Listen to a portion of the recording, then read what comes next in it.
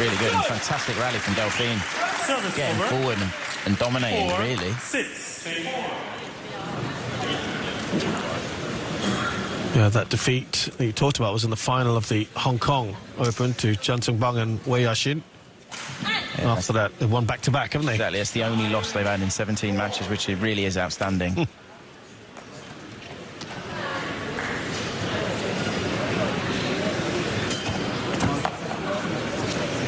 Times maybe at the moment just overthinking his serve a little bit too much. 4. Yeah, in their last 3 tournaments, the Chinese, 2 wins and a final. That is pretty outstanding and pretty dominant. Yeah. Without their teammates Zheng Xuan, Hong Yao-chong, who are the Olympic gold medalists playing, they are... That helps though, doesn't it? Clear the field for them in a way. Definitely, yeah. Oh, steepling smash there from Jaquel. Service over. 5. Tough thing as well for the Chinese that we see on court, although they are dominating at the moment, they can't technically make the World Tour finals because their teammates automatically qualify because they're so far ahead, and obviously their other teammates are the Olympic gold medalists who get qualification.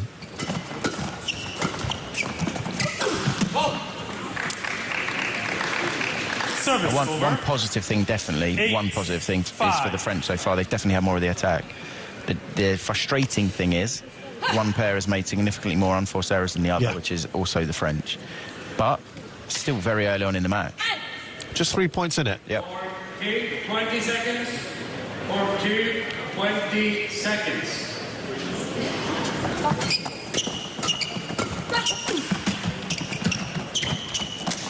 Incredible and tumble over. Yeah, and you know she is a special player. 5. Just steps in, reads it, phenomenal touch. You can't get that back. Here, there, makes the move. As soon as she sees that opportunity, when Delphine's slightly below tape, below the white bit of the net, she steps in, takes it early, and look at that, the amount of spin on it. The best thing that could have possibly happened is if Delphine would be a short lift. That was the best possibility, and obviously Fung with the monstrous smash. Wang Yachong, Huang Dongping. 10-5. Who's better? No comment. It's a lovely question, isn't it? Lovely one to just talk about. Special in their own way. They're very different from each other, for me personally, but both really, really good. I mean, 2 Olympic gold medalists. But China at the moment, they're so dominant in the mixed doubles category. 1, 2, and 3 in the world.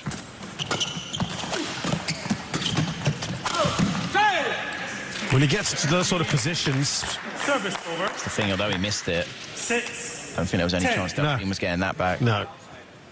If you lift when you're in a bit of trouble and panicking and, you know, having to retreat at pace, he's so dangerous because he obviously has not just got the height, but he's got the power as well, those long levers.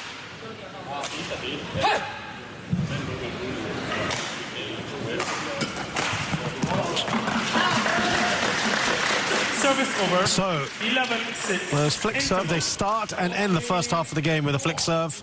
Neither one of them works. It's 11-6 at the interval here. When you come to the net and you play with him and he plays it back to you and then you play down in his legs. Yeah, super good. When we have this, when we're turning, when we are moving around, be careful of not playing too soft. If she's running, then... Yeah, but it's, at first time it's there because usually we feel out, so I'm far. And then when he blocks, I'm always here, so it's hard to do. Yeah, for sure. But then move him. That's okay. Yeah? So then move him when you find him in that position because he slices down and we can go from there. Yeah? Hey, you will get it back. Yeah, you will get it back. We trust you. Yeah? Okay? Court 1, 20 Deep seconds. breath. Visualize the perfect Court one. 1, 20 seconds. Coach, please return to your chair. Players on court. This is why I personally love having the mics on, just to get an insight and the different styles of coaching. Chris, it was very 6. arm around the shoulder type. We're backing, we're supporting, we're there for you. Yeah, I think, you know, each coach is so different for me. It's making sure the coach is correct for the players, as in they're giving a message the players want. No, that's incorrect. They're giving the message in the way the players want it. Obviously, the correct message is integral, but they need to deliver it how the players require it. Wow. Again. It's the thing, you can't go flat upwards to him, especially when he's read it. And this is what's so difficult, because when the French are below tape, which Tom is here, he has no choice. He's played the wrong shot, but Fung's read it incredibly well, and he's so dangerous. If Tom blocks that to the net, Huang Dongping's on it. So his options are limited when he is below tape.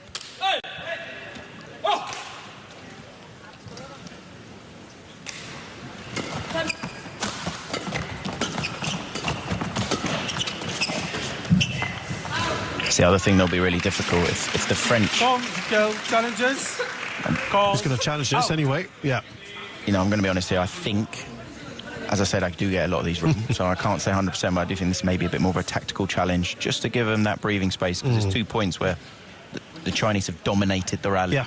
Just give them that little breather, almost to just regather themselves, because it's integral that they find a solution to the problem at the moment. One of the questions that Delphine asked the coach was just... Yeah, it's quite a long way out, that.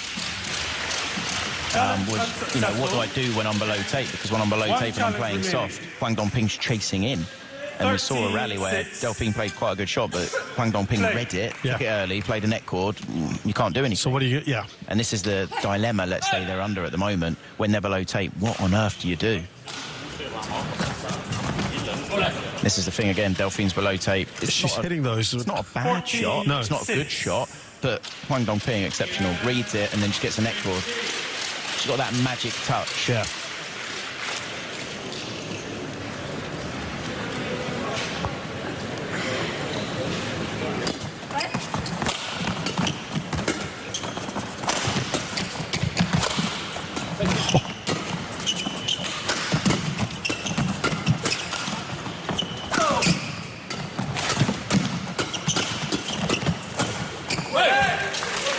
better.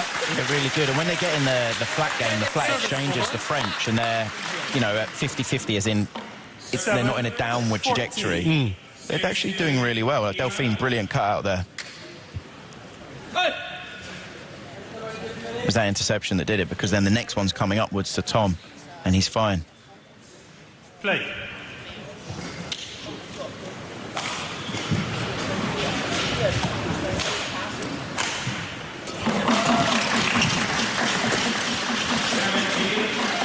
Well long on there. It's just, again, it's that slight indecision of what shot do I play. And then with the drift as well, it makes it that little bit tougher, especially when your arm's just a little bit tense.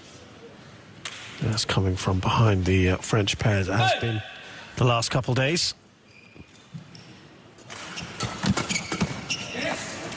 The lead is now looking ominous, 9 points.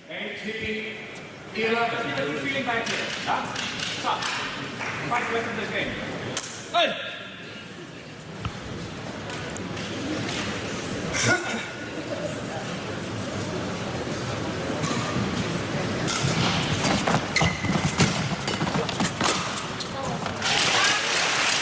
Now, the big thing is here for the French, I wouldn't say so far in this match they've really settled. You know, that they're looking a little bit troubled, not too sure what to do, what shots to play, and obviously now is a massive deficit, and they're playing the most informed, most confident pair in the world.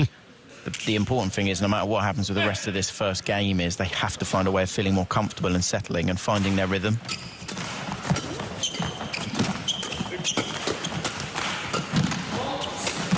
Yeah. Ah, beautiful stop drop there. And it's the first time on an overhead we've actually seen Tom take the pace out.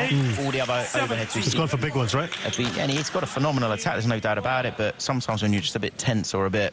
you're not feeling confident, let's say, power is the easy option, whereas there, maybe a rally like that can make him just relax a little bit, feel more comfortable.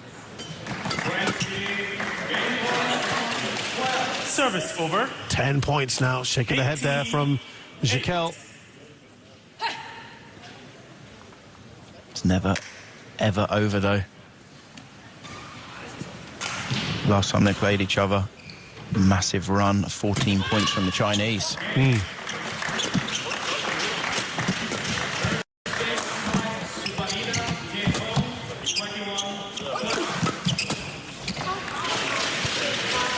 Yeah, not helped by the fact that there are these errors being made. It's a difficult thing when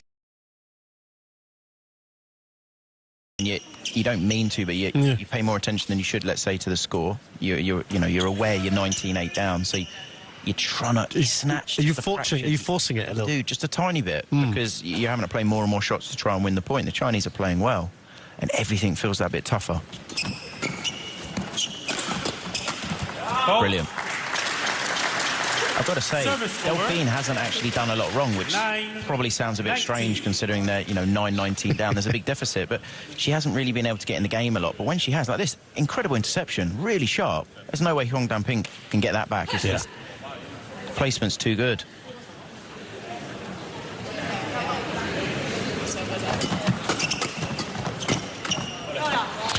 We have got a lot of game points here for the Chinese pairing, 11 to be exact. Service over. This opening game so far has been very good for them.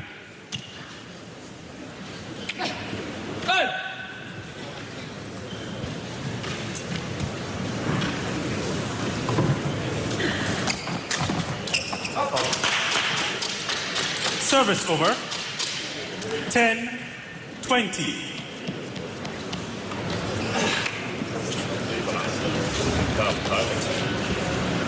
Court game, 20 seconds. Court game, 20 seconds.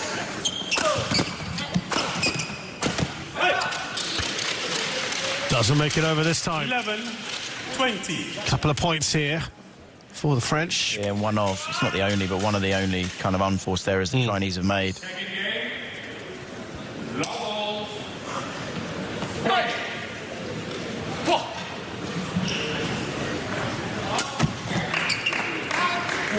So they start and end with those serves that didn't quite work for them, and Feng and Huang take the first game pretty comfortably. 21-11, led from start to finish. So scared of you. Okay, so for you, it's extremely important that when you come forward, if you don't have the position, you have to play him. Yeah, I know it's not comfortable, but we can very often, if we have the chance, just play him in the backhand. He plays that one straight, hard or block, doesn't matter, but we know he plays that one straight. Or you play his body and you're ready on the cross. Even from bad position, he plays on the other side and Tom gets up on it. Center, up on it. Okay? From your offense, these slices, they're very good. You get good positions. Huh?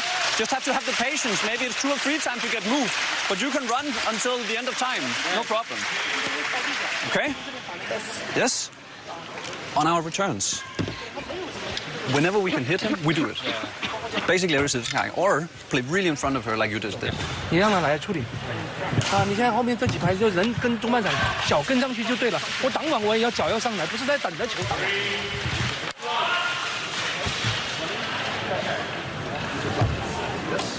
Play him.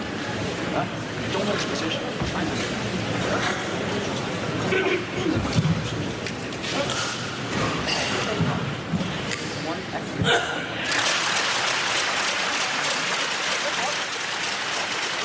Court 1, 20 seconds. Court 1, 20 seconds.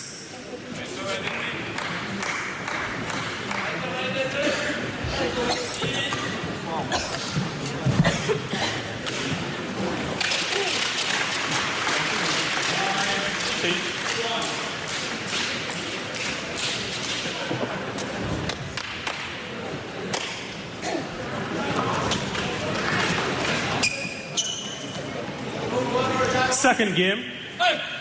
Love all. Play.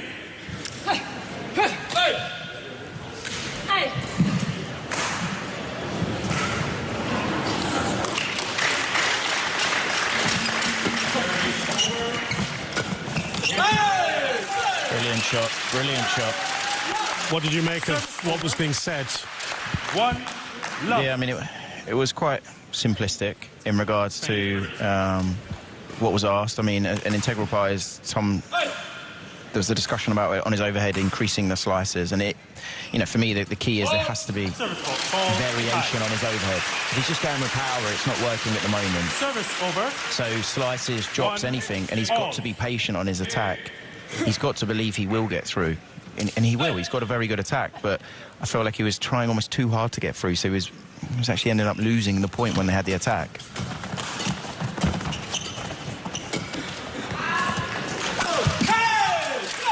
You know, the other big thing was just about essentially keep the shuttle in Fung, and when you get the chance, push through, which Tom did there. I mean, he's obviously ended up having to lift, which maybe isn't exactly obviously what they wanted. Fung then makes a fairly comfortable mistake. Yeah.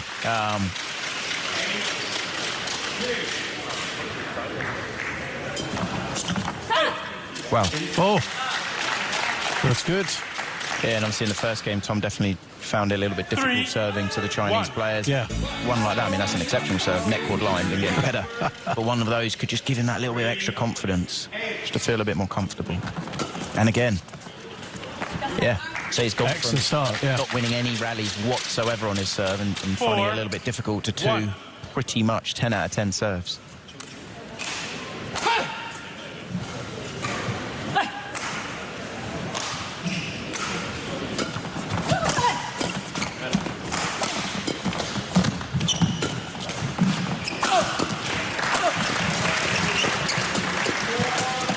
Oh, great instinctive defending earlier. This is the thing, the French, you know, they did well, but they were just surviving. Yeah. Can't survive against the big man Fung. As soon as he gets that opportunity there. But he does exactly what he should, he just keeps going. It's the relentless pressure that ends up winning the rally. Great reflexes from Delru, but not enough.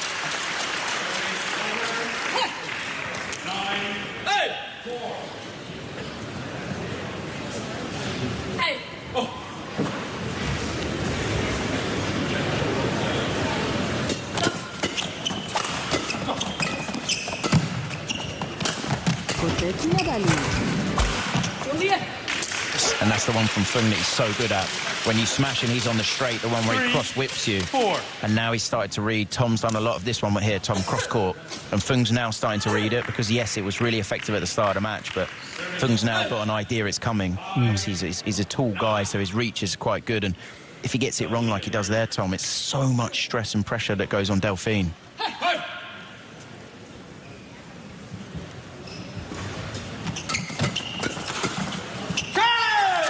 You can see what he was looking to do there, Fung. Yeah, from Fung, right idea. That's where the big gap was. Just missed it. I mean, it could have been 6, 12 inches, you know, not as far that side, and it still would have pretty much done what he wanted. Because there's a big gap here you can see on Tom's backhand.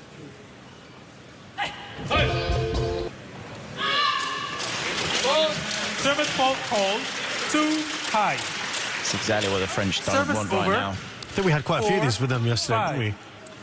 Yeah, and it's one of these things, it felt like, it's not that the momentum was with the French, but it feels like they're feeling a bit more comfortable out there. And the last thing you want is, you know, where you that get kind of thing to... forward. Yeah, but, you know, obviously it's impossible for us to tell. He's a very experienced service judge. I'm sure he's got it spot on. It's just frustrating, obviously, for Delphine in that situation when it feels like it's the same serve she's done, you know, a million times in the past and it hasn't been called. Hey! Out. Service over. 6-4. 20 seconds.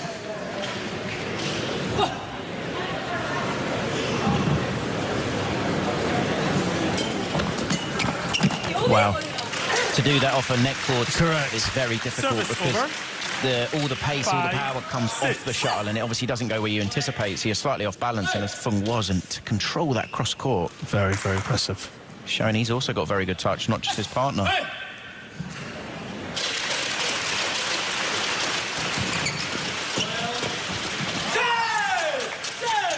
Well, they're winning these that they perhaps weren't doing so in the last game. Yeah, definitely seeing a lot more unforced errors from, especially Fung in particular, in this second game. The French are following what they've been told, put pace in the mid in a controlled way, and especially around Fung's backhand.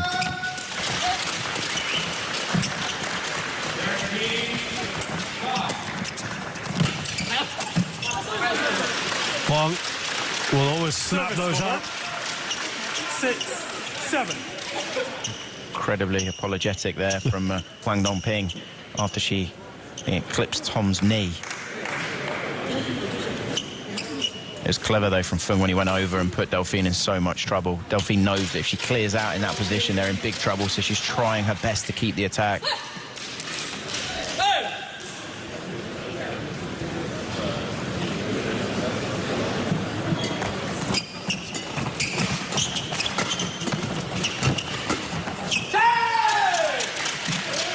Well, they've not let go of the lead yet, the French. I am a little bit surprised the Chinese maybe haven't realised what the French are doing, which is essentially just peppering the backhand of Fung. If I was him, I'd have a greater awareness of my backhand, and you can just move your base position just a fraction to cover the backhand a little bit more.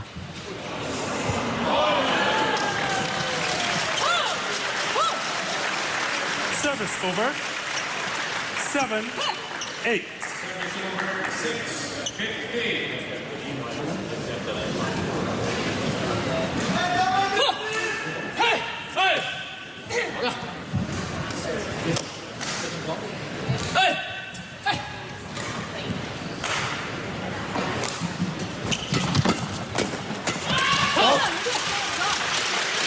Yeah, and that's impressive from Fung, but the big difference was the shot was coming in an upward direction from the French.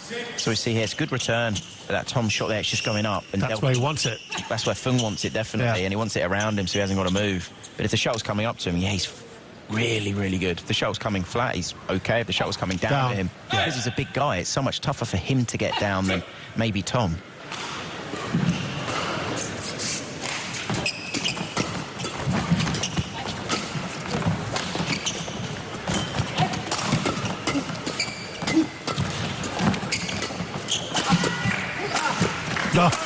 Delphine Delroux Somehow, but it was backs to the wall, wasn't it? Yeah, I mean, Delphine, she did incredible to survive, but this is the thing from Fung, really mature, just kept going. He can see his opponents in an incredible amount of stress. Delphine does phenomenal to keep going, you know, but she's just simply surviving and getting it back. And then Tom tries to help out. You can see Wang Dongping at the end of that rally, you know, she's laughing. It was when she was trying to get out of that position. And that's the thing, she's stuck, because if she tries to get up, she can't. Yeah. So there's not much she can do in that situation. 9-8. Well, that's the first time they've gone in front here in this game. Fung and Huang. It was just clutching the back of a bit of a back there. That wasn't the most comfortable position to be in. Line judge. Please let it report.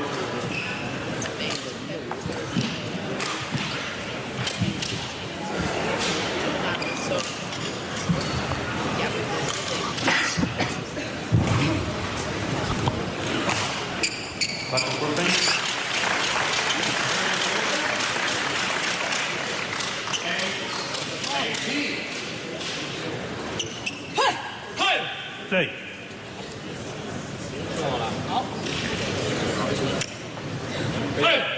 Right, here we go. In front for the first time in the second game. Here is Wang Dongping.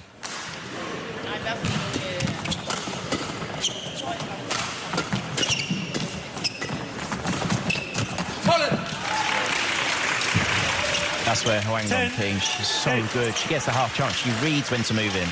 So here. But the control is so hard for Delphine because she's hit it in, you know, that annoying position. It's just wide enough. You can see when Delphine how off balance she is. And it's just wide enough, but it's not so wide that Tom maybe would take it. It's a really intelligent... That's a sweet spot, isn't it? Yeah. That annoying zone almost.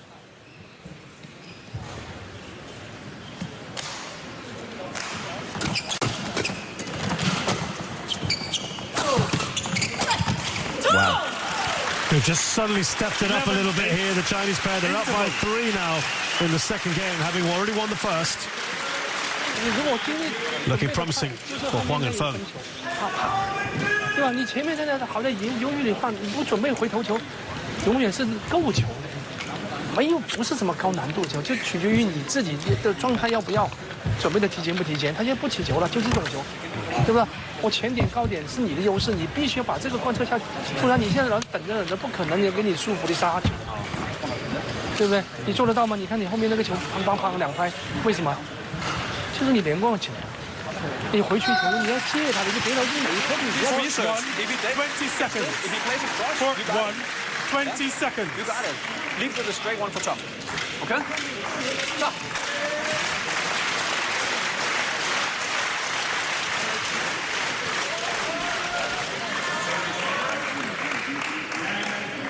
$20. 11-8. So it's a decent lead now of 3 for the Chinese. They're on a 5-point roll at the moment.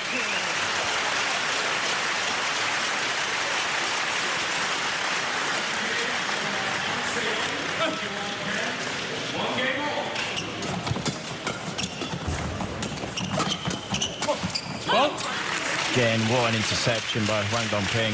12-8. You get to see it on the replay. The one she intercepts on her forehand, that's brilliant because she's so wide, but the shot quality she still plays is so good, and it allows Feng then to obviously step up. That's the quality she played in the position she was in. She was so quick to read it. Yeah, and I don't blame him. I would be doing exactly the same if I was the coach behind the court there. I'd be very excited by that point.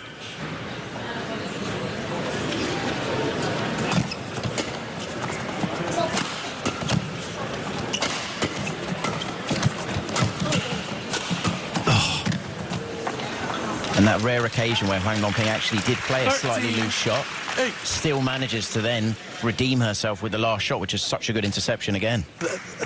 This has got to be so frustrating for the French, because when they are putting the Chinese under pressure, they're still responding. It's some shape or form. Yeah, in that rally when Wang Dongping did play that very rare, but she did play that loose shot, they then had control of it, it seemed, the French, but then the Chinese just pulled a bit of magic out of thin air, and this is why they are the best pair in the world at the moment. Wow. This is running away from the French here. What do they need to do? How are they trying to arrest this? To be honest, this is the difficult question, because right now, are they doing a lot wrong? Not really. Not really. The Chinese have definitely... I mean, that placement on that smash, it doesn't really get any better. He's placed it millimetre perfect. Yeah. That Delphine, she can't get a racket on it. Yeah. It's obviously steep, and it's powerful. It's brilliant. And, you know, to think not that long ago, they were down about 8-6 to now this incredible run. 7 points. But it's just been... Almost all of it has been very, very good from the Chinese. Well, it would take an error, perhaps, from the Chinese to just break this run.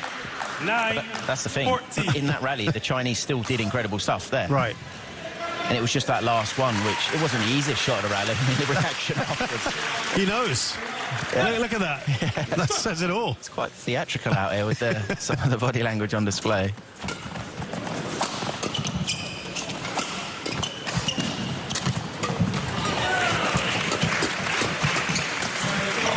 Wang Dongping. Just changing up. So good. Very good there. She was covering her partner, but calmly, doing everything right. And then she gets the opportunity to step in. She does. She just does everything here, and then she crosses this one into the gap, moves forward, and it's too hard for Tom because there's no gap. The only gap would be the cross over the top, but it's hard to see that and feel that in that short space of time. Difficult now for the French, you feel, with 6-point lead.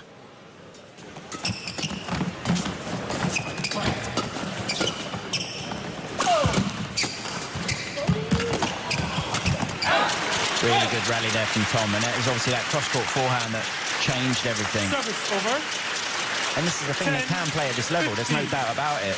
You know, as you highlighted earlier, highest world ranking of 5, and they've had some massive, massive results. The European champions, they played this pair last week, and it was a really competitive game. Just today, they haven't quite managed to consistently find their level, the pair from France, but also the Chinese for 85-90% of this match have been magnificent. Yeah.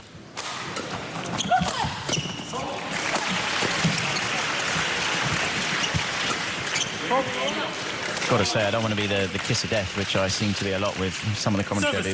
Wang Dongping, I think she's probably missed 2 shots. She's been that good in a game and a half. She's just been very, very good at her job, in her role in the partnership.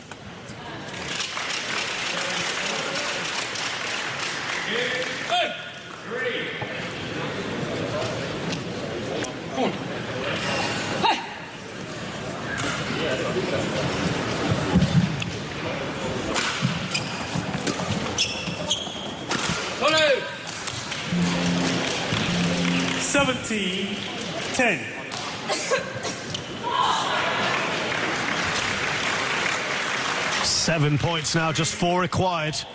Feng and Huang looking such good form.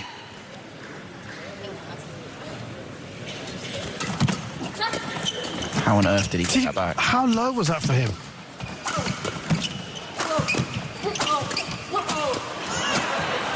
Missed it. Just went long. But there was that early shot, which was so low. Yeah. Service over. 11-17. This is something Feng's so good at. He just keeps the pressure on. Tom does so well, and it's the surprise, because you could see on that last shot from Feng, he was shocked, to be honest, that Tom got it back in it. The delay for him to get ready was what resulted in the mistake. We almost need this guy's a real coach. He's given us a lovely entertainment show at the back there with some of the emotions. These two have been great. But some good defending there from the French.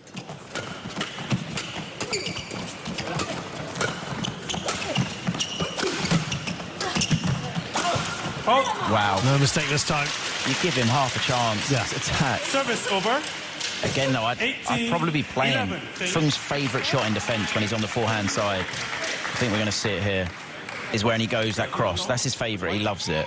And he's very good at it. But I'd be playing for that a little bit more. As in, I'd take a little bit of pace out, which gives you a fraction longer. You know he's going to play it because it's his favourite. But then you're early on the next one. Right. And then you've got Wang Dongping on the straight to try and put the pressure on. 18-11. Play.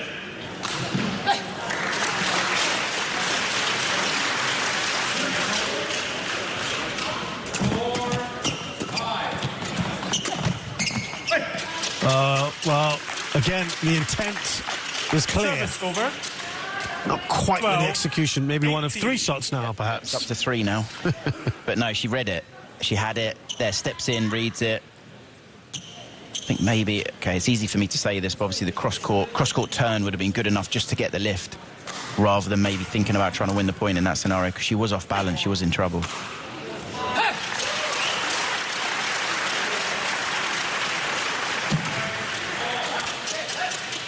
Well, it's been a semi-productive little period for the French here.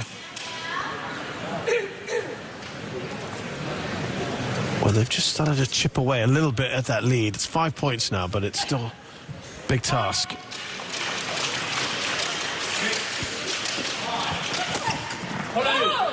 Again, though, you know, it's, if you look back, it's that 8-point run from the Chinese that's kind of really caused the French problems. And, you know, say it again just because it's so extreme, but go back to the match they played each other last week. The Chinese won 14-1-4 points in a row. And they were, what, down by? Well, the Chinese were 12-5 down in the final game in the 3rd game last week. And they managed to obviously turn the whole game around to 19-12 up, which is, you know, outstanding. And obviously they haven't quite done that to the extent today, but a massive, but it's done the damage, isn't it? 8-point run, yeah.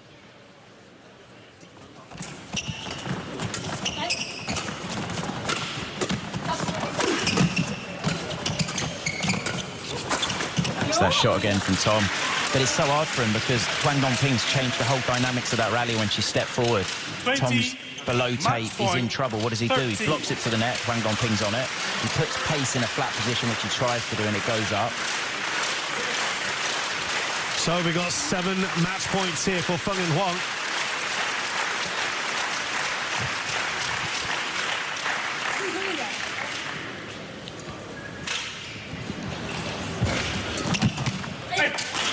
One saved.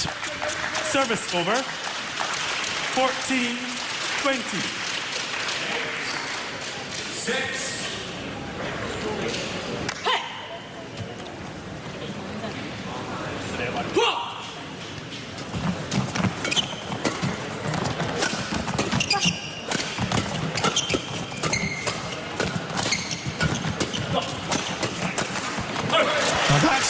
A rally. Yeah, brilliant. Good one. This is it. This is the level they can play at. It's just been in glimpses today. Yeah. 15-20. Just really good pressure. And then obviously the final placement from Tom, absolutely perfect. It's where the big gap is. It's sustaining it, isn't it? The odd point here or there, it's tough, isn't it, to get the this has been, you know, it's the big thing. The Chinese, no question, they've been far more consistent throughout the match. And the French have shown glimpses of being exceptional. They have, but it's glimpses. This is the problem. And again, it's good pressure from the midcourt. 16. This is the first time since right at the beginning of this game that they've actually had consecutive points. They've just not been able to put a run together, have they?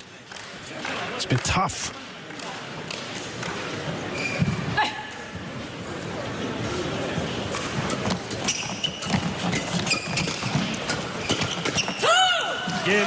And so it's done and dusted. Feng and Huang, a very, very good performance. As Chris Langridge mentioned, there were some flashes there for the French, but it wasn't enough. And the world, or the top-seeded pair here, stroll on through to the semi-finals. Peng Yajie and Wang Dongping, 21-11.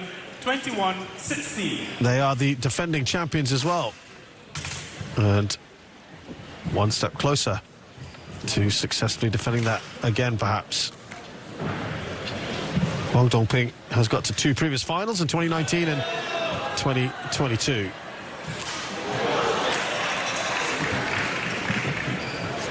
And it is once again the quarterfinal stage. That is 3 quarterfinals in a row that Delphine Delroux and Tom Jikel have been eliminated here at the Denmark Open.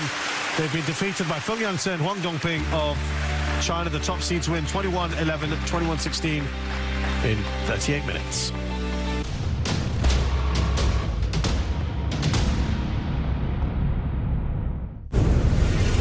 They say the soul never changes. It's the one thing that stays constant. While what we see around us may change and grow, the feeling of where it came will always stay the same. So come, we have much more to share.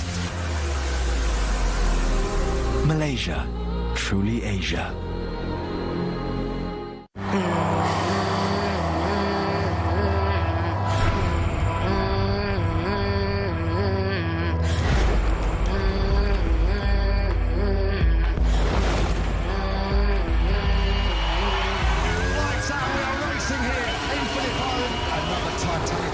Australia. What a move that was! It is pure magic. What a race!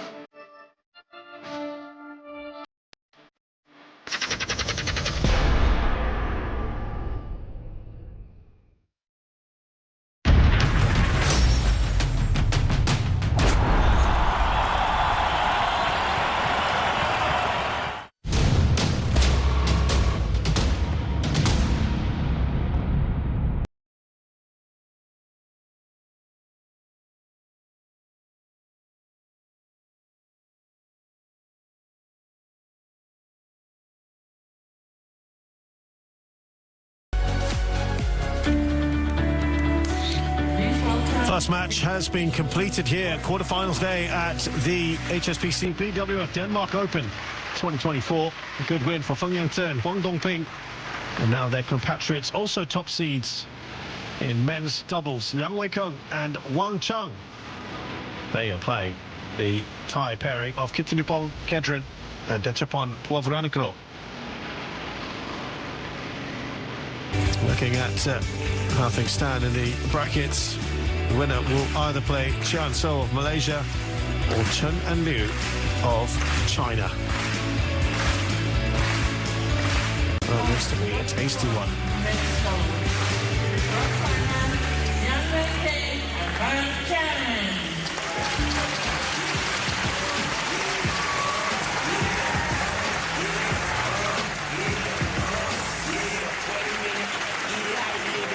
And the opponents from Thailand, into the podium and this one will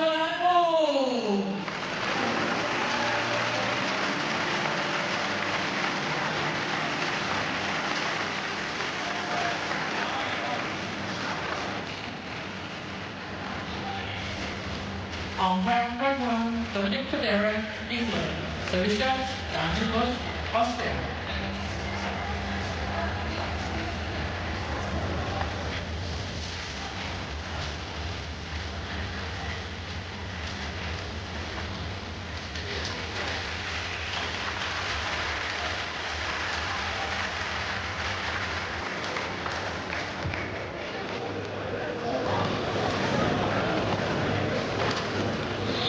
First meeting between these pairs, and that's because Kedren and Puavaranagro are back together after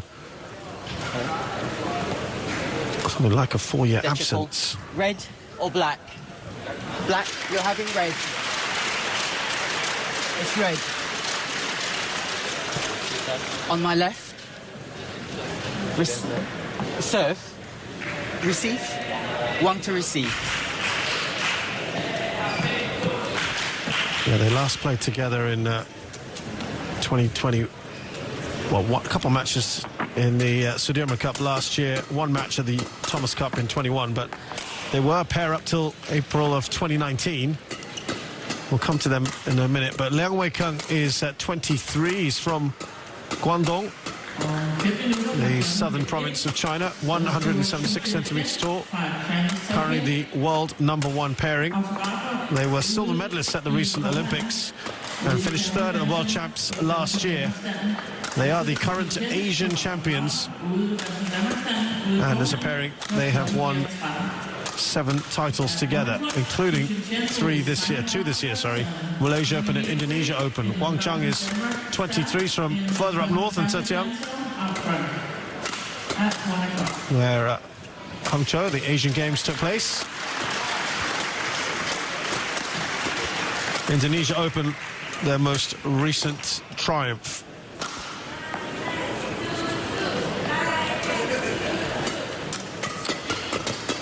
Actually had a few issues there with Lin and Su, the Chinese Taipei pair, but were good against Karnanda and Maulana yesterday.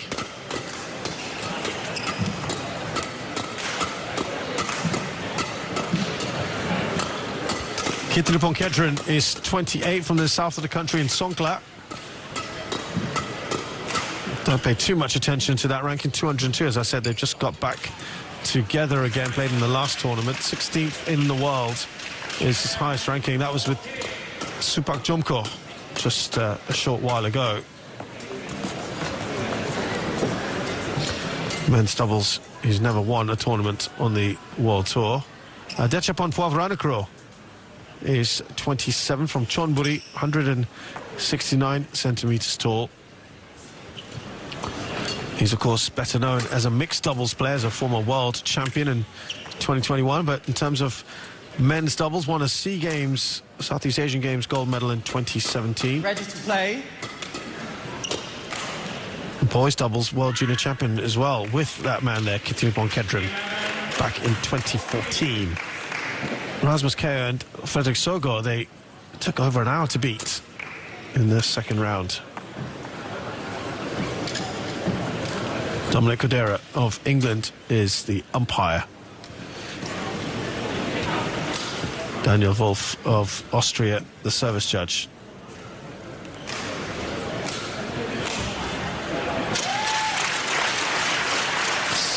Titles won at mixed doubles for Poivranakro. Different kettle fish now playing the men's doubles. Yeah, but you know what? I'm excited by it. Yeah. I really hope that Thailand keep this pair together because, you know, it's only their second tournament for obviously a long duration, and they're exciting to watch. You know, ladies and gentlemen, men's doubles are so open at the moment. I hope they keep them together. Kedren and Dechapon Poivranakro, Thailand. And on my left, Yang Wei Kang and Wang Chang, China.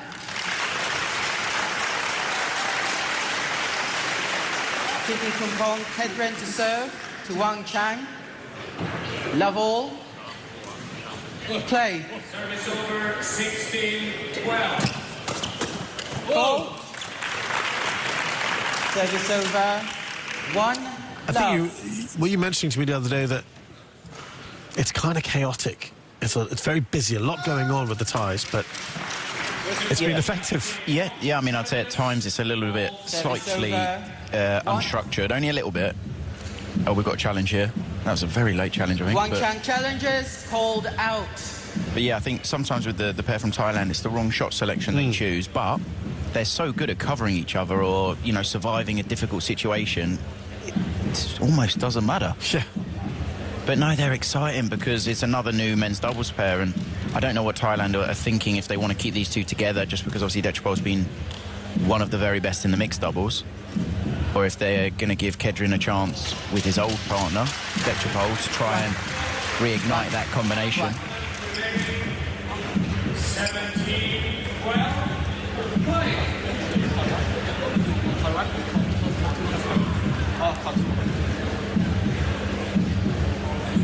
Still waiting here. Well out in the end. Challenge unsuccessful. I think we had two reviews going on at pretty much the same time on both courts, so there was just a slight delay. 1-all.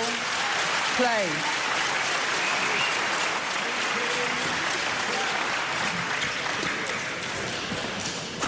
Whoa. Good attack.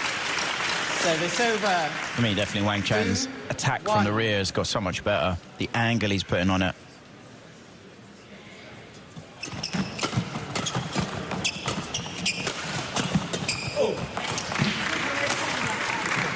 Service over. Now, when we look at this, you've got the #1 pair who obviously didn't have the Olympics that they wanted, but on their day, they're just absolutely incredible. And they in theory should be coming to this outstanding favourites, but you just feel there's something in this, right?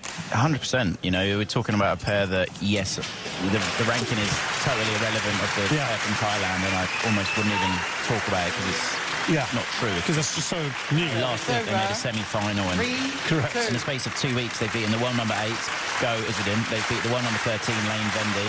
Sogard and Pierre this tournament, world number 16. And the Hockey Kobayashi last week, world number 9. And that's in, you know, the space of 2 weeks. Amazing. Yeah.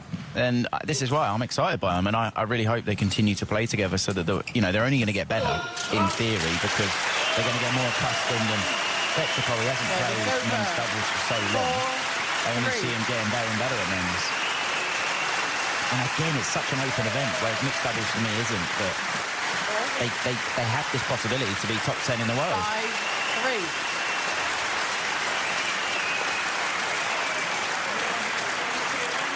Yeah, talking about Noor and Go, we commentate on a game, and that is the informed pair in men's doubles at the moment, right, in the world. It is, and they got totally disposed, to be honest, in the first round by this pair from Thailand that we've got in front of us.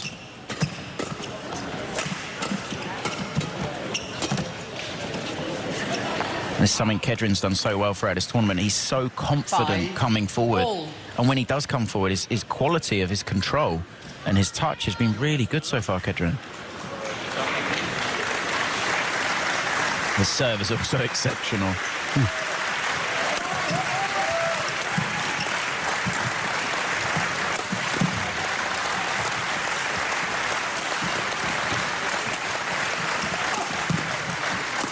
Brilliant.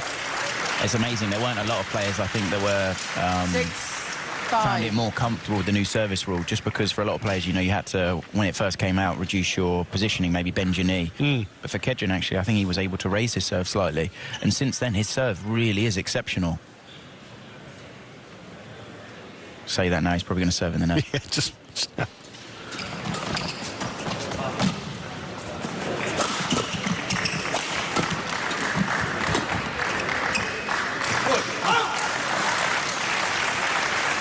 Service over. 6-all. It's a big test for them today, the pair from Thailand. Last week against the Danish pair, they did come unstuck of Rasmussen and Astrup just because they're so experienced. But today against the one-on-ones, it's going to be interesting to see how they fare throughout the whole match. 7-6. So far, so good for the pair from Thailand. Yep, it's looked impressive. In front.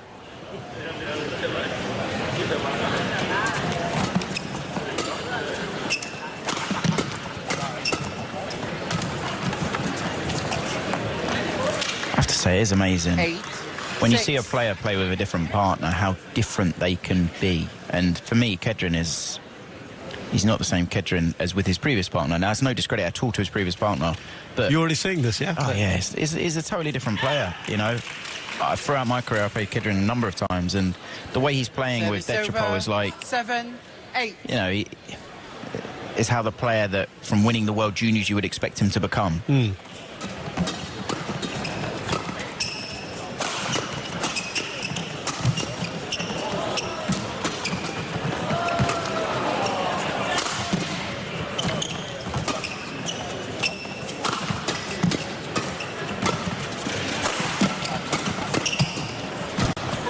That's just a good rally though all round. Great defence from the pair from Thailand.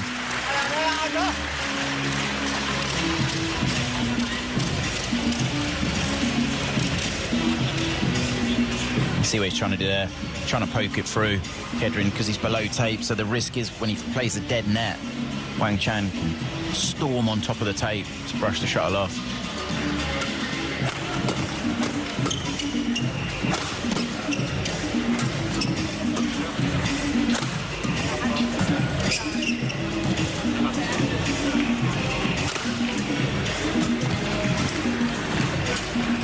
Wow. That's just exceptional. Over. Wang Chan, yeah. 9-8. Kedren played a good shot. See it here on the replay. This is a good net. And that's just unbelievably good. Bounces off it. Nothing he can do. Great serve. Oh, but it's just out. Service over. 9-all. They are facing from Korea, Kim Won-ho and Yeon-na-eun.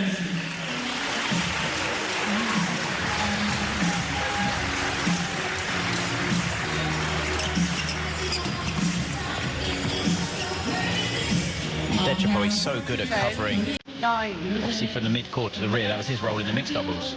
But he's so good that even when he puts himself in trouble, it just can't. He's so calm and composed.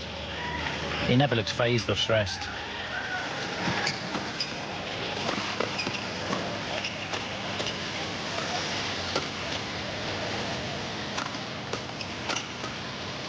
Ooh.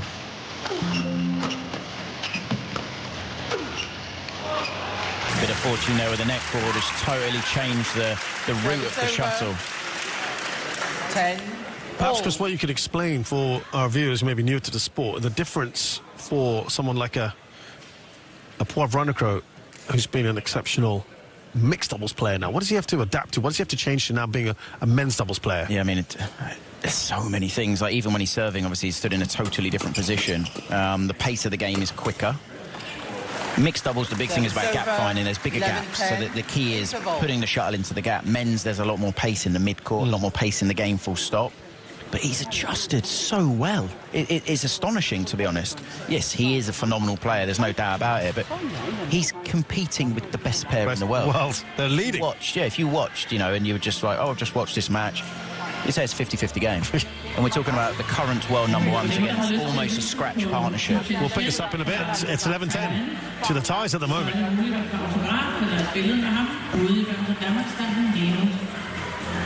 For those who would like to do a meet and greet with Clinching, Court 1, 20 seconds.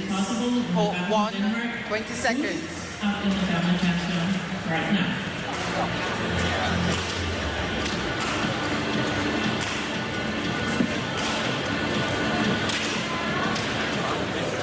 11-10. Play.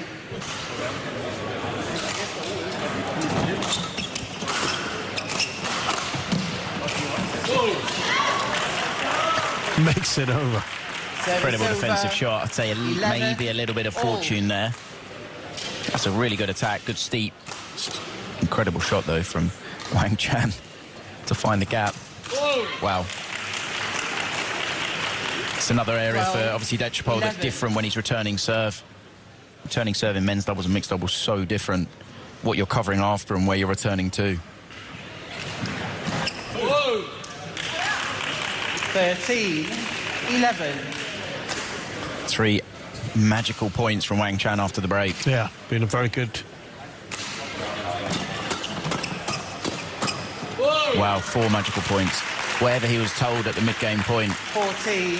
That's really as simple as up your level. You're world number one. No, but whatever it was has worked because he's just come alive.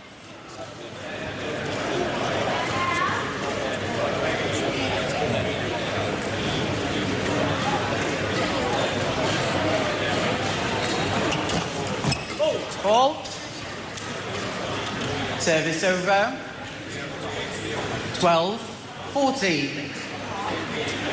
Yeah, so just finishing off what you were saying, it's a lot for him. It's a lot for someone to be able to work on both. But now he's come into the men's doubles, having not played for a long time. Yeah, but and this is the thing, it's a very, very different event. People that think men's doubles and mixed doubles is the same or similar-ish, but they are very, very different, And the amount of time he's going to spend at the front in men's doubles will be a lot more than mixed doubles. They'll rotate, which don't do as much in mixed doubles. There's so many different factors. Even when he's blocking in men's, he's going to chase forward.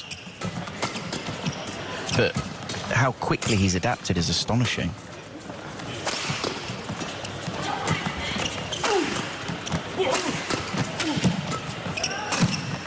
This is the other thing, the way they defend together. The pair from Thailand, I know they were World Juniors back in 2014, but they're almost made for each other, and this is the thing, like the way they're moving the shuttle around. Kedren has his job, which is a more block control, trying to get forward. You've got Dechapol that's putting pace in, but they cover each other so well and they look composed and calm together defending.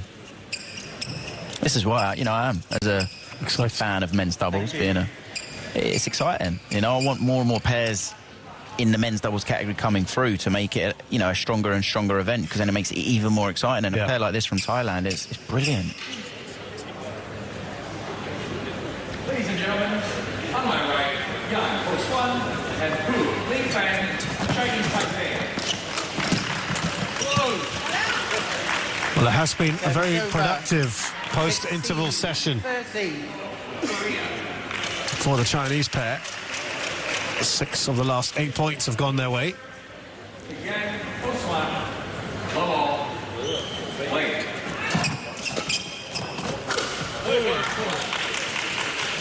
17-13. No, it is just starting to widen that gap.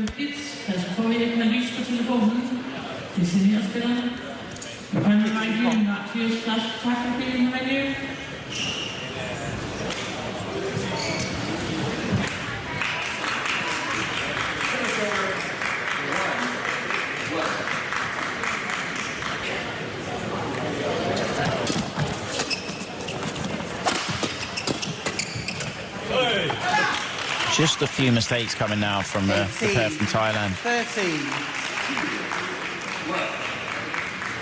And I would say there's only been a slight increase from the Chinese in their level. Wouldn't say a lot's changed except for that, but just a few more simpler mistakes. And that was going out as well.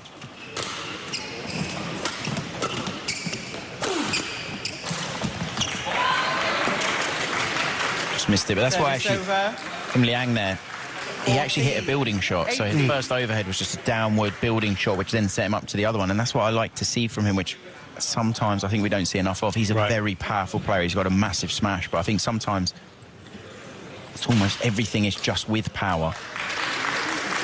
Opponents then can defend very deep and they're ready for the big power. Obviously, in that situation, you can use the massive power as a short lift, and that was a phenomenal smash. 19-14. See how short this is. He's half court pretty much, and that's when obviously using the big power, Dechapol's got no chance of getting that back.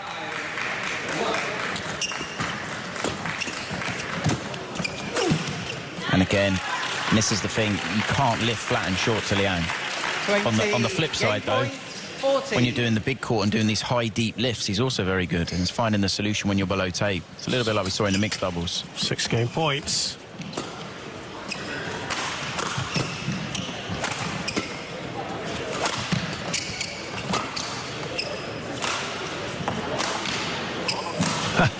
As we've seen time and again on this end, they hold up more often than not.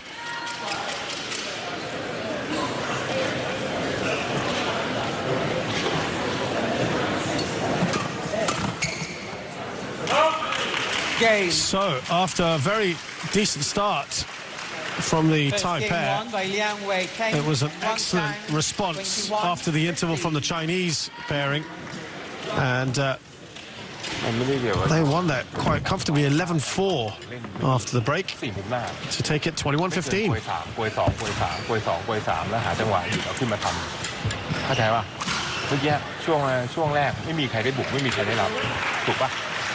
แต่ช่วงหลังตั้งแต่เปลี่ยนมาปุ๊บเขาหาจังหวะบุกเลยเองโยนขึ้นหมดเลยเขาได้บุกอย่างเดียวเลยถูกปะเพราะฉะนั้นดูด้วยเวลาโยนโยนได้เว้ยแต่โยนอะไรเขาเปิดไปปุ๊บต้องเปลี่ยนทำอะไรต่อไม่ใช่โยนพั่มเพื่อเข้าใจป่ะแล้วสุดท้ายต้องเอาเกมกลับมาบุกเพราะเกมรับผมไม่ได้ดีเพราะฉะนั้นดูต้องสู้อะไรสู้ข้างหน้าแต่ม้าเราอยู่บนเปล่าเราอยู่ล่างอยู่ตลอดเพราะฉะนั้นดันลูกไปให้มันเลยคนหน้าแล้วต้องเข้าหาหน่อยลูกพวกนี้อย่าไปเอื้อมตีปุ๊บมันคอนโทรลลูกไม่ได้เข้าใจป่ะเพราะฉะนั้นเตรียมตัวให้ดีแล้วดูด้วยลูกต้องออกมาอยู่หน้าเน็ตกวย1กวย2กวย3แล้วเตรียมตัว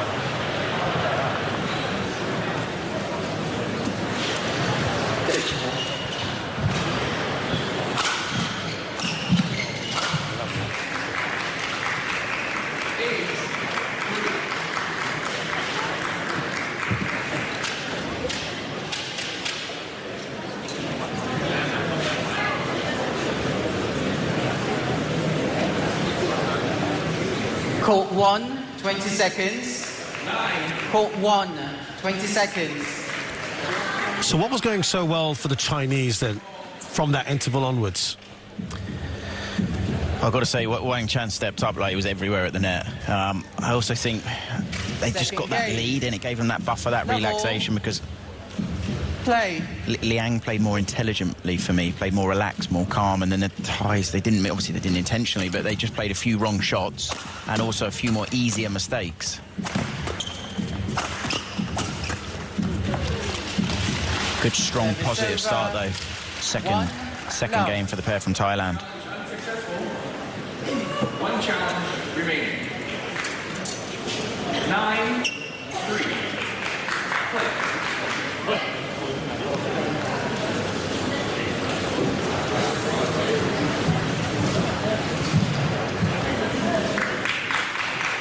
10-3.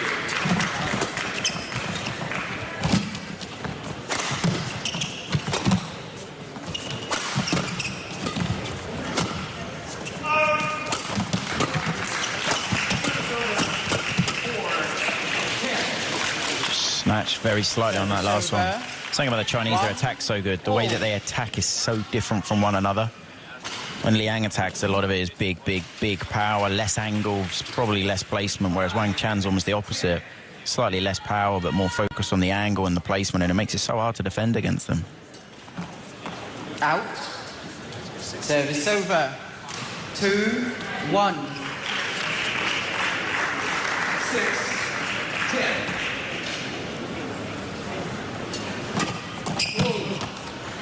Great return of serve. Service over. 2-4. Again, it's an area for Dechapol that is different, you know, the position where he stood and he's serving, and then what to cover after it.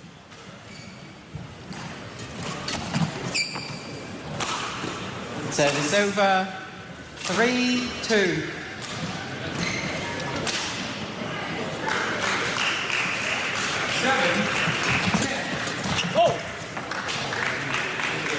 4-2. Similar kind of start to what they had in the first game. They just looked very confident, aggressive, taking it to their higher-ranked opponents. It's kind of a brash, no-fear approach, isn't it, from them? Yeah, and it's one of these that it was 50-50 up to 11, you know, it was 11-10. But then after that, it was Wang Chan really stepped up, and there was probably 4 or 5 rallies where he was exceptional, and it gave them the lead, and then it felt like the Chinese relaxed a bit, and the errors came.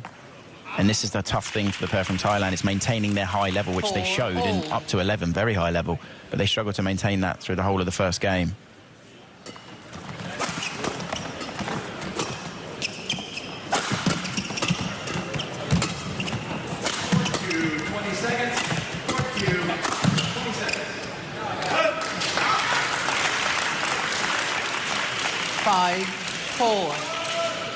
Yeah, looking at the recent record of Long Wei Kang and Wang Chang,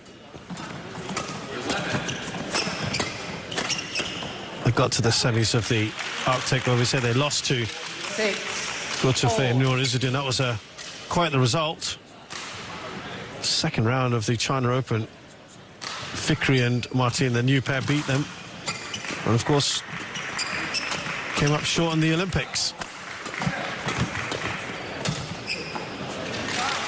Good control from that situation from Wang Chan. He was in all sorts of trouble, but really calm, just moved the shuttle around, moved it into the gap. Yeah, I think the Chinese have almost got better round after round in this tournament so far.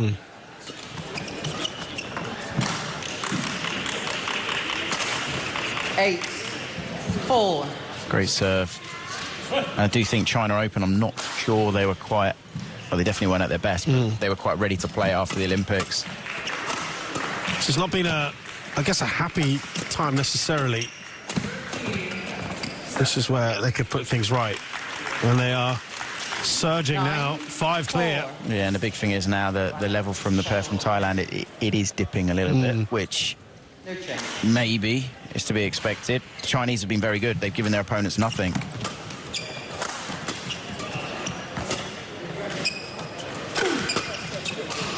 But it's just at the moment now, it is just too easy. They're not having to do enough, the Chinese, to win the point. And this is the big thing now. And what do you think that is? It's culminating from a number of things. I mean, the amount of attack that the pair from Thailand have had is minimal. First 4 shots of the rally, the Chinese have been better. just too easy. You can see even when they're defending, it's a great placement in the attack. But if you look at Liang when he's defending, he looks calm, he looks composed, he looks relaxed, and there's not enough stress being put on the Chinese. 10. The other thing is, obviously, you're giving them a 5-point lead. Giving them is the wrong way to describe it, but they've got a 5-point lead, so they're more relaxed, they're more comfortable. They won the first game. They're kind of in their controlling mode now.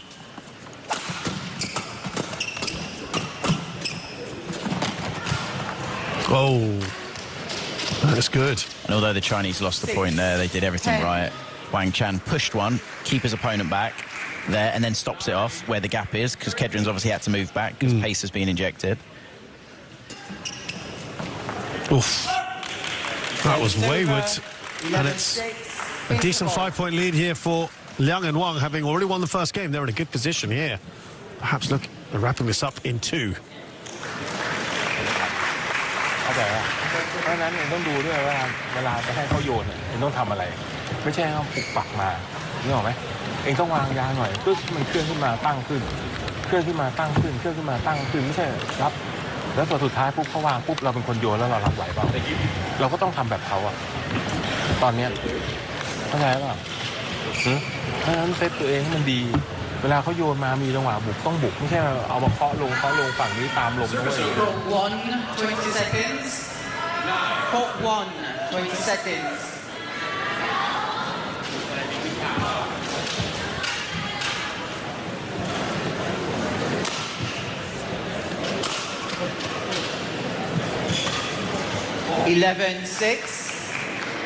Play. Chinese pair never got beyond the first round. Wang Chan there doing everything a net man should. Racket ready, making moves, trying to predict where it's going, but put his opponent under stress.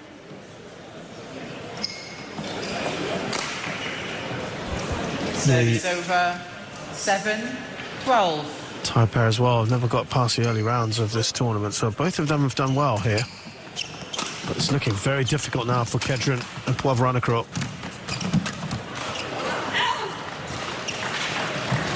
That one, I think you might feel he should be doing better.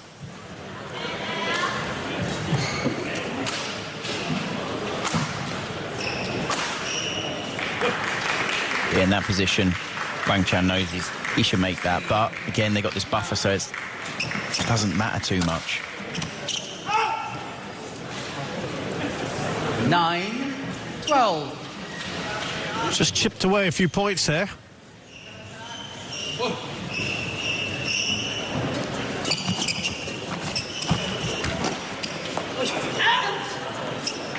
And all of a sudden... 10-12. Wow. This is... Nice little comeback here. They looked like in real trouble.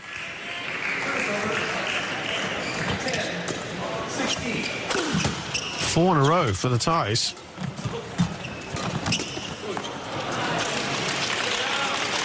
Service over 13-10.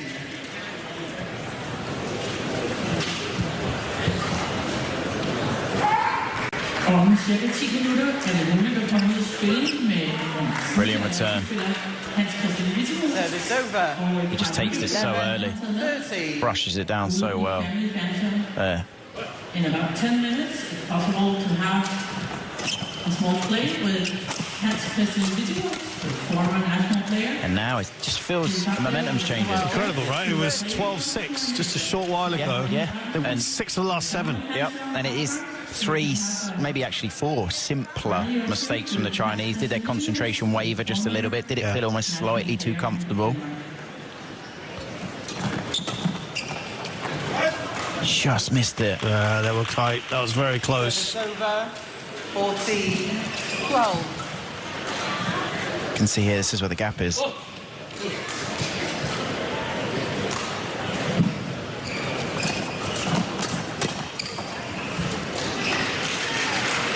Now a game can almost turn on its head just in regards to up to 11. I think the Chinese maybe one simpler mistake, and then after 11 at the interval, 4, 5, 6 simpler mistakes.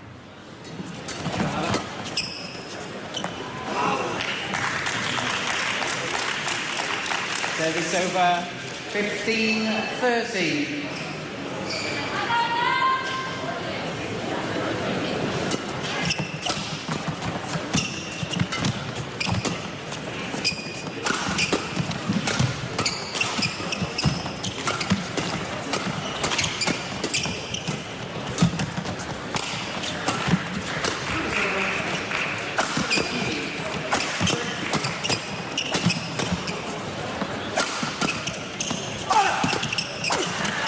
Eventually they get there. And it's one thing that you might think, which is obviously they haven't played together for so long, that their cohesion, their understanding, their rotation, their movement around each other might be just a little bit hesitation, might be a little bit slower, but it's not at all. You know, I know they used to play together and they played together for a very long time, but when you haven't played together for so long, you think it would take a bit longer to get that synergy, that understanding, but it never really panned out for them, though, did it? When they not in the way that I think you would anticipate after winning a World Juniors. Yeah, because obviously Wang Chan, I played both. I played 3 of the 4 players on court, and I played Wang Chan after he won his World Juniors, and he was at that level almost instantly. And I actually played Dechpo and Kedrin after they won the World Juniors, and I wouldn't say they were at that same level quite. And sometimes it can just take a bit longer for a player in their career to find the level they need. Because if you look at Kedrin, he's now 28 years old, and I say only now in the last probably 12 months he's playing the best badminton he's played. Whereas you look the other side and you've got 2 23-year-olds that are world number 1. So it's players evolve at different kind of ages and times in their career. We are all square here, by the way. Yeah, clever shot. And Dechpo did so well on the shot before to cover his partner, and now he's using some of his phenomenal mix skills. This one here that he covers, he does so well. Wang Chan sees the big gap, really clever, and it's so hard because Dechpo's got to cover the whole court. So on this one now, Kedrin's obviously out the game, and he's got to cover the whole court, Dechpo, and it's too difficult. It's too much court to cover.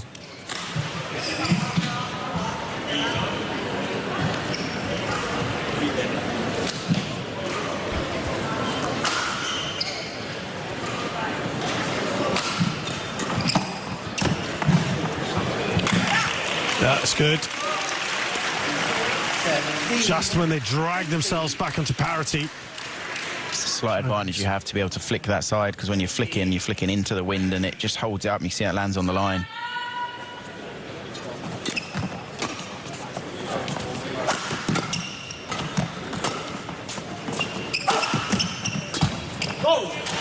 Sharp on that net.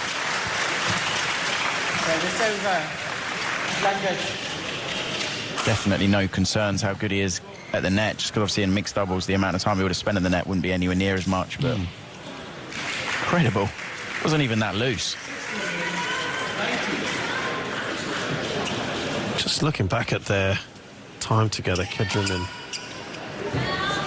Veronica, they really didn't get too deep into many events. Honestly, look back to, I think it was Thailand Open 2015. Yeah. They had a bit of trouble against the English pair. 16-17. I'm just seeing the odd semi-final, mostly quarterfinals is about as far as I got. String's gone from Liang. Wang Chan's got to cover the whole court. That was tough. All.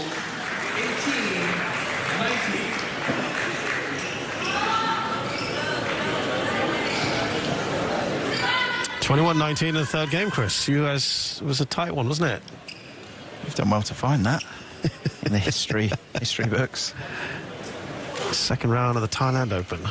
Oh, that was 2013, sorry. Was that 2013? Yeah. Oh, was it?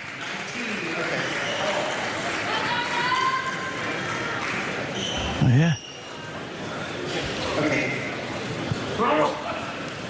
They were 187th in the world. You guys are 25. Play.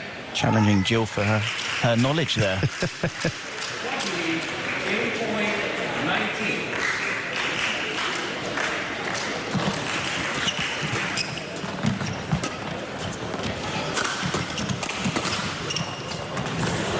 Incredible there by Kedrin. Absolutely exceptional.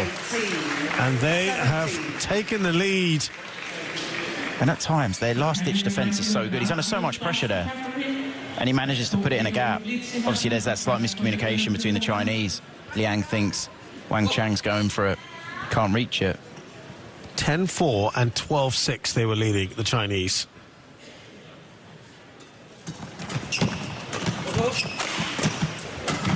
Twelve of the last 16 points have gotten their way. Oh, stays there.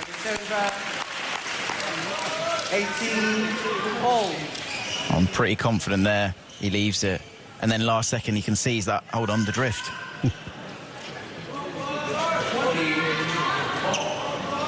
It's been a very, very good comeback from them. But it's always so frustrating when you do that and then can't quite get over the line. It's just very tight.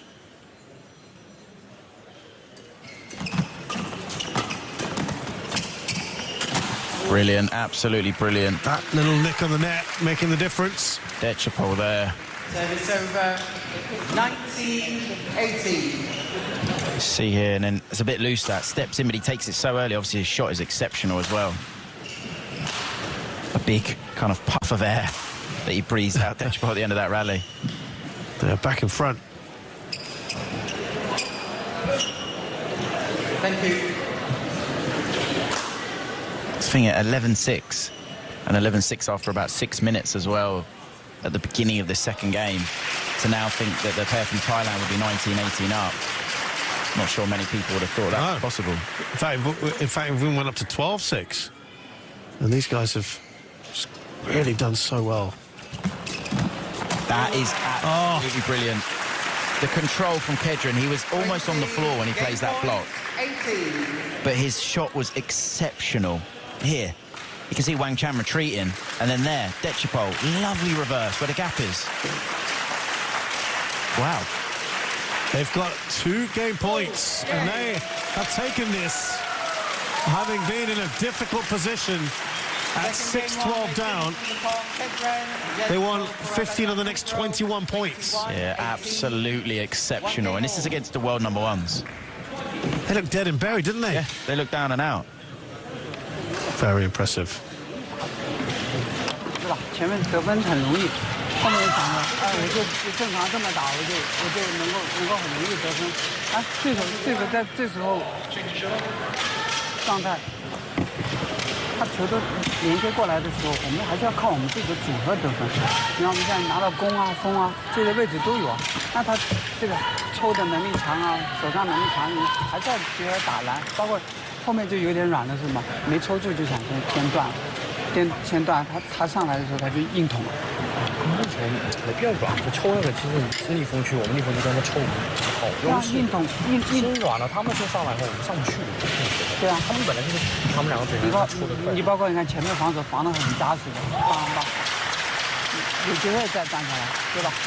这一上来就想快点挡上，再拿进攻，就稍微自己稍微心态上稍微好点啊，还是正常的。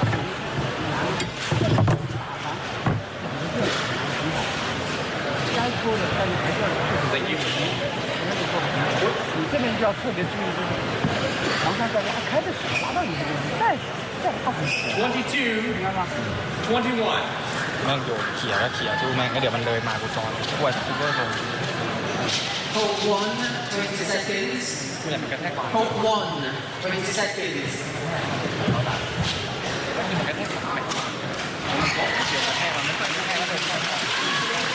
Okay, back on court. 2.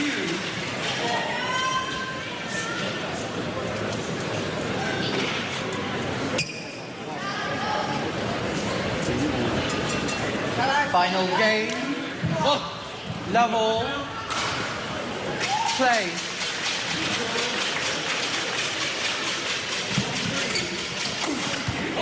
So we're going to a third game, which looked very unlikely a short while ago. And that is a credit to Kedrin and Poivranacro. Showed fantastic resolve. Whoa! But it might just They've lit a fire under Liang and Wang. We certainly don't want to exit another tournament early. Reminder that they got out of the semis of the Arctic Open, and before that, the second round of the China Open. Challenge here by the Thais.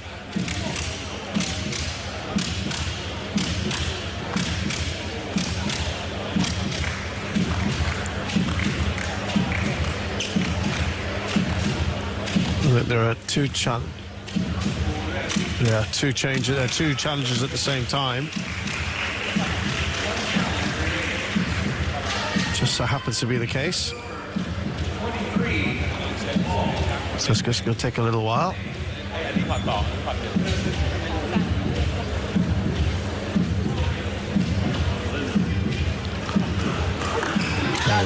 In. One challenge remaining. 3 love, play.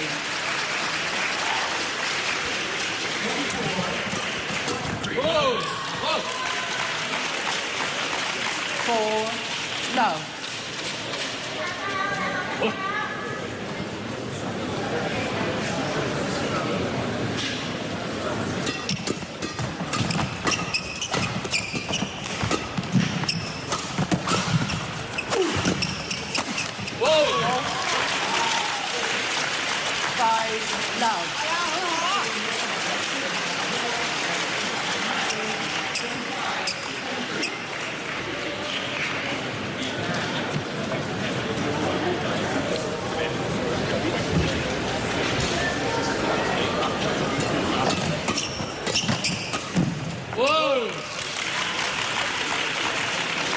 This is as I said, a little fire lit under them now. All of a sudden. It did feel a little bit that when they had that fairly substantial lead at 12-6 in the second, they got just a tiny bit complacent. Service over.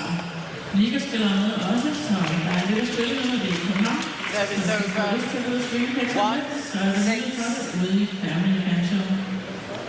It is right now possible to play a couple of rallies with Hans Christian Wittenbusch, the former national player of badminton. Wow.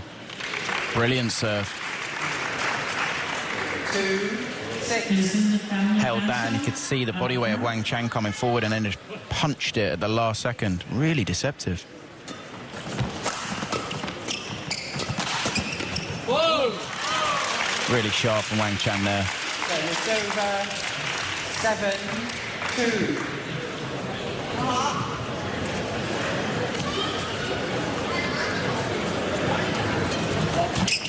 Unsighted. Now I'm going to take a risk here. What do you think? I'm going for out. This would be 2 out of 2, which would be my personal best. I think you're right. I think it is your personal best. No, I think, yeah, it is out as well.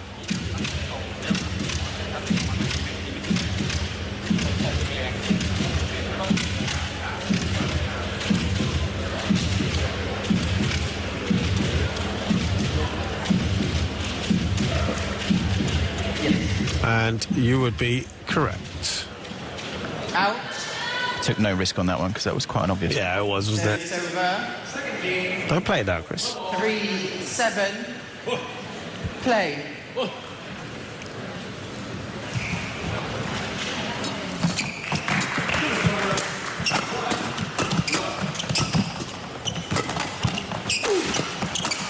Brilliant. Good attack from Liang, sets his partner up. It's so hard for Dechapol in that situation to get the shuttle away. You can see how late Kidron is there, and then this big attack there, and it's so hard for Dechapol to get away. It goes up through the net player, Wang Chan. Service ball call, too high. Service over, 2-1. Probably need to mention, which I haven't, about Liang's serve. 4-8. One of the few players who has a legal tumble serve. The amount he can get the shuttle to twist and turn and spin is quite a lot, considering he's still following the correct rules.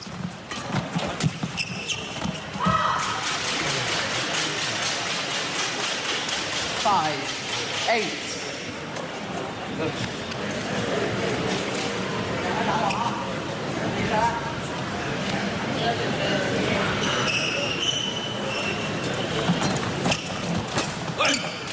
It's amazing. A lot of pairs, when they play the best in the world or one of the best pairs in the world, they can find life very difficult when they have a fairly substantial deficit, which the pair from Thailand had at the beginning of this third game, but not phased whatsoever. No. Agreed. Now, yes, that is because we do have one of the best players in the world in the mixed doubles category for the last 8 years on the other side of the court, Dechapol. So nothing phases him because of how good he is. 7. But they almost play better when they're behind. Look at that. As you said, they were struggling right at the start of this, and now they've pulled themselves right back into it.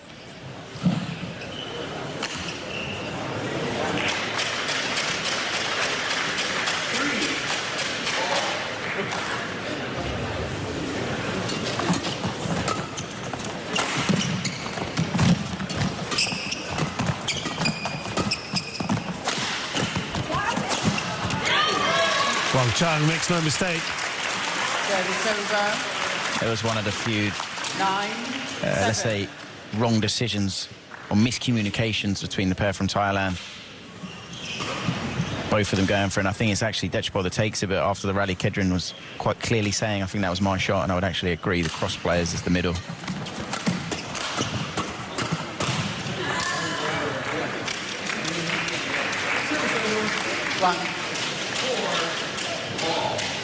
Service over 8, 9.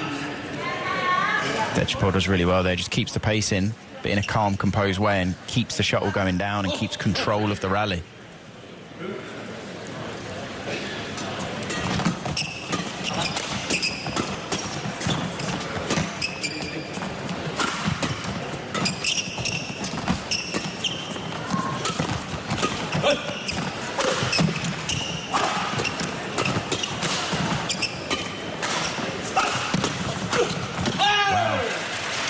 Good rally. What?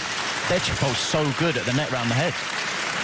9 all. And it's you know, no matter what happens from now, been playing for 44 minutes, hasn't been the longest game, but this, you know, it's why I got excited before the game, and I keep saying I really hope we see more and more of this pair from Thailand, because they've challenged the best pair in the world for 44 minutes. No matter what happens now, they're up there. They're a top 10 pair.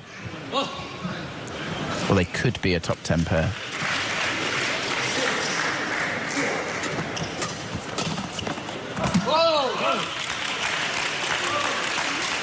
Service over 10, 9.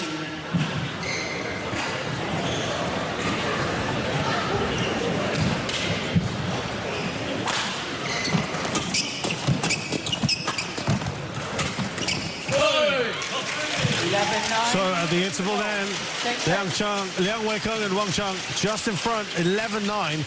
It started the game so well, but the Thais once again pecked them back. Here, Kedrin, he comes forward so well, but he just didn't have his racket ready. Well spotted by Liang here. Steps in, Liang spots his racket's not ready from Kedrin. Just pokes it around his chest. หน้าไม่โยนถูกไหมแล้วเตรียมไม้บนดีๆไอ้ตรงดาบสองที่เราต้องตบแล้วเตรียมฟาดหรือเขาลอยออกมาปุ๊บเราต้องเตรียมกระแทกเข้าไปมุมเห็นป่ะสองข้างปล่อยลูกให้จำได้ป่ะสองข้างจำได้ป่ะที่ปล่อยลูกออกมาตีปุ๊บเห็นป่ะเห็นหมด6จุดป่ะเห็นหมด6จุดไหมแต่ถ้าจะเล่นหน้าเบาคุณต้องสะกิดลูกออกไปอย่าไปเป็นป้ายนะเข้าใจป่ะไม่งั้นลูกมันลอยเตรียม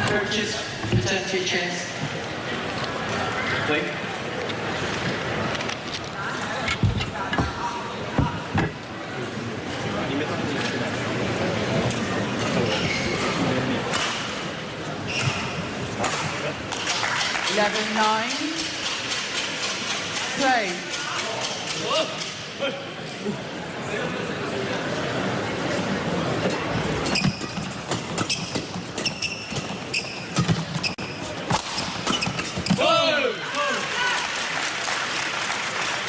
12-9.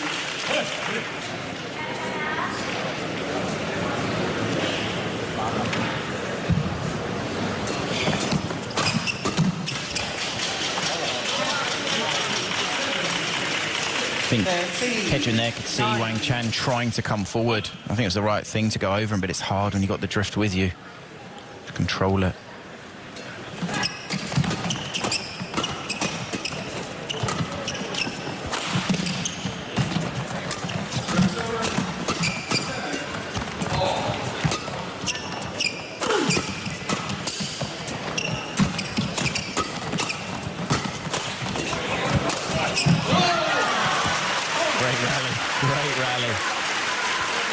Big smile on his face. 14-9. Yes. This backhand drive, that was absolutely monstrous from Liang.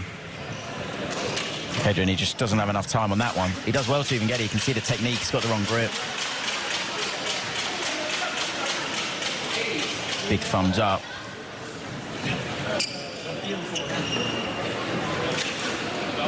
Thank you.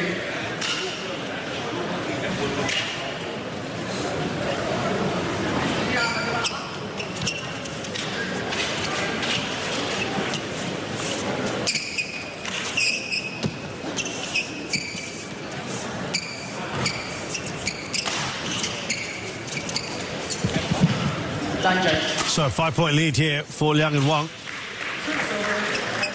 9-8. Good position now. Can they kick on? Remember, they were in a similar sort of position earlier in the last game, but couldn't make it count.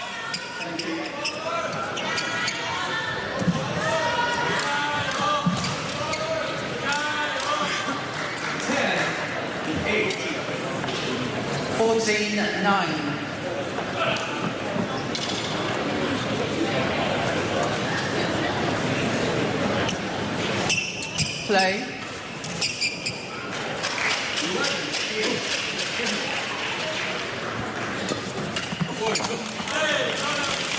Very clever when you've had a delay of that sort. Something a bit different. Is your opponent ready? Very smart from Liang.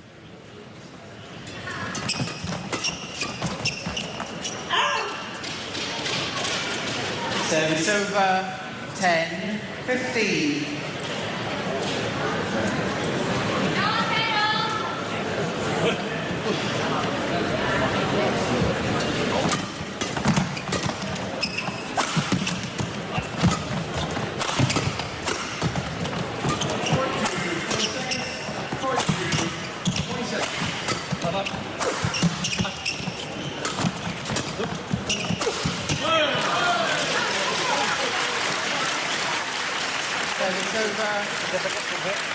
Looking difficult from here.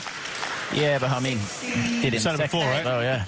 But I've got to say, Liang, he's upped his level now. He's currently looking the most confident and playing the best out of all four players on court right now.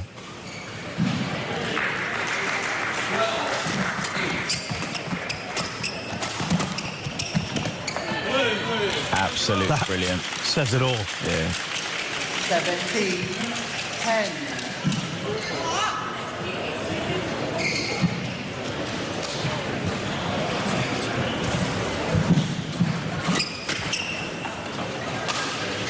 Service over. 11-17.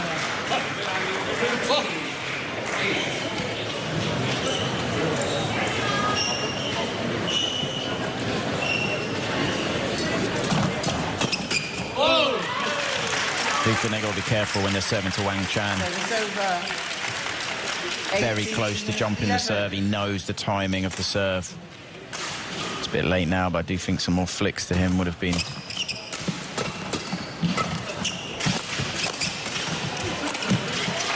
Brilliant again from Liang. When he held that shot and Kedrin ran forward and he opened up the court and Liang spotted it and drills it down the line. That's the shot that totally transformed the rally. There, you can see that was in so much trouble. And I said it not long ago, but Liang, from 11, he really stepped up. Just looking to clip that line on the far end. Not worked out there for Liang Weike. 19.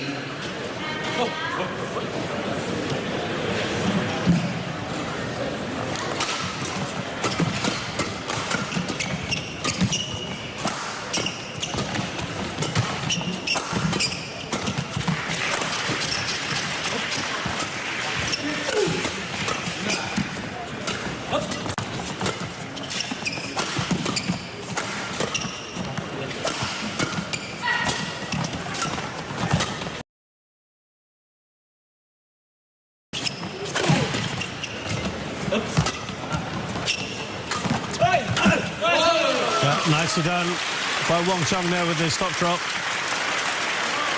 Bit of deception. Service over 20, match point 12. So we've got 8 match points now for Liang and Wang.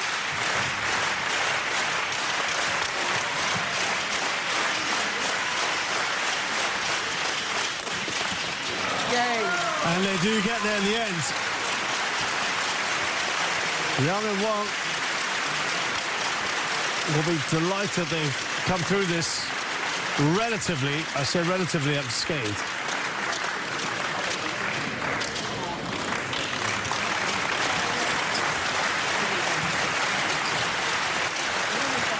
And hopefully they'll be wanting to recreate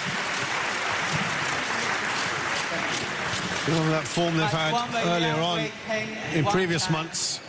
But exciting times to come as well for the Thai pair, you feel? Definitely. I mean, we've seen moments here where they outplayed the best pair in the world, yet they couldn't sustain it for the whole match. And especially this man on camera now, Liang, he was very, very impressive towards the later stages of the third game. But I really hope we see more and more of this pair from Thailand.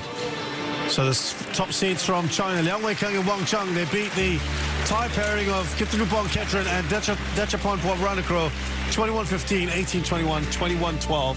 It's taken about 50 plus minutes to do it.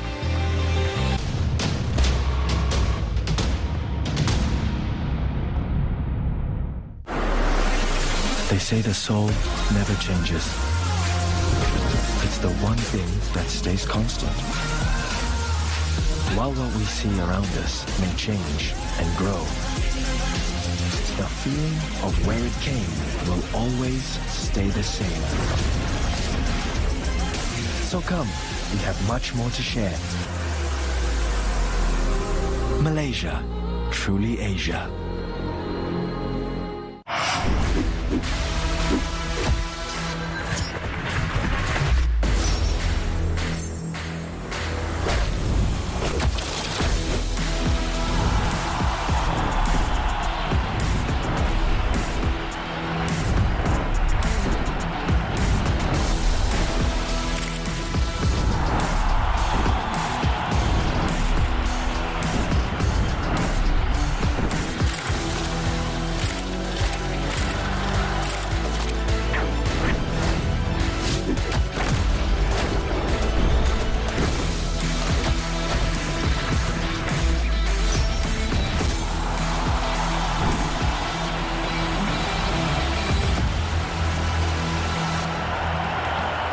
Making his 4th start this spring, Reed Detmers. And so far this spring, no wins, no losses, a 4.15 ERA. And they have just called a clock violation on the hitter Benson, and that coming with the count 2-2, so he will be a strikeout victim. Here's the pitch. And that is a called 3rd strikeout. I'm looking, the inning is over. Here's the pitch, and he waves and misses that one. Struck him out. Right now at 50 pitches, he works with a runner on, no outs here in the 3rd. And the next one, he tied him up, fooled him there. Struck him out. Here's the 1-2, and that is a chase and a miss, and he got him with a breaking ball. So back-to-back strikeouts. Detmers racking some up here. Lefty-lefty matchup. And there's the next pitch. That's the pitch right there that he goes after and misses. Struck him out. The payoff delivery, and he got him looking, and the inning is over. It looks like that's going to be it for Reed Detmers, who is trying to become the first Angel starter to finish 5. Not going to do it after 4 2/3.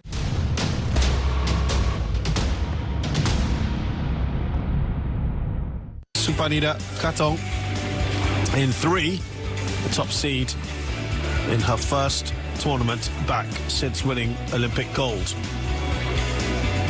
Later on we'll see Putri Kusumawardhani playing Yo Jamin of Singapore.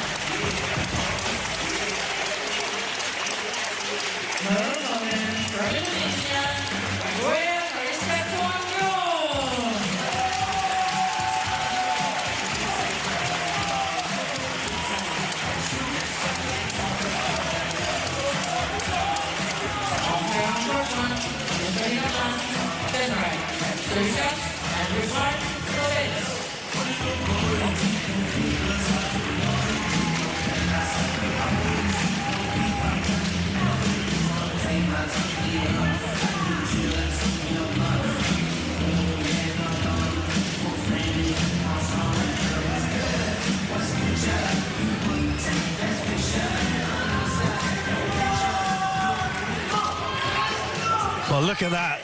That's a huge lead on the head-to-head. 10-2. The last time they met was at the French Open last year. PV Sindhu won that one.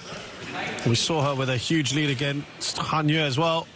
6-1 yesterday, and what was quite an epic match, wasn't it? And she had to come back from a game down. Sindhu. Yeah, and it'll be a massive confidence boost for Sindhu, just because as of late she hasn't quite played at the form, you know, everyone expects. Last week she didn't perform to the level that, you know, she would expect. Sure. Change of coaching staff, change of a few different things. So yesterday's win, I think, was massive for her. And could she do it again today? PV Sindhu, 29, tall player, 179 centimeters tall, from the south of India, Hyderabad. She's 18th in the world, of course. She's a former world number 2 and a former world champion in 2019. Won it silver twice in 2017 and 18, and bronze twice, 2013 and 14. She's an Olympic silver medalist in 2016 Rio and a bronze medalist in Tokyo 2020. Commonwealth Games champion as of now, and an Asian Games silver medalist from 2018. Pao Po retired against her. That just took 26 minutes. The Han Yue match was a toughie at 63, but she went from strength to strength in that one. And on the HSBC BWF World Tour, she has won 4 titles to her name, the most recent being the Singapore Open more than 2 years ago. She did get to the Malaysia Masters final this year. Gregoria Tunjung is 25, 166 centimeters tall. She's not far away from her best ranking of 7th, which was achieved in July of last year. Got an Olympic bronze, which I think was a fantastic achievement, given the quality on display.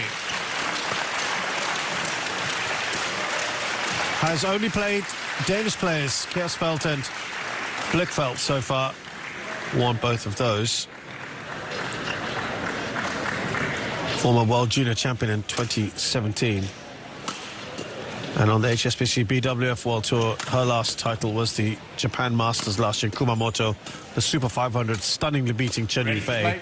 Lost in the final this year of the Swiss Open to Carolina Marin.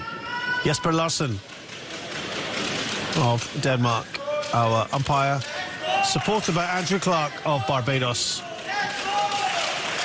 He's the service judge. All the more impressive, given that she has just, I mean, how far she's got in this tournament, given she just recovered from chickenpox. Yeah, and it's one of those things, as far as I understand, obviously, when you're a bit older and you have chickenpox, it's even worse, isn't it? Yeah, it's even worse. And she needs to, well, I think the key for her is to get back into her rhythm, her momentum, because, you know, leading up to the Olympics, she was such an exciting player to watch, Gregoria. She's got so many shots. She's so charismatic with the way she plays, and it's getting back into that routine. And it was so unfortunate after Olympics having a difficult virus to deal with that is chickenpox, and getting back into her rhythm for this tournament. This is a really exciting game.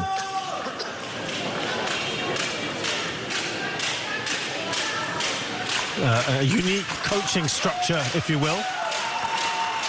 2 men vying for the job at some point. Or PV Sindhu. So it was the Japan Open and the Korea Open that Tunjung had to withdraw from.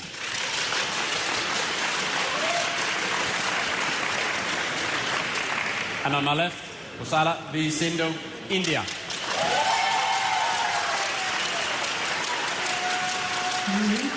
Gregoria Mariska to serve. Level.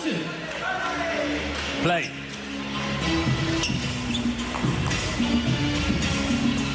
Yeah, well, 10-2, that's got to be playing somewhere in your mind, isn't it? I know you try and draw a line under it, but it's got to be in the back of your mind there. Yeah, I think it's definitely relevant because it shows you know, maybe favoured style of play does suit Sindhu, but then I would say also the age gap between them does indicate. Sindhu's a double Olympic medalist. Last time they played was almost a year ago. That it does show they haven't played each other that recently. Yes. In fact, this was the last top 10 player she's beaten outside of Han Yun. PV Sindhu. So it would be quite something for her to keep going like this.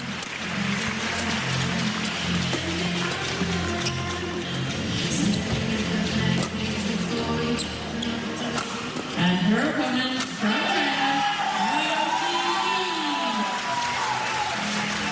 And she does have that drift with her. She's shown in previous matches as well how devastating her attack is. Really well played. You could see there Gregoria Clinching favouring her forehand on the defence. Just across her in that awkward position.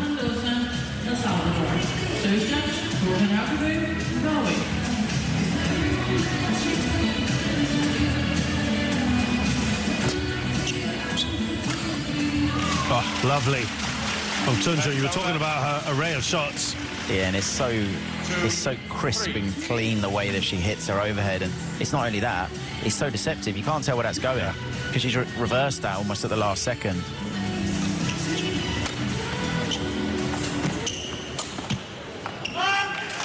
Trying a bit herself there. 3-all. And the exciting thing about Gregoria Clinching is obviously, for me, she's the one that's kind of revolutionised ladies singles going forward in Indonesia. There's a lot more young players now coming through, and it's not obviously all down to her, but they see that, you know, she has achieved phenomenal success already, and it gives you that extra belief when you're training day in, day out with a Olympic bronze medalist, or, you know, the winner of the China Masters or Japan Masters, sorry, whatever exactly tournament it is, but she's playing at that level.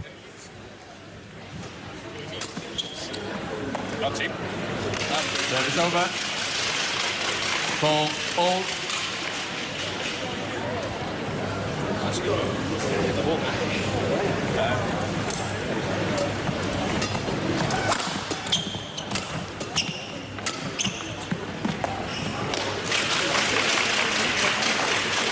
5-4.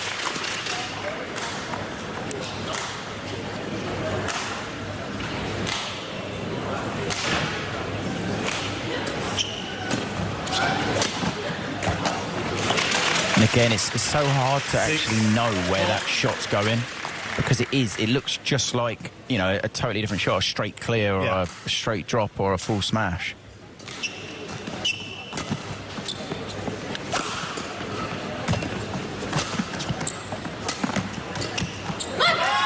Service over.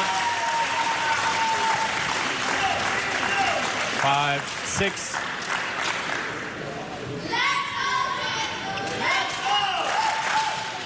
Well, you can hear the Sindhu supporters.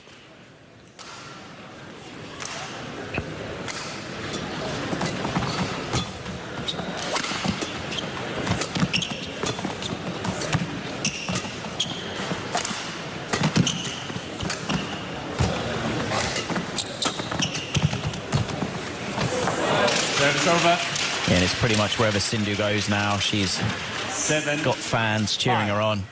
Badminton is so big in India now that, you know, she's a real icon over there.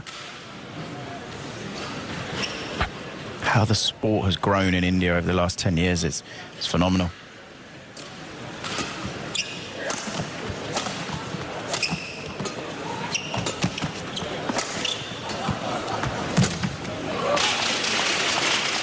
Tunja now just increasing a lead up to 3.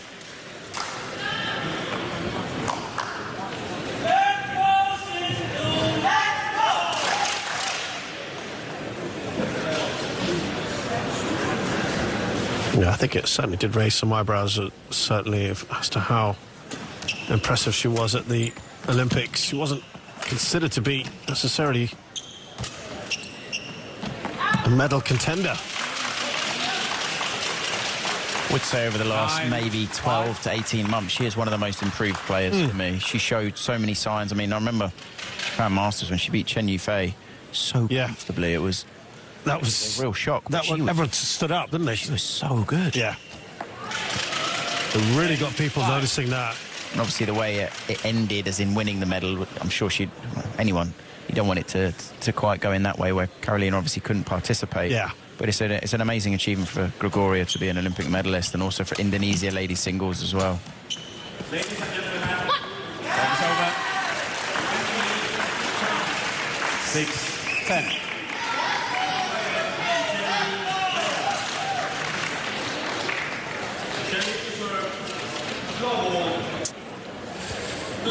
Yeah. Without having to state the obvious there, of course, Carolina Marin had to withdraw with injury in the semi-finals. That meant almost by default that she got that bronze. Tunjung. Did see a clip recently of Carolina in a rehab, and it looks like she's doing incredibly well. So, you know, it's a player that I'm sure everybody hopes can make that recovery, just because it was so tragic the way it happened. Heartbreaking. Yeah.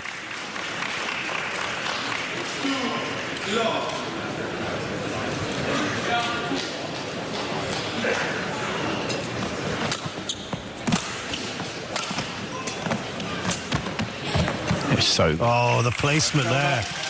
Absolutely brilliant. It's been a fantastic start for Tunjung, who's up by 4 here in the first game.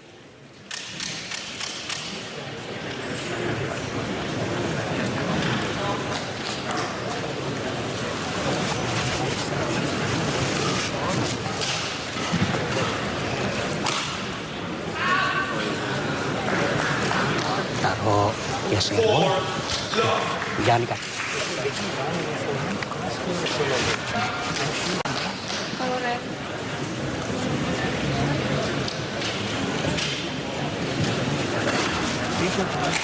Court 1, 20 seconds.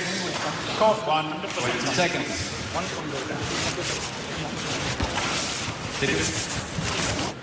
C'est look.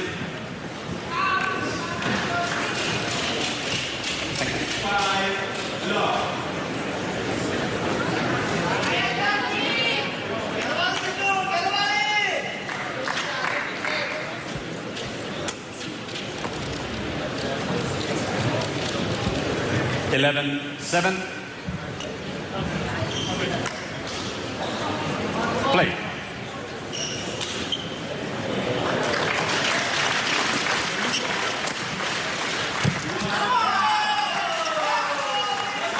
Service over. 8-11.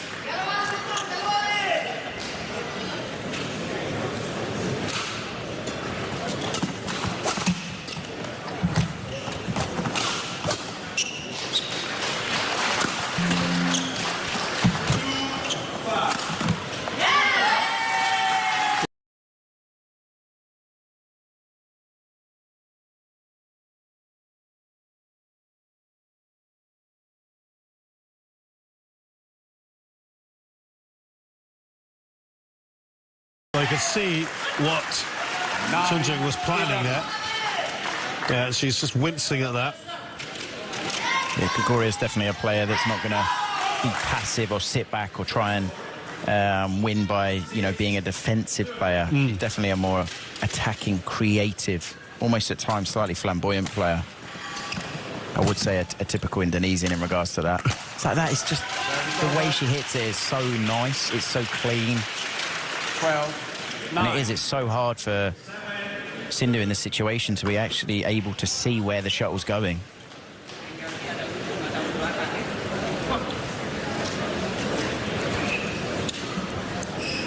Sindhu losing in the round of 16 to eventual silver medalist He Bingjiao in Paris. Over.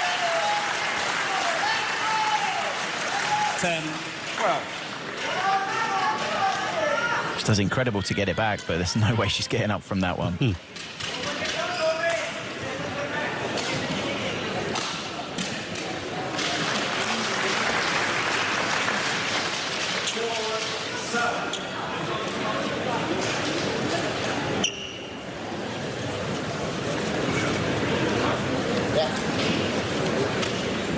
Remember, Tunjung took a game off, and so young, in the semi-finals of that Olympics.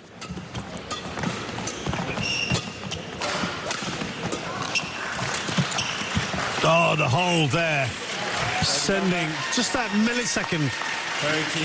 And this is why, you know, Clinching, she is so dangerous, because skill level needed there, it's very high, but also it's so smooth, it's so clean the way she plays it, makes it even more deceptive. But having the confidence and the vision to see where the gap is.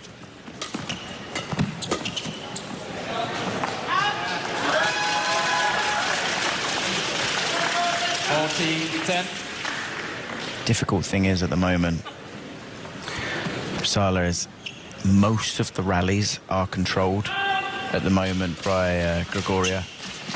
It's definitely not impossible. It's definitely not for Sala to win.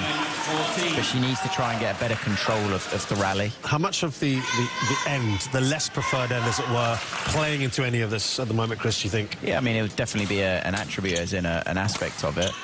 How big, it depends on... Again, we've got a challenge. Whatever happens, though, that shot was sublime. It's just so good to watch, isn't it? And I think with when we talk about the drift or the conditions, every player will be slightly different in regards to how they favour it or like it. And for some, you know, in certain conditions, they will really struggle. And we saw it in some previous matches earlier in the week. Some players unsuccessful. Bang on the line. One challenge remaining.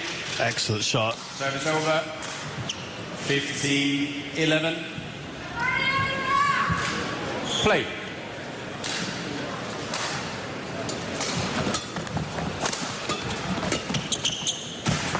Brilliant again. And again. Even the overhead she played. When we actually dissect the overhead she played, it was a fantastic reverse. Yeah. Just the shot before this one that we're not quite going to get to see, but everything she does is just that little bit special, Gregoria.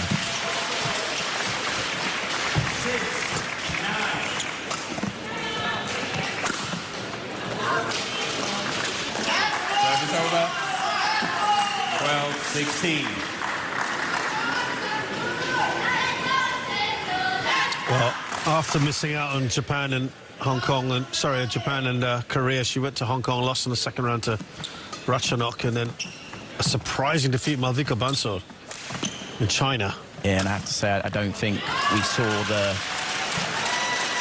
usual Clinching. And, you know, it comes down to, you've got a virus, you can't train properly, you have to allow your body time to recover, and then when you do get back into training, it takes a bit of time to get your confidence, your feeling, everything back. And you might only be out for a week, but it takes a lot longer than that to actually get the real version of the player back. And I think we saw more of that at the Arctic Open, where she got to the semis. That's to Han Yue in 3. That's just out. Now, she is going to challenge that. I thought she might have a case, but probably not. Sliding out. Definitely not going to make a prediction on this one. I thought you were saying definitely not out or something. Tell you what, this will be a 6-point lead if Sindhu gets this wrong. Well, it's going to look difficult from here. The unfortunate thing is we've got a challenge on the other court at exactly the same time today. I don't think I've ever experienced that before. No. Oh, my word. It is just out by unsuccessful. Such a tight margin. No challenges remaining. Yeah, and that's well highlighted by the umpire there. No challenges left in this first game. Chuncho, it is her game to lose now, you feel.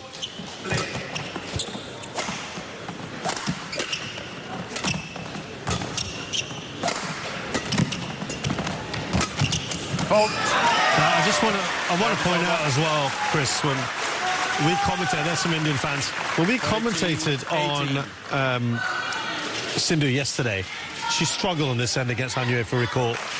And I think we almost remarked about a player transformed when she went at that far end. Yeah, it was very, very different. And it can be a number of things. It can be, she did start a little bit slow in her match yesterday. Yeah, she did. I don't feel, to be fair, she started slow today. No. unfortunately for her, Clinching's found her level very quickly, which is... Just look at, she's finding the line. She's been beautifully. But the difficulty is she's kind of getting given that chance just because she's controlling and dominating the rally. So she's the one who's being proactive. She's the one that's taking the game on. And when you give her a bit of time, Clinching on the overhead or anywhere, she has this finesse about the way she plays the shot that is so clean and it's so good.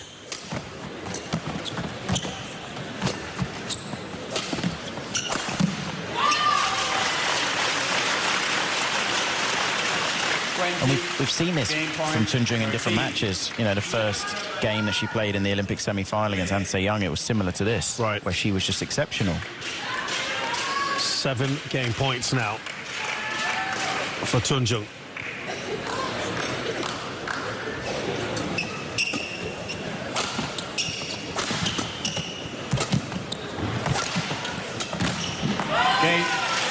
Well, that was a bit of a gimme.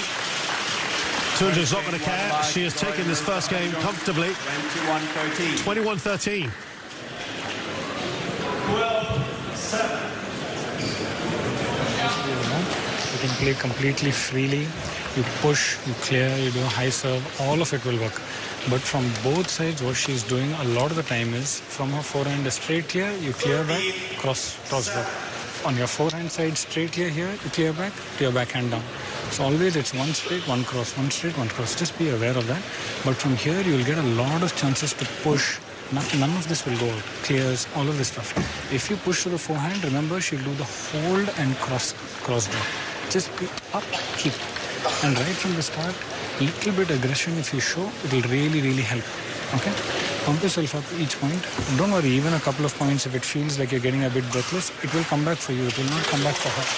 You will come back down to normal. Okay? Pump yourself up. Really push yourself. 1 point at a time. Okay? Come on. Come on, Shindo. It's okay. Just a race. Come on. Yes, from both sides. From both sides. 1 thing.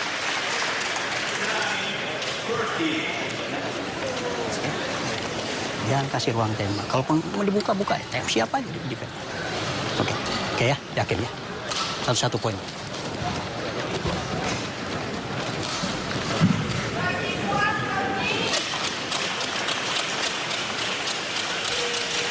Interesting.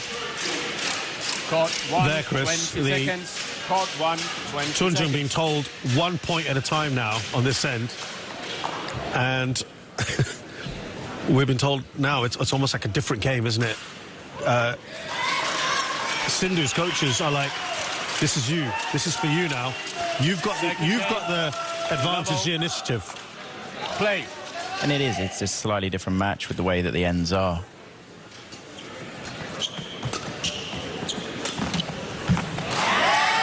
And he made it very clear as well, Sridhar, to say you need to be aggressive from the beginning. Show her that aggression. And it sounds so simplistic, and it is, but you have to show your opponent you still believe. Because the first game was slightly one-sided towards Gregoria. She played really, really well, and she did control and dominate the first game. And again in that rally, but it's so important that Pusala, you know, she makes Clinching truly believe that she thinks, as in Pusala believes she can win. It's that extra belief that it's the doubt you just put in your opponent's head, and it sounds so simplistic, but it's a mind game. These 1% and 2%, they do honestly make a difference. Brilliant block. And we're already seeing it. We're seeing more energy. We're seeing more belief from Pusala. Yes, she's down the end that she favours, where she can use a bit more power in her shot. She can push her opponent in the deep corners. I remember us commenting yesterday, she was sort of bouncing a bit, wasn't she? The body language was so much more positive.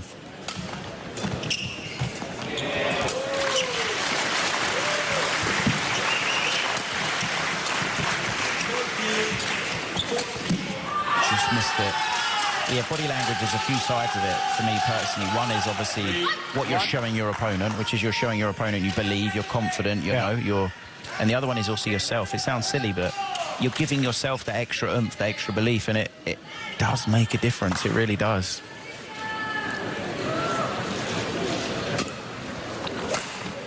Oof. And it's amazing, you know, in the first game. So precise, wasn't she? But in the first game, yeah, Gregoria, I think she missed probably 2, and they were millimetres out. And already, I think she made 2 easier mistakes in the start of this. That's good. What a contrast to the first game. We've not had a rally. No. We've been incredibly quick. Massive change.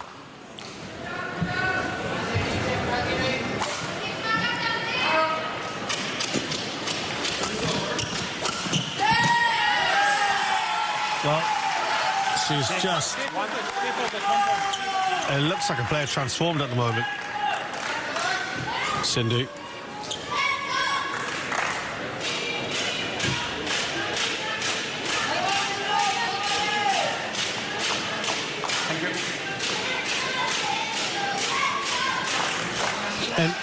And we've been clear to say it's not like these are hugely drifty conditions, but it's a mindset. If you're telling yourself that is the end that you're going to be profiting from, you also go in there with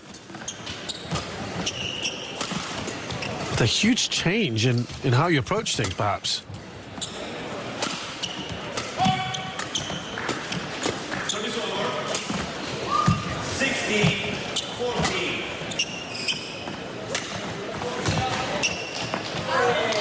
Yeah, definitely. And I think sometimes when we go into conditions that we feel a little bit uncomfortable with, we stop ourselves. You know, we have that doubt, we have the hesitation, we overthink.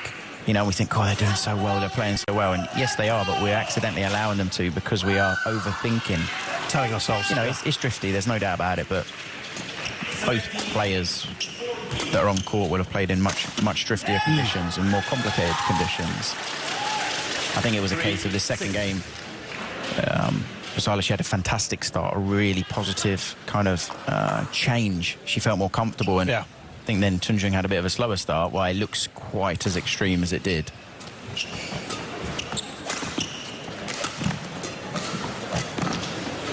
Brilliant. And it's so hard for Basala to read where that's going, because it is almost a last second just turn, but it's played so nicely. And it could go straight, it could go cross. She's also got the one where she just holds it and pushes it down the line, which we saw in the first game that she played so well.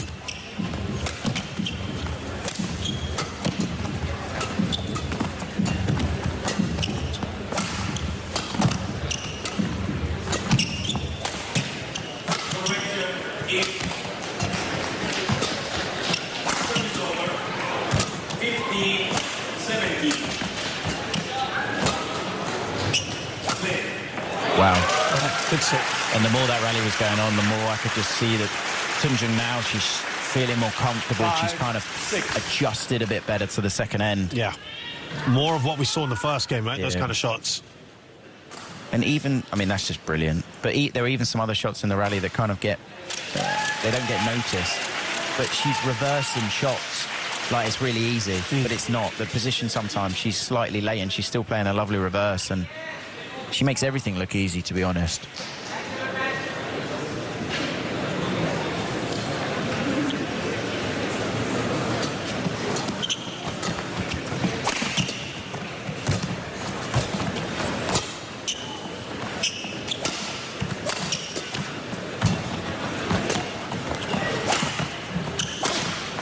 Wow.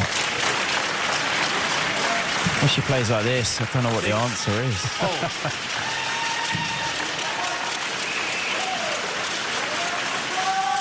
All of us just... It's millimetre position now. Yes, the clear was short, so Clinching was in a good position. When she gets like her range and her feeling and her confidence, which she's now got in the second game, she does look so good.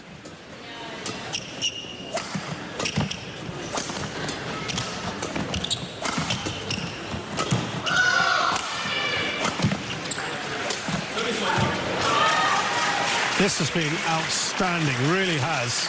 After a shaky start. She's making it clear to everyone, yes, there is a drift, the ends are different, but when you are acclimatised, if you get what I mean, you can play it. Yeah, you're fine. 6 points in a row. And there have been some outstanding winners in that.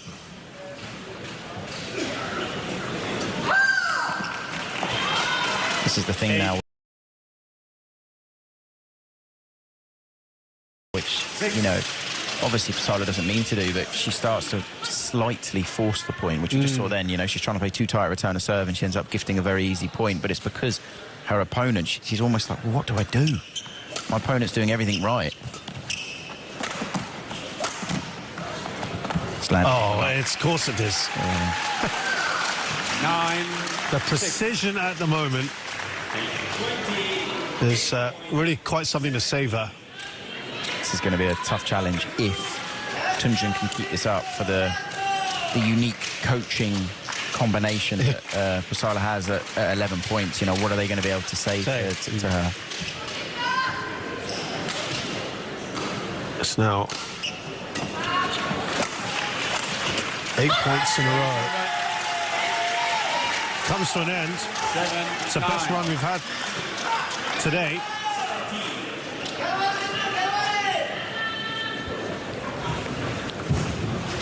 No, there's only 2 points in it, but I just wonder whether psychologically that's just given her such a boost, Tunjung.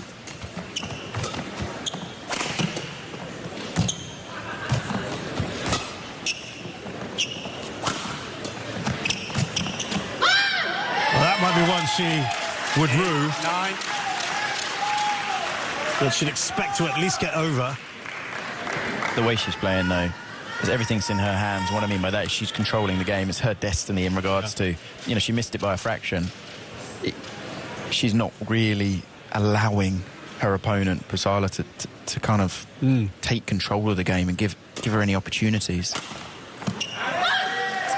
These are kind of cheap points, though, that she is giving away. Definitely, but that's part of the way that she plays, Tunjung. She is, you know, very, very aggressive in the way that she takes the game on, and sometimes it can lead to simpler mistakes. But then on the flip side of that, we've seen some absolutely outrageous winners. Yeah. Like that. And she's not really a player that's, you know, she doesn't invest in the rallies as in, you know, a rally-style player where she moves the shuttle around really well. Someone more like Yamaguchi or Chen Yufei or even Ansei Young, she's not really like that. She's a lot more aggressive and she really tries to take the game on. How many of those have we seen so far? We've seen so many. Where the players left it anticipating the shuttle to land out, and it's almost at the last second the shuttle kind of just slightly dips back in on that side.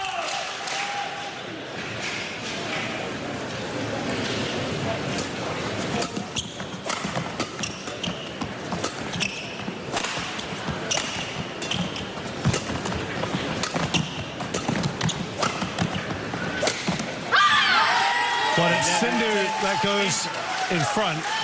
There could have been a lot more. She was 6-1 up at one stage.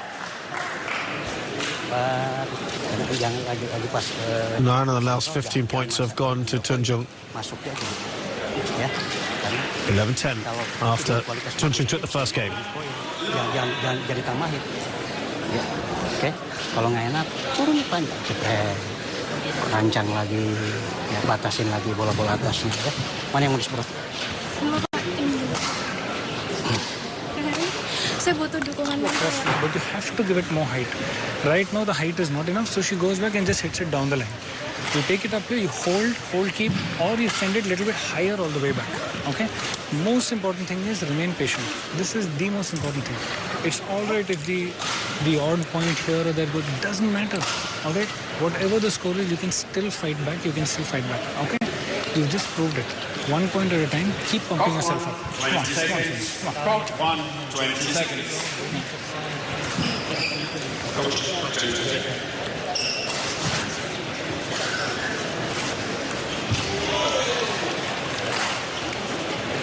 What's he doing, man? Come on.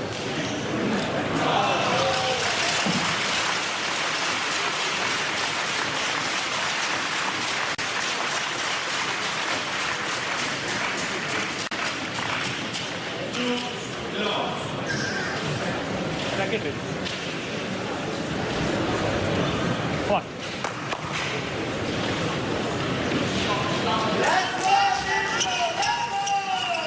Eleven, 10. Play.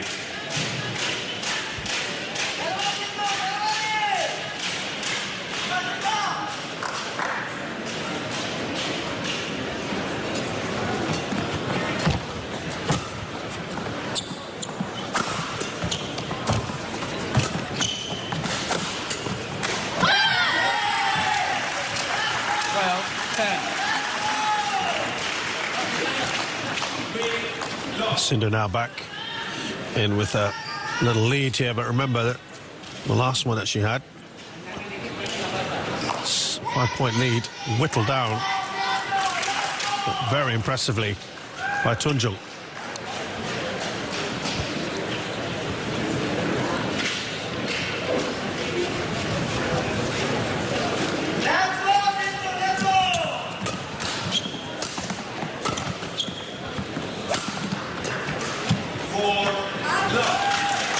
Service over. 11-12.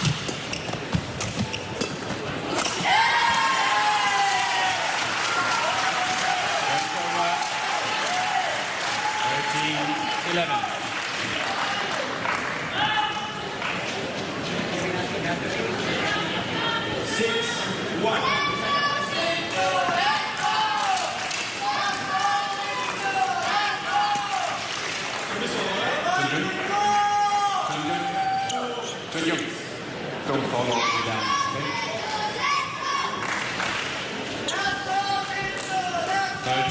13-11. So back to that 2-point lead, that little advantage.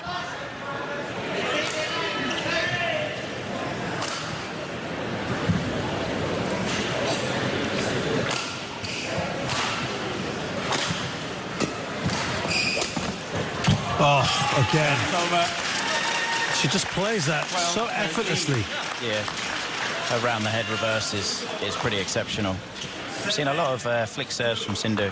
A little bit surprised maybe Tunjung isn't either retracting and having a slightly deeper base or ready for it.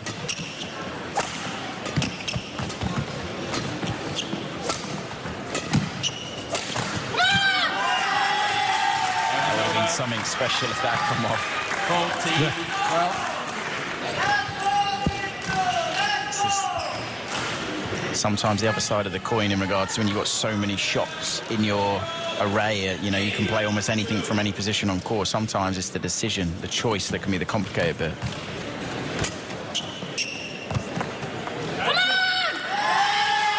Seeing now, Sala really fired up.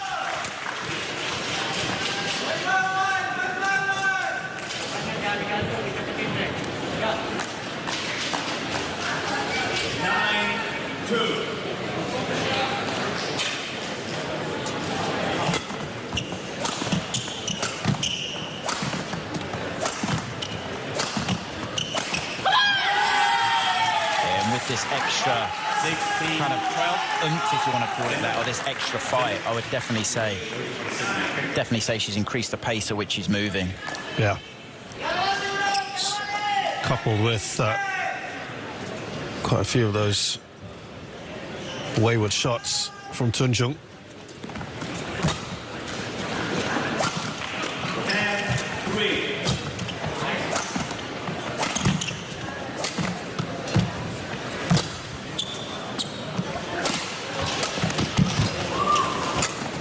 Oh, I thought she played that very nicely.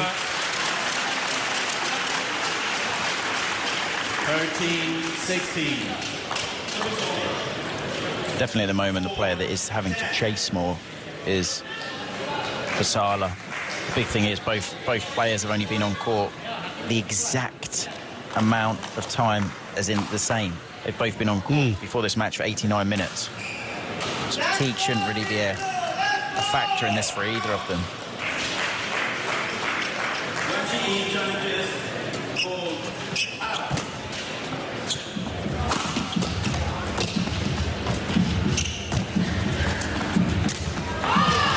Just maybe snatching. Yeah, she did. Just slightly. As she was playing that shot, she was already moving back. Let's go here. This one. already retracting, and she's pulling away from where she wants the shuttle to go, which drags the shuttle into the net.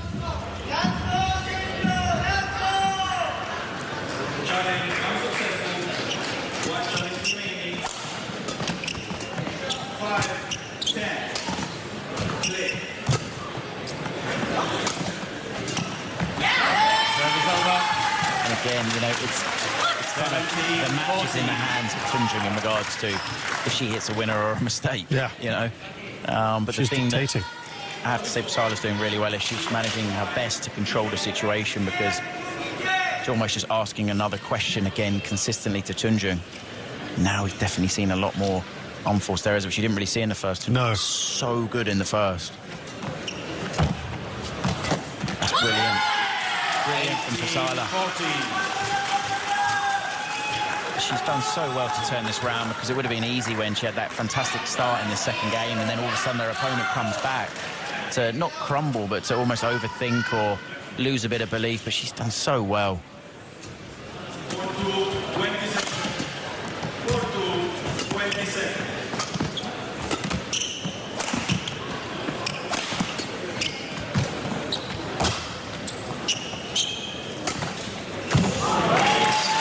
Over.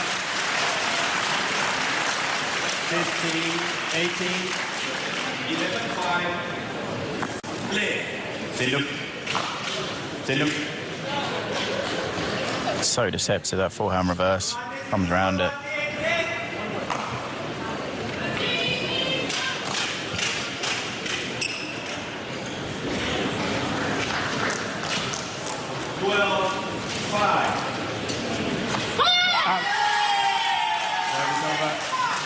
Up by 4 now. Sindhu in a good position.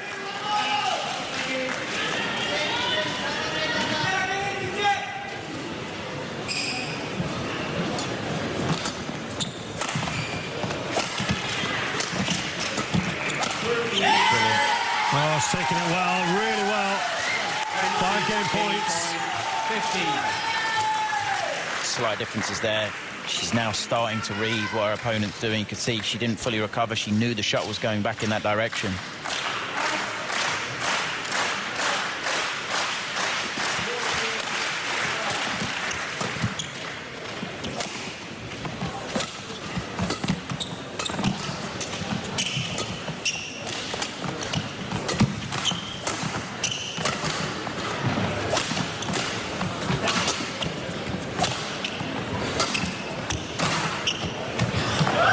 Over. 16-20.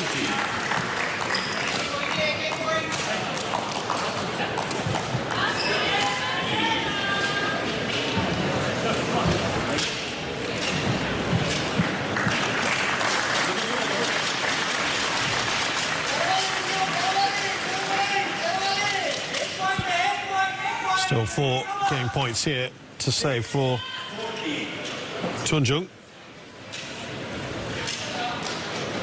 She's had one almighty comeback here already. Can she do another one? No. Just out. We are going to go into a third game. Second game. Sindhu takes the second, 21-16. 21-16. 1 game old.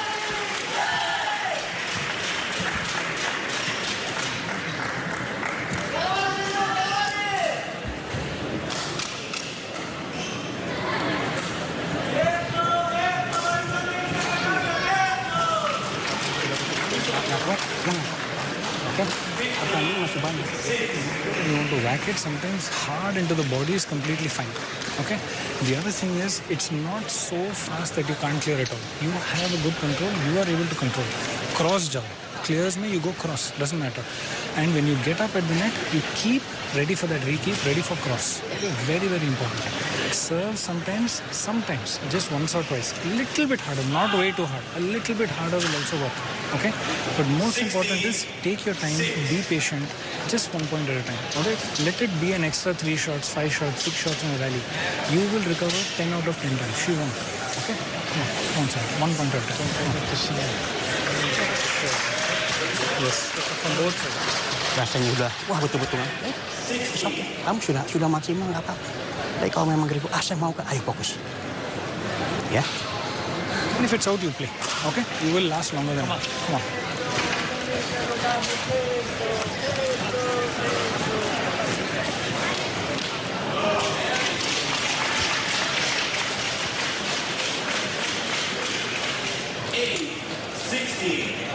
Court 1, 20 seconds. Court 1, 20 seconds.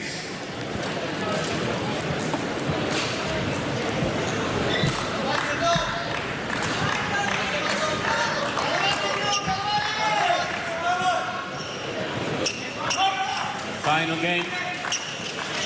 Level. Play.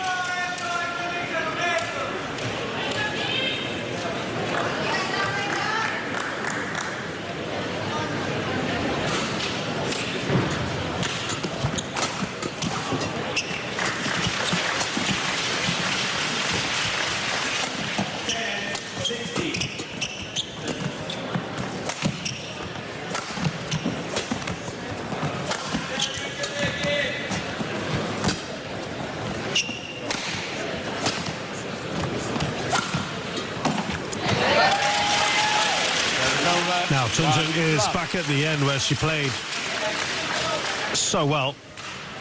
And if we, again, follow the logical pattern as it should be in theory, she was going to want to have a nice, decent lead, 4 to 5 points before we change ends halfway through.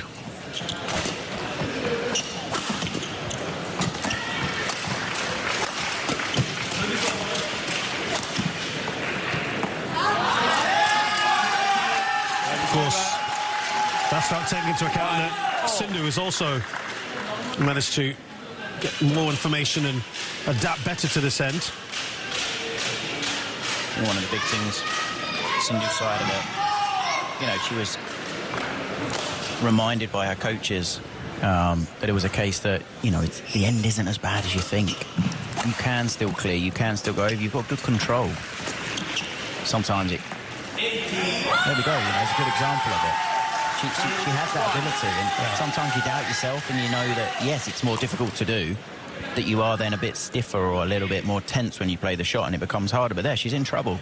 As in, she's taking it low and incredible control. I mean, she's put it on the line, so it's total perfection. But that should give her the confidence to be able to play the full court.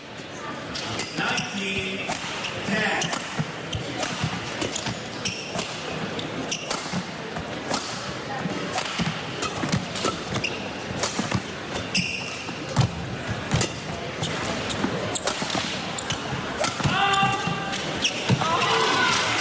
Over 2-4. Definitely say the pace of the game's gone up. The 2 times that Clinching has beaten Sindhu was actually back-to-back. 2023, the final of the Madrid Masters, and then at the Malaysia Masters, just about a month and a half apart. Both times she won in straight games.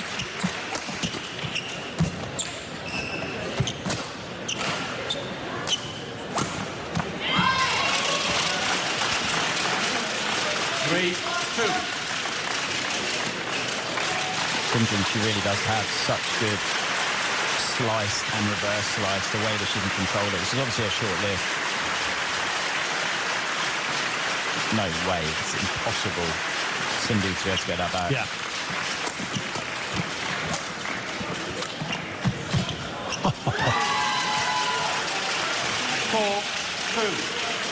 How she's just able to quickly change into those shots, just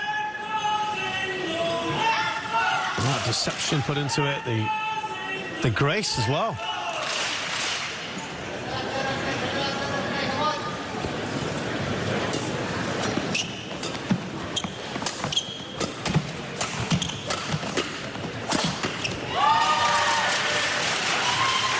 Actually amazing that there's a player from Indonesia that's actually being out-cheered, because generally the Indonesian fans are the loudest. Very good point. No matter where they are around the world, they're very passionate fans. I don't think I've heard the Indonesians yet today. Not really. Normally they're somewhere around. Not enough have made it to the venue yet, maybe, or have travelled over. The Indian fans are definitely making themselves heard. Yep, for sure. 6-2.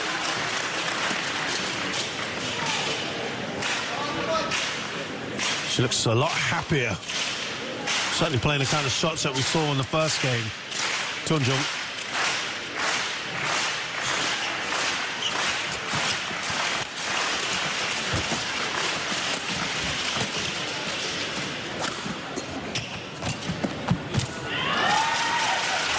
That's how good it is. She's in the rhythm. She's in the flow, and she's the one who has that extra, just that extra, whatever it is, of a second. You know what I mean? Like a fraction of a second extra time on the shuttle, but that allows her these extra possibilities in her shots. And it's a case of, at the moment, her opponent, Sala's the one doing most of the chasing.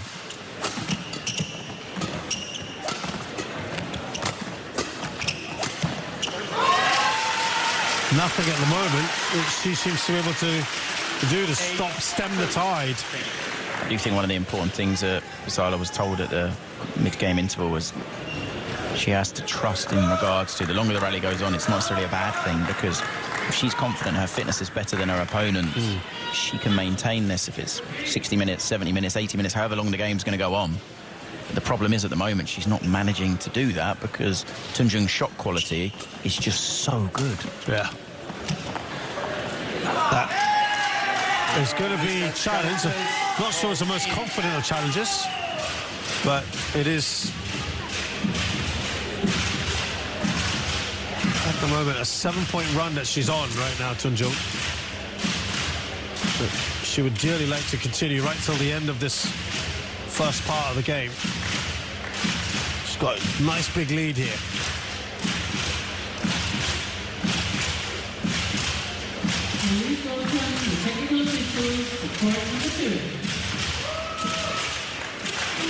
It is good. Challenge unsuccessful.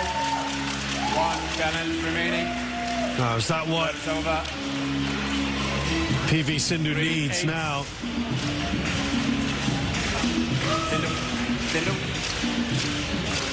Try and close this gap. Sala here is just being reminded that nothing is allowed to be outside the box, and part of their towel is just sticking out. Very strict rules on that.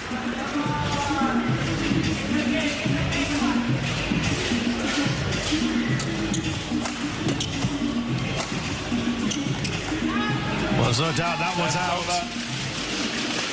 9-3.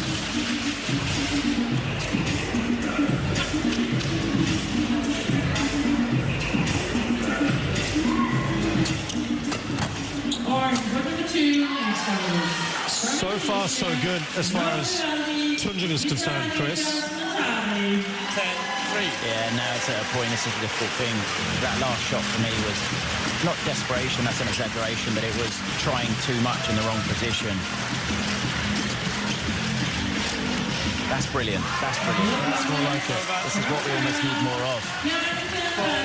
4-10. It's very easy for me to say that, you know, sat here being a potato and can't feel the stress that Sala's under. She needs to narrow that gap as much as possible now, Sindhu. Give herself a lot less work to do. That is good. It's an excellent shot again.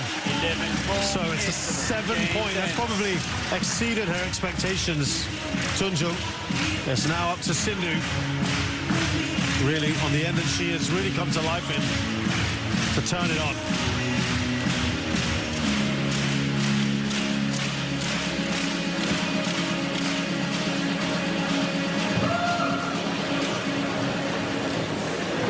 It can get a bit annoying that she's anticipating a lot of the shots. She's maybe guessing that what you're going to play, and it's actually working out. It doesn't matter. If you remain patient right now, it will come back so quickly, it will make your head spin. That quickly it will come back. Okay? Just careful from your backhand. Cross feet has to be high or completely flat. Not that in between height. Come on.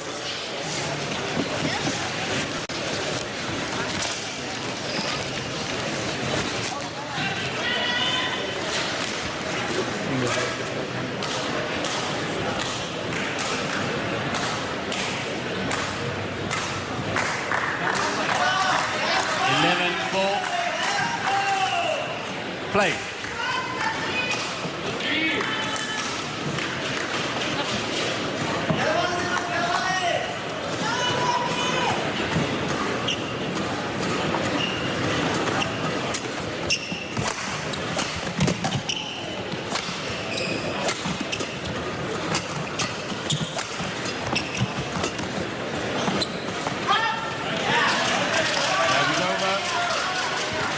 So Sindhu's got a lot of work here.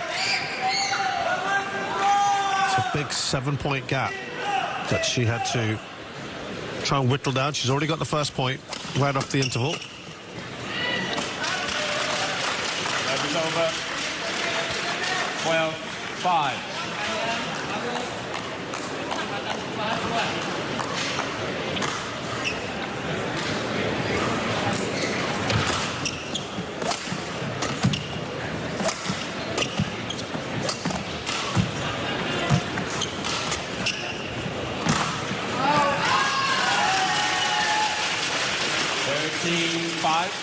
She's increased the lead to 8. This is going well for Tunjung.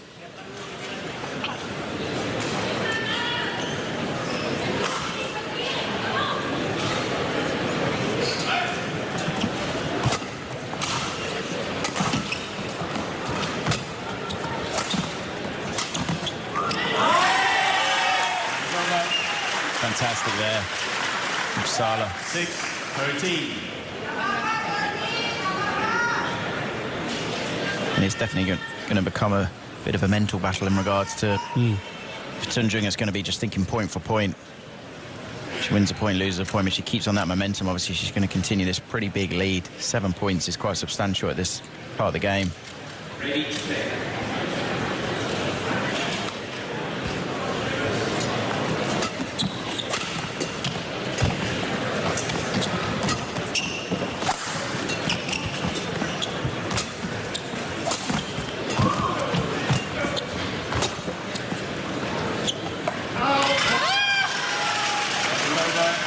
She lets out a little shout there, Tunjung, because she knows. Now here at 8 points, she's in a very good position. She can afford to lose a couple, win, you know, just... She's got that big cushion now, hasn't she?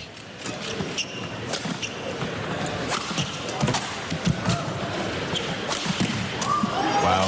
That's good. Phenomenal pick-up on that forehand block from Tunjung, and then to get round that. And...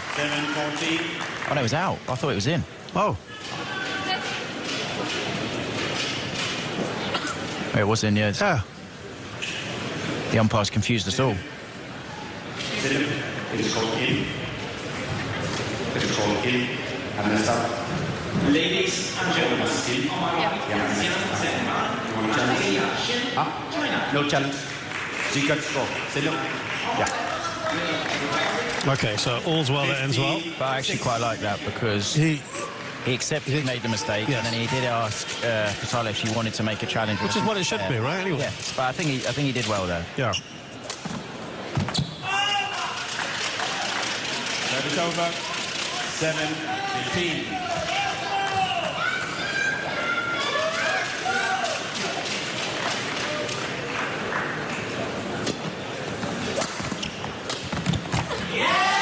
A couple of quick points back for Sindhu.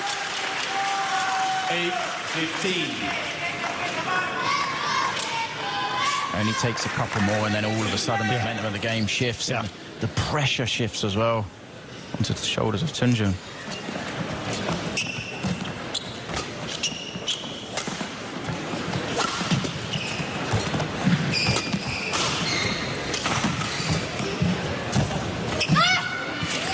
Some of the accuracy of some of the shots from Pusala, just that little bit off. It's just a bit too central when she's trying to make... She's attacking down the side. Obviously not a body attack, but it's just a bit too close to the centre. Maybe if it's 6 inches, 12 inches wider, it'd be so much more effective. Like that. Again, the Tunjung's done so well. The accuracy of her attack has been sensational. 17-8.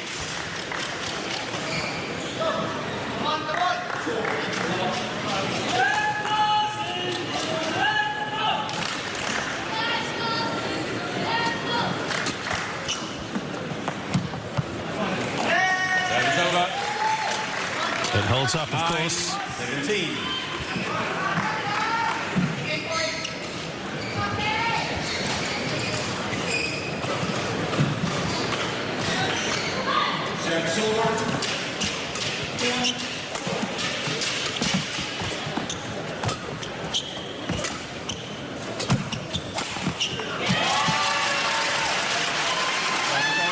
Very, very good. 18-9. From Tunjung, and just getting a thumbs up from a coach who's delighted as what he's seeing.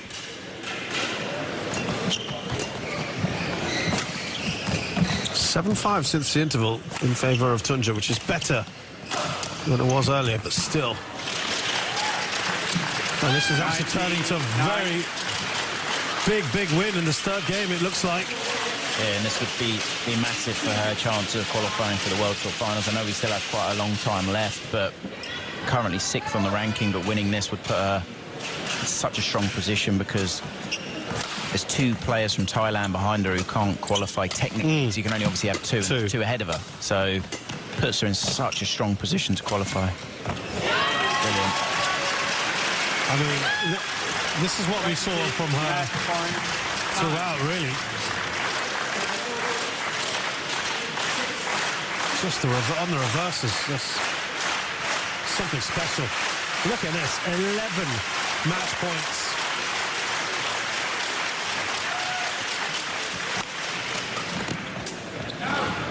Only the 3rd time ever that Gregoria Mariska Tunjung has beaten PV Sindhu in now 13 attempts. And she's done it absolutely beautifully, hasn't she? Yeah, I mean, at times there she was exceptional, and it's the quality of shot and the variation of shot that she has. It truly is outstanding. Even on this last one, the way she turns it, like, look how tight that is. Yeah. The quality of the shot is exceptional.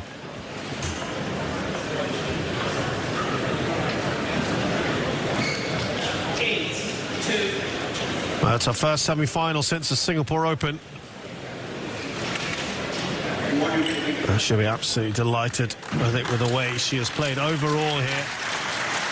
Gregoria Mariska Tunjung, the 5th seed from Indonesia, Olympic bronze medalist, has beaten India's Dusalavi Sindhu 21-13, 16-21, 21-9.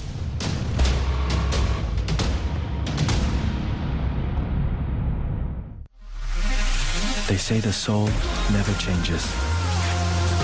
It's the one thing that stays constant. While what we see around us may change and grow, the feeling of where it came will always stay the same. So come, we have much more to share. Malaysia, truly Asia.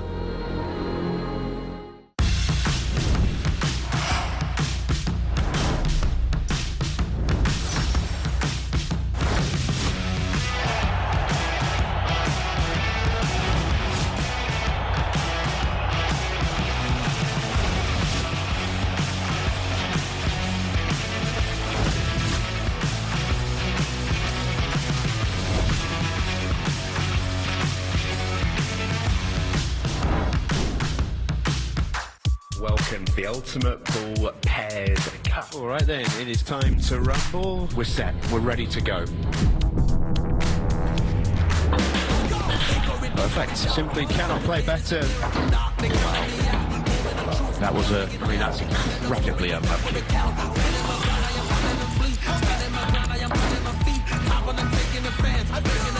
Oh wow, that was fantastic.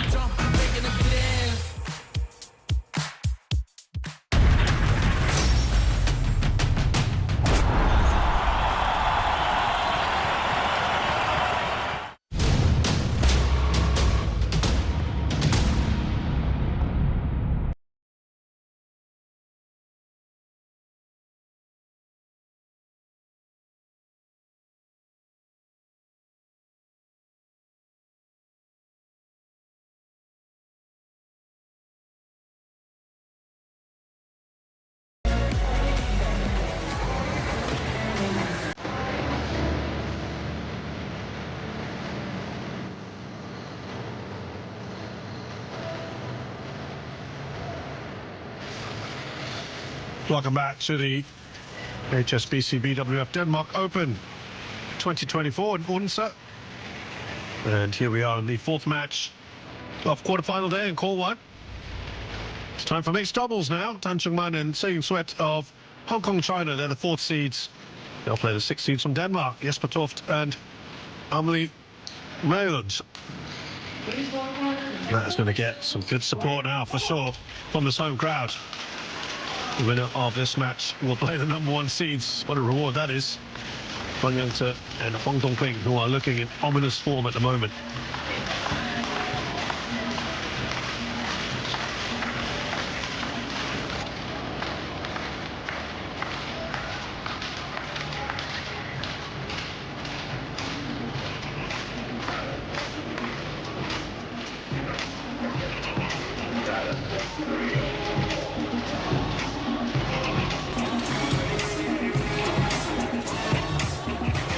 Number one, mixed doubles from Hong Kong, China, Tan Chung Man and Se Ying-Sweat.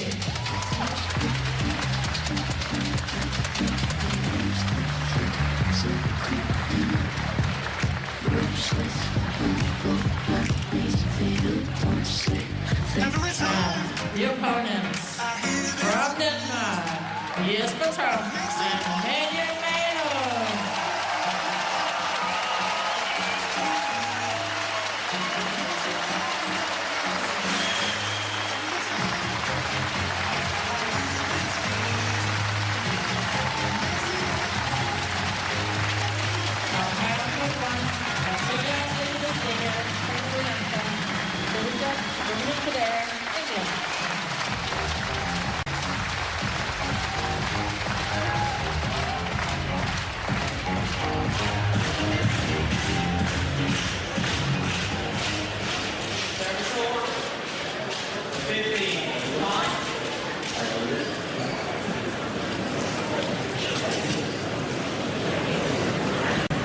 Well, this is going to be the first meeting between the pairs.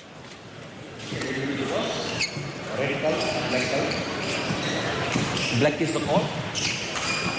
Red, your choice. Who's going to serve? Which side do you want? Who is going to receive? Okay.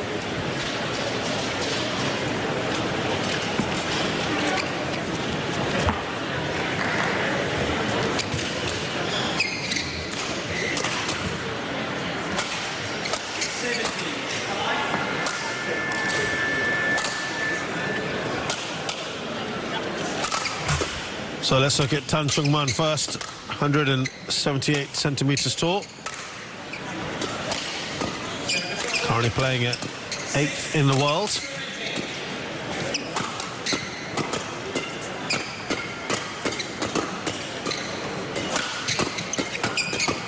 Se Ying-Sweat, older, 32, 166. These two were number 2 pair back in June of 2018. That's the time when they got a bronze in the World Champs, and they did it again in 2021. Asian Games in 2018, they got a silver medal. They've got 7 titles together on the HSBC BWF World Tour, including this year's German Open, and they're runners-up at the Japan Open. Had a bit of trouble there against Kushayanto and Kusmawati. Just under an hour.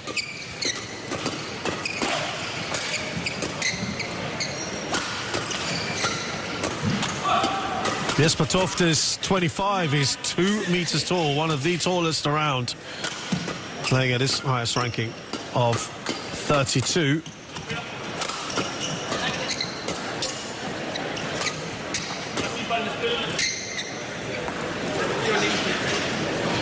Amelie Mayland is 166. She's been high at Matthias Turi's ranking of 20. European champion, bronze medalist in 2022 in women's doubles, and a bronze medalist this year in mixed doubles. Beat Pavlonicro and Pusampran, and then dropped a game against Garcia and Rodriguez. Ready to play? Mixed doubles They have won one title in the World Tour. That was actually this year at the Canada Open. Lakpriya Edrisinghe from Sri Lanka is our umpire. Dominic Kader of England as our service judge. Yeah, they beat their compatriots Christiansen and Boye in that final.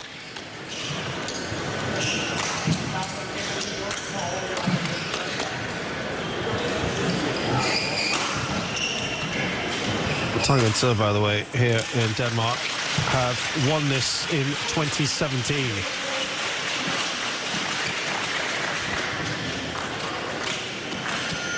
So, former champions always looking to return back to their old hunting ground.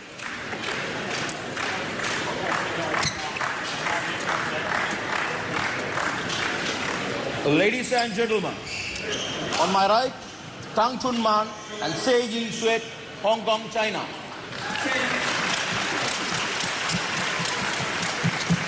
And on my left, Jesper Toft and Amalie Mylund, Denmark.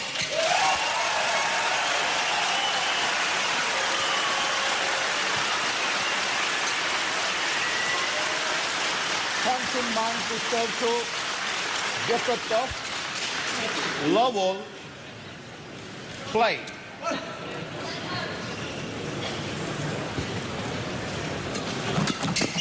Oh! 1 love.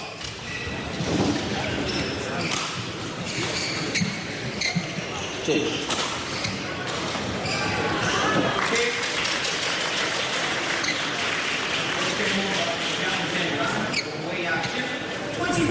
What do you make of this one then, Chris? Sorry, just they're explaining now. It's the person returning serve has to be able to see the shuttle when it's struck, and just saying couldn't see the shuttle there. For me, this is an exciting game because Madeline and Toft are obviously a fairly new partnership, haven't played a lot of tournaments. Winning the Canada Open was huge, a super 500 massive result. But it's an exciting game because, yes, the pair from Hong Kong are more experienced, the big favourites, but the home crowd's definitely going to play a part in this. We already heard it when their names were announced. You know, the crowd really lit up and made it very clear who they were cheering for. Toft is quite a unique character. He's been 6'5.5". I mean, that is incredibly tall. One thing that's more difficult for him is obviously getting down. I was just going to say, turning the agility side of it.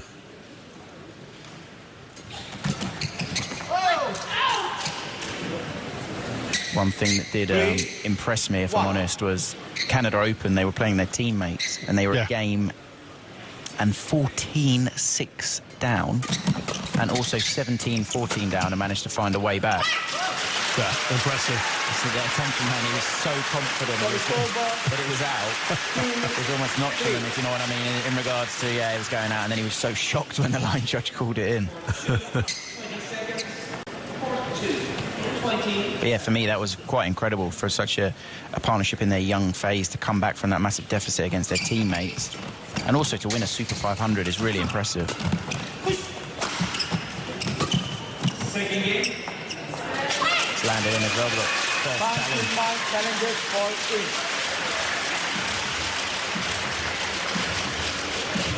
early on.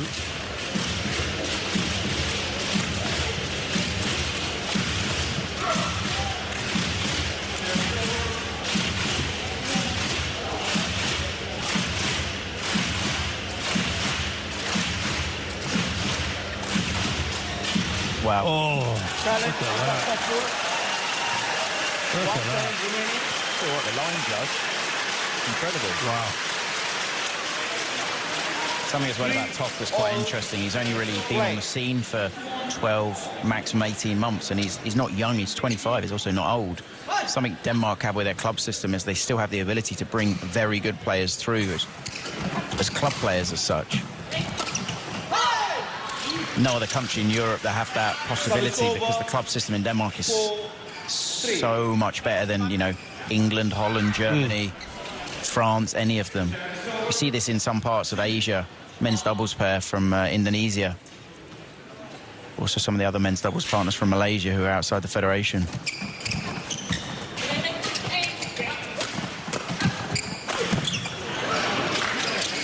Tough there, he set himself up so well. He brought the shuttle down with the first overhead.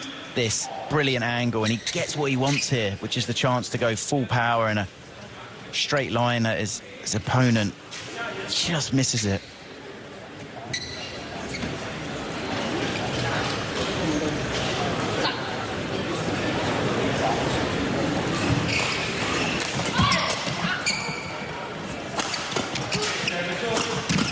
And that's the angle. Yeah. Being that tall, the exceptional gift you have is that ability to play the shuttle incredibly steep. Got to say, must be one of the very tallest male players, Must be. stop that we've ever had. Correct. In the past, we've had some from Europe, Ivanov from Russia and Kolding from Denmark, who are both very tall, but I think he's a couple of centimetres even taller than those.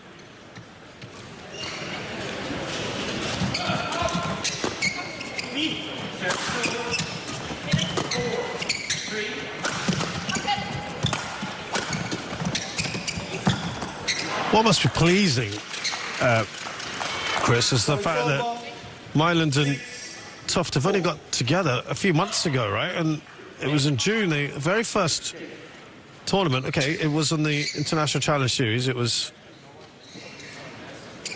at Nantes. They won that. Then they got to the final of the US Open. Yep. Then they won the Canada Open. Yep. Okay, Japan Open, that was a little tougher, of course. Big step up. But then got to the quarters of the Korea Open and the quarters of the China Open. Yep. It's been a very good, big trajectory. Definitely, and this is the thing, and this is, you know, I am quite intrigued, let's call it, by... Magellan's been on tour for a bit, and I'd say I have a good understanding of her level, and, you know, she's continuously improving, but Toft I hadn't seen a lot of more than 12, maybe 14, 15 months ago. He's impressive. I think the big thing for me is with his stature, his incredible height, if he can improve the physical aspect in regards to his agility, his explosive power, his ability to get down to the shuttle, I do think you're going to have a really exciting... Denmark's going to have a really exciting player on their hands. Unsighted. Well, hold on, it's unsighted, so I think... Unsighted. Yep.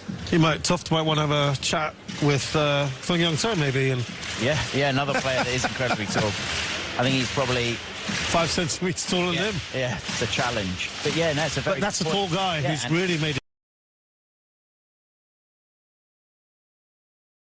use of it. And he has, though, but Fung has done incredibly well for me with improving his agility.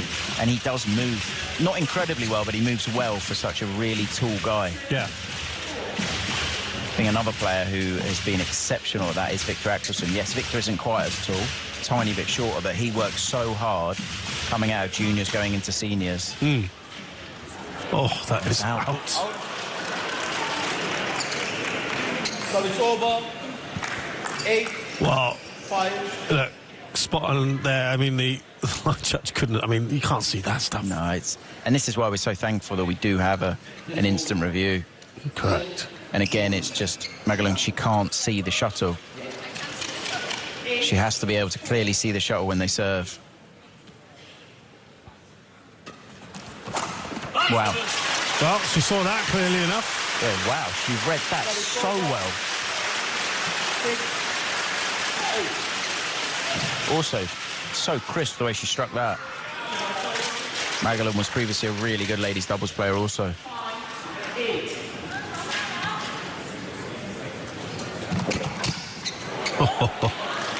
I can return serves as well. Lovely bit of skill there. Function, man. 9-6. Wow. And it's the hold. It's the hold and it's the racket head. The speed at which the racket head changes direction that makes it deceptive.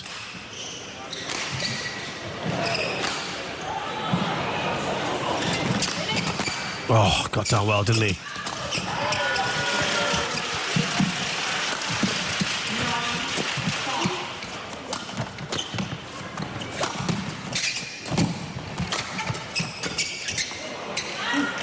Thought the Hong Kongers were in some trouble, but they played that brilliantly. 6. This is the thing as well for such a tall gentleman, Toft. when it's at his body, his arms are obviously quite long. So he can almost get tangled up. And I'd say something the pair from Hong Kong are doing well is they're just holding their shots and punching it, which is hard for Toft to change direction. It's more complicated just because he's taller and going at his body as well, tangling himself up. Making life difficult for him, playing intelligently.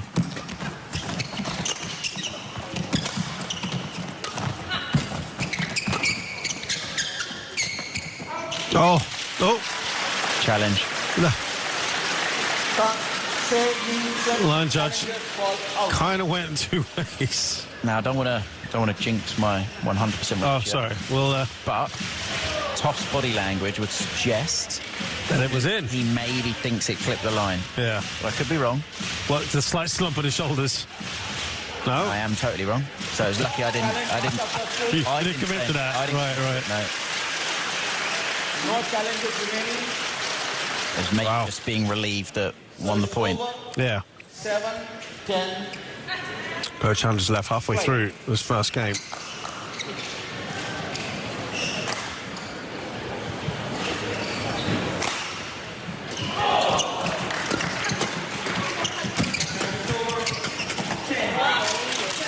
So we get to the interval of this first game. 4-point lead for the Hong Kong pair. Prøv at høre. Forskellen på dem og os lige nu, det er, at vi sovser for mange point væk. Angrebsfejl, slag op i catcheren her. Okay? Ja. Jeg kan skide godt lide, at du holder ro i catcheren her, når han flytter dig på den første. Fint nok. Hvis det kræver, at du også gør det på den anden, så må du gøre det. Okay? Så må du godt bruge resten her til at slå lidt i øst og vest også. Du må godt sende en over på ham også. Okay? Ja. Jeg synes, det er svært at løse. Jeg synes, det er svært at løse hendes sav. Jeg tror, det er meget kort. Okay. Selvfølgelig holde øje med den. Men det skal jo heller ikke være sådan, det er forbudt. Så你忍住，佢咁樣都好，佢嚟都係響你前面啫嘛，你翻去，你咁啊，下次去擋龍嗰啲位，唔使講咩角度，總之去東你就入翻去，佢一下真係會嚇親，好啊，其實你喺接得兩十殺破之後，係咪你對到佢嘅節奏咪差唔多 OK。Toft does well. Yeah, brilliant there from the Danish, especially Toft. And that's really got the crowd involved now. Good pressure here. Going cross, ready, reads it well. This is something that Toft does. He has slightly higher base because he knows people aren't just going to lift to him. You can't just keep lifting to the tall man because his attack is so steep.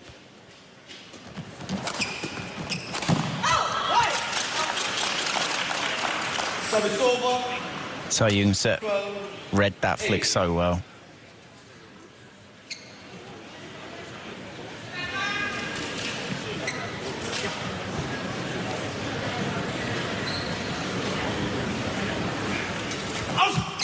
Out. Oh. Well short, that one. Good call, though. I think it was from Toft, a very loud call of out.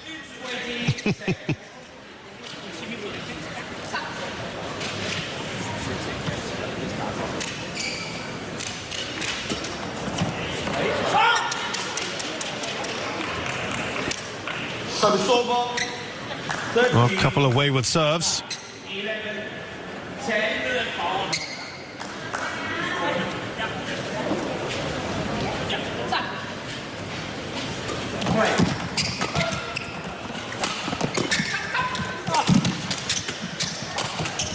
And that's one of those I spoke about before, just on the agility side of it there. Very clever from the pair from Hong Kong. They've seen Toft stepped up, but then he's just difficult for him to get back. And then his overhead really flat. Got to say, so far it's been a very professional, confident performance from the pair from Hong Kong. One of the few all lefty pairs as well. Nice to see.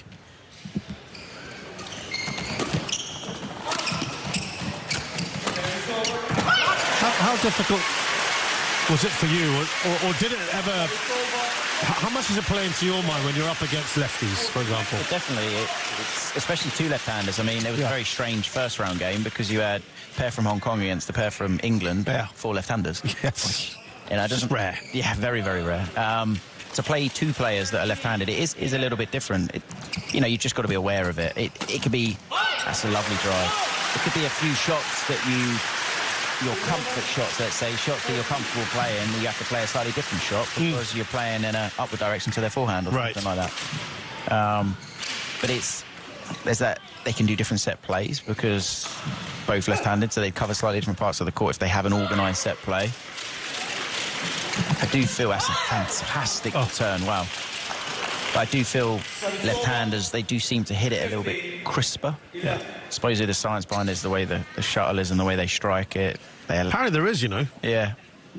You know, I'd say it's true. A lot of left-handers as well, I feel they favour their forehands rather than their backhands. I think we're just generally just a better breed, Chris. You're left-hander myself. I'm out of that one. No, but was that something that... Was it sometimes did you have to kind of even devise plans or... think about how... Yeah, definitely. You know, there's always video analysis, tactical analysis that'll go in before a game, and there are certain safe zones. So on a court where you're more comfortable to hit to. Yeah. And then there's obviously areas that you need to be more aware of. Also then, depending upon the drift, depending upon the style of play. I mean, if we go crazy simplistic, you've got generally a net player, a rear court player. If we talk about men's doubles, the net player, the space is over them because they're always looking to come forward. A rear court player always looking hesitant to go forward, you always go in front of them, and that's crazy simplistic. But yes, there are always parts of the court that are safer to play to, and if there's a drift, you know, on this court as an example, there's a drift, so the pair from Hong Kong can be slightly more comfortable putting pace into their defence. Yes. Because when you're playing against the drift, if you block, the shuttle holds up and it kind of sits up at the net. So there's certain aspects like that. We could go into a lot of detail, and probably a lot of people would possibly switch off at that point. But yeah, that's a fantastic flick. Brilliant. Very nicely done. Picking up a little head of steam here.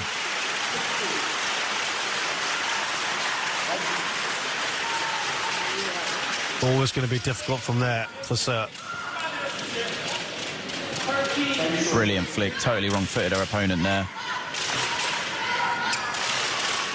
Thank you.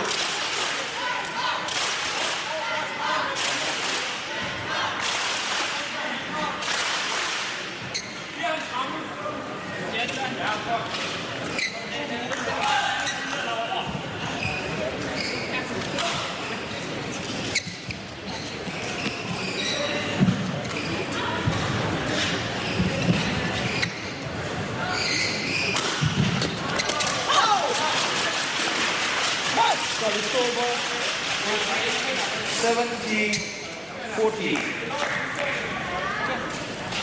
What?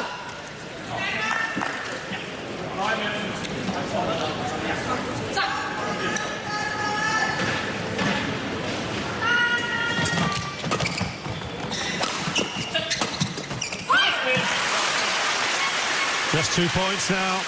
It's over 15-17.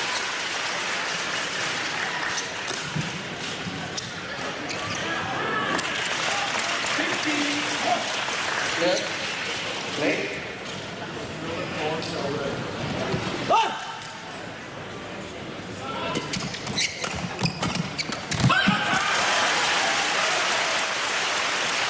Oh, they've done so well to drag themselves back into it.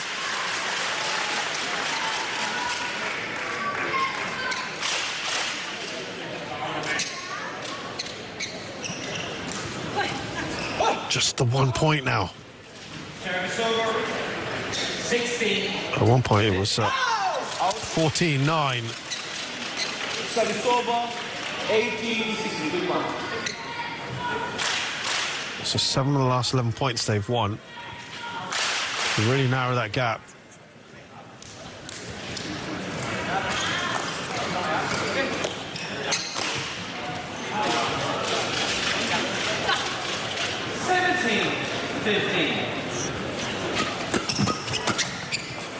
Oh, that's good. Sliding into that corner. This is the thing, if you just went off world rankings of 31 and 8, you'd say, well, how can this even be competitive? Right. The Danish are miles above that. They'll be around 14 in the world, so this is why it is a very competitive game so far. The power there from top. Yeah, and it is. He's so dangerous overhead. At the beginning of the game, we saw the pair from Hong Kong deal with it a little bit better, but it's that slightly flatter smash. But look at the placement there, that left hip, and it's the most difficult area to get the shuttle away from. And he's 6'5.5", and when he jumps, imagine how high he strikes. That's the racket. Yeah, that's coming down from a tremendous height, over 3 meters. And that'd be me on top of about 5 ladders. 19-18. Well, they're enjoying themselves out there.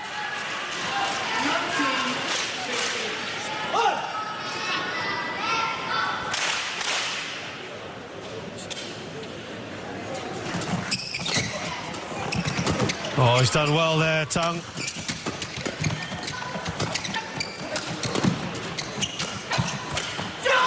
Oh, they were in real trouble, weren't they? How did they stay in the rally there? And it was such a big point. That is a real credit there, Tung. And there's a big smile from Tang at the end of the rally, no wonder.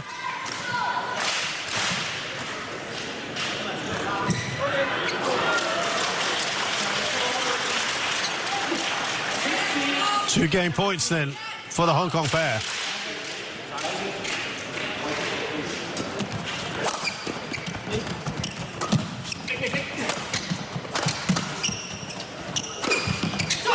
Steepling smash from Tung Chun Man to bring up the first game.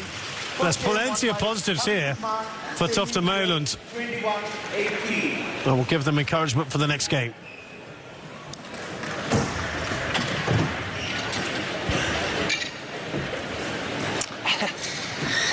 Starten af den, jeg synes ikke, vi spiller ikke godt i hvert fald, men lad os smide. Ja. Jeg tror, det er mere naturligt, at vi kommer lidt længere frem og står herovre. Men vi kan også... Nej, han kan ikke ligge og køre det her løft her. Men vi skal have nye bolde herovre.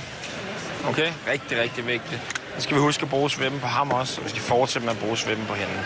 Ja. Okay? Så kan vi sagtens trykke til den. Nu er det her, når vi taber initiativet, ikke? Så må vi ikke spille de der hjørner så passivt her, hvor han bare kan gå op og slå en cutter, bare kan komme op og tro. Så skal han altså flyttes hurtigt. Det er ikke fordi, jeg gerne vil have, at vi spiller baglinjen. Jeg siger bare, når vi spiller baglinjen, så skal den spilles sådan. Okay?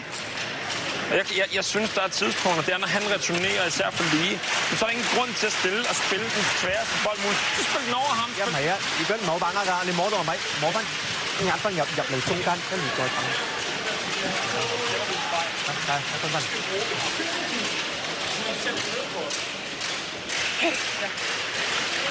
Okay. Ja, måske også lidt mere naturligt til, at vi kan bruge hjørnerne på vores egen retur. Især på hendes sav har det været lidt svært, ikke? Jo, men kan vi lidt mere positivt? Jeg ved godt, vi kan stå lige en to, lidt mere positiv vibe, det vi gør. Det er bare videre. Ja. Jeg synes, at for gang i det der, da vi bliver enige om, nu prøver bare at rulle på det.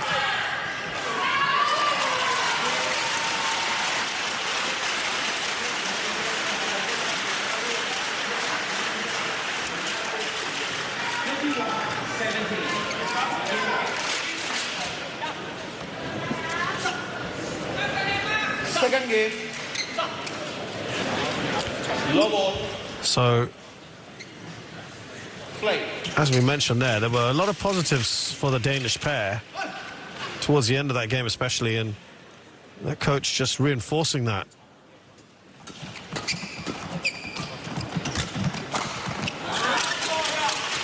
Clever. From Tang. This one here goes in front, and then Tofte's below tape. It's not wide enough, and he's just put his partner in so much trouble. I don't know how... I don't know how he got the third shot there. Incredible reaction. Yes, how did he get there? He thinks his partner's going for it, and somehow he gets it. Yeah. Actually put them in an okay position. It was just another step that Sai needed to take to get that round the head.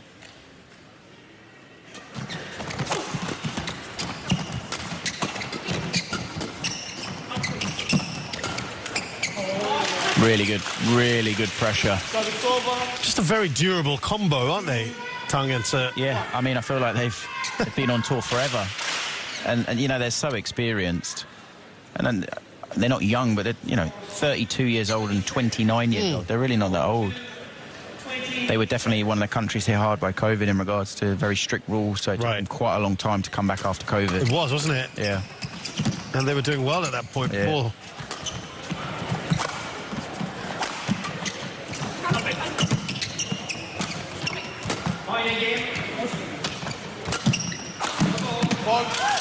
And this is the fine line for me. I totally understand that Toft doesn't want to be passive and just simply lift, but there's a few times where I feel like he's just a little bit impatient and he's forcing it when he's below tape in that situation. And Tang Chong-min, he's done incredibly well. I feel he's got to almost play the bigger court because he's down that end, Toft, and he can. I think sometimes when he's off balance or out of position, he's just forcing a shot that's exposing his partnership.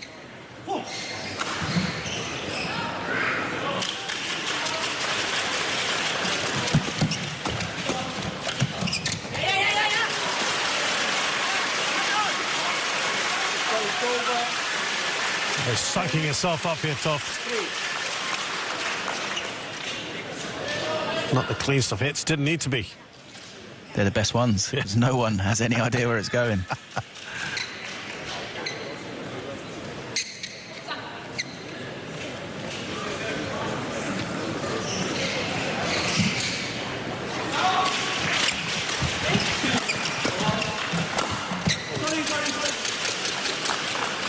Service over. 4-2. Tang Chong-man, very apologetic there. Were you like that, Chris? I actually was, yeah. I would never intentionally mean to hit the shot at anyone. I think that's just obviously taking things a little too far.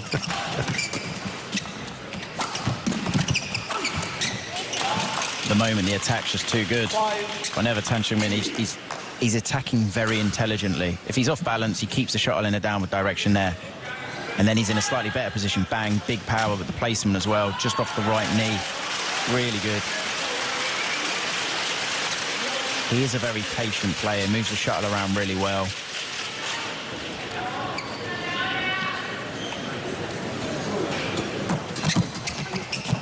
Brilliant shot, brilliant. Very nice. One of the best shots they played. Toft there, stepped in so well. Timed it to perfection, because you can see there, Tsai just takes a forehand into the gap. Brilliant shot.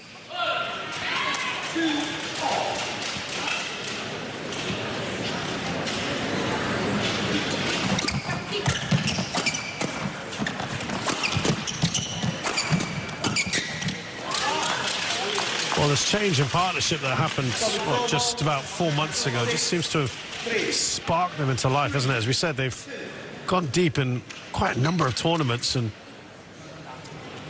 even a decent run here, Chris, as you said. I think quarterfinals a good result. I mean, they were seeded here, which so they kind of have got to where they're expected to get to. But even so, last round against the pair from Spain, they were quite edgy, quite nervy, which I understand. It's a game they're supposed to win, and it gave them a quarterfinal chance.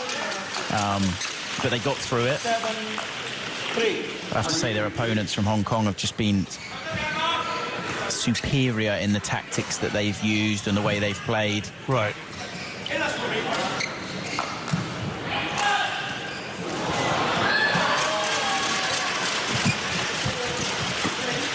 Brilliant. Tang Chong-min, he hasn't been stressed enough. If we watch this rally here, I'm not sure we're going to get to see it from this angle, but he's in a good position. It's come at him, so he can play anything from there. He could fade it cross court to the backhand side of the Danish pair, or he could go with power as he did to the forehand side.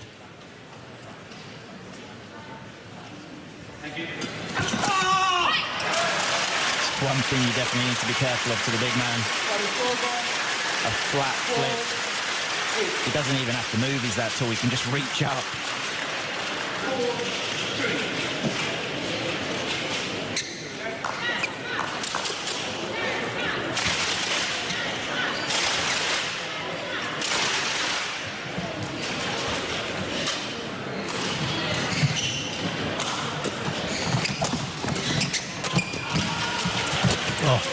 Good response from Toft. And nicely 1 point from the Danes.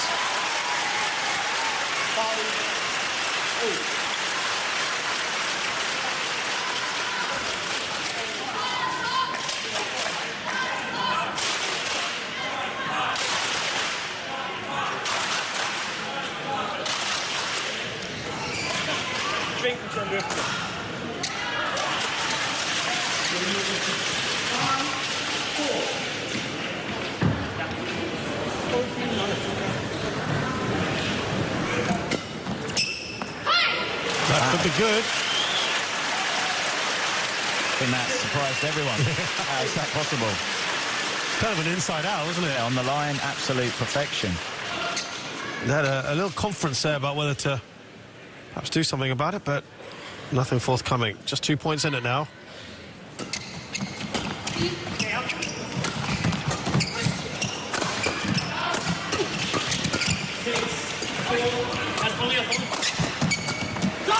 And they're the ones at the moment that's really putting the Danish in trouble. When they're below tape, there's Magellan there, I'm not sure we're going to see it.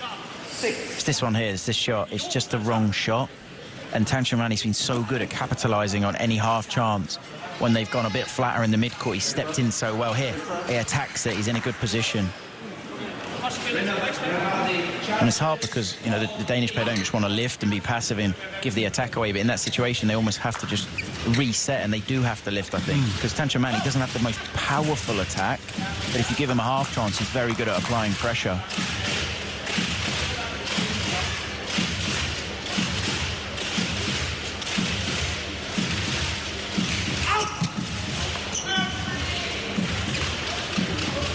Definitely a loud call from Toft that he was confident it was going out. Not sure though the Magellan could quite pull out in time.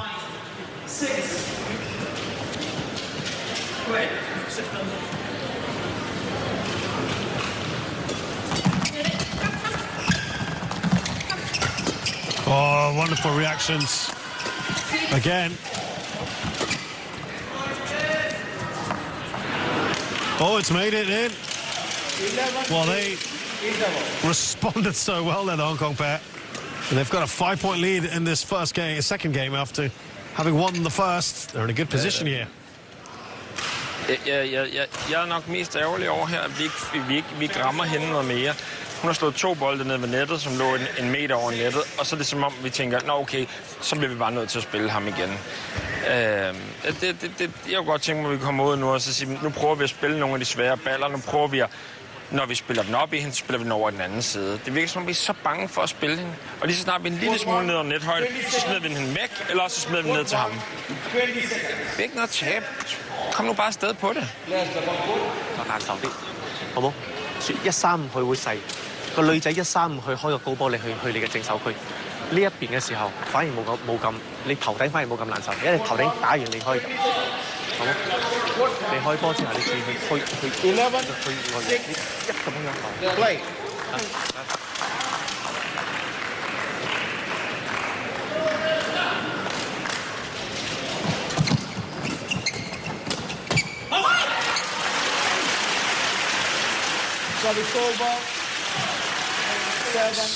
So we understand that the Danish pair have been told to try and involve a lot more than Tung at the moment, who's been playing superbly. But saying Sweat, very accomplished player as well.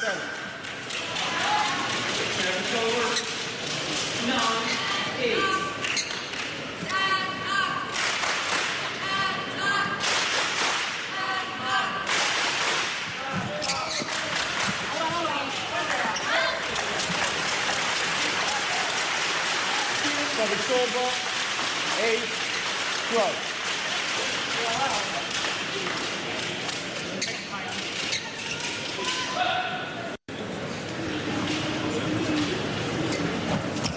Out. Fall short. So it's over. 5-point lead right now for Tung insert.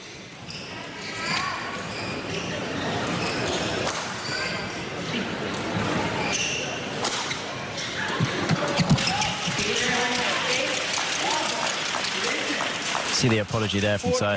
Incredible shot, as in the outcome, but definitely a large amount of fortune now. I think it's come off maybe the frame.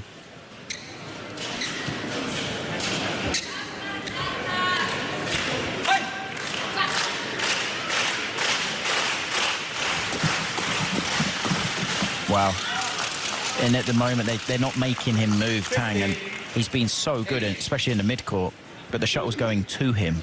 It's got to go in front of him. They've got to twist him, turn him, get him out of position. The court at the moment is just too small on the side of the pair from Hong Kong. They need to make the court bigger, as in by outmaneuvering their opponents, hitting the shuttle away from them.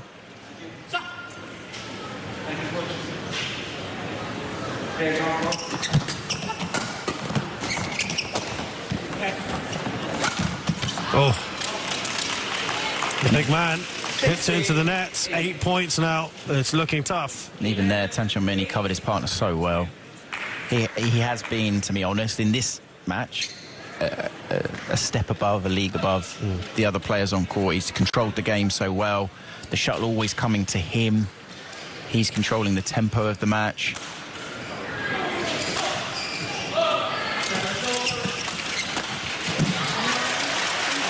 And this is what Toff can do.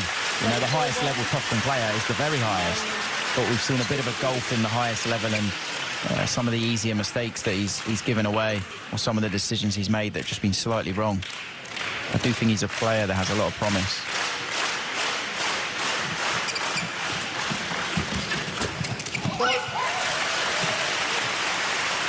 Well, it's kind of now or never time for the Danes.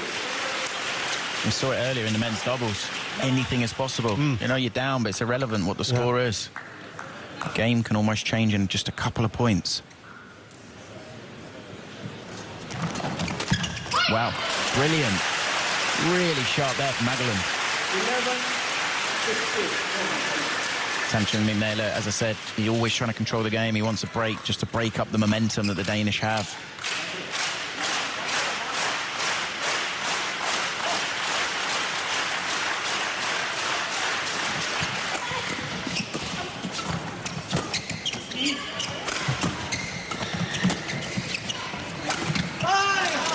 Just took that little second more, didn't he? Yeah, it was the indecision. He didn't know if it was going in or out, and you're right, it was that hesitation, which meant he then took it a bit later.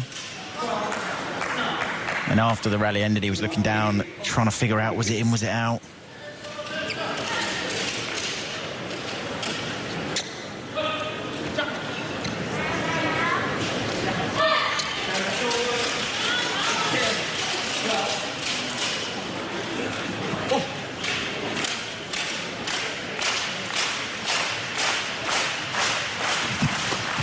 Brilliant.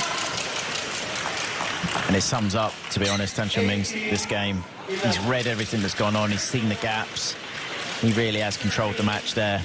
Put it straight into there. You can see Toff stepping in. There's a massive gap cross court. It's that gap, yeah.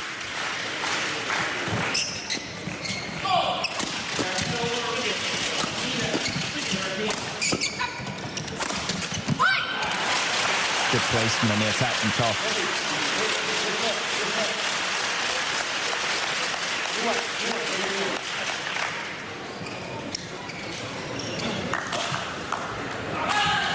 So it's over, 12-18.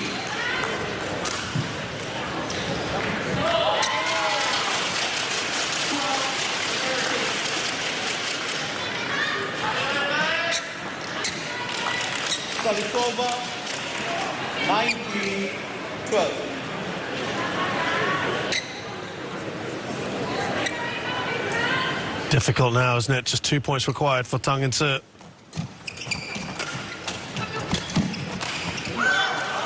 By the way, it was a reaction earlier from Tung. Played it brilliantly. Match point. The difficult thing is, Tan Chong Min, he's been so consistent, he's been so solid. And he's had moments where he has done something exceptional, but the Danish, for me, have just been so up and down. 8 match points. Just as I say, how consistent Tan Chong Min has been. He makes a uncharacteristic unforced error.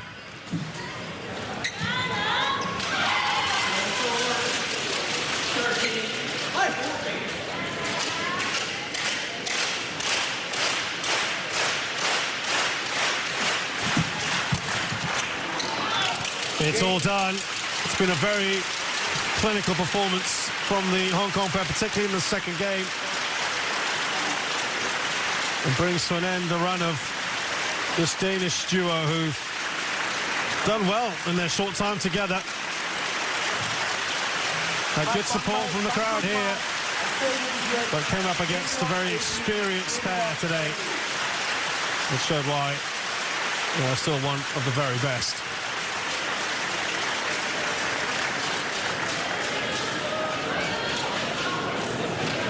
Tongcheng Man and Taeying Sweat are now through to the semi-finals.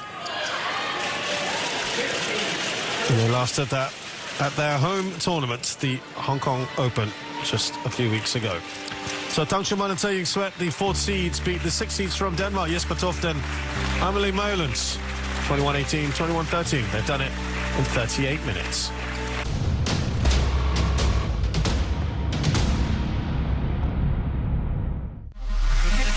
They say the soul never changes.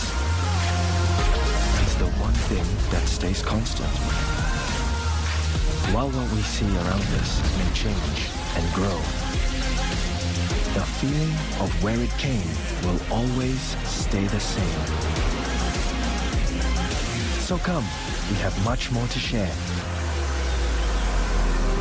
Malaysia, truly Asia.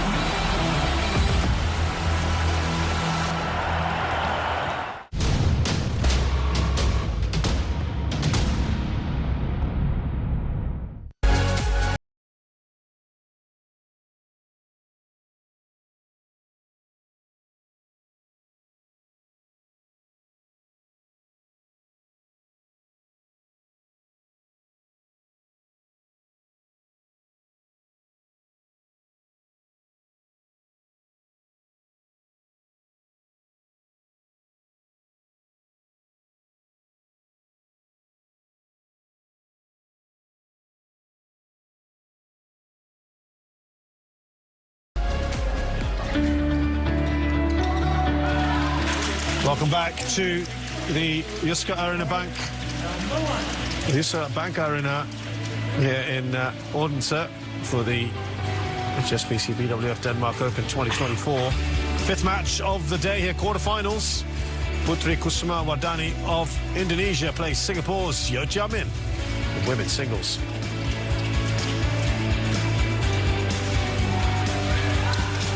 It's the last semi-final place up for grabs. The winner will play China's Wang Ziyi, who beat Michelle Lee of Canada a short while ago. Could we see two Indonesians in the semis? We will find out shortly.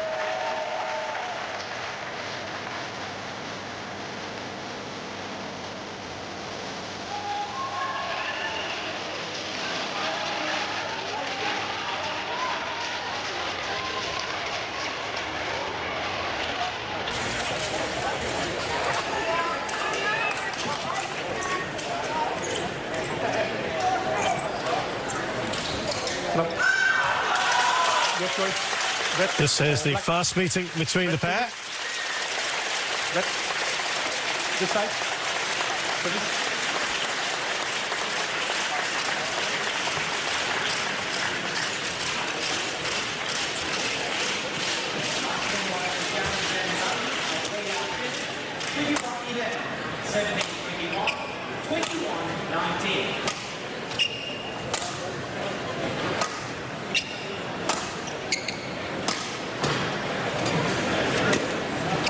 So Putri Kusuma Wardani is 22, 170 centimeters tall from Tangerang, and is 26th in the world, not far away from her best ranking, which is actually just about a month ago. Southeast Asian Games bronze medal in 2021. And there's 2 titles on the HSBC BWF World Tour. The Oleo Masters in 2022, her most recent one, when it was a Super 100. She did get to the final of the Hong Kong Open and Taipei Open this year. Great result there against Aya Ohori, the 6th seed in the first round. And this is her 6th quarter-final of the year. Yeo Jia-min is 25, 163 centimeters tall, so older and a little shorter than her opponent. She's not far away from her best ever ranking achieved in 2021, the end of that year. Commonwealth Games bronze medalist in 2022, Asia Junior champion bronze medalist in 2017. And that result really stands out. Akane Yamaguchi, the 3rd seed in the opening round, and then to beat another phenom, Tomoka Miyazaki, in straight games. It's a 7th quarter-final of the year. She's playing some very good stuff at the moment. In fact, both these players are on the up and up, Chris, at the moment. Jakob Sindberg from Denmark is the umpire. Håkon Håkebo is the Norwegian service judge.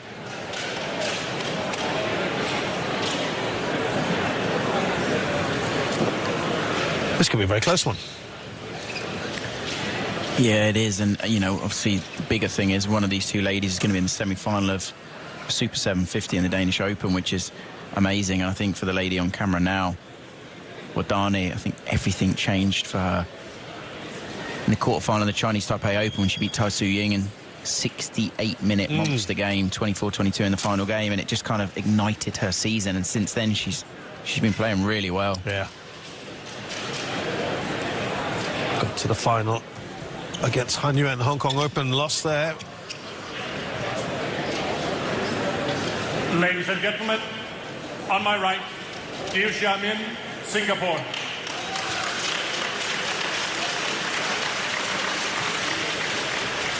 And on my left, Putri Kusuma Wardani, Indonesia. Yeo Jia-min to serve. Level. Number 2.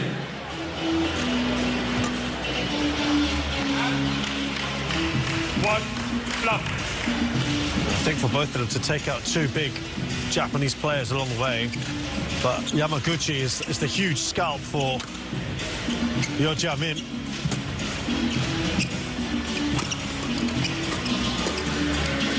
Quite often the attention on Singapore badminton tends to veer towards her male counterpart in Look Yen Yu, but she's been going out of business quite nicely this year. And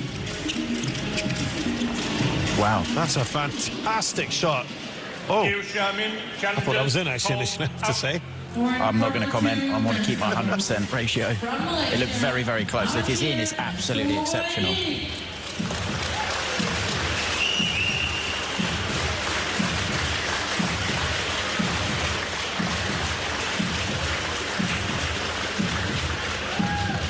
I've got to say, that's a really good shot.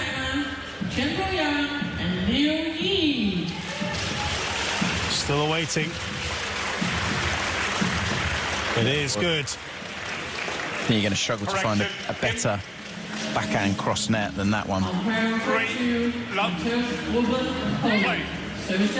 Yeah, this would be the biggest quarterfinal of her career. Wardani.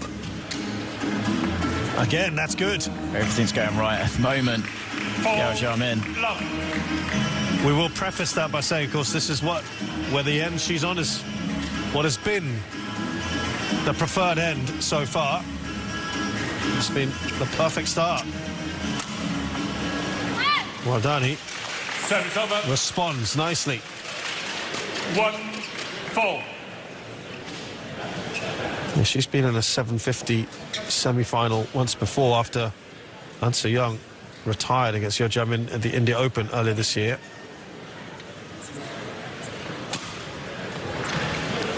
Also the Malaysia Open. It's 1,000. She lost in the quarters. An Se-young in 3. Seeing already the attacking prowess. It's definitely the style of the Indonesian lady singles players. Service over. 5-2. China Open as well. Recently, Yeo Jia-min lost to Miyazaki, who she beat this time. 6-2. She's really going deep and deep in the big tournaments too.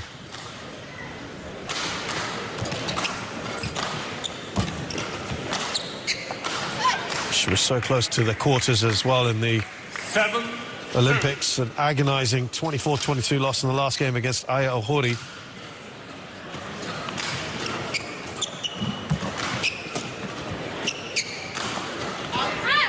Brilliant net shot. But we've seen so far from Wardani 3 lifts out the back. She's definitely finding this end a little bit more difficult. There'll also be a lot of nerves in there. This is such a big match for her.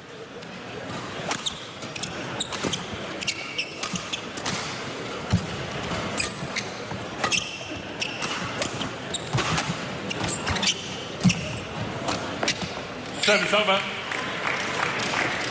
She's playing this well right now, Yeo Jia-min.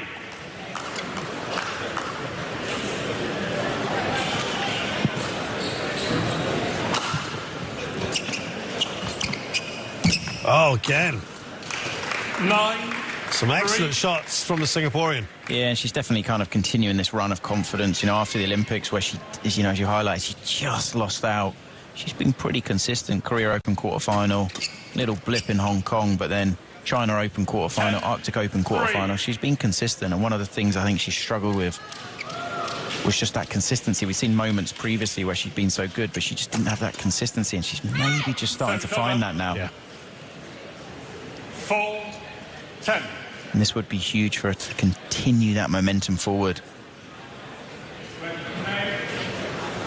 Wardani comes into this tournament with a better record overall this year. 20 wins out of 34. 17 out of 32 for Yeo Jia-min.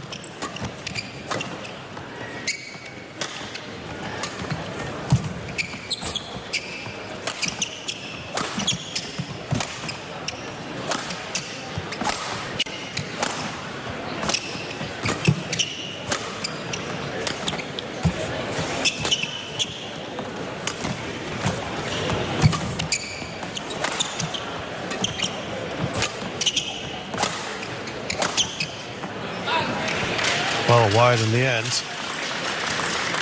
But it was such a big moment for Yeo Jia-min to beat Akane Yamaguchi. 5 years of waiting. She said it was a tough opener, but she felt Yamaguchi was making a lot of mistakes in the first game. That gave her the chance. She said it really boosted her confidence.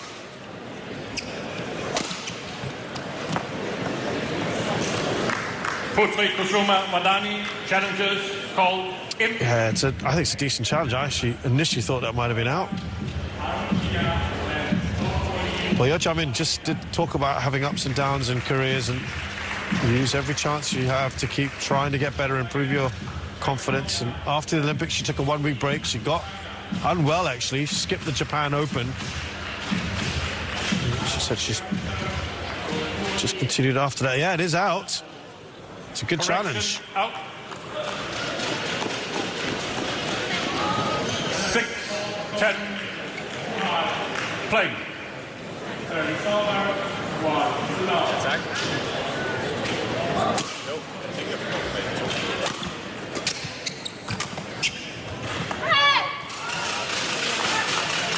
Well, this has been better from Wardani. 4 points in a row.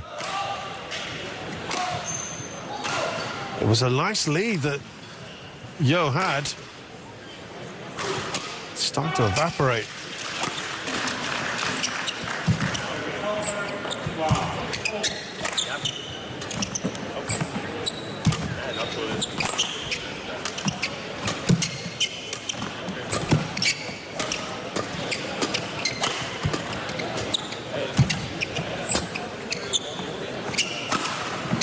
Wow. That's a great shot. And I'd definitely say that rally for me was totally different from Badani. It was a rally that showed the class she has, but also that she's now settled in the match. Some of the rallies before, she just looked a bit hesitant, and I think she's showing why she is, you know, one of the up-and-coming stars of Indonesian team.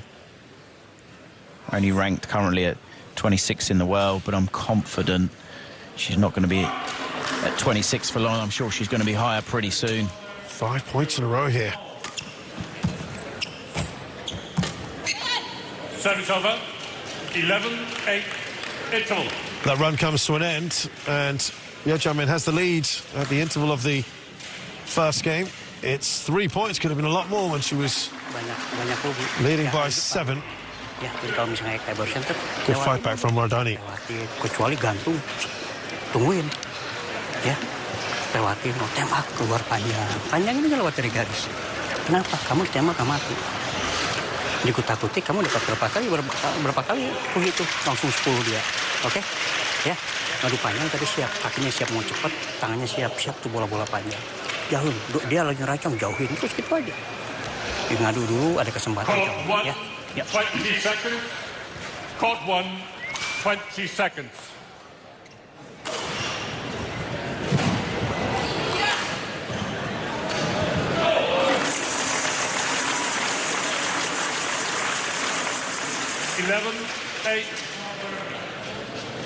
Play 4-3.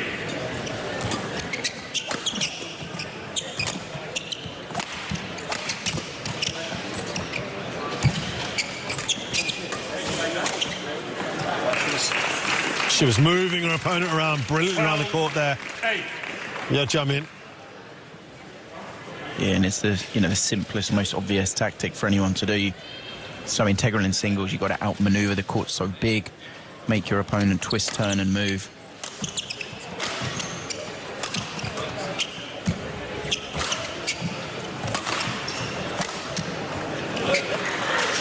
Right in that corner.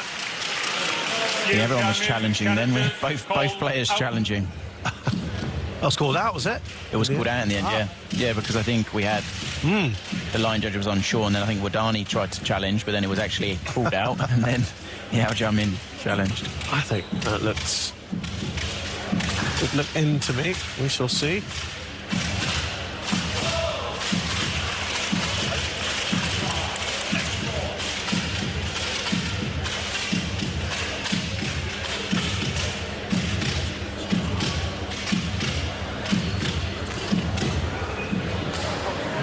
Oh.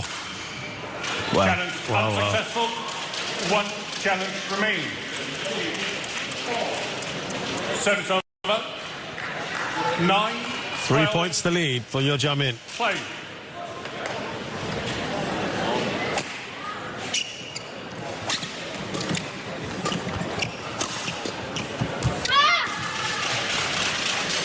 Well, she's done really well, given that she was 3-10 down, Wardani. She's won 7 of the last 9 points. Pressure building up on the Singaporean here.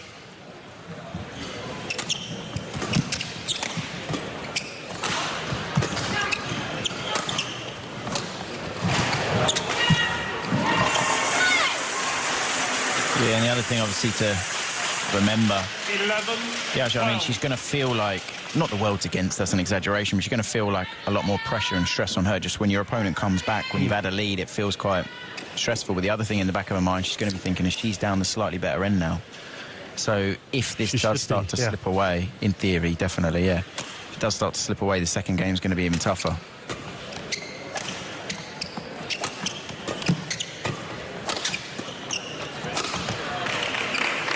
Yeah, she'll appreciate that. 13-11.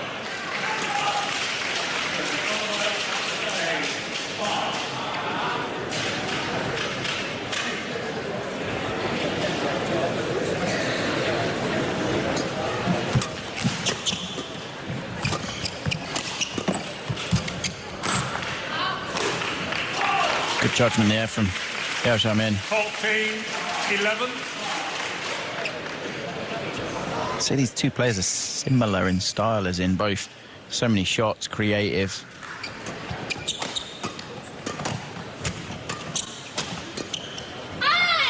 Good pressure, especially in the mid-court there from Wadani. 12-14. This is as close as she has been so far. With a point or two.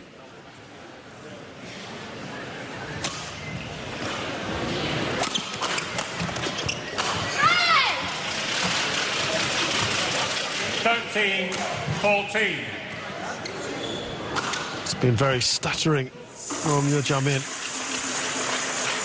after an extremely confident start.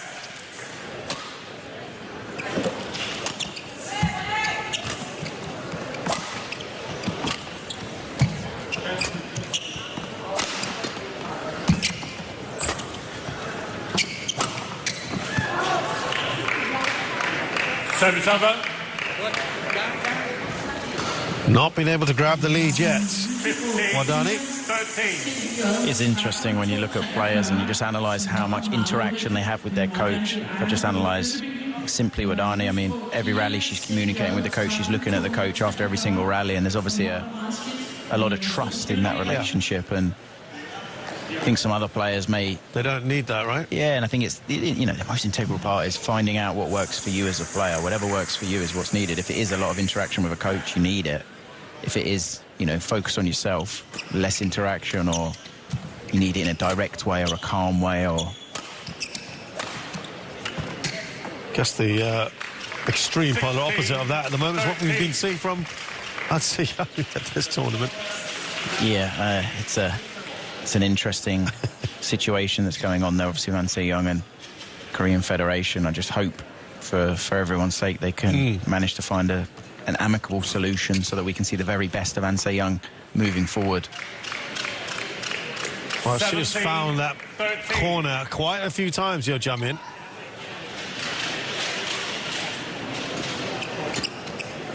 And a bit more of a comfortable 4-point lead now. Just giving herself some breathing space.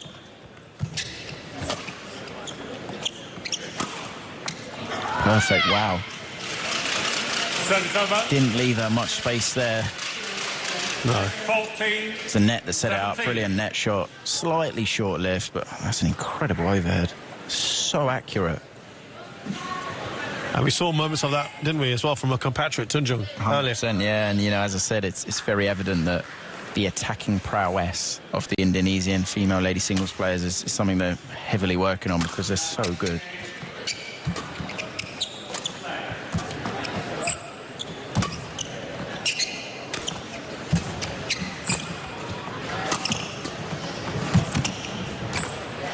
Right. Oh, unsighted. Thought that was in initially, but we'll see. Oof.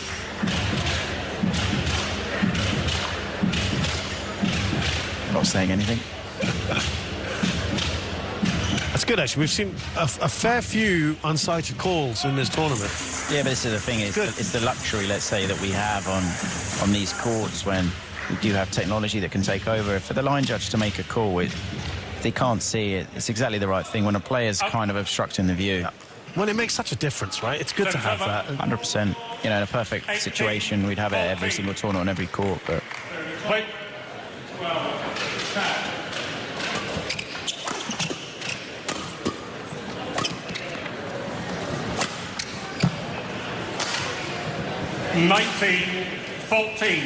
This is closer to kind of where she was earlier, Leo. Slightly mishit that overhead. Dragged it down, struck it slightly at the top of her racket.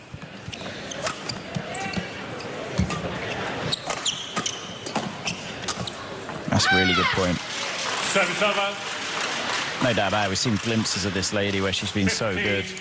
19. Wouldn't say she's quite got the extreme creativity that her teammate Gregoria has. She does have very nice overhead and moves incredibly well. Dani, only 22 years of age, definitely one to look out for in the future. Couple of points here for Wardani to just start maybe applying that pressure back on Yeo Jia-min right at the end of this first game.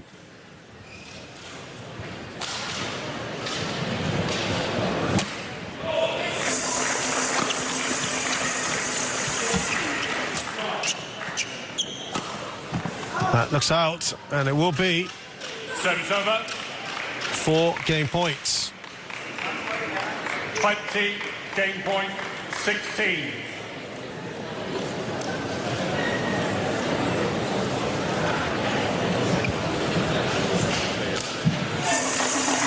She looked annoyed at herself there, Wardani.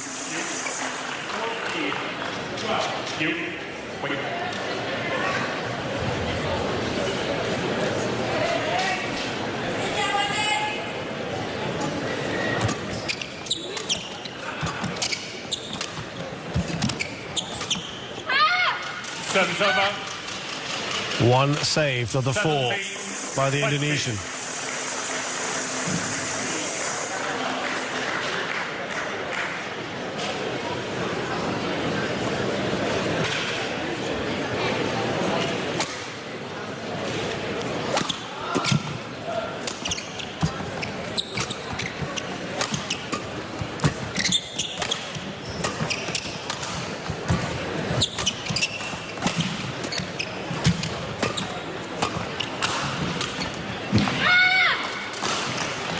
Save 2. It's 2 more to go. 20. She's coped pretty well on this closer end, Wardani. If she can get this game, that might be seen as a bit of a bonus.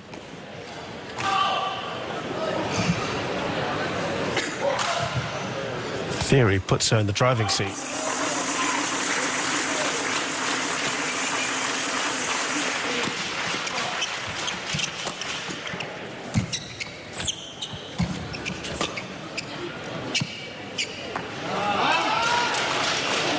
Well, this has been excellent from Wardani. 3 points in a row.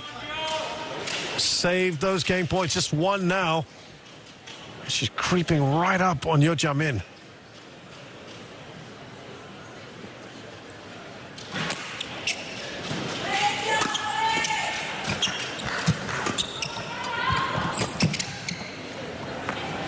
Oh, Yeo has blown what looked to be a very good position twice now, particularly at the end here. 4 game points, all but gone. And this would be massive. Wardani could find a way to snatch this first game.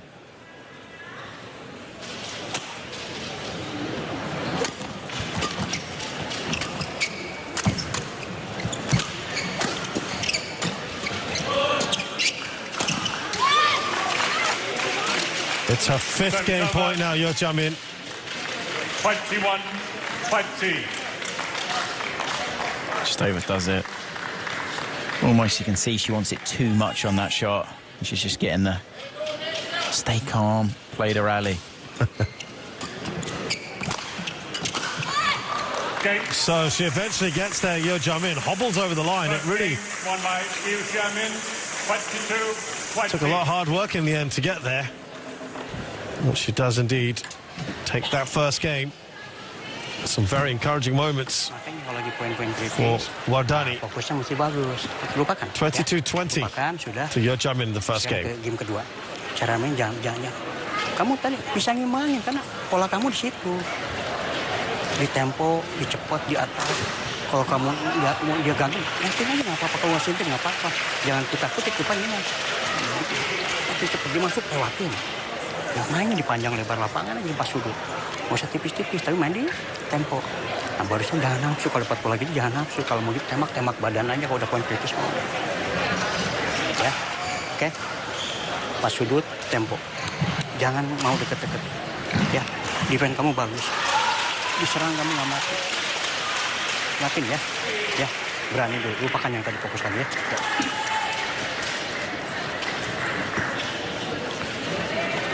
Stepping in, being brave. That's about all I could get from that. Sometimes try to reduce the try to bring down.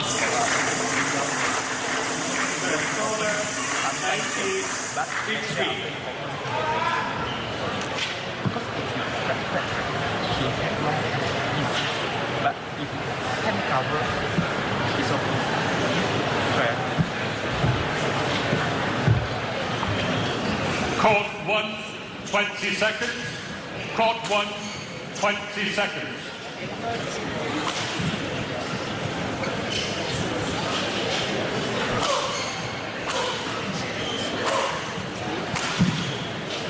Now, she may have lost the first game, Chris, but really encouraging for Wardani twice to put on really good runs, right? She was, what, 3-10 down? And then she saved 4 game points. So she really put some real pressure on her opponent. Definitely. And I think Service over. Just depends how you look at everything. You could say she lost the opportunity to snatch the first and put herself in a fantastic position. But then on the other, more positive side, you could say, yes, she did incredibly well to come back, because you're right, she was down pretty much the whole game. She didn't lead at any point. But she got herself back to 20-all, which was quite incredible. Service over.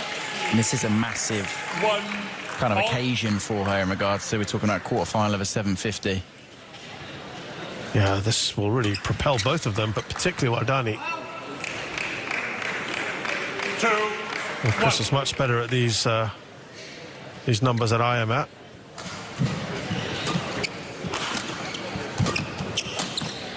Oh, she's was quick to that one there. Yo jump in.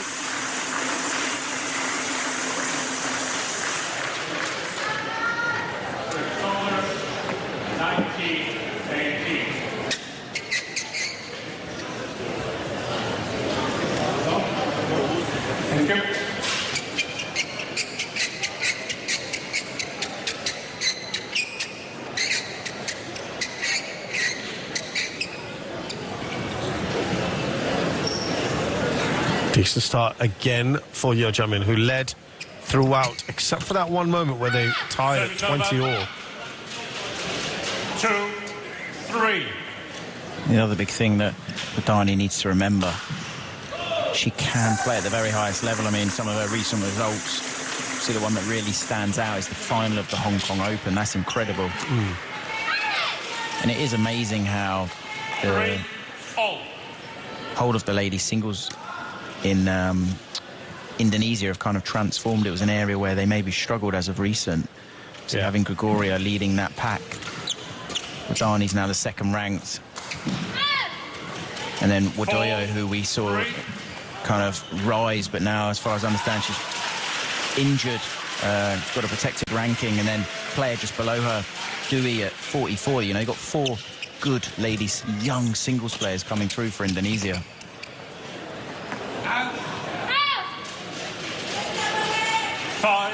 Wardani just looking to add to a tally here.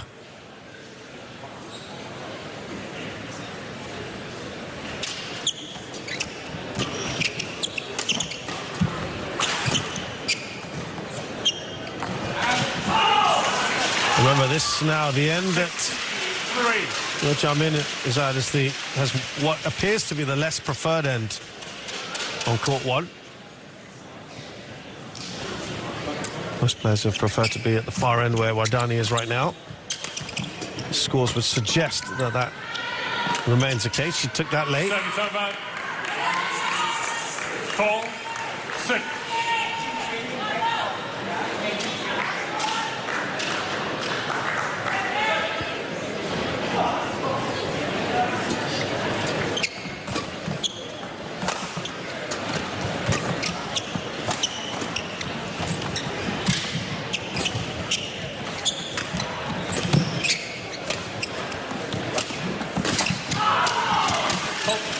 Excellent work from Yo. Yeah, brilliant athleticism. Attacks there, and then you can see her opponent's in big trouble, and she's very quick on the next one and just keeps applying that pressure. So hard here for Wadani to be able to get back up in time.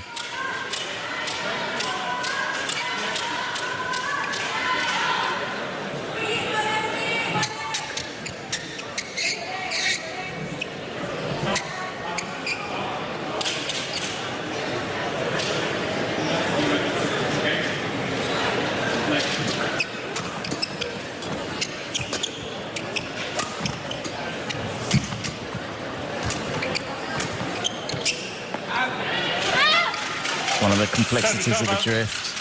See the frustration from Yao. Pushing the shuttle long.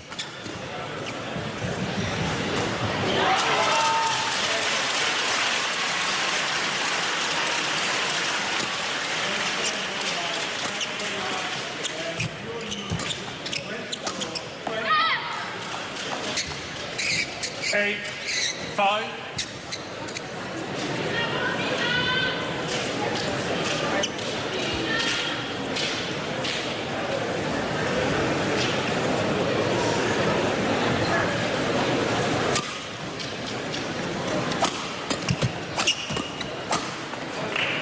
Again, fantastic pressure.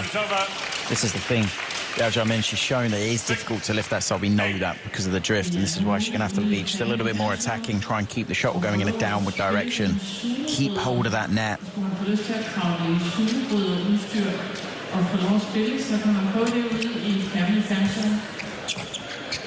now possible to do the Battle of Giants. Exceptional, absolutely exceptional. In the family pantheon. She's come back nicely here. How low she is as well. Net play to absolute perfection.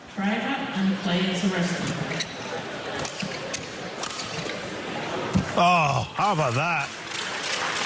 Yao Jiamin really has been. Some of the stuff she was playing the other day against Yamaguchi as well. And we were commentating on it. That's the confidence that she's playing overall. You saw when she played Yamaguchi, she did struggle with the drift quite a lot when she was down the end that she's down now. She did find life very difficult. We've seen it quite a few times. We've seen some brilliance, you know, but we've also seen some simpler mistakes where she's just struggled to control the drift. Brilliant. We've seen moments of absolute magic from both of these ladies. 8. Second game.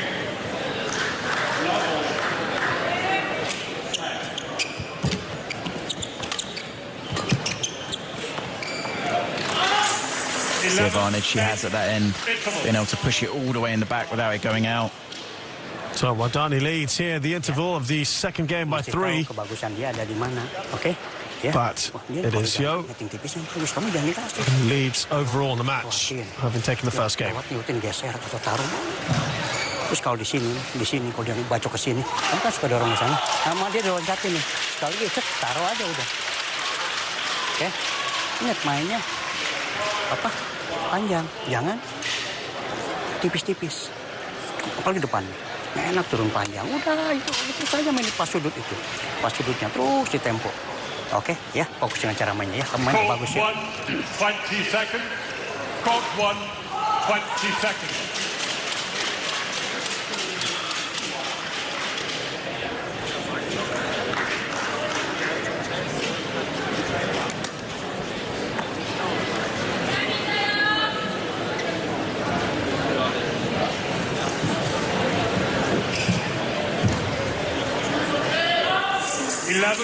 One of the things they was told to Wadani was not to play through a little harder on some of the shots. Don't be playing conservatively, especially on that end. 12-8.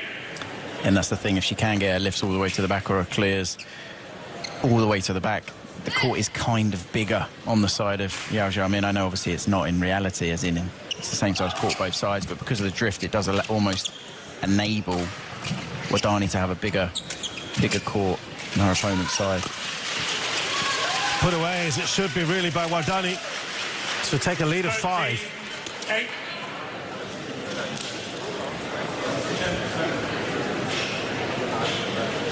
No doubt both these players would have looked at this fixture and thought it's a great opportunity for them.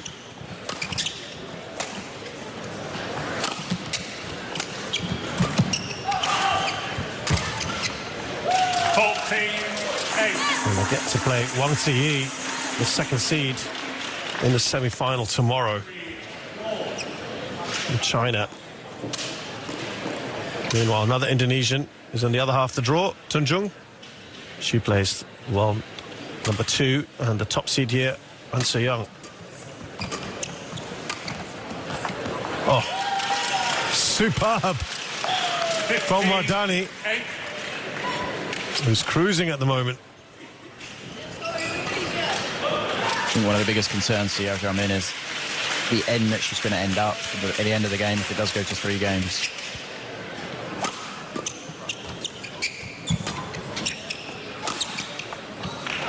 Perfect. Service over. 9-15. Now she needs a Wardani type of run.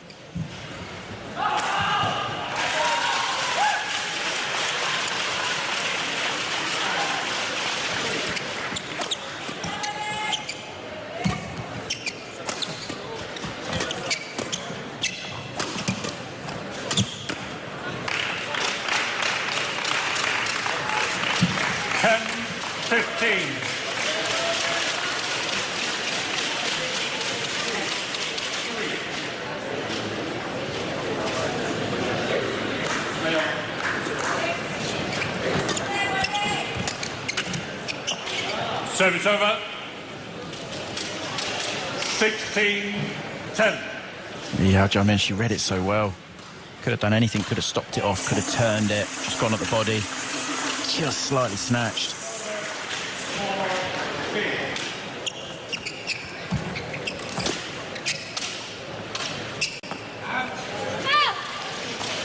She really has struggled to lift on this side.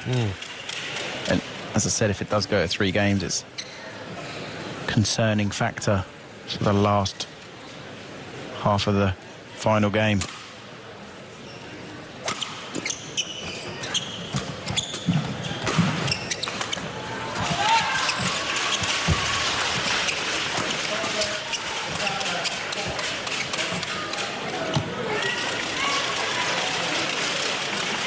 All going very nicely for the Indonesian, who seems to have had a better time on this nearer end than Yao Xiaomin has had, as of now.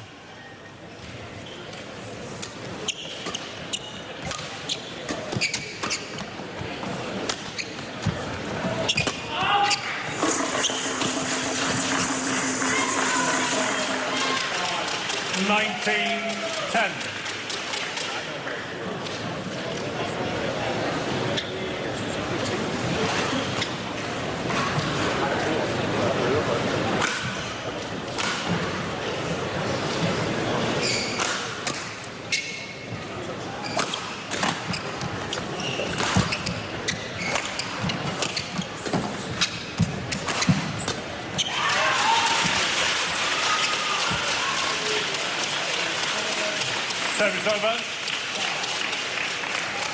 11-19.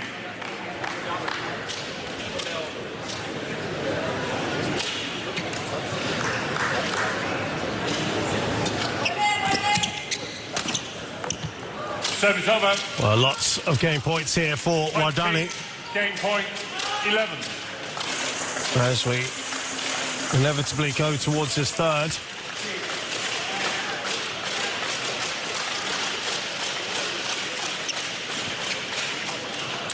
Brilliant second game from Putri Kusuma Wardani. Won by Putri Kusuma Wardani. Comfortably, 21-11.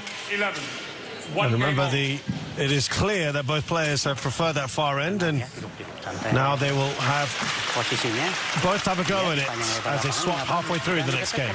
Kalau misalkan dia pancing, kalau mau di atas netting cepat netting. Kalau nggak keluar sintir, jangan diadu, jangan. Dia netting mancing masuk lewat. Ya panjang lebar 6-7 meter yang pakai. tapi mainnya di tempo. Ingat, defense kamu bagus, nggak tembus deh. Ya, jangan takut. Ya, jangan terlalu banyak pikiran kesan, enggak. Fokus aja dengan cara main. Ya, main udah oke ya. Ya. Tarik napasnya. Satu, kalau lagi ada kesempatan dapat colong poin, jangan nafsu. Tidak di full, tapi arahnya bagus kayak tadi. Oke? Ya, yakin ya? Yakin? Ya. Not even one time she will grab you. Correct. So try, look the position also. Confident. One more game.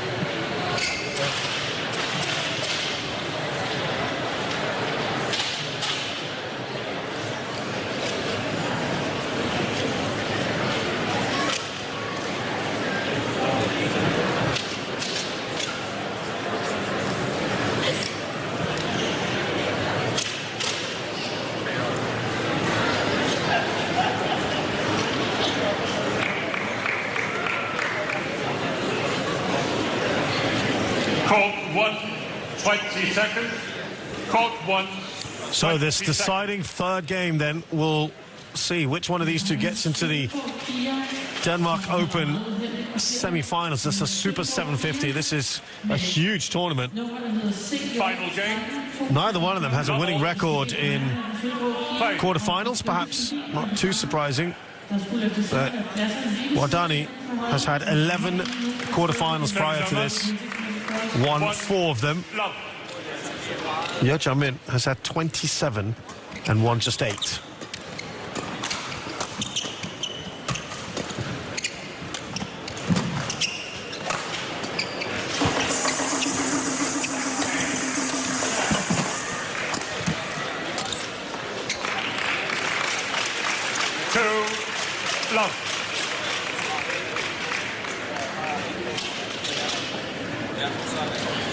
From Ye Jiamin's coach, the only thing I could kind of catch was just, you know, you can feel comfortable using the rear corners. We saw it quite well in that rally, keeping her opponent away from the net, waiting for opportunity. That's the big advantage you have that end. As we said, you'll need a nice big lead going into the interval here before they swap around. We saw that happen earlier when Clinching played Sindhu. Service over. And that 1, fantastic start that Clinching had really just saw her through that last game. Court 2, 20 seconds.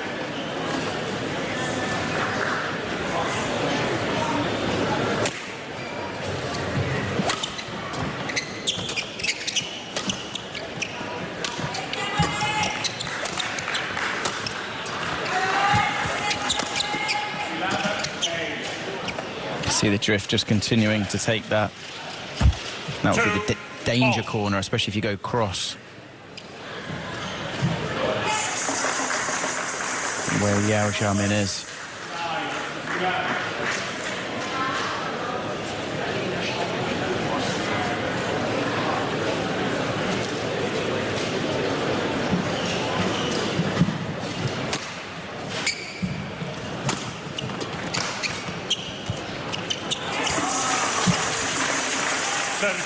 Well, she looked annoyed at herself there, Wardani.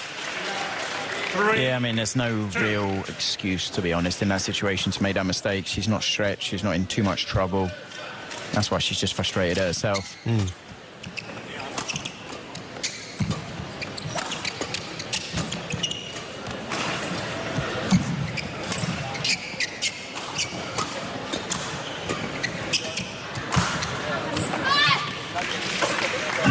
Couple of cheapies. Perhaps.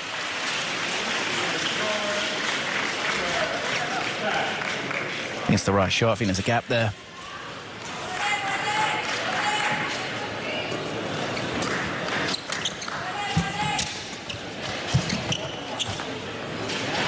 Oh, it's a great shot. Service over. Keeping herself in the hunt. 4. Ye Jiamin will be looking at about 4 or 5 points minimum, really. The lead that she would want.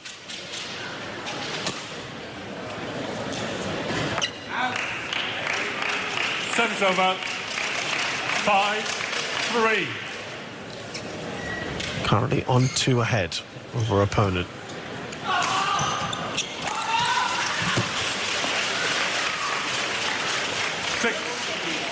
Slightly better for her. Wardani does not want to let this get too far away from her.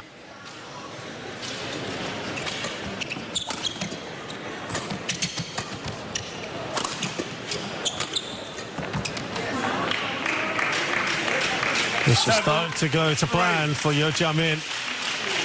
Now, she was in a similar sort of period in the first game where it appeared took the foot off the pedal just for a brief moment, and Wardani really did quite well to catch up.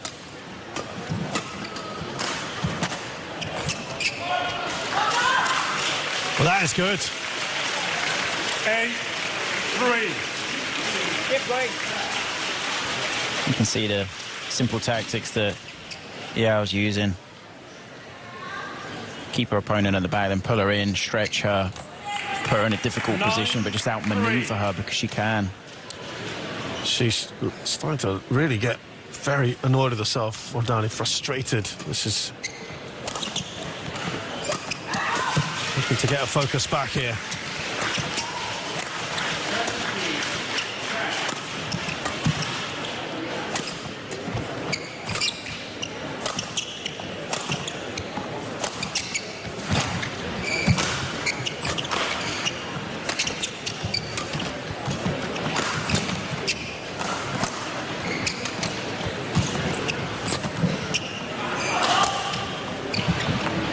That's an excellent shot. One of the longest rallies we've had as well. 4-9. Stays in, despite that drift behind her. Still a decent lead of 5 for Yeo Jia-min.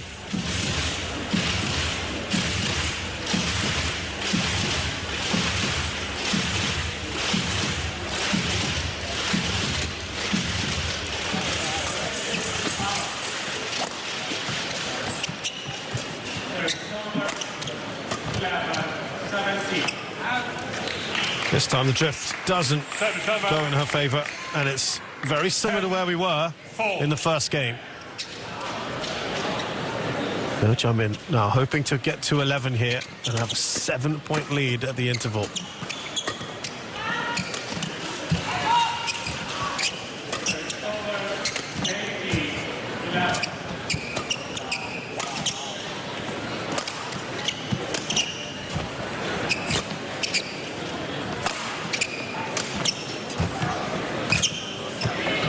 Service over.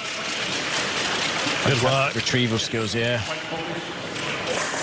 I'd say Wardani was pretty much on the back foot the whole rally there. That was incredible, though, with that last shot. She played the quality in it. And each point, obviously, is so integral. Yeah. Because it was clear both players have favoured the other end. And how many more can Wardani pull back before they do change ends?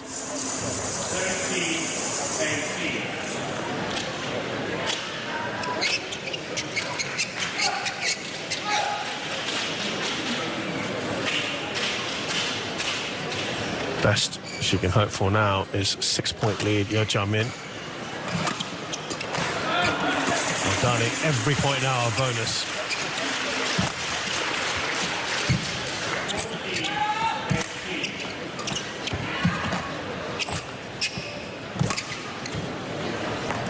Gone long, and that's, I think she'll be fairly satisfied with that. Yeo Jia-min at the halfway point of this third game to have a lead of 6 before she swaps over. Wardani was very good in that far end.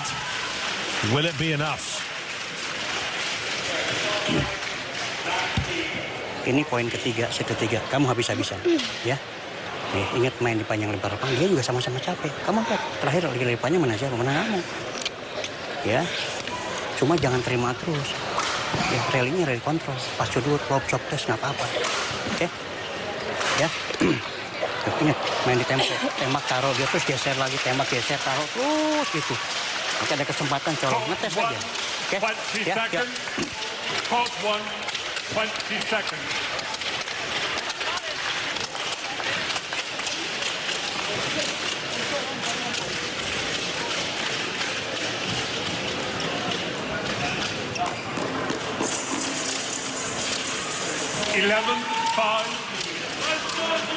Wait. 6 points in theory should be quite a comfortable lead, Chris, but you just never know. Yeah, I mean, if we look at the second game, it was quite one-sided. Yao Xiaomin really did struggle down the end she's at now. So it is going to be interesting to see how this lead, can she keep it? Can she just go point for point, or can Wadani find a way of using the drift to her advantage? And I do think we're going to see a very attacking Yao Xiaomin now. 13-5. It's moved up to 8. And that's starting to look quite imposing. This is quite similar to what we saw with Tunjung against Sindhu earlier. Service over. 6-13.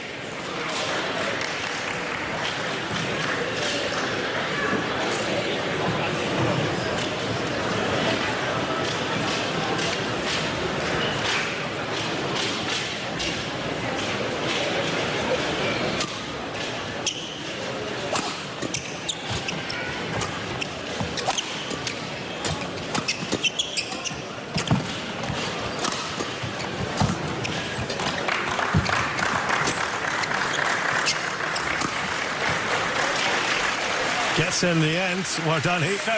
Yeah, and the defence was amazing from Yao Xiaomin, just retrieving it. She was just getting it back, and then the next shot just too good.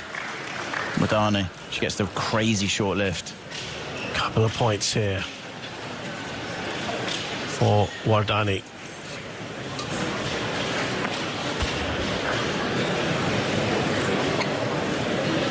It was at 4-3 where she embarked on a good run of 5 points in a row. Yao Xiaomin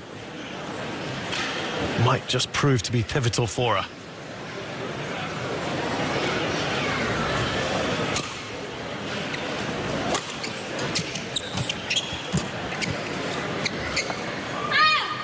Played it absolute perfection. The drift took it, but just bang on the line. Corner. Yeah.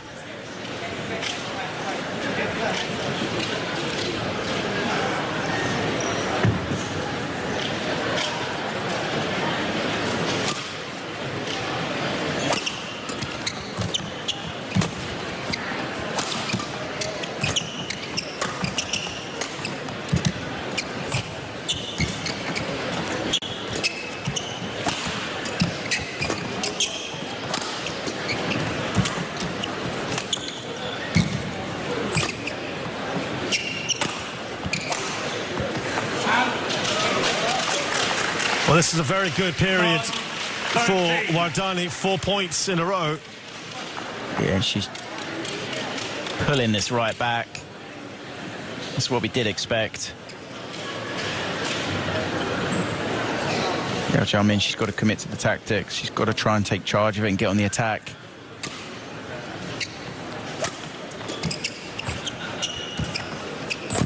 It's hard, though, because Wadani's net is so good. Manages to put so much spin in a controlled manner in the way that she plays her net shots. This is starting to look very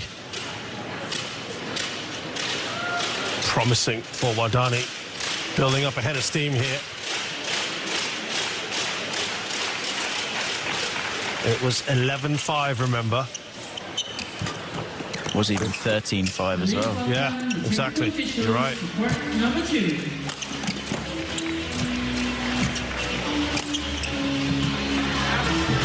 Well long. You can see from the body language now, Yao Xiaomin, she's starting to question everything. She's looking at her coach. She's not too sure what to do. And this comeback, this 6-point run, feels even, you know, it feels like the weight of the world is on her shoulders.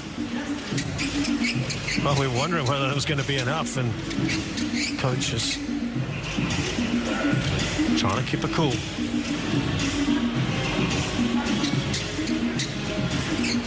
Momentum very much with the Indonesian. but 2-point lead still with Yeo Jia-min. It's not all over. Both have had good runs. Forward, quarter 2, men's singles. From China, Wei Yang.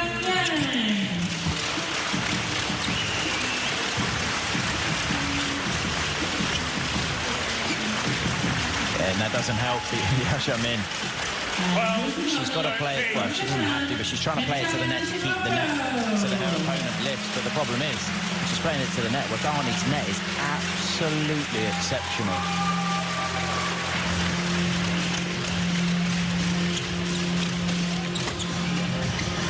Just the 1 point in this now.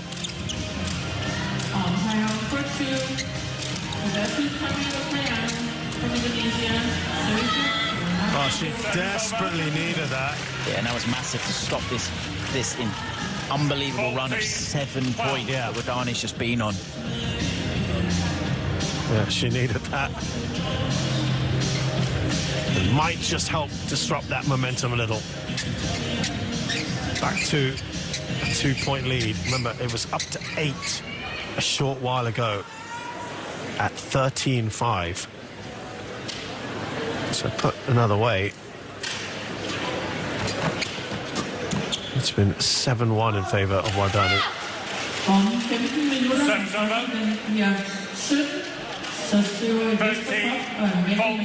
Hard thing with Yeo Jia-min now, you can see she's doubting everything. She's second-guessing every shot she's playing.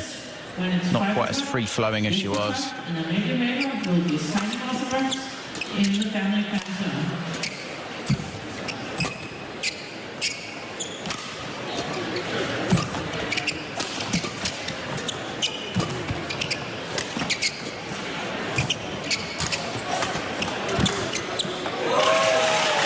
And that means Wadani is pulled level.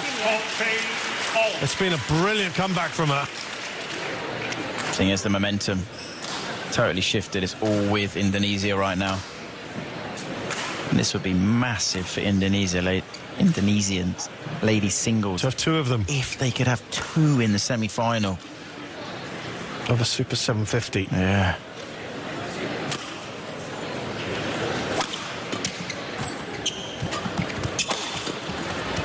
Oh, reactions there.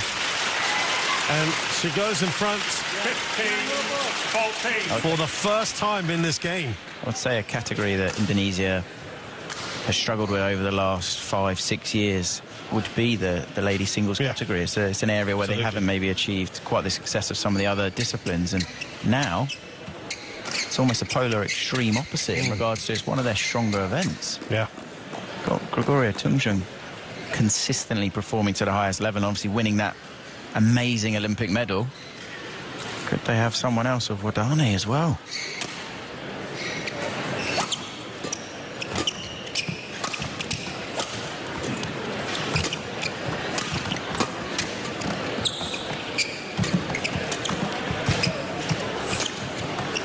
That's going to go long. Body language is 16-14. not great at the moment from Yeo Jia-min. Nothing is going her way. Reminder again. 5-13 it was to Wadani was down. Now 16-14 up.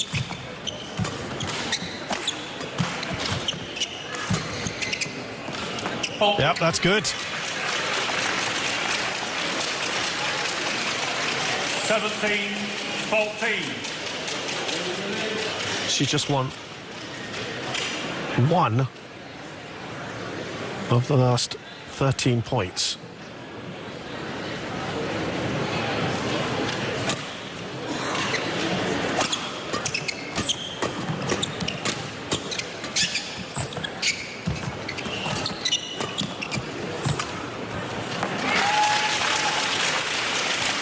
This is spectacular, really. 18-14. And she's marching towards the finish line at the moment, Wadani, unless Yeo Jia-min can break the cycle.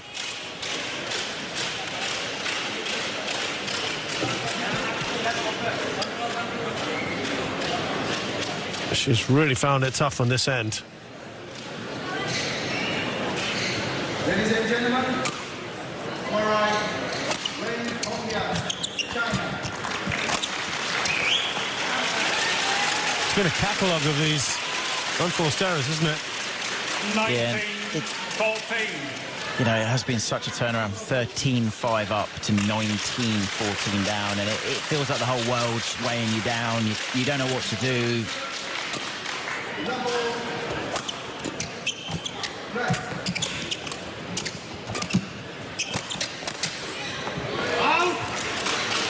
Well, has that come just a little too late? Well, she will have to dig deep here.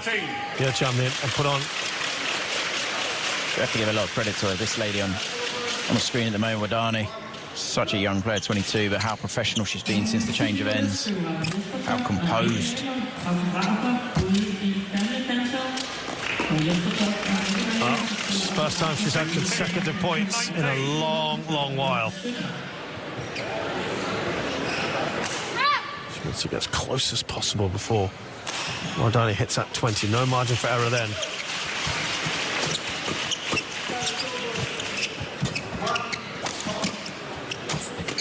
Better. 3 in a row. 17 from Yeo Jia-min. What a crazy third game this has been. This has swung back and forth. Could there still be some hope for the Singaporean? She just grabbed some of that momentum back.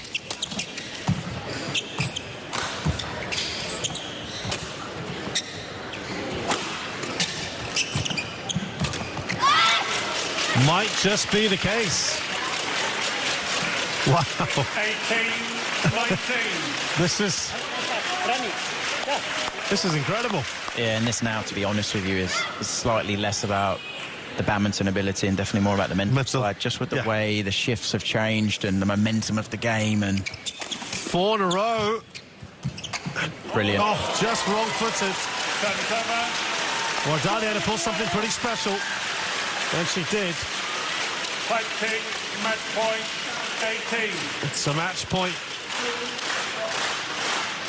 2 match points.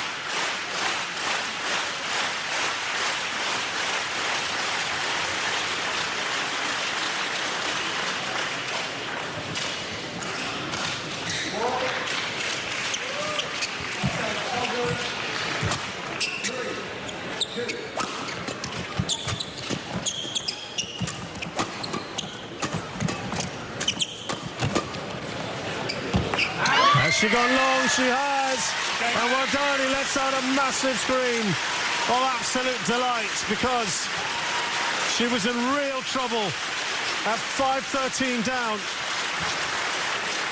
And she won 16 of the next 21 points. Yeo Jia-min was in an excellent position, Chris. Yeah, and you can see the emotion on Wadani's face there, you know, almost overcome with emotion. That is such a big performance for her and a big result. And what a comeback. Her third semi-final of 2024, the biggest ever one for her in a Super 750. There are 2 Indonesians now in the final 4 of the Denmark Open 2024. She will remember this one for a long time to come. And it seemed like the odds were against her. She dug deep. Yeo Jia-min might look back at it, of course, very differently. And what would have been her second semi-final of the year. But it's the Indonesian who pulls through. And what was an epic third game in particular. Putri Kusuma Wardani of Indonesia beats Singapore's Yeo Jia-min 2022, 21-11, 21-18 in about 51 minutes.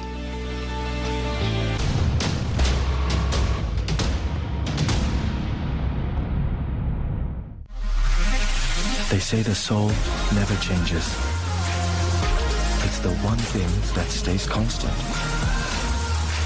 While what we see around us may change and grow, the feeling of where it came will always stay the same. So come, we have much more to share. Malaysia, truly Asia. The moment we've all been waiting for. It's time to race. Can you believe it? Jorge Martin, the fastest man ever around Phillip Island. That is his third pole. Pekka Bagnaia, the first Ducati rider in history to win 4 races on the spin. Marc Marquez does it with a strong man sign over the line. The current world champion.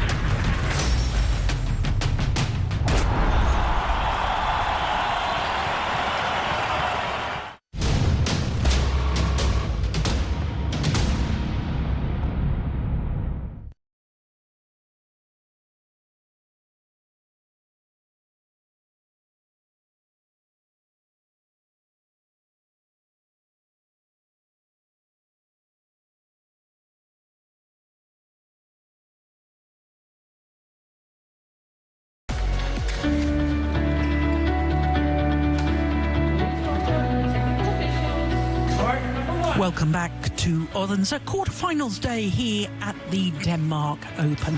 Next up we have men's doubles, and it's the two-time European Championship bronze medalists Ben Lane and Sean Vendy from England up against the winners here from 2 years ago, Fajar Alfian and Mohamed Rian Ardianto. Well, as far as the men's doubles draw is concerned, this is from the bottom half of the draw. It's been decided in the top half. But the interesting thing, at quarterfinal stage, we had the last 3 winners from the last 3 years in the quarterfinal stage. Obviously, Aaron Char and Soweik, they have lost. They were the defending champions. The 2022 winners, who we're about to watch, Alfian and Ardianto, and the 2021 winners, Hoki and Kobayashi.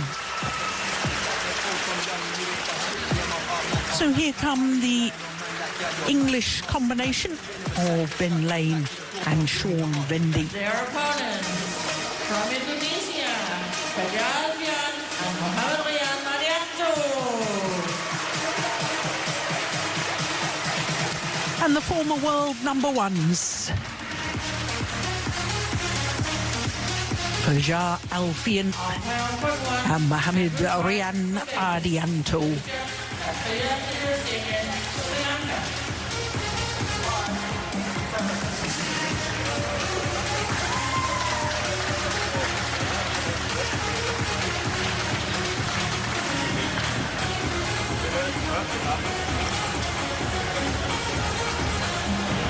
So this, I can tell you, will be an 8th meeting between these two pairs.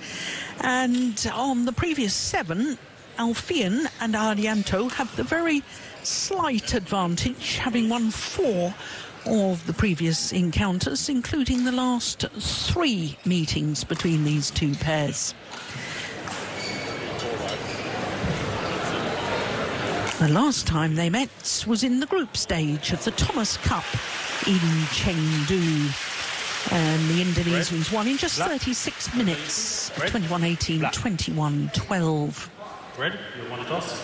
Serve, who will receive? So the Indonesians have won the toss of the coin and have chosen to serve.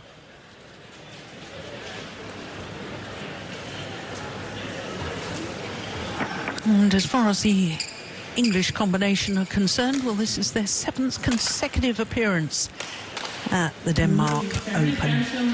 Their best was a semi-final 4 years ago when we were in the middle of the global pandemic, and they lost in the semi-final stage to Ivanov and Sozonov of Russia, who then went on to lose the final. Sean Vendy is 28 years of age, and that equates to just over 5'11". Born in Kirkwall, the capital of the Orkney Isles, And earlier this week, they went up 3 places on the world ranking to equal their career high. So it's their 4th different spell at a career high of 13. And incidentally, it's the 13th week as well that they've been 13 in the world. The left-hander Ben Lane is 27 years of age, born in Kingston in Surrey. He's slightly shorter of the two. He's about 5'8". Well, had 1 or 2 problems in their second round match. They recorded a first ever win in their 4th meeting against Li Chuhui and Yang Po Xuan. In fact, they were 20-15 up in the deciding game, and won on their 7th match point, 23-21 in the decider. Mohamed Orian Ardianto, who got married last month to Ribka Sugiyato. He's from Bantol, and he's 175, that's 5'9". Fajar Alfian is a year older, at the age of 29, from Bandung in West Java. And he's about 5'10". 41 consecutive weeks as world number ones, the Indonesians, from the 27th of December 2022. They, like their opponents, had difficulties in yesterday's second round match, and like their opponents, it was against a pair from Chinese Taipei, the identical twin brothers Li Fangche and Li Fangzhen. Eventually won through 21-18 in the deciding game.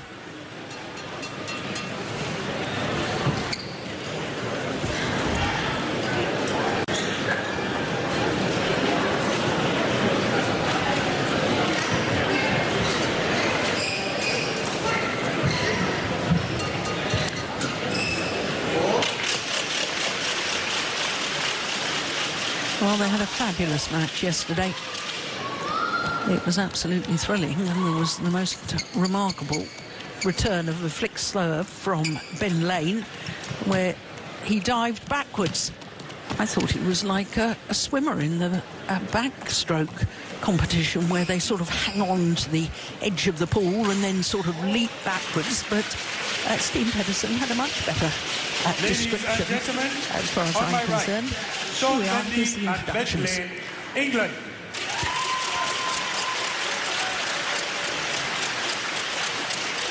And on my left, Mohamed Rian Ardianto and Fajar Alfian, Indonesia.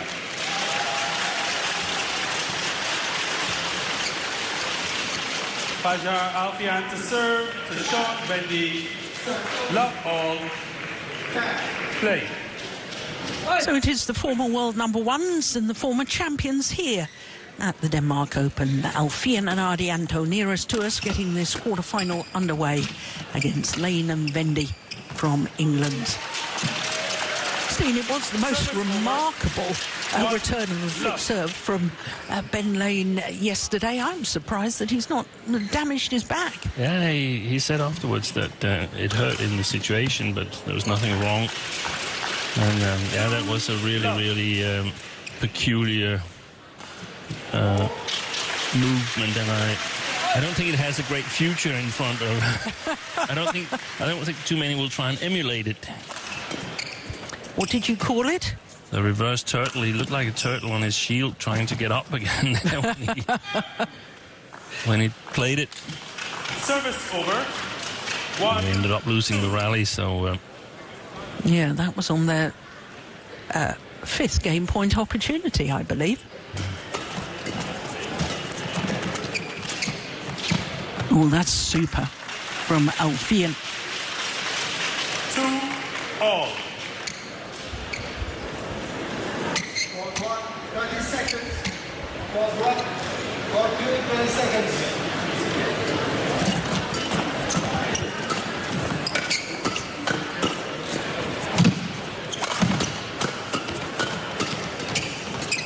Oh, that's lovely. Well, Steen, this is the 5th time that Alfian and Ardianto have played here at the Denmark Open, and it's the 5th time they've been in the quarterfinal or better. Yeah. That's what you call consistency.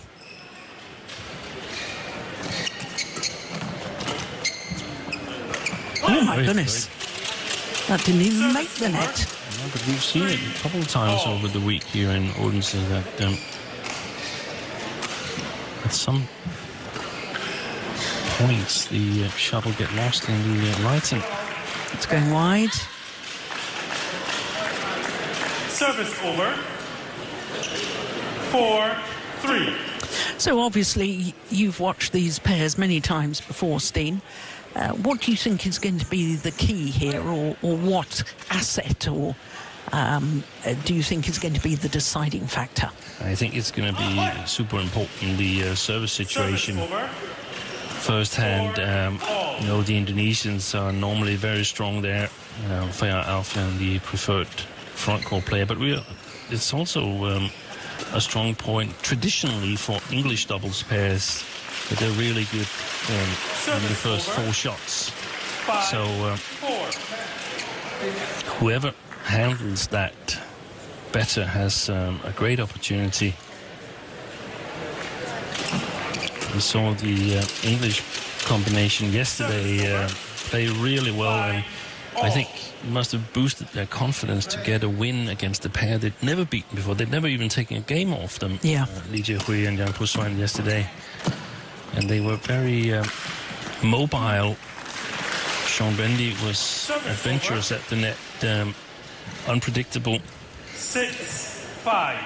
On the other hand, Alfian and Arianto, from what I've seen, glimpses,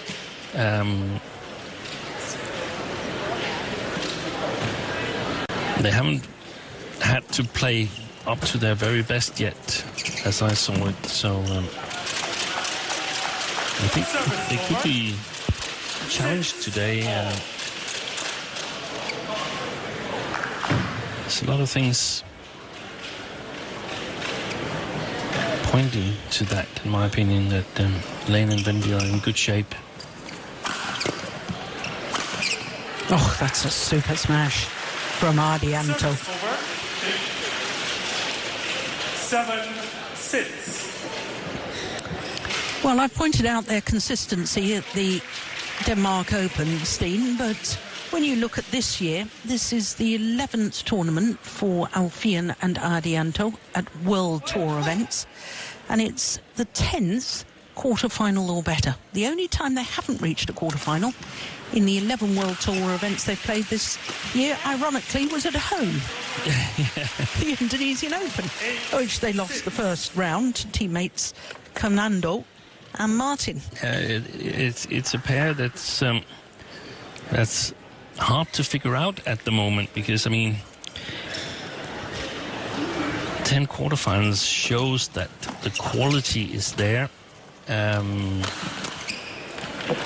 But they've only won the All England, and I said that I'm not expecting anything from them until March in Birmingham again, because they didn't do anything from last time they won All England to this year when they defended their title. That's. I think that's said with a smile on my face. Yes, I was going to say that's a little tongue-in-cheek, isn't it? Yeah, because obviously they have been focused on the Olympics as well, but I'm not sure whether they are sort of like sleepers or other pairs are about to catch up with them. Perhaps this tournament can give us an answer to that. Well, last year, apart from winning both the Malaysian Open and the All England, 2 of the 4 Super 1000s, they did actually reach the final of the Korean Open as well. And earlier this year, they were in the final of the Singapore Open. Yeah. But when you've got a pair that's been world number 1s for 41 consecutive weeks... That's the thing. I was looking for some kind of domination, like Gideon's, not perhaps exactly like, but similar to Gideon and Sukamuljo, that they would take over as the world's best pair. That hasn't happened. Yeah. It's very hard to say at the moment which pair is the best in the world. Well, I know that we're going to the mid-game interval with the former world number ones with the advantage, a 3-point advantage. Even if you're driving it straight back at the one who's smashing, because at the moment when we give them that just opportunity, then they're just steep down the middle. Yeah. So, but even if we do lift hard to get in the rallies, just shift over a bit. Yeah, give them the tram line to hit. Yeah, the first four is totally fine. Just commit. We don't need to do anything different on that. We're already doing well. Yeah, it's just when we're playing box rotation and moving around, yeah, they're not just relifting anything. Yeah, they're just trying to bypass the net player with flat. So don't, when we're rotating around, stay high. Yeah. Go on, you two.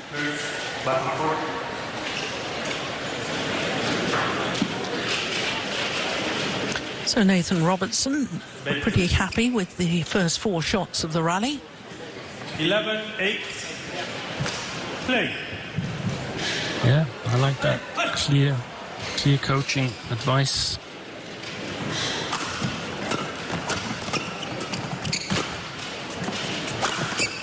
This is the strongest formation for the Indonesians. Guardianto at the back and Alfian at the front. And obviously, as we discussed, the English in the interval, they're not going to lift voluntarily. Lane and Bendy, they've got to earn their attack. And that's why it's important that the backcourt player, if there is any, is not service over, backing off too deep. 9-12.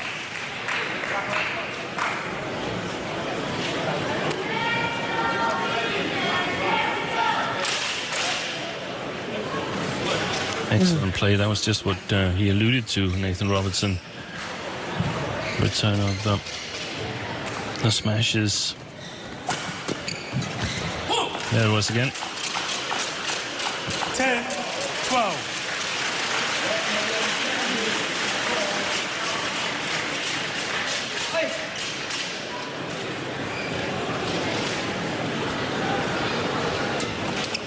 Oh, my goodness.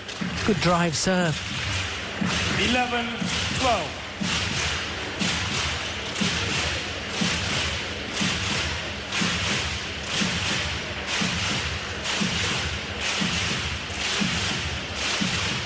Another good flick serve.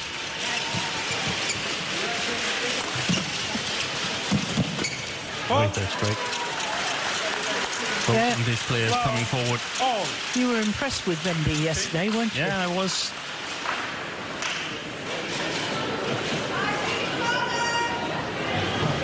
Super racket carriage there.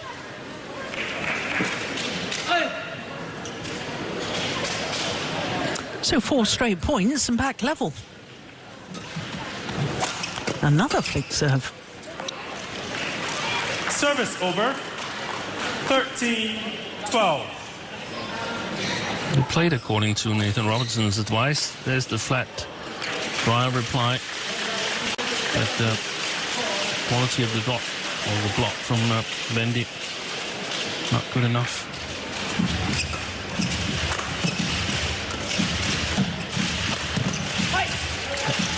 Nothing. Service over. 13-all. And then for please.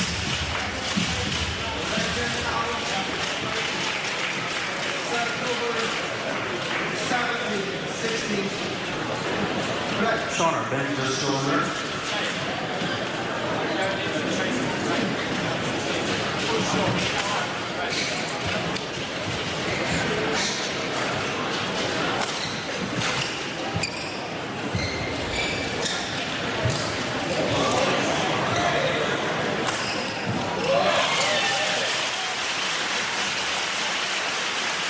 All. Play. That's a lovely flick serve. Yeah. At least the last 4 serves from the English pair have all been flicks. Yeah. Service over. 14-13. But it's also, I mean, energy-wise or alert-wise, I don't think the Indonesians have looked to be at 100%.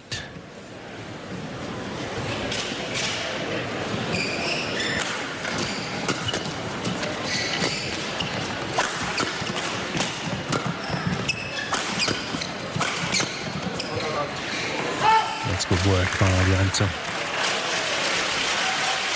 15-13. Yes, Coach Ariono Mironat enjoyed that one.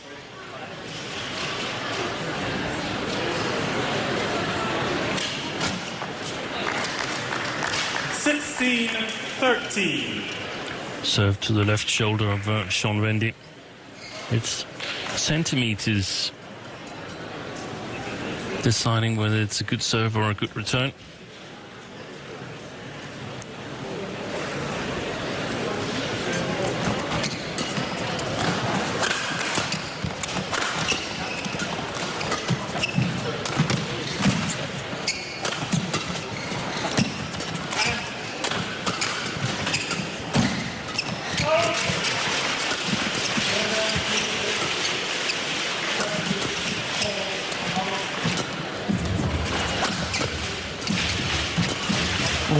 Wide. It's been good attacking play from the Indonesians, haven't they? They've maintained their attack. They have prevented Wendy from turning it around. Good block. Players, get ready.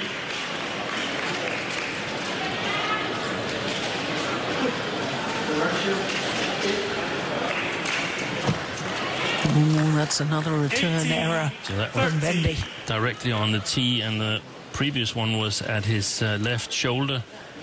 So good variation from Fajar Alfian. Now 5 straight points from the Indonesians.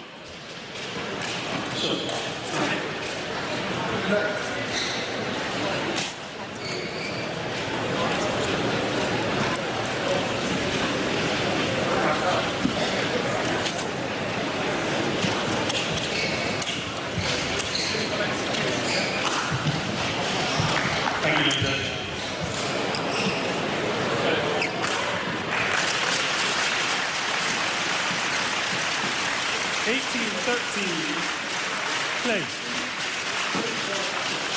18-13 in this opening game. Indonesians with the advantage. Oh my goodness. Well, that was ambitious, wasn't it? Yeah.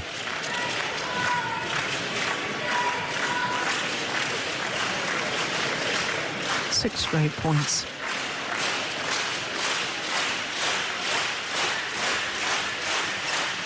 Oh. That's at least a third serve. The third consecutive, I think. Wow. Return error. Yeah, we simply can't afford that at this level. There was a break, towel down at 13-all, and since then Lane and Wendy haven't scored. Well, they have now, but it's a tall order from here, isn't it? Still another 6 game point opportunities for the number 6 seeds from Indonesia. That's a good serve from Ben Lane. Very good serve, wasn't it? 15-20. And this time, third time of asking. First game won by Fajar Alfian and Mohamed Rian Ardianto, 21-15. Umpire confirming that scoreline of 21-15. Yeah, come on. Yeah. There is nothing in this game, yeah? As in, there's nothing new that we don't know, yeah? Like, I don't think there's anything in the first 4 of the whole game, yeah? We just got to execute, and we were right with them when we're just being executing with consistency, yeah? We settled more on defence, and we will do this side because it's a bit slower coming on to us, yeah? But we've just got to find those fades down the side on defence, yeah? And then our attack is the same thing. We get round each other in the box. They've not once just put it up to the back line, yeah? So as soon as anyone pushes around, like in the box game, we go up and we take like 2 steps forward, and the other one's looking off and the other one's looking forward in both high position, yeah? Yeah. No, they're just being consistent. Yeah, we have to, obviously, we have got to execute in that area. Yeah. But we were right there. We're right there. Yeah, 13, 14 all, we're right there with them. Yeah, we don't need to do more. Yeah, we just need to continually get in these positions and up our defence. That's all, yeah? Make them play more on defence. We know where the smashes are coming, yeah? They're coming middle or cross. They're not going right down the lines. So let's get ready for them, yeah? And when we lift flat, be ready to steer back down the sides, yeah? Steer down the sides, yeah? Long game, yeah? We're playing the long game, yeah? But it's hard to get in the really open rallies because you've got to settle on defence, yeah? And they're not giving us chance by opening up. Yeah, so we've got to keep doing that in the box on attack, yeah? Full confidence, boys.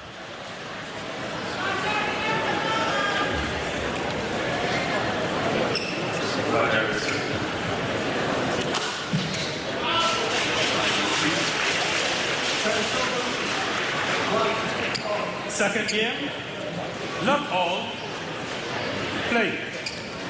So the number 6 seeds from Indonesia, Fajar Alfian and Mohamed Urian Adianto, one game to the good against Lane and Vendy from England at short. Oof, almost got in each other's way.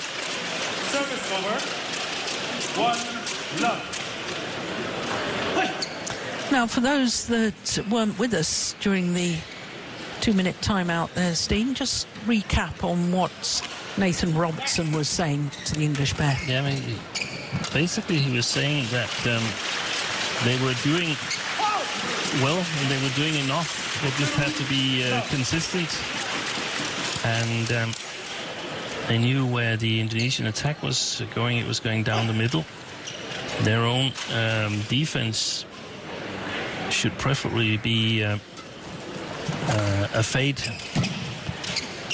which I interpret as a flat defense that loses pace shortly after crossing the top of the table. I don't know if that's correct. Yeah, I think you're probably right.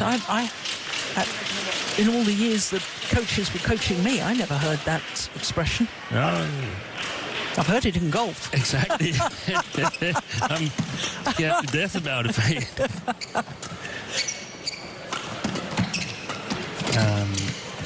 And they were discussing that in the box game, that means the 2 big service squares Service over, 3 that they really need to rotate well and be alert. I didn't feel that the Indonesians was going to live long.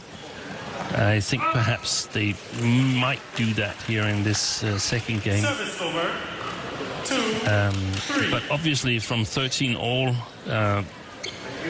things fell apart for Lane and Vendy and Alfian and Adianto. Did not have to be at 100% to easily win the first part. The first game. Oh my goodness. Broken strings.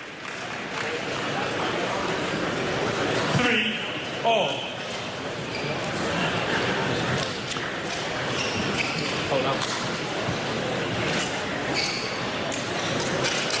Well, obviously we saw right at the start of the match that they have beaten their opponents of today 3 times previously. Just snipping out all the strings so it relieves the tension.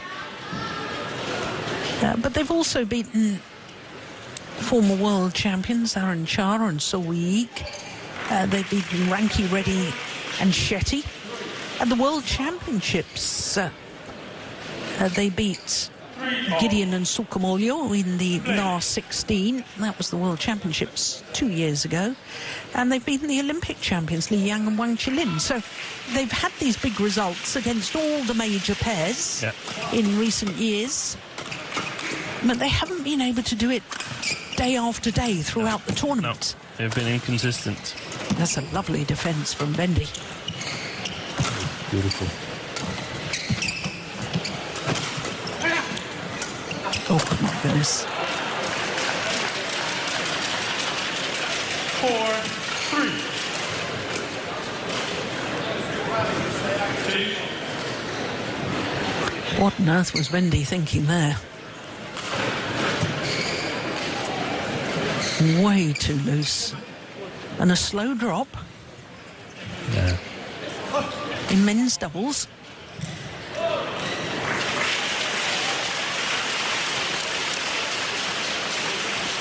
That's a lovely serve. Yeah.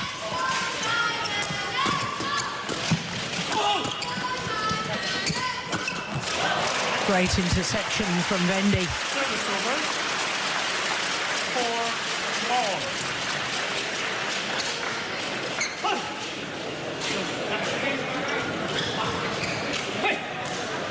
We saw him do that once yesterday. When it works, it's absolutely terrific.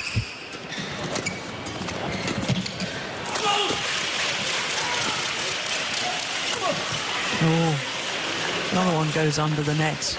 There, they're looking up at the lights, the English pair. They both mishit one from there.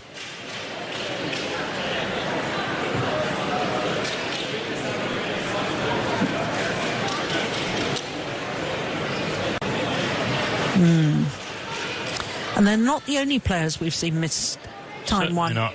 No. Must be one light or something that's just slightly in the wrong position. Service over. 5-all.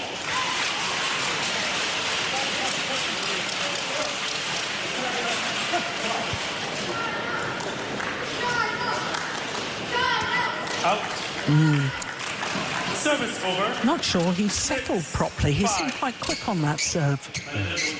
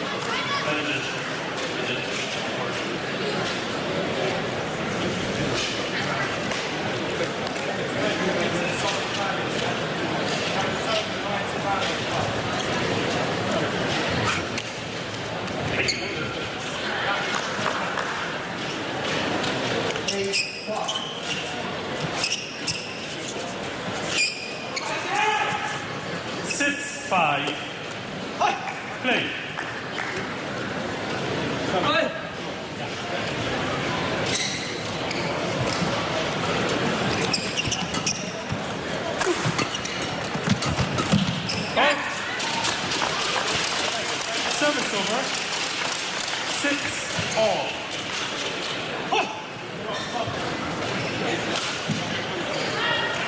Doesn't often miss those, Alfian. No, that was one of the rallies where sort of I would like to see one more to Dean, who was better off there. Obviously, the English scored a point, but I think they could just as easily have lost it. Service over. And the defense is broken down for Lane and Wendy.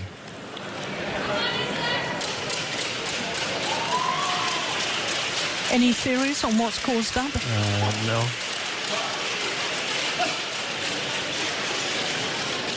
Very strange. Up. Service over. 7-all.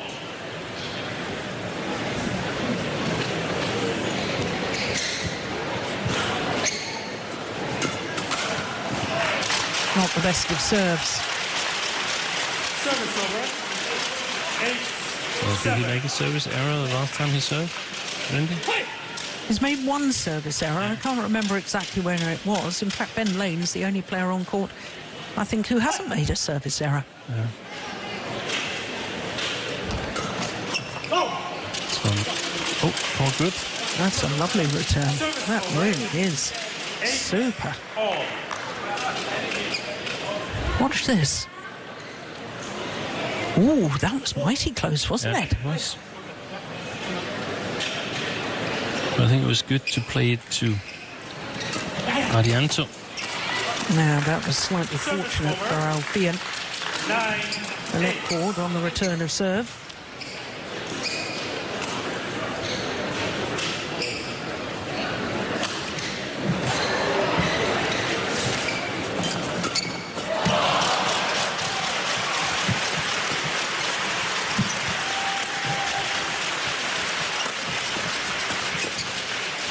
That's well played.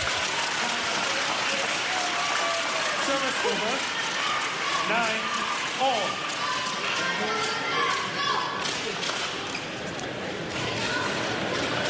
It's a wonderful change of pace, isn't it? And using all of his height there to reach up and take the shuttle early. Good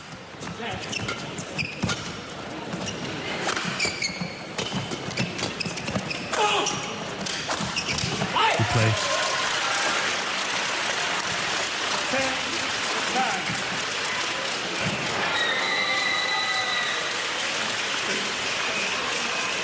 English pair back into the lead.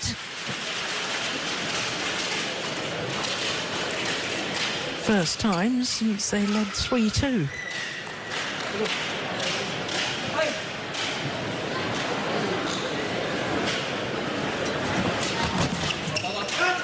Oh, he read the reply. Service over. 10-all.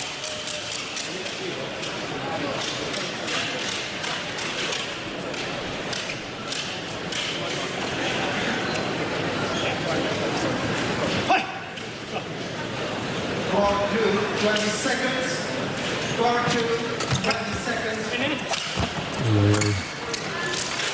Indecision at the back of the court. There's a couple of times in this second game that Vendy has let it drop at the back of the court. He had one on the backhand side, if you remember. So 11-10 in favour of the Indonesians here at the mid-game interval of the second game. Indonesians having already won the first. We're right there anyway. We were in the first and we are now. Yeah, so we just play really tight, yeah, and still getting around each other defensively, rather than trying to create a lot of turns. It's better just punch it back, yeah? Get it punched back and make them play and make them put some hard stuff on the floor if that's how they're going to win points. Yeah? Simple stuff around first three, and they're still poking past the net player all the time. Yeah, so we just got to look for that. Yeah, if they play net shots, we'll just lift. Yeah, well, we got to look for those. Yeah, hang tight in the game.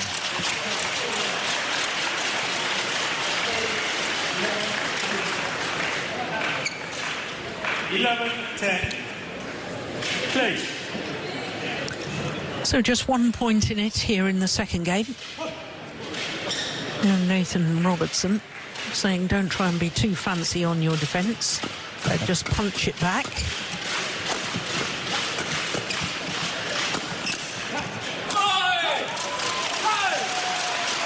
I have a feeling that the tension level of this man here, Sean Vendy, is right at the knife's edge.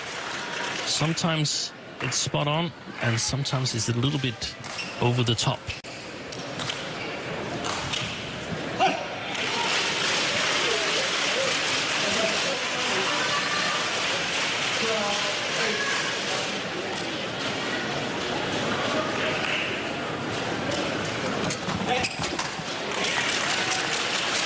Service over. 12-11. And the way I read the coaching in Nathan Robertson is really, really focused on maintaining the self-confidence of the English pair. Service over. 12-all. Så er der mulighed for ude i Family Fansforum at få lov at kommentere 5 minutter af Victors OL-finale. Has landed in. Just picking up on that point, Steve, what do you mean by that? Because, I mean, I know he's mentioned confidence, but we discussed yesterday, confidence isn't a commodity. You can't go and buy it. It's not like saying play down the backhand, which you can implement. It's but reaffirming that they're right in it, that they don't need to do too much. And I think, I have a feeling that Sean Vendy perhaps could have that feeling that he needs to do something extra. And just playing a solid, steady men's doubles game is enough to be competitive here. Yeah.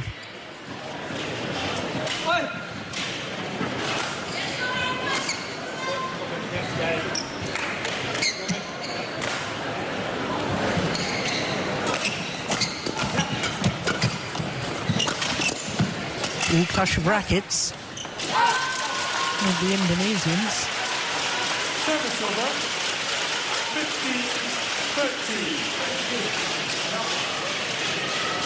15-13. Quite surprised they didn't break a frame there. Yeah. Quite a clonk. of the two rackets.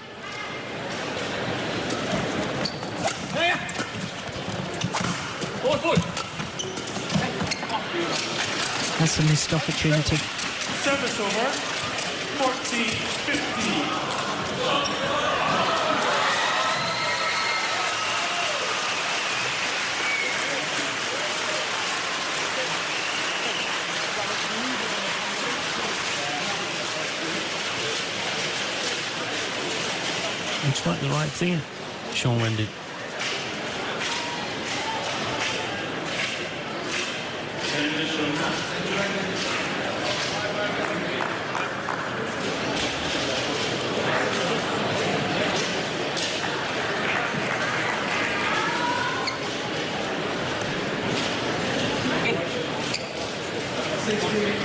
No. 14-15. Play.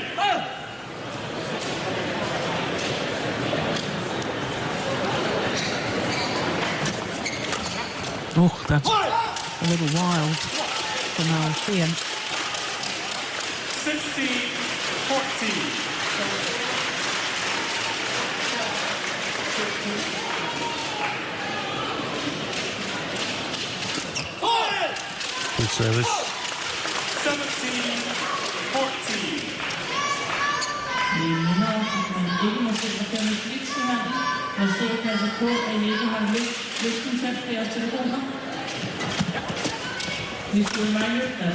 Yeah, that's well played. Yeah. Alfian just blocking the service, getting the lift to Arianto, and immediately in the favorite position. Easy conversion.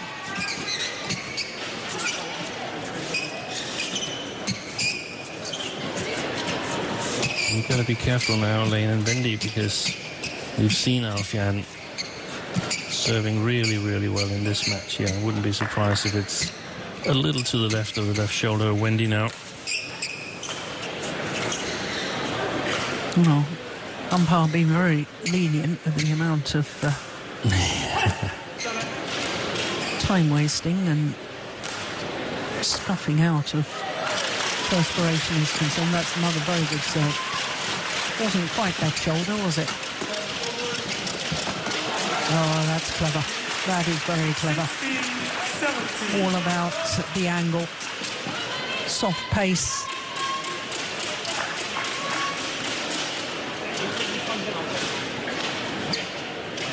Super.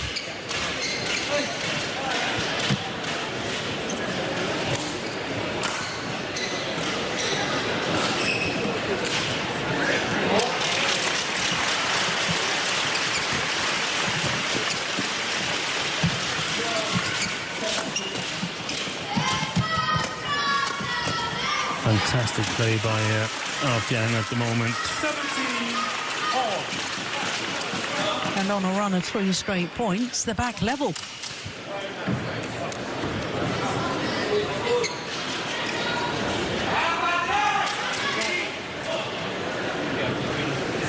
That was well done here, but it was also the third and the fifth shot that was brilliant from the Indonesian.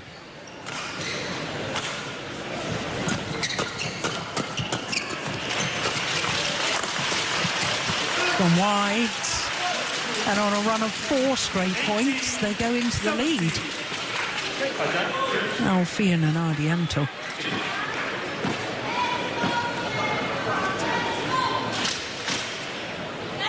Well, he was trying to punch that defensive shot back. Yeah. Ben Lane. That's what he'd been advised to do. I think they perhaps becomes a little bit too deep in their stance in the defense. That limits your possibilities. This is a really important point.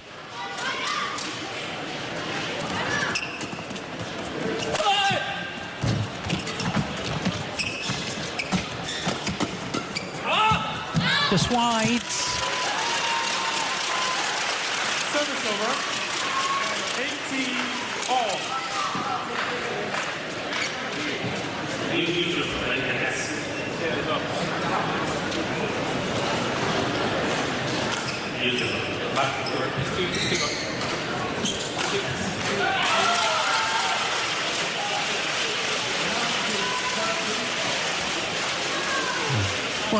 the umpire telling them to play on, and then the umpire changing his mind and saying you can have the court mopped, and then saying you can't leave the court, even though the court's been mopped, you must stay on court, and then relents and says that Sean Vendy can go and towel down.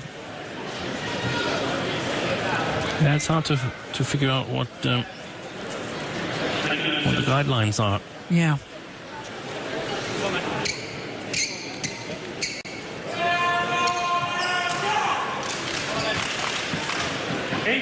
all. 18 all. Play. Crucial. Okay, let's gear up. Oh, that's a cracker. That's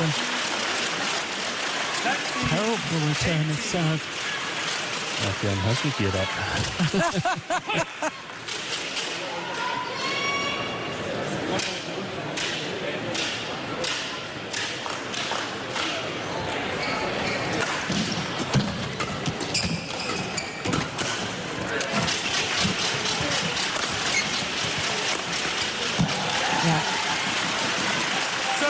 I think he thought about leaving that, Steen, and then thought, well, it's so loose.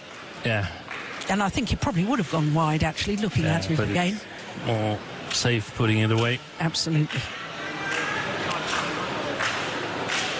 Excellent movement from Alfian there, side to side. So, this rally will decide whether it's a game point or a match point. 19 all. And it's a match point for the number 6 seeds, Alfian and Ardianto.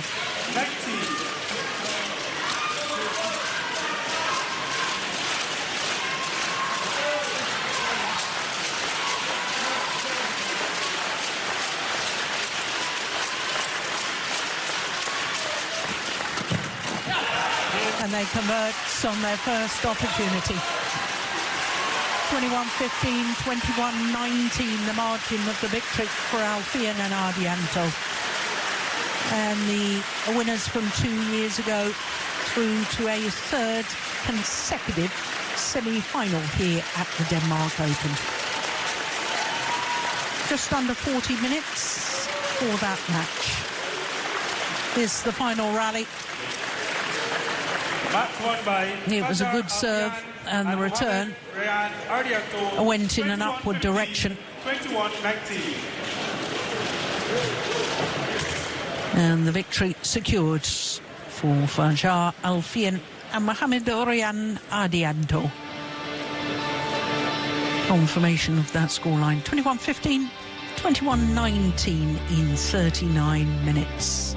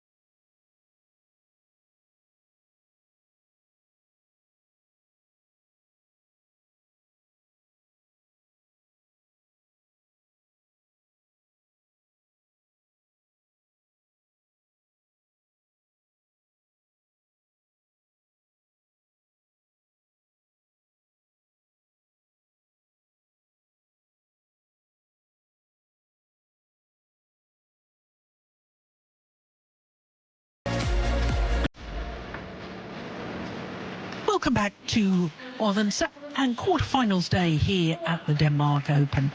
After men's doubles, we turn our attention to women's doubles, and Matsuyama and Shida, the number 3 seeds from Japan, the Olympic bronze medalists and beaten finalists last year, up against Li Yijing and Luo Zhumin, winners of the recent China Super 1000 events. So as far as the women's doubles draw was concerned, we only had 26 big seeds to start with. So 6 of the 8 seeds had byes to the second round. We only lost 1 seed prior to the quarterfinal stage. But look at that, 3 pairs from China, all in the top half. 2 from Japan, 2 from Korea and 1 from Malaysia. So it means that only 4 different nationalities, making it the least diverse of all 5 disciplines. All Chinese affair in the top quarter and an all Korean affair in the bottom quarter. And incidentally, Baek Ha-na and Lee So-hee, the number 2 seeds, were the beaten finalists here 2 years ago. So we have beaten finalists from the last 2 years, because the pair we're about to watch, Matsuyama and Shida, lost in the final last year.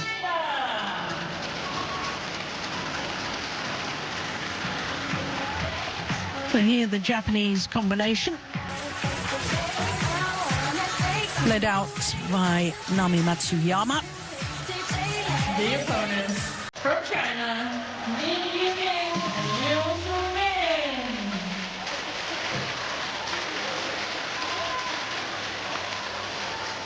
And their opponents, Li Yijing and Luo Zhumin, caused a sensation in Changzhou. This Chinese combination, who are the number 8 seeds here in Odense at the Denmark Open, beats Li Wenmei and Chen Shuxian in the final of the China Open to win a first ever Super 1000 title. Now this will be a 4th meeting between these 2 pairs, and of the previous 3, Matsuyama and Shida have won 2 of them. But the last time they met, which was in the second round of the Indonesia Super 1000, it was the Chinese pair that won, as you can see, 21-19, 21-15 in 47 minutes. What? This court, serve, receive. Nami, serve. Who will receive? 2 minutes.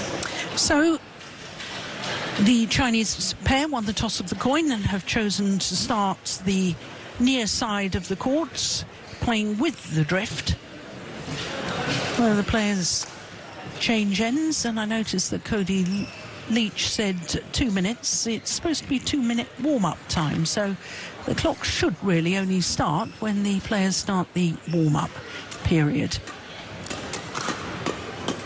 So as far as the number 3 seeds are concerned, Naomi Matsuyama is 26 years of age, from Fukuoka Prefecture on the island of Kyushu, the most southern of the 4 main islands that make up Japan. That equates to about 5'5" in height, and they are 2 places down from their career high of 2. Chiharu Shida is 27 years of age, from Akita, and they lost in the final last year to the now Olympic champions Clinching and Jia Yifan. And they were semi-finalists 2 years ago, so this is their 4th consecutive Denmark Open. Had a bye in the first round and then played against Maiken Frogor and Sara Thorsen, who were playing in their last ever tournament together, the Danes, who reached the quarterfinal of the recent Olympic Games. 2 straight games, as you saw, and just 44 minutes for that victory over the Danes. The right-hander is Li Yijing, and she's 22 years of age. In fact, they're both 22 years of age, and they're both from Guangdong in the south of China. 5'5", that equates to, and they're enjoying their 3rd consecutive week at their career high of number 10. They're making their second appearance here at the Denmark Open. They reached the second round last year, losing to the Ainsad sisters from Thailand. But they'd beaten Fukushima and Hirota, the former champions and number 4 seeds, in the first round last year. Beat Birch and Van Leeuwen in the first round from England, and then Chang and Yang from Chinese Taipei. Both of their matches in 2 straight games. Cody Leach is our umpire for this one. He's from America, and Jakob Sindberg is the service judge from the host nation.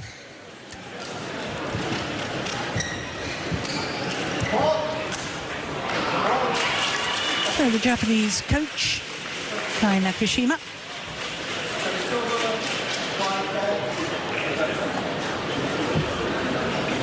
And for China, Tao Jiaming.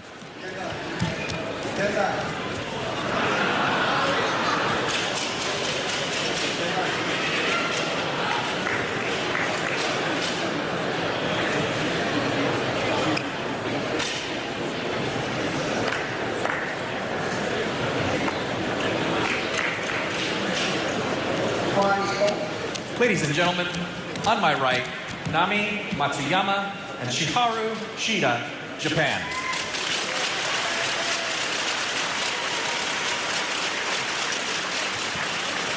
And on my left, Lo Zhumin and Li Yijing, China. Nami Matsuyama to serve to Li Yijing, love all, play. So the number 3 seeds from Japan, far end of the court, Nami Matsuyama and Shiharu Shida, up against the number 8 seeds, Li Yijing and Lo Zhumin.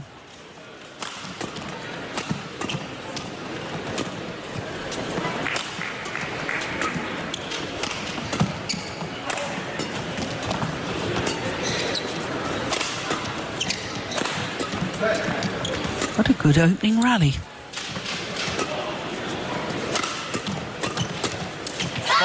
Yeah. Well, Steen, we were lucky enough to be in China for the China Open. And you got quite excited about this Chinese pair, didn't you? That's right. I thought they played really well. And what qualities? I think the preferred formation is with the right-hander Li Yijing at the front court, and Lo Zhumin, the left-hander from the back. And I think Lu is very, very dangerous with her left hand, and Li tends the net and the front court very well.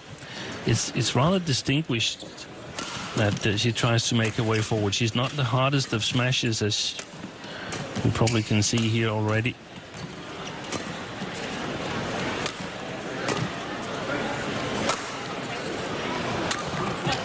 And just really, really solid in their game in China Open.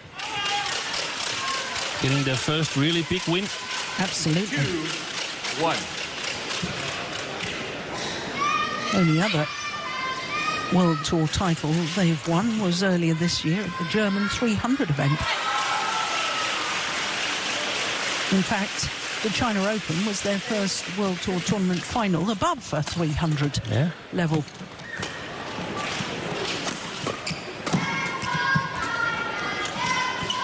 Very good. Yeah, great play by Matsuyama.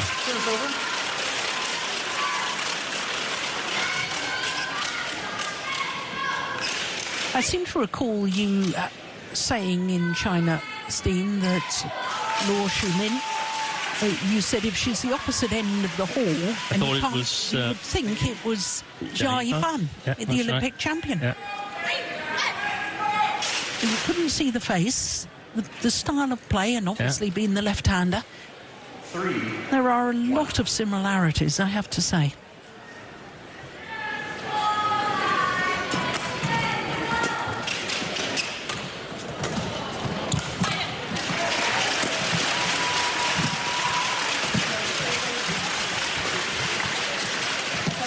3. That's gone long. Good lead early on by Chiharu Shida. 1. Yeah, she stayed at the net, didn't she? And the drop shot was hit straight to her.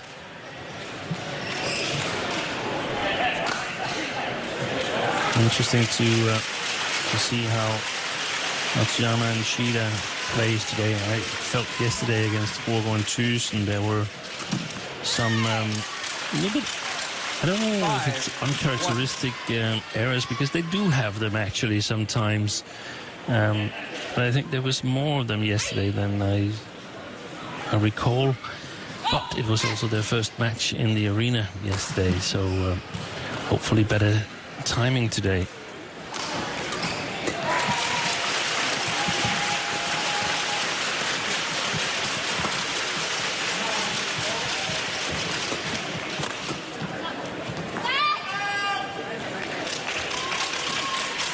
They're certainly starting out well.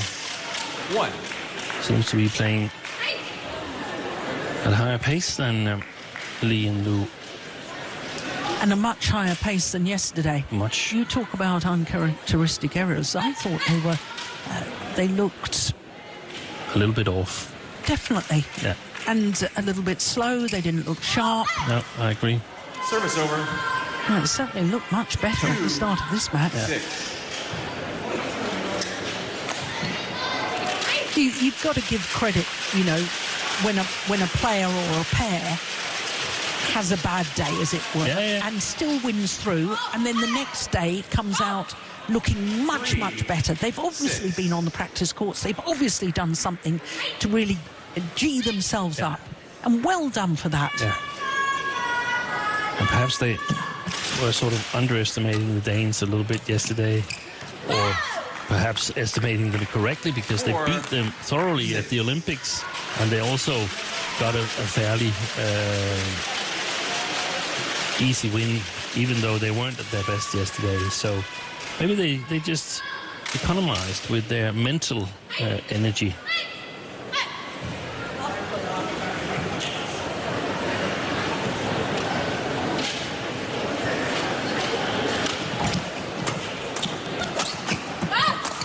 Oh, yeah, that's good. 5. Well, 6. the Japanese pair quite simply have to be sharper today, otherwise they're going to lose, because I think the Chinese pair are improving every time I see them. Yeah, I agree. I mean, not only did they win in China, they were semi-finalists at the Arctic Open last week in Finland. I was there, and they only lost in 3 games to the eventual champions, Liu Xingshu and Tang Ning. They played well. Yeah. I didn't call that semi-final, but I had my little beady eye on it on occasions. And the playing conditions in Finland, in my opinion, favoured Liu Xingshu and Tang Ning, because they are so powerful. So playing in slow playing conditions is not a big problem for them. So this run of 6 straight points from the Japanese pair has been answered with 6 straight points for the Chinese combination.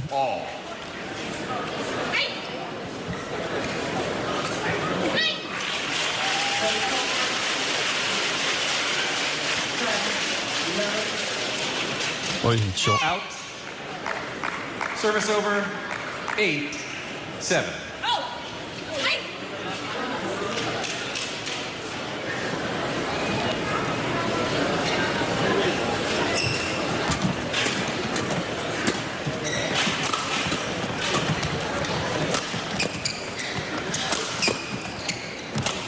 Good play.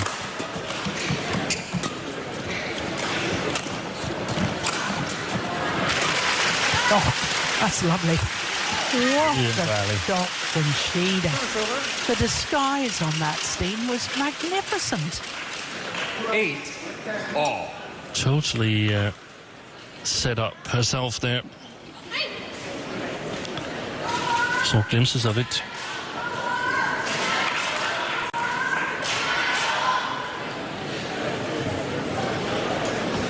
Wait. Oh, that's a super serve. That looked really high to me. where she struck the shot. Yeah, it looked like he was going basically flat towards the top of the table. That's a lovely net shot there from Li Jing.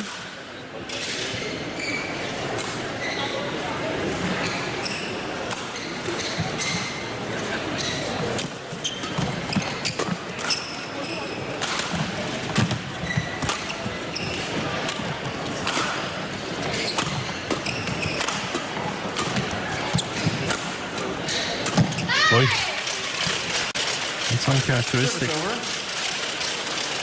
9. Misjudged the opportunity there, Li Jing.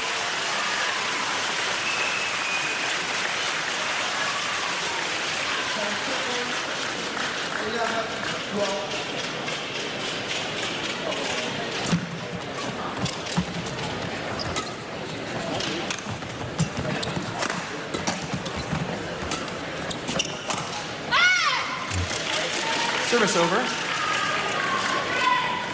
10-9.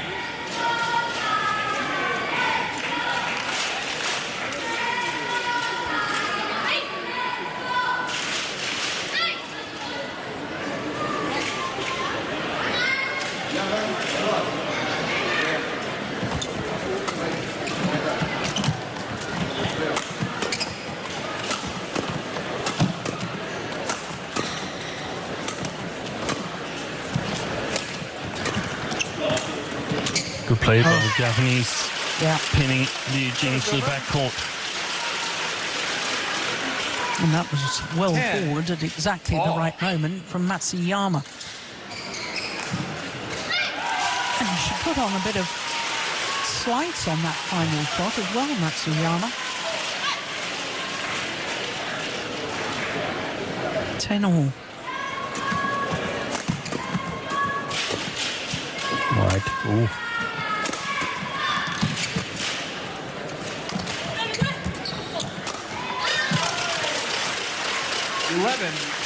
And it is the number 3 seeds, Matsuyama and Shida, who have the advantage at the mid-game interval. But only a 1-point advantage. 那你就叫中路嘛，你正特别正手的时候，在正手的时候不要去叫大对手，要是你来不及，你头顶可以叫大对手，如果正手过来扫，可能要对吧？然后防守的时候，不要老是想去踢拍起，他们两个一过去或者一吊球，因为两边贴很紧，你不跟我拉着，然后你中来这个来，这他们输的不快。Court 1, 20 seconds.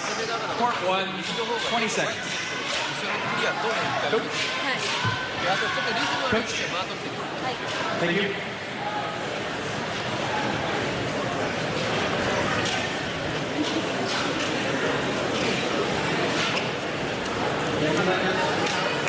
Hey.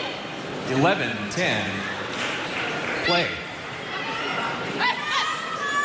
So the 1-point advantage with the higher seeded pair, Matsuyama and Shida.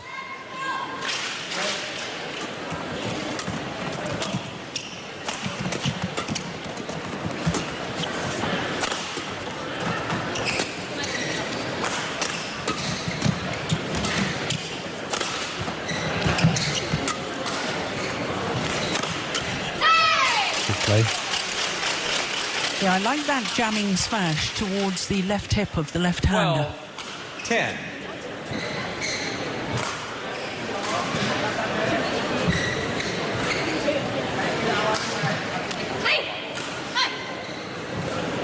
Yeah, it was a perfectly good lift from Liu Jing. You could see that Matsuyama was exactly on the back line. Wow, that's gone long, hitting against the drift. 12. One more thing about yesterday's match for the Japanese, they didn't play the Arctic Open, so they've arrived directly from Japan, so there might still be some jet lag left in them. 12 all. 7-hour time difference between Denmark and Japan.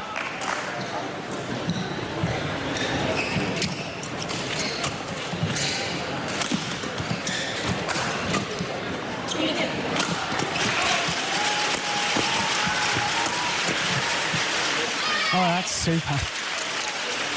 Drive defence when you're playing against the drift. 13. Works extremely well.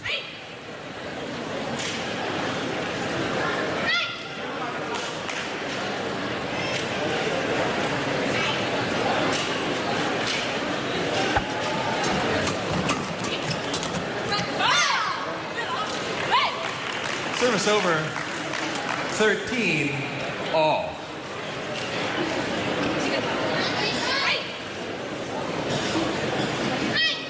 Well, it's been point for point ever since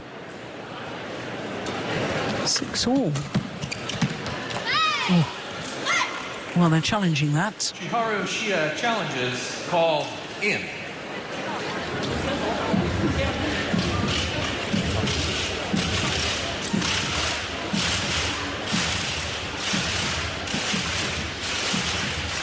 Here we go. Indeed, it was in. Challenge unsuccessful. One challenge remaining.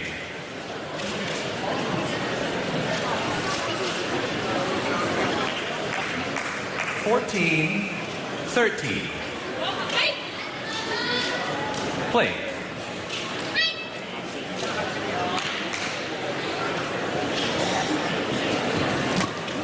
Good serve.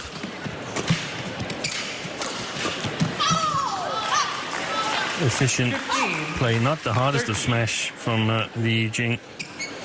Super efficient.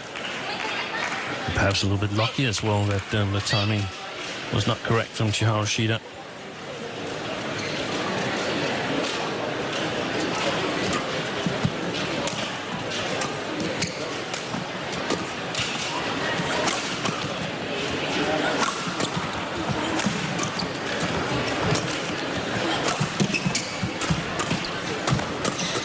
Rally.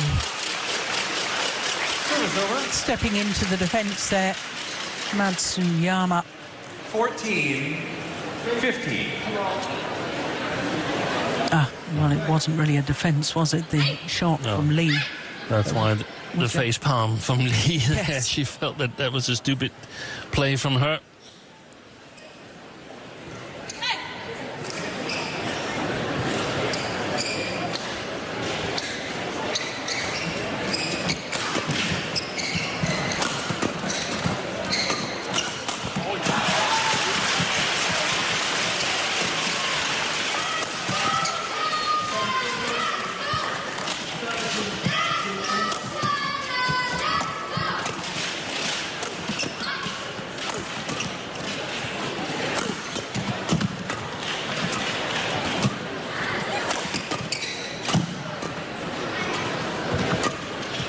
Good rally. Yeah. Must be nearing the longest rally, I should think.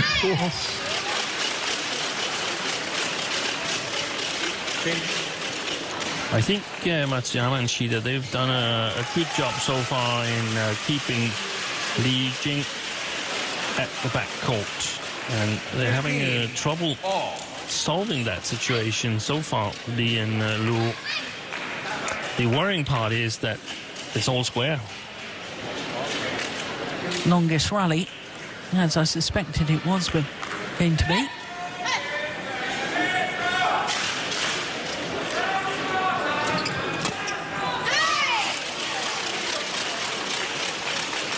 (16-15).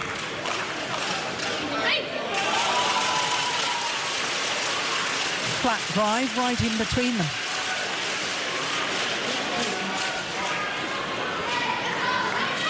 So 3 straight points and back into the lead.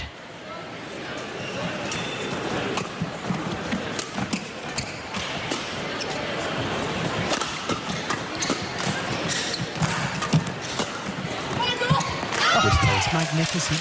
That is a wonderful shot from Matsuyama. 17-15. It's not only the technical ability to hit that brilliant backhand, it's also the awareness of that's where the gap was.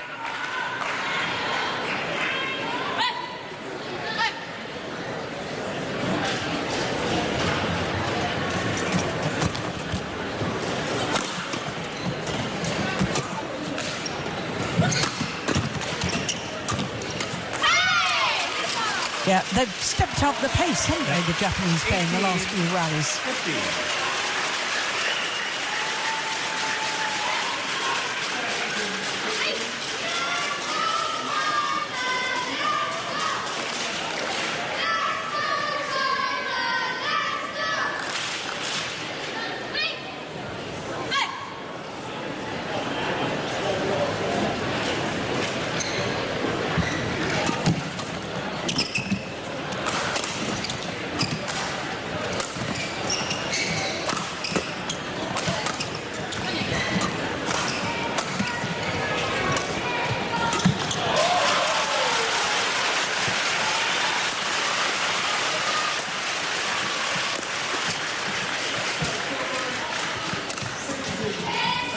She's dropping the Jing.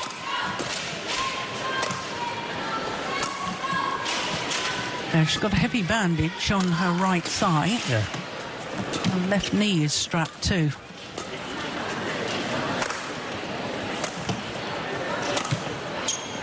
This might just surpass the longest rally.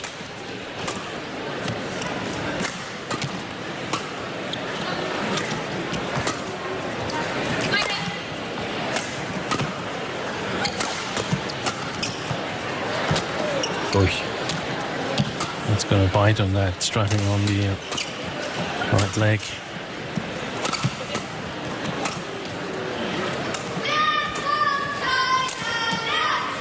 This has got to be the longest rally now.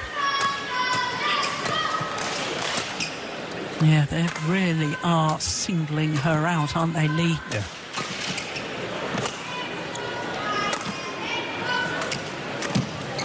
Brilliant. Absolutely brilliant. By the number 3 seeds from Japan.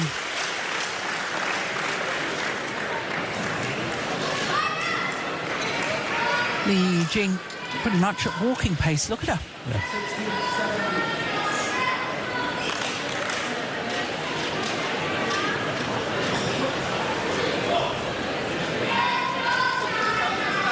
Six straight points. 87 shots. One shot shy of twice as long as the previous longest rally. 1950.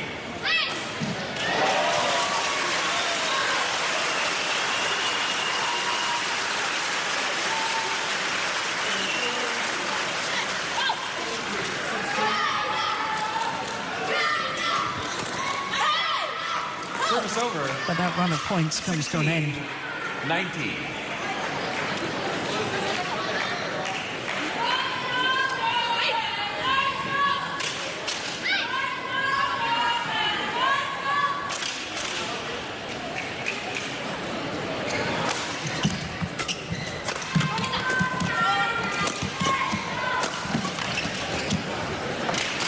Sheer threats of Matsuyama coming forward to the net, I think, forced Li Jing into error. And that error means that the Japanese combination have 4 game point opportunities. Oi. Oh, my God. She had 2 swing at it. She almost started on the second swing. 3rd miss and she's out. Strike. In baseball.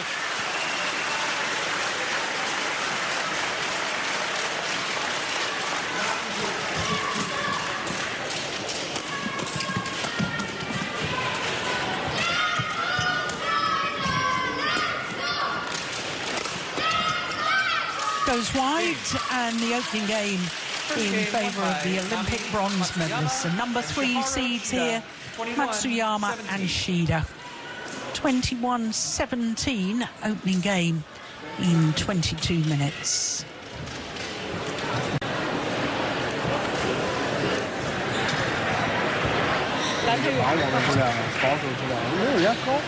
对吧？一开始你也打不死，你打不人家，但是你最后速度是越来越慢，越来越慢，跟不上人家，所以说失误，对吧？发接发，你看你接发球，就从15比15的你接发球开始，接没有质量，完全没有，就把碰过人家把一球过来，几个接发球15比15一下没卡住，19比19，对不对？这种球要去。关键分的时候，你跟前面还不一样，对吧？现在钓鱼他们顺风以后，他们发现我放接了好几个接了，没有一个放。放上又接了，你们都不敢放，其实不是胜利中你看是玉猴子随便打，那顶多厚啊，然后顶上人往前走，对不对？你们敢不敢？在他们顺风，你们敢不敢往前冲，对不对？他如果杀后了，或者是高的时候也会接完你，所以把往前看住，对吧？让他们多起球，我们怎么样把节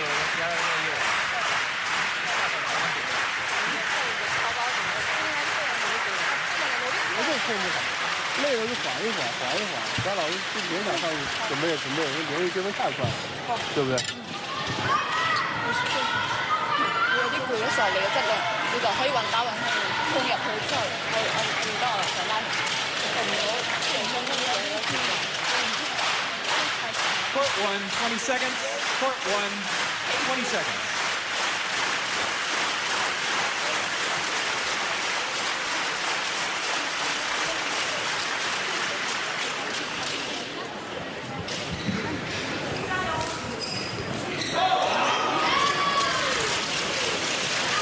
Second game, love all, play.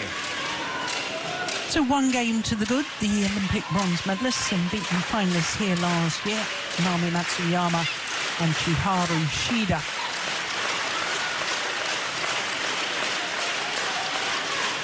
Oh, that's not the best of serves from Matsuyama. She gives herself a tap on the head for that. Love. Play.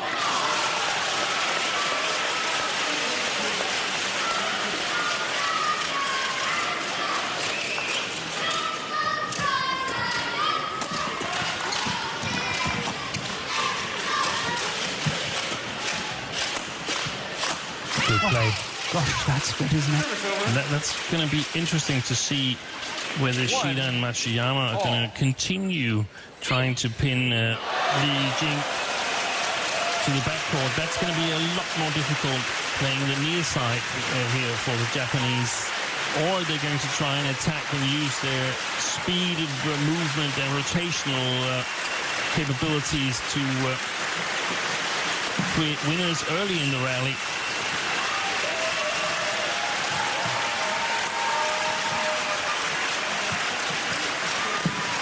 Missed it. It was the right idea because Matsuyama was out of position. She actually plays that return of the drop.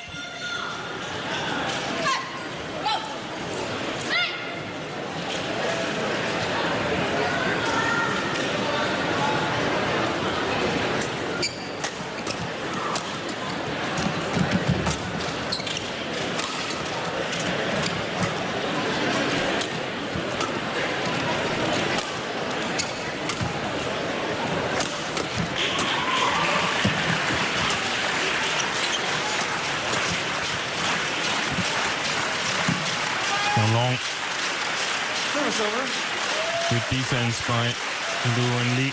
2-all.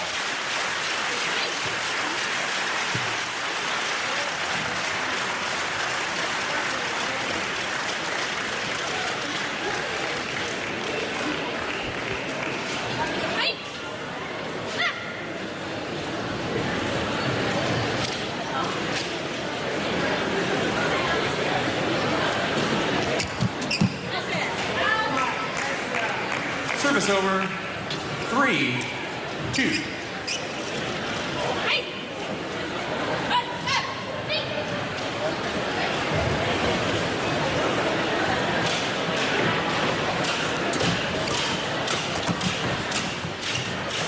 Missed it. 4-2.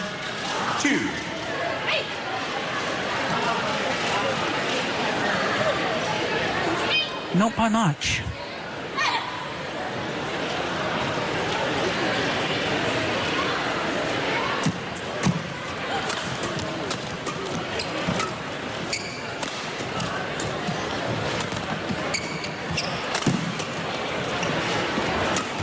Oh, that's loose.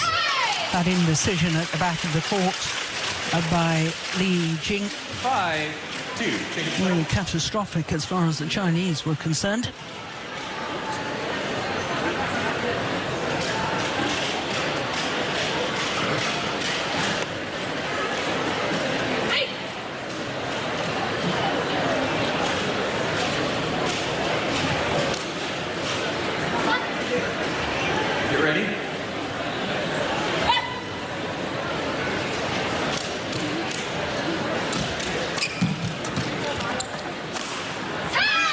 wonderful. Brilliant. 6-2. Any ideas on what the Chinese pair should try and do to stem the tide here? It's very difficult because they've tried to play it a little bit more defensive, but Shida and Matsuyama, they've penetrated. And I have a feeling that Li Jing is too limited. And that also puts a little bit of pressure on both the Chinese, actually. Liu Ximin wants to do a lot when she has the chance, and the same goes for Li. They want to take advantage of the smallest of opportunities, and right now it's the opposite thing that's happening. They're playing themselves into even bigger problems, and Matsuyama and Shida, they're looking rock solid.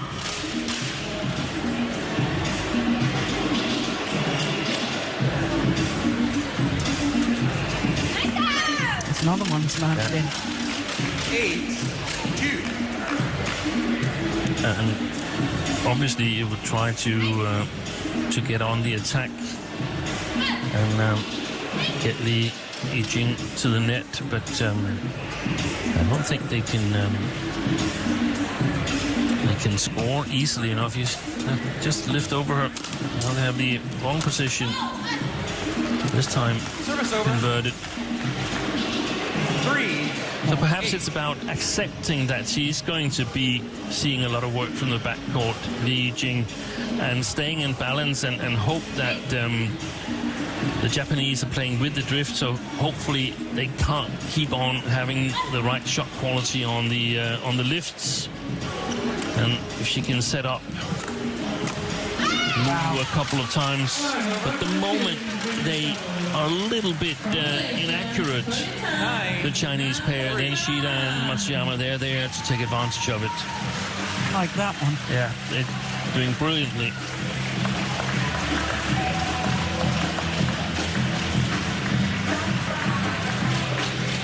Their opponents from Japan, and 10-3. Now this is not working for Li and Liu, and they look disheartened as they walk around on court. Whilst Shida and Matsuyama are gaining self-confidence for every rally. Coach Tao Xiaomin didn't look too happy either. No. It's a nice serve out wide. Oh, yes, that's nice. Service over. 4-10.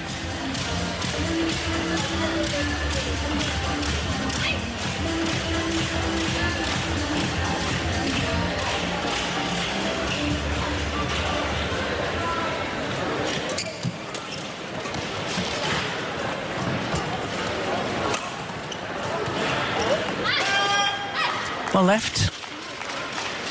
5-10.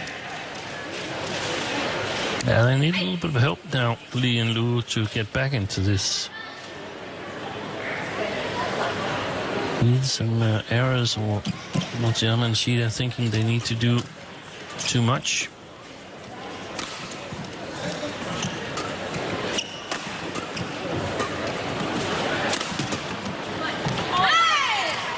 Oh, there's a challenge here. I saw that as good. Yeah, me too, but she looked very convinced, Li Jing. We're not in the best position to see that, are we, Steve? But instinctively, that looked as if it probably had caught the line.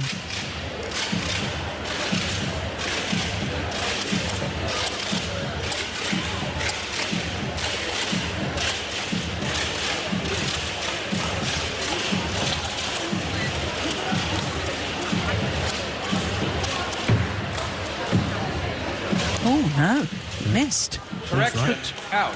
Good challenge.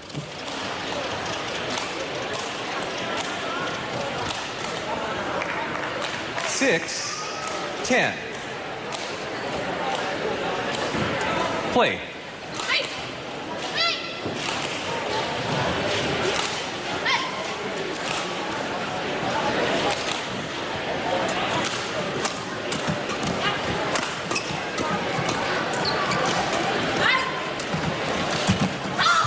Well done. And they've done well here, haven't they? Because all of a sudden it's believable that you can catch back up, whereas at 10-3... That looked fairly dire, didn't it? A mountain to climb, but I think they played with a flatter trajectory on their lifts, and Matsuyama and Shida have 11-7 fallen into the trap of attacking too early. So it's a 4-point advantage at the mid-game interval in favour of Matsuyama and Shida. Japanese pair having already won the opening game. 自己排稍微放慢，人家才抢，根本就没有机会。就准备他最难站稳，对，就是跟他拼，你就跟他去跟着他们速度，去跟他打，跟他搏，你不要老想放慢，没有用。你只要稍微一后仰，他马上给你到前面。对，攻不要站，攻完跑，攻完就跑。对对对，就准备他甩稳了。是我前面就有点。对，你不要太多考虑比分，就是还跟上他们速度。Court 1, 20 seconds. Court 1, 20 seconds. 嫌な流れでこう。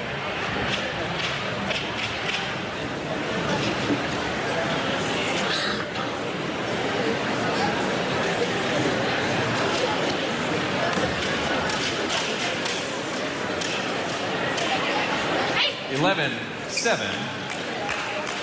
Play.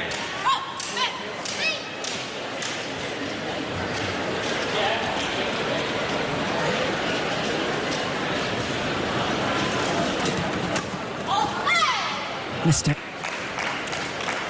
Service over 8-11. I think unless the Japanese pair are really careful here, Steen, Chinese pair might just catch back up here. 9-11. 6 of the last 7 points. And 2 very easy points here. Yeah. The interval.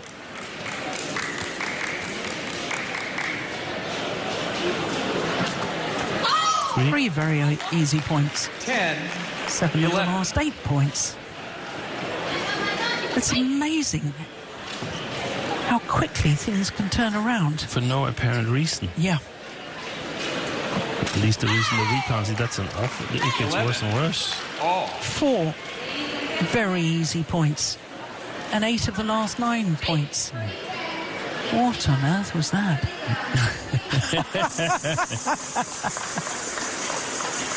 Well, at least they were coordinated on their disappointment.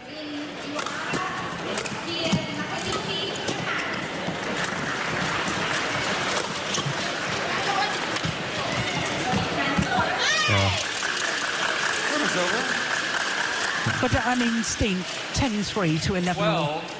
12-11. At this elite level, that shouldn't happen, should it? That's scary.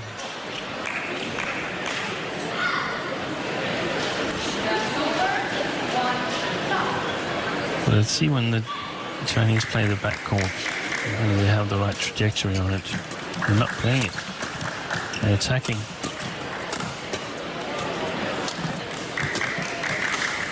It's gone long. No. Yeah, it landed in. But as far as I recall, the Japanese pair got to 10-3 up 11. by good attacking play, didn't they? So why have they suddenly gone defensive? Beyond me.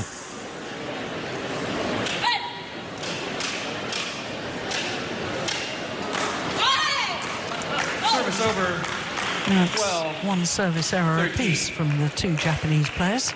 And what Nakajima should shout into his players now is that the opponents aren't really scoring on you. Yeah, you're giving them away. So we don't need to play as sharp as you think you should play. Another one's landed in. That's good defense from Matsuyama. 14-12.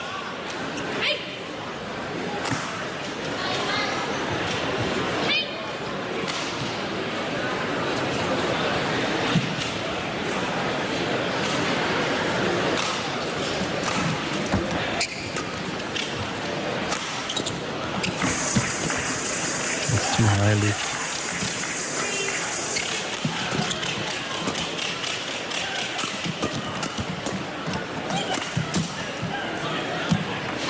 Well worked. Service over. 13-14.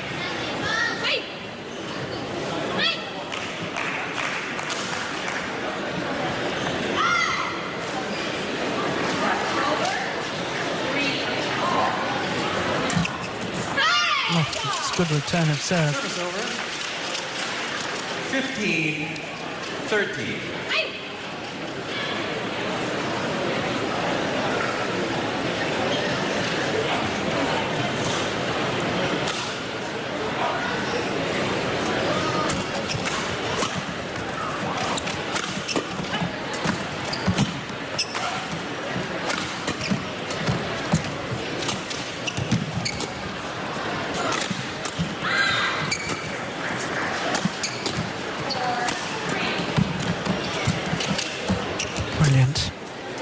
What retrieving. Yeah.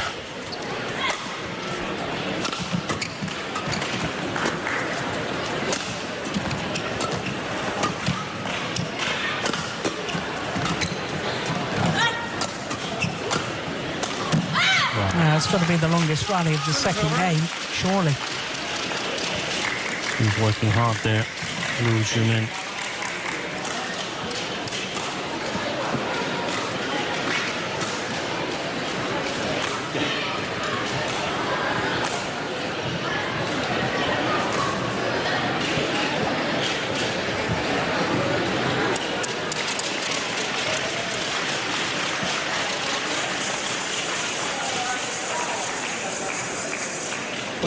Shots. Indeed, I believe that is the longest rally of this second game. Yeah.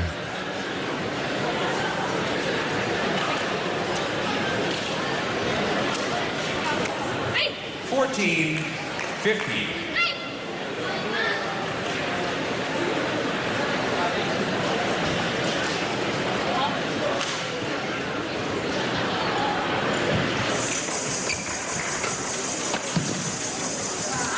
Beautiful. Service over.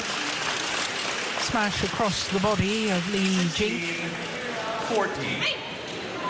That becomes a little bit too flat. The lift from Liu Shimin, and then the Japanese attack becomes efficient. A little bit higher trajectory, and they would have been in a much better position.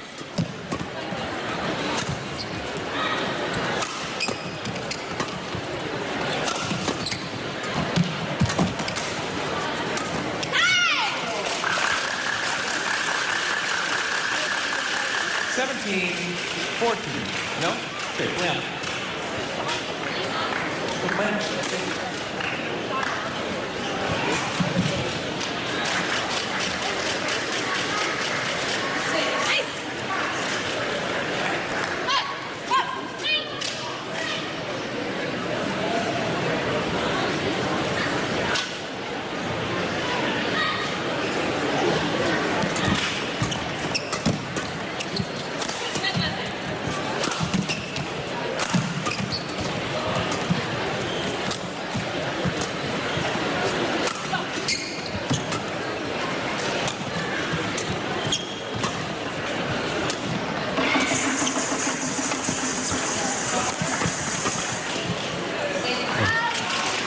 Not enough quality in Li Jing's game today.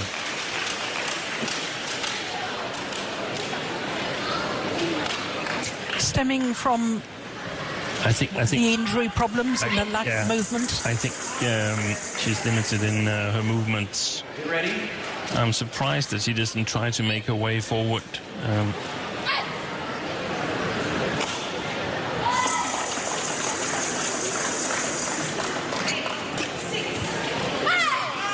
Another one goes long. Service over. 15-18.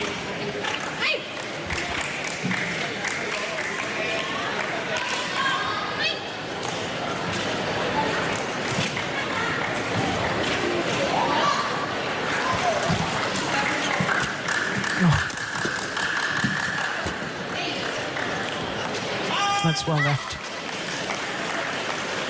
16-18. They have to be careful, Matsuyama and Shida. They've been in control for the majority of this second game here, but they're still not certain of winning it. No. Well, they were certainly in control to 10-3 when it went 11-all. 18.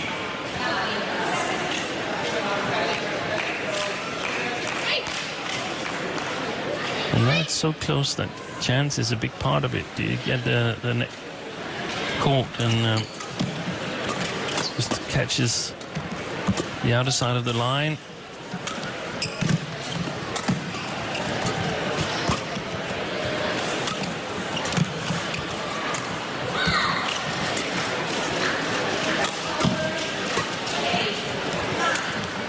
Good play.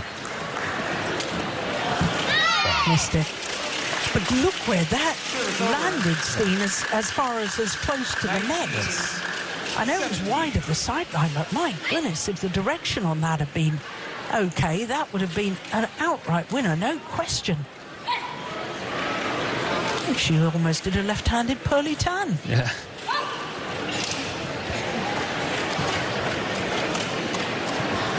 Well, she's playing on the adjacent court, so maybe she's giving it a look.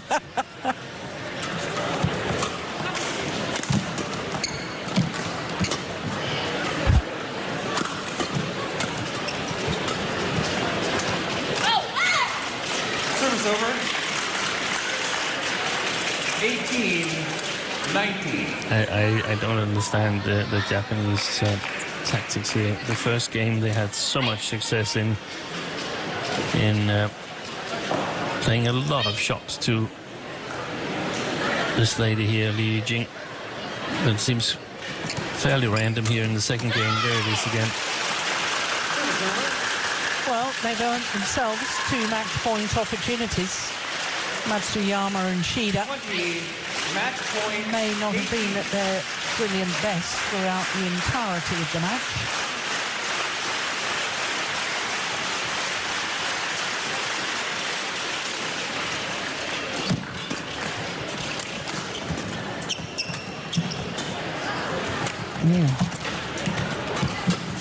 Brilliant. Over. 19-20.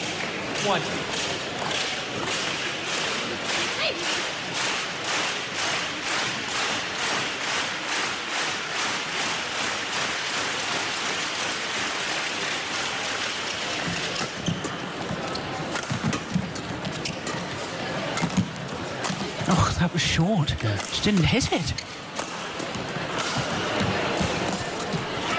Boy. Brilliant! Oh my goodness, and it's gone long!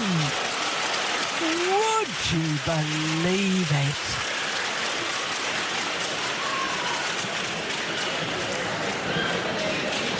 They had the Chinese pair at their mercy. And then that moment of magic from Li Yijing. And the Japanese pair put it long. Would you believe it?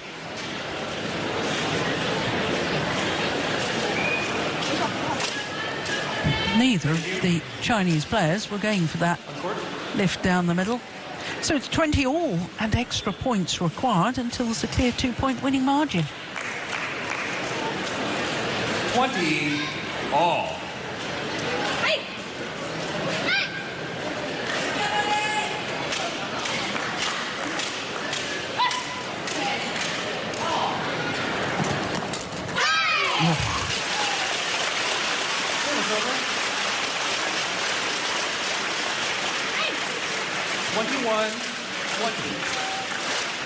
Push down the backhand side of the left-hander, and it's match point number 3.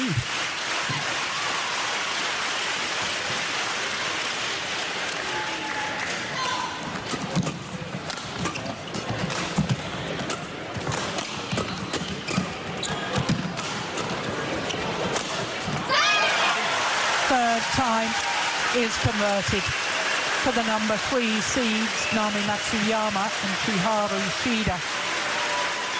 22-20 in that second game. Having led 10-3 at one stage. Match won by Nami Matsuyama and Chiharu Shida. 21-17, 22-20. This the final rally. The smash right in between the two Chinese players. And as I was saying earlier, they may not have been at their brilliant best throughout the entirety of the match, but they certainly did enough to win.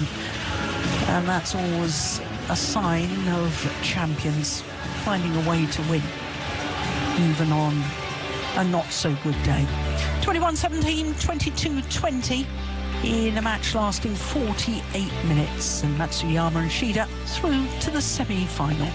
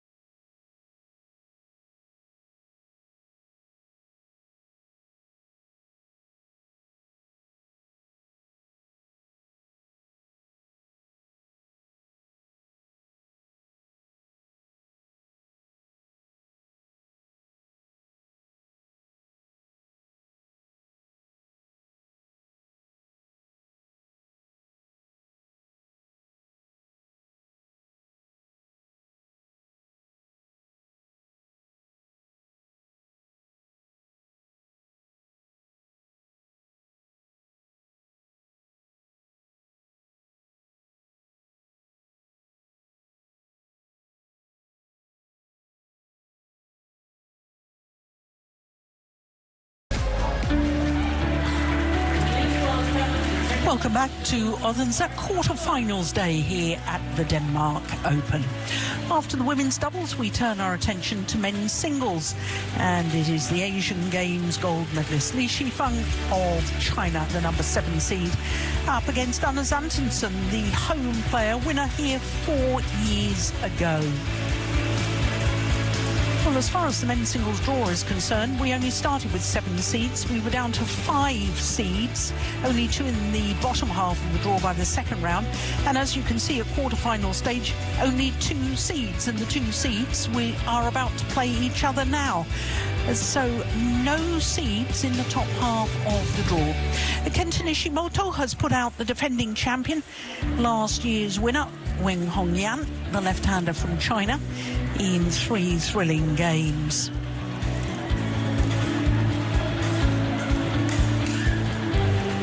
And now, number 1, men's singles, from China, Li Shifeng.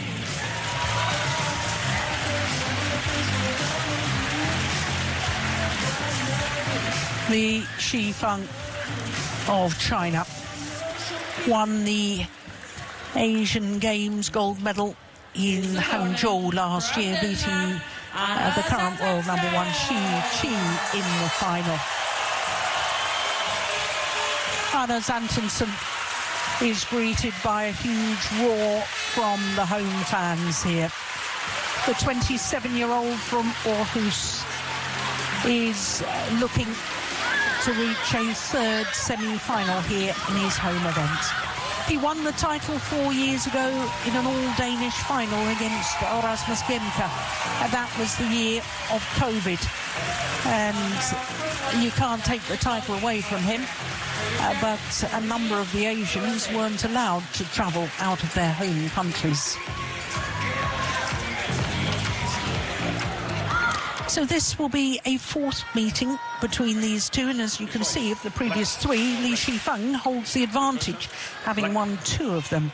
But Anders Antonsen won the last occasion, and that was in the group stage of the World Tour Finals last year in Hangzhou. And of course, the World Tour Finals will be in Hangzhou once again this year in December. So Li Shifeng on the toss of the coin and chose ends. And has chosen to start the far side of the courts, which I think is the better end as far as singles players are concerned, because he's hitting against the drift.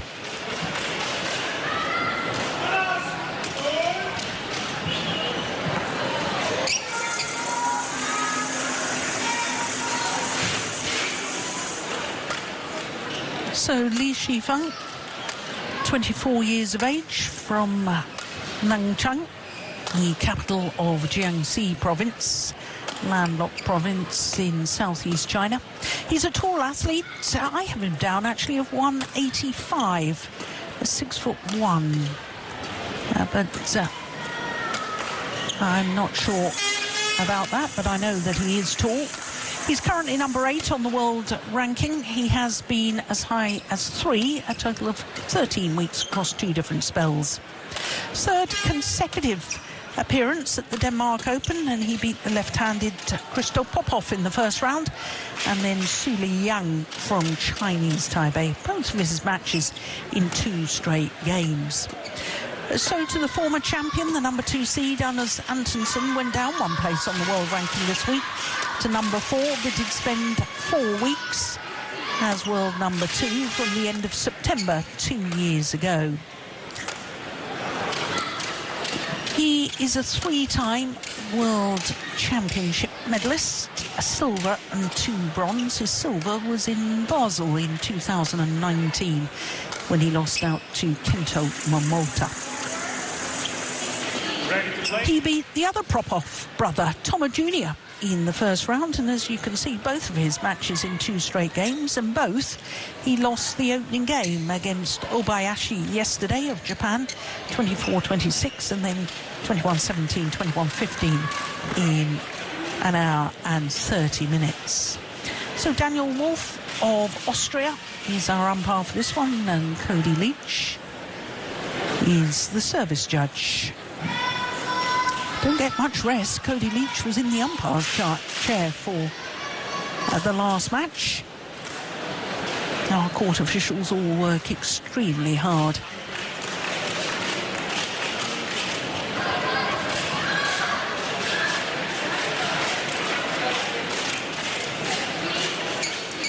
So, a brother on the right as we look at them. Kasper Antonsen, his older brother, who's a former European junior champion in the men's doubles.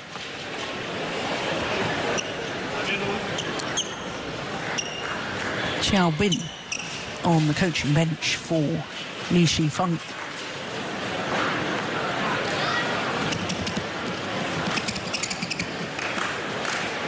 Ladies and gentlemen, on my right, Li Shifeng, China. And on my left, Anders Antonsen, Denmark.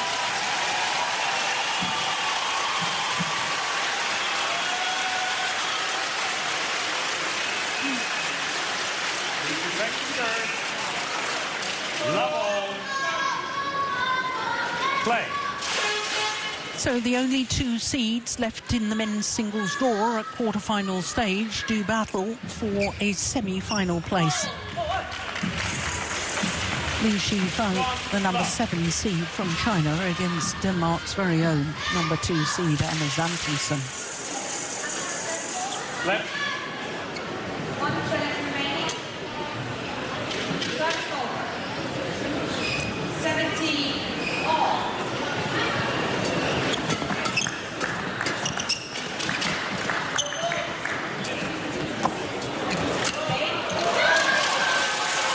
Well, that went over, you know. Yeah.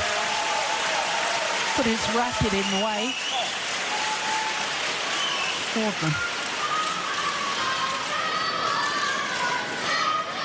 Yep, there's nothing wrong with that.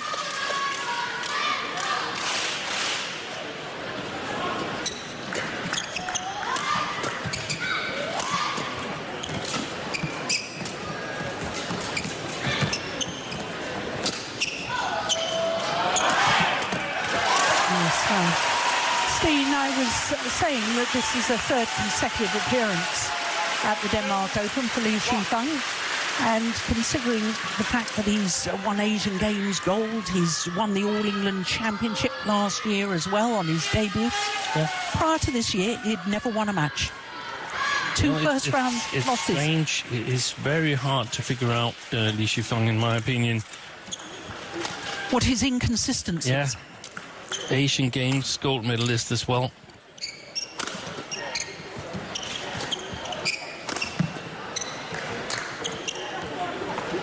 It's gone long. I was on the impression that his foot was a big problem going into the Olympics, and that he was going to have surgery or at least a break afterwards to get it fixed, but apparently that has not been the case. We've seen him numerous times get medical attention throughout his matches where it's been the foot that's been the problem.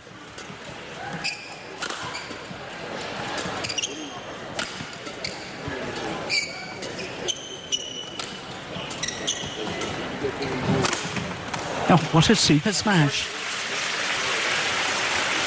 Service over.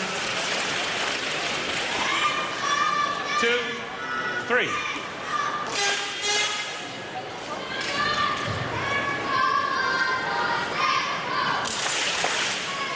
Thank you. Well, of course, it was disappointment for China as far as their two men's singles players in Paris were concerned.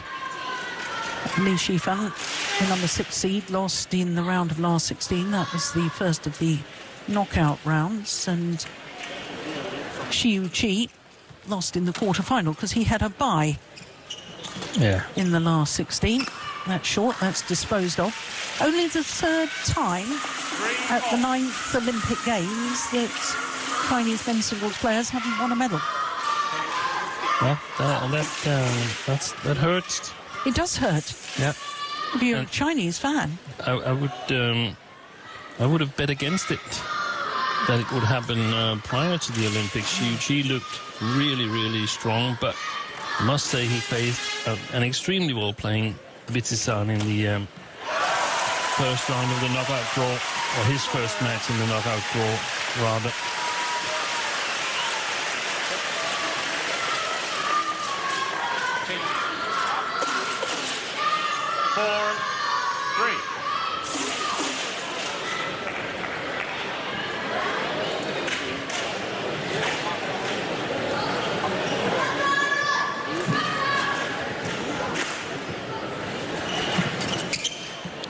Especially given that it had been an all-Chinese final in the Asian Games, which basically is only missing the 2-3 strongest Europeans. Perhaps Brian Yang from Canada, Kevin Gordon. Otherwise, it's similar to the Olympics.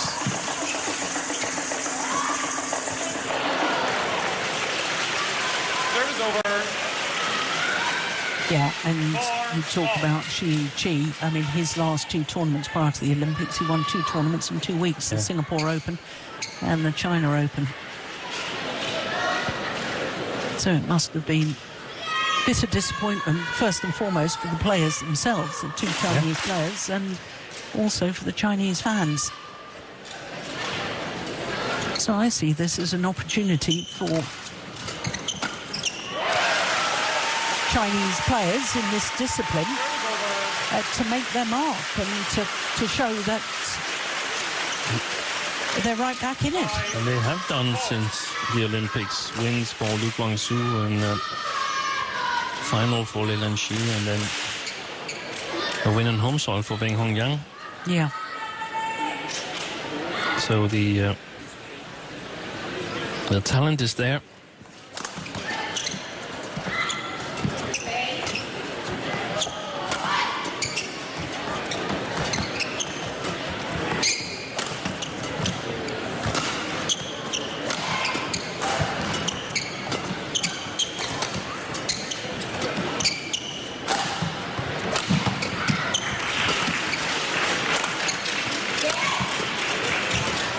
Play. Oh, that's super. Great disguise from Antonsen.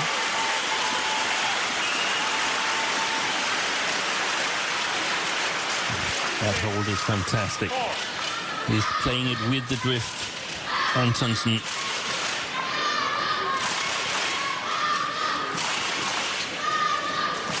Longest rally so far as well.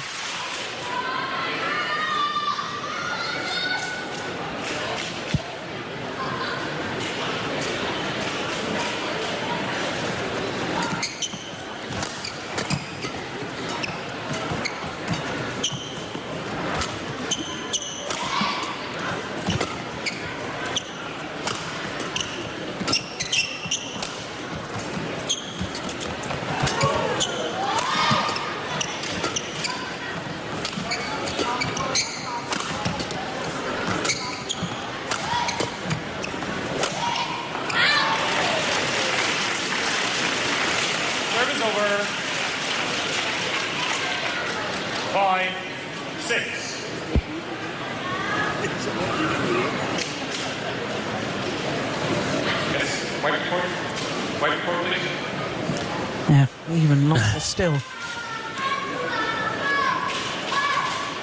That was the three words that Anders Antonsen mostly would like to hear there. Wipe the court, because he was breathing heavily after that rally.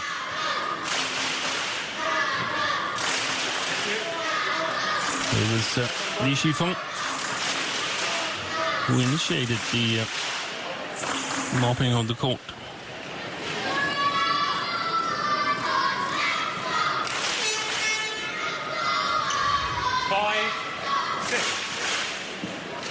It's a little bit more difficult to see closely as he's on the far side of the court here, but we can see Antonsen quite clearly from our position.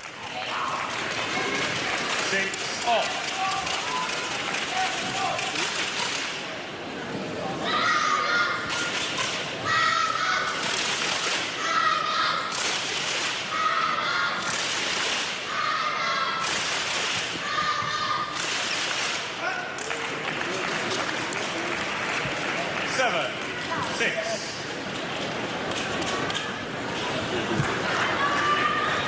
On a run of 3 straight points, back into the lead. The only time he was in the lead was after the first rally of the match. Good Oh, that's nice. That's very nice. 8-6.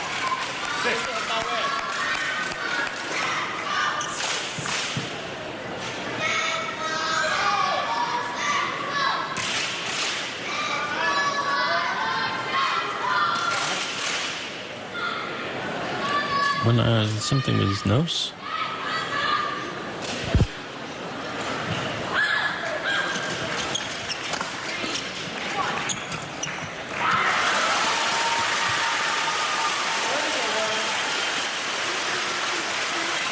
Yeah, the push directly at his opponent.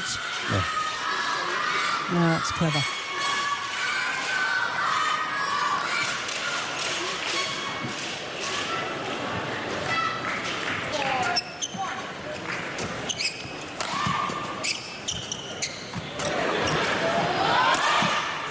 Again. Second miss from the cross smash there. That's normally a favorite for Antonsen.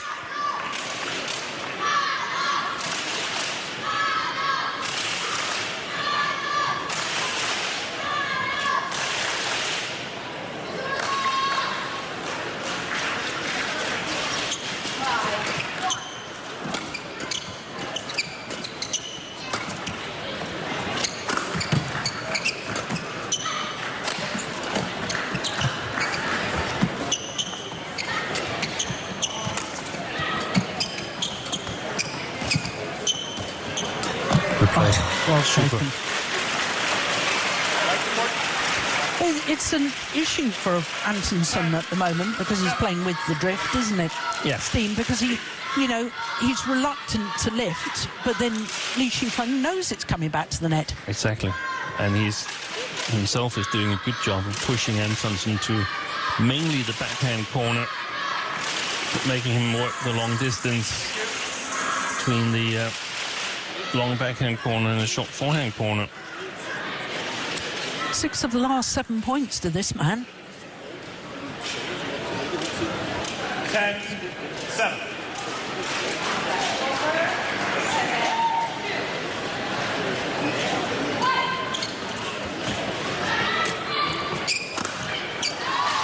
Make that 7 of the last 8 points.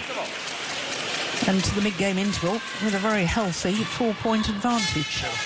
So 11-7 in favour of the number 7 seed, Li Shifeng. Jeg kan godt lide dem der, når du centrerer den, eller spiller den lidt længere ind i banen, og så er klar på at rykke på noget bagefter. Lige nu synes jeg, han kommer ret tæt på nettet, og så kan han både spille den tætte, og han kan pumpe den. I starten af sættet har du rigtig god kreativitet på forbanen, hvor du får bagbanen med, du får maskeringer, du får vinkler med. Bløde arm med bagfra. Sav, den er rigtig kort. Jeg er svært ved at spille noget på den. Vi har bagbanen med der måske så? Jamen det er også det, fordi lige nu der bliver simpelthen kostet, og han løser så godt. 20 seconds. Selvom den er hissig, Hvis du føler, du kan på en tryk, så måske give den lidt mere, og så være klar på noget tryk bagefter. Ja. Han trækker den ind, så siger far lige. Ja. Så.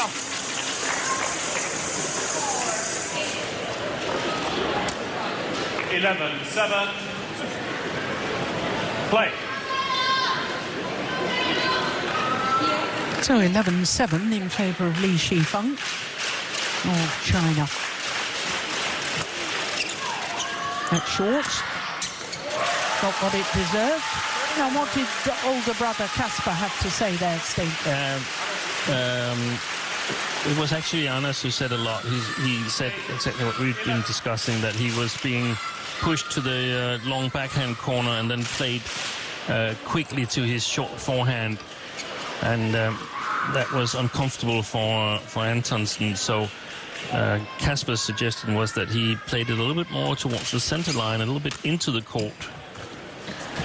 And then also played the backcourt a little bit more, because otherwise it becomes too easy for Li Shifeng to anticipate what's happening. That's not so good that the first time, the second time he tries it, it's an error. But I think he's going to play it again, just trying to find the right length. Also, interesting enough, they said that Li Shifeng's serve is so short that it's difficult for Antonsen to do anything really good towards the net on it. So he was contemplating perhaps playing it long, but so far it's been 2 short returns from Antonsen, and they've been quite good. Brilliant. That's the difficulty, that if you're trying to play the backcourt, you've got to be a little bit careful. Then you leave too much time for your opponent, and Li takes advantage of it here. Look, he's in front of the first of the 2 trem lines at the back.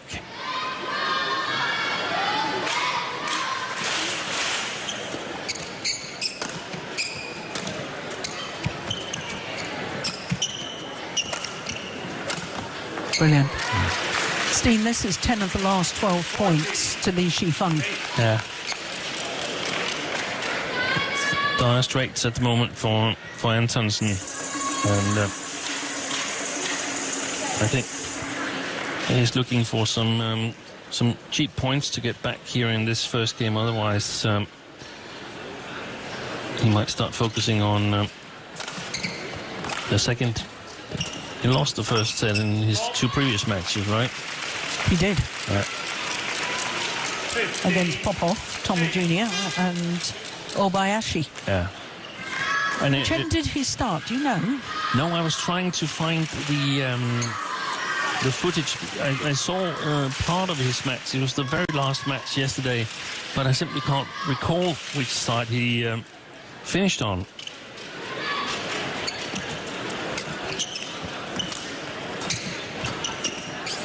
Perhaps it actually was the opposite. I think I made a note of it, a mental note of it, that I've apparently forgotten.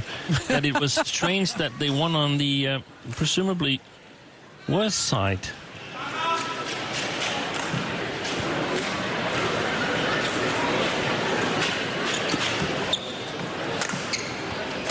Yeah, that's the way to do it. Yeah.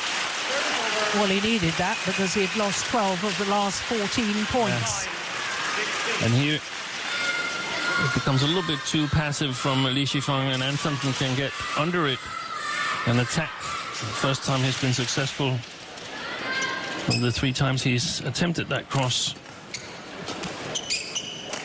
There it is again.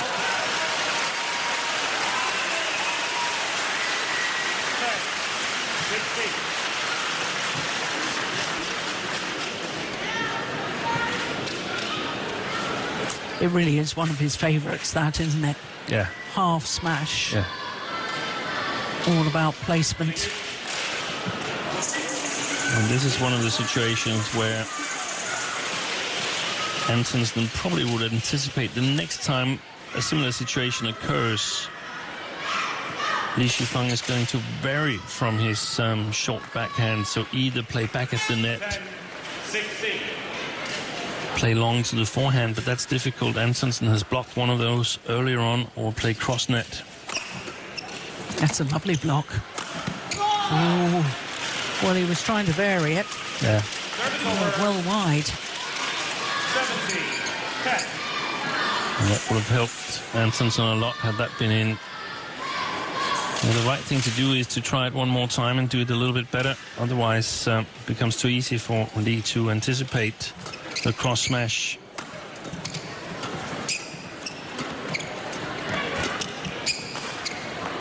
Wow. Hardly touched that. Oh, it looks very difficult, the drift at the moment.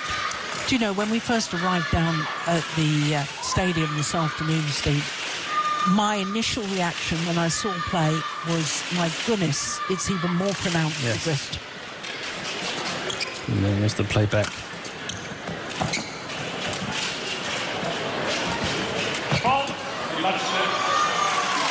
Hold called on Li Shifeng for touching the net. 11-18. Vi skal bede om, at alle tilskuere sætter sig ned under brandmyndighederne, når vi ikke har tilskuere, der står op her. Vi skal bede om, at I finder jeres pladser. That's a good spot by the umpire.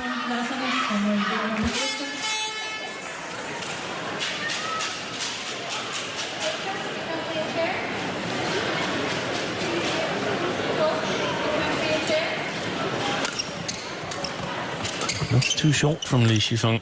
The second one was good. Yeah. Indecision. There was the diagonal again. Of course, Antonsen, the majority of the problems he's been in here in the first game. Great tactical game planning by Li Shifeng.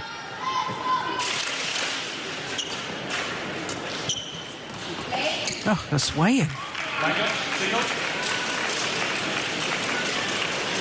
20. So, 9 game point opportunities for Li Shifeng.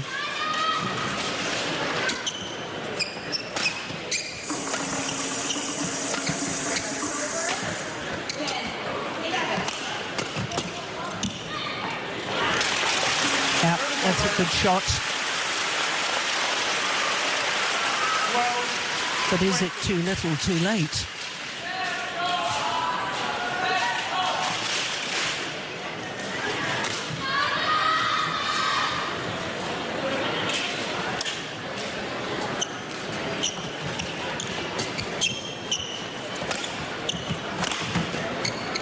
He read that cross-court smash. Totally. That's gone long. Opening game, 21-12 in just 20 minutes.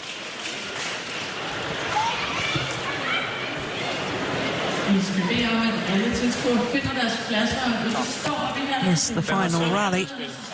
The lift way long of the back line. Ja. Han viser meget godt, hvordan det skal gøres.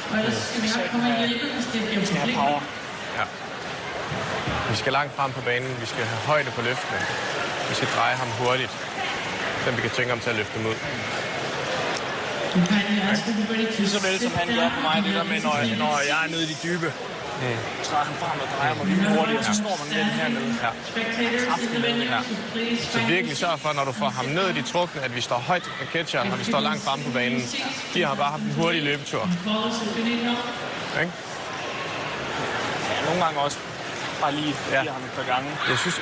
Men hans eneste mulighed, det der med, at han virkelig anticiperer på løftet, ikke, og kommer ned bag den og rækker til den. Så lige kig, om han går før tid, så skal han lige have en maskering tilbage til nettet også. Lige præcis. Og så skal vi virkelig sørge for det her med, når vi selv bliver drejet, at vi ikke kommer til at løbe for flat. Altså hvis du er nede, og han drejer dig, at du får højde og længde på det løft, som ikke skal løfte. Nej. Ja, det er det. 对吧？每一分我尽些长一点，我能打到相持，打到关键分，他压力就大了，我就再用。好，加油啊！1分半来，我们。Så er det også lige at spille ind til mellembanen på returen nogle gange. Ja. Starte med lige at komme frem. Op i tempo. Gang i benene her. Kom så. Kører vi. Ja.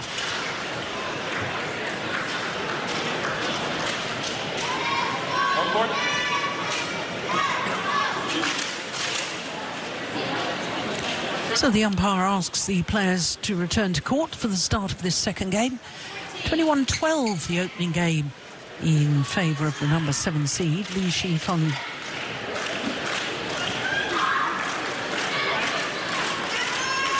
Second game.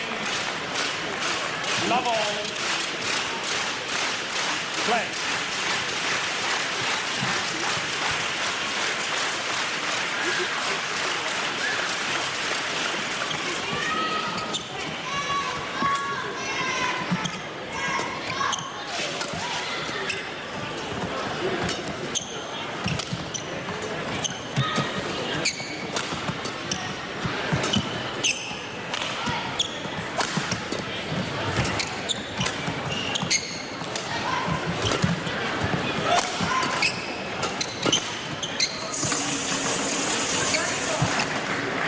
That's good retrieving. Yeah. And a good start to this second day by the Dane. What was the game plan then? That's very easy. He wants to play like Li Shifeng. Wants to do the same as Li Shifeng did to him. Yeah. Says this is going to be a totally different game now. I can do the same thing as he does. I have to look up for if he anticipates what I'm doing. Then I've got to play back at the net or have a little bit of variation on it. And they also, there was Anders who said there's a lot of drift in there. So it's going to be very, very difficult. And I wouldn't be surprised if Li Shifeng is going to try and find the back line. I'm not sure he's going to be successful in it, but if he's going to try and find the back line here and maybe just try his luck in an eventual third game, it's going to be really, really tough for him if he's going to win it in straight games. Good play there.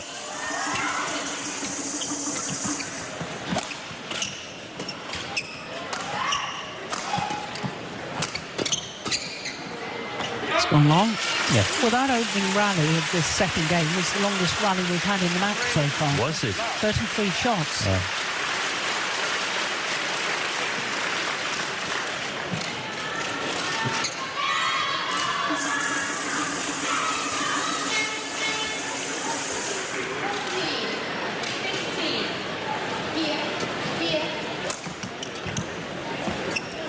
I think Li Shifeng might regret his choice of ends. Yes, I think so too.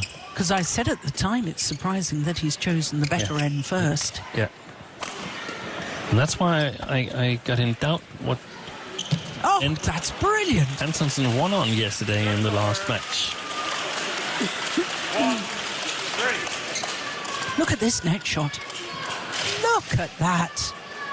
That is fabulous. Pulled up the net from Li Shifeng.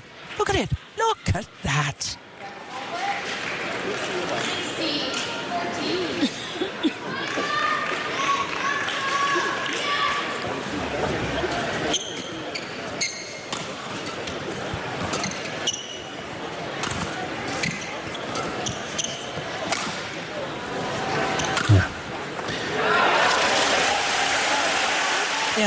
It's just inside the line. 4-1.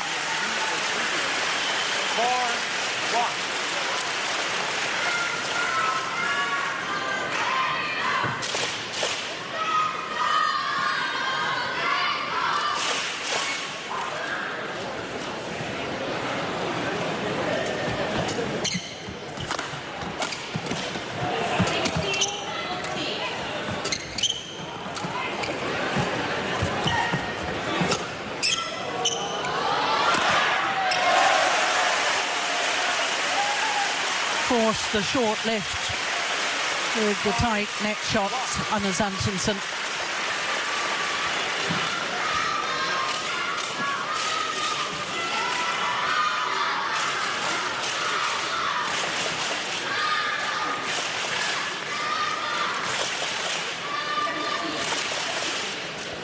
Well, there's been 4 different players from the host nation, from Denmark, who's won the Denmark Open men's singles title in the Super Series and World Tour era. Peter Gade, Janor Jorgensen, of course this man, Antonsen, and Victor Axelsen as well. But no one in the Super Series and World Tour era has won it twice. No. Peter Gade actually won it 3 times, but 2 of those were outside of the Super Series era. 3-5.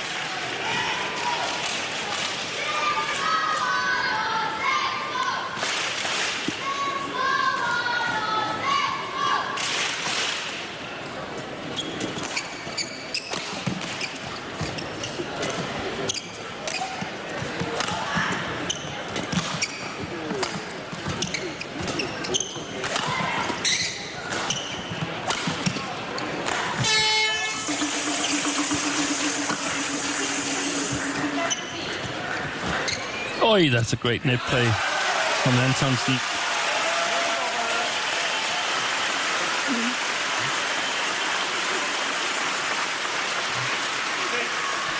Wow. Yeah, that's fabulous.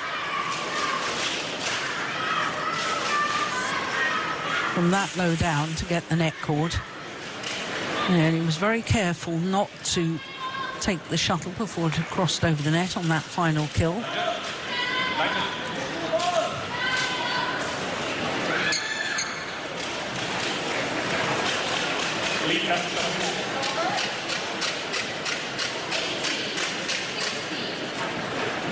Thank you.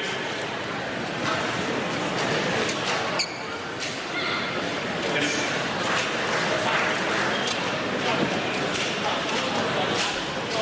6-3.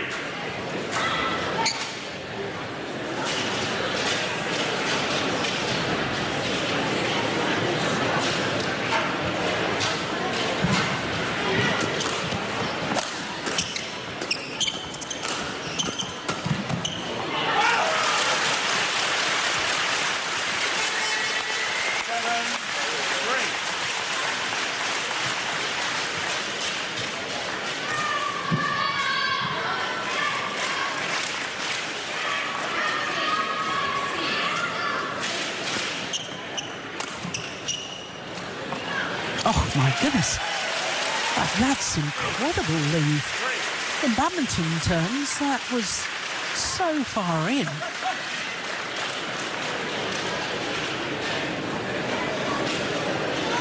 Wow, that's extraordinary.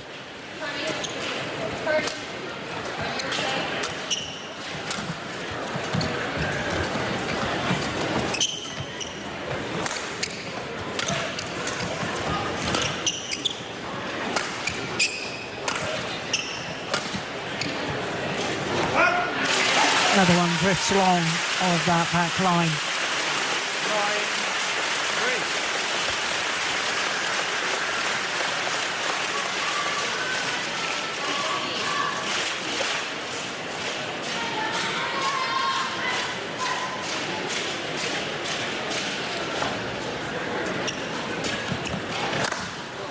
Good shot.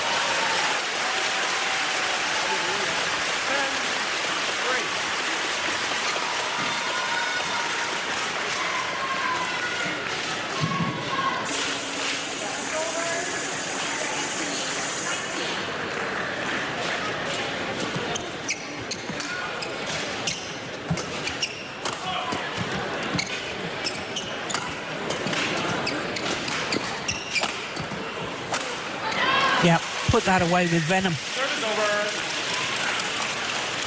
4-10.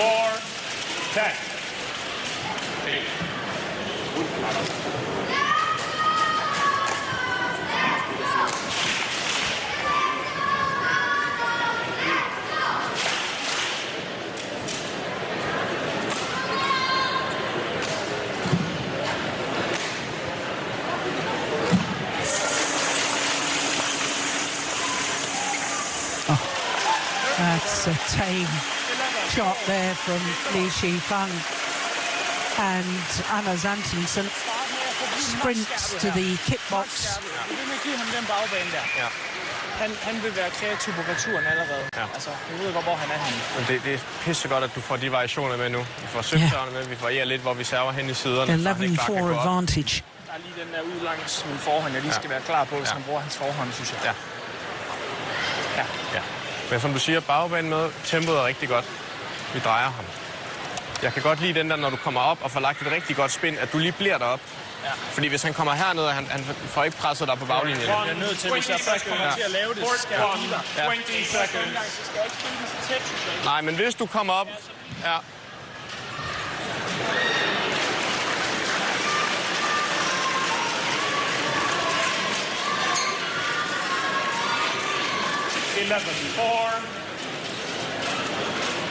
Play.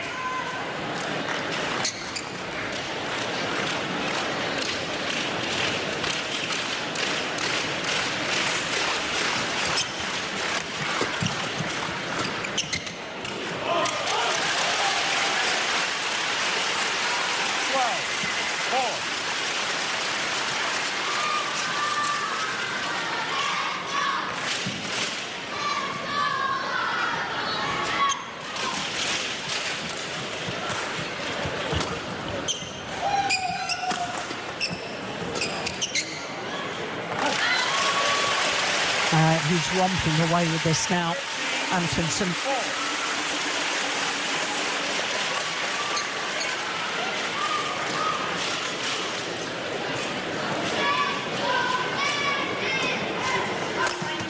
Oh, that's nice.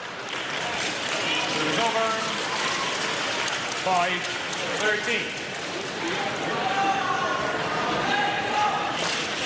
In fact, that's very nice.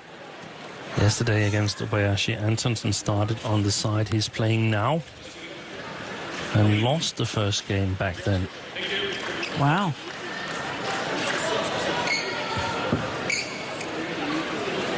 Mind you, there was a quarterfinal that we saw when we looked at the draw with Nishimoto coming through in 3 games against last year's champion, Ling Hongyang. Yeah. And he finished the more difficult end, which meant, and he lost the opening game, so he must have won the second game from the bad end. Yeah. So he must have done the same. That really is quite extraordinary, isn't it?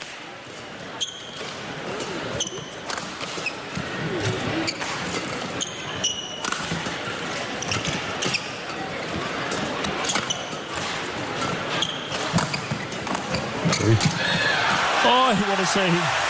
That's just fantastic from Antonsen. Kept alert. 14-5.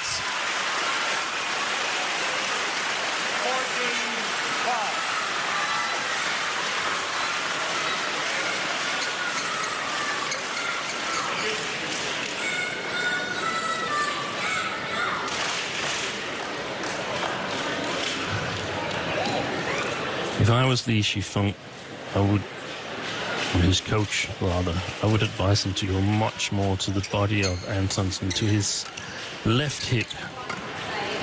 Antonsen is very good at defending his right hip with a with an angled defensive shot that goes to the short forehand corner of Li Shifeng.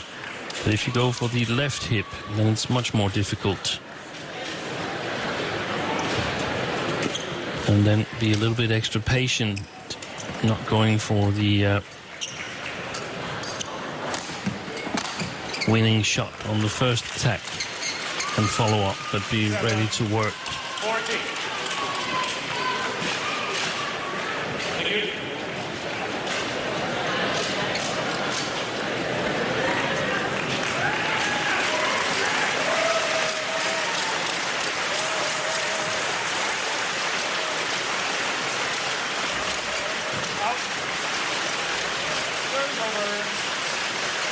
17-7.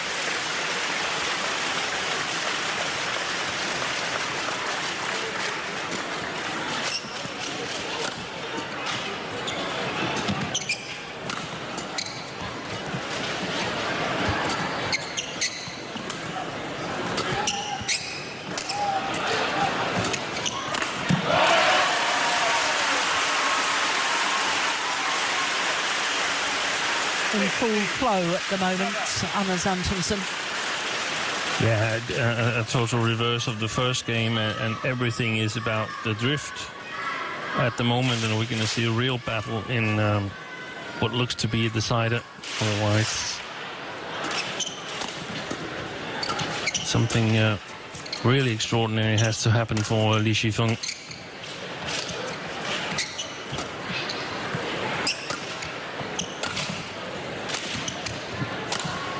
You can see he's testing, trying to find the back line. It's going wide. Yeah, I think so too.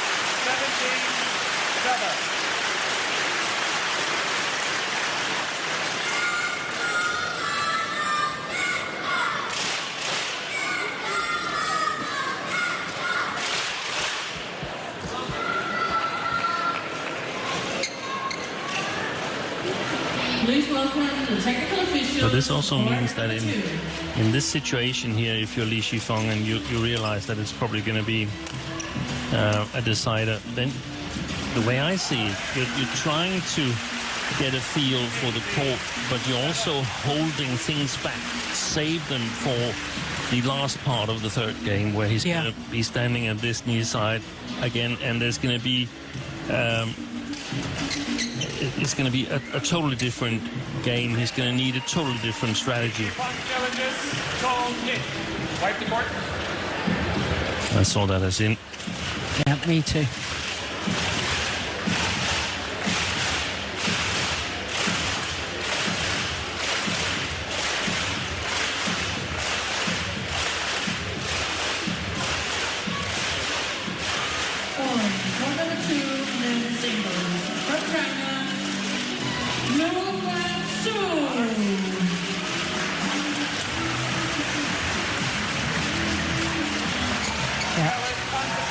On the line.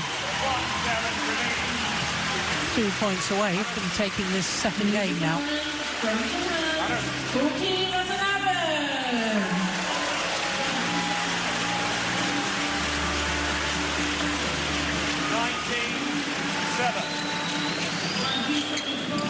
Play. On round for two, the Badminton brings Indonesia. Missed it. Service over. 8-19.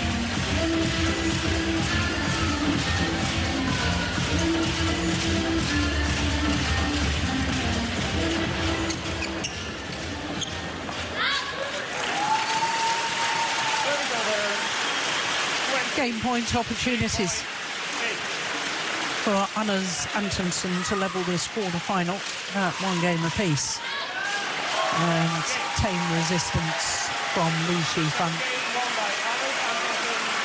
21-8. Second game in favour of the Dane. 40 minutes into the match, and it's 1 game all. Ja. Jeg kommer til at pumpe den bagbane. Ja.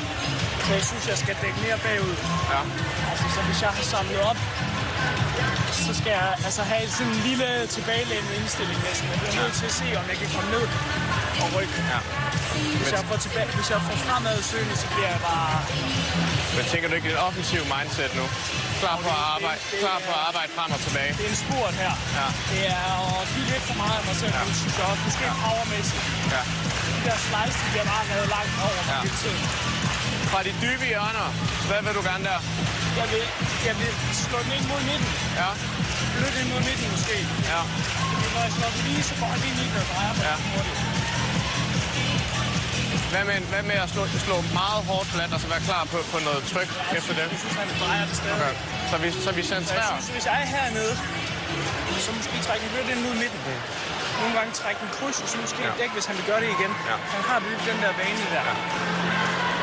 Stadigvæk tur. Stadig har respekt for, at det er svært at slå, så det er stadig en blødere. Ja, præcis. Selvom at det er en spurt her, og det er... Præcis. Men vi skal også, når vi er i en position, få bagbanen med højde på. Ja. Ikke? Ja. Og husk, at han skal godt stå med det der pres, han føler, at han skal have den føring. Ja, præcis. God tid med det. Ja. Variere serverne. Variere serverne. Ja. Ja. Ja. Gang i fødderne. Virkelig gang i benene her, ikke? 20 seconds. Kom så.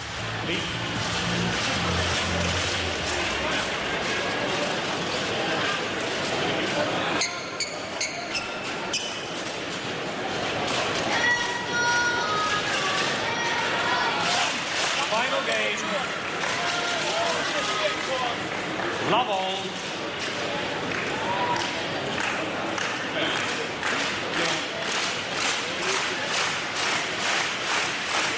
Play. So this game for a place in the semi-final. And the mind games have already started because Li Shifeng wanted him to change the shuttle and Anders Antonsen said no.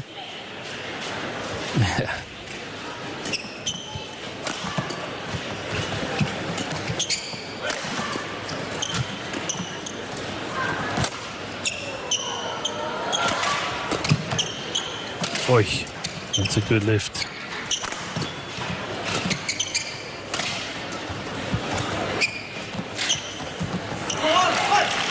Brilliant net game by Li Shifeng.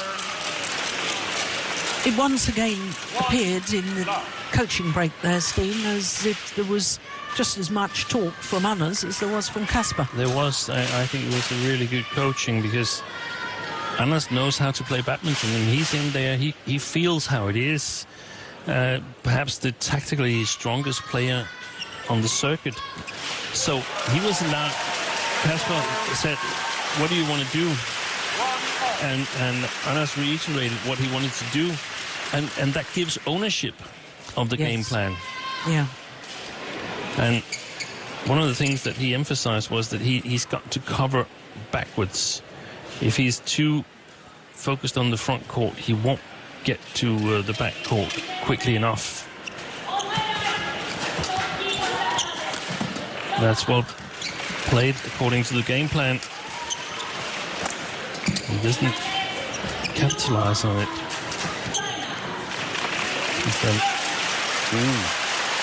I thought that round again. I thought it was out. No. Yeah. And then they also discussed that maybe Li Shifeng is feeling a bit of pressure that he needs to turn at the mid-game interval with a reasonably healthy lead. So Danish really ready to work hard and have an offensive mindset.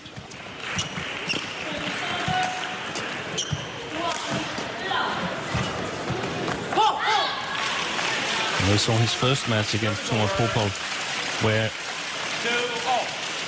he said, I cannot become too passive on the far side of the court. When he was playing that side, he said, I cannot become too passive. Even though I can lift, I shouldn't do it. And I think Li Shifeng is in a situation similar to that now.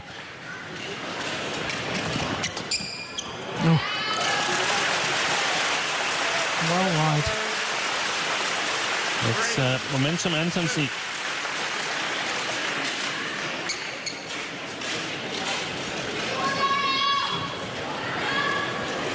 Trying to up the pace, trying to take the shuttle early.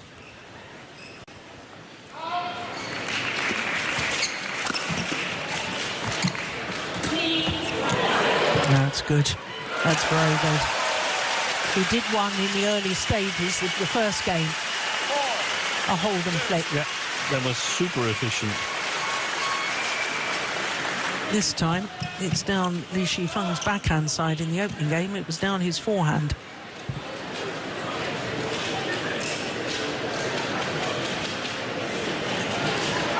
Play.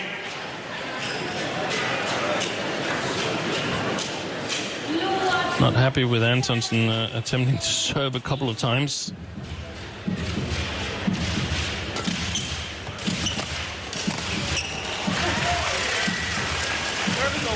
One of the things where the Danes perhaps could... Oh, here it comes. Yeah, there it is.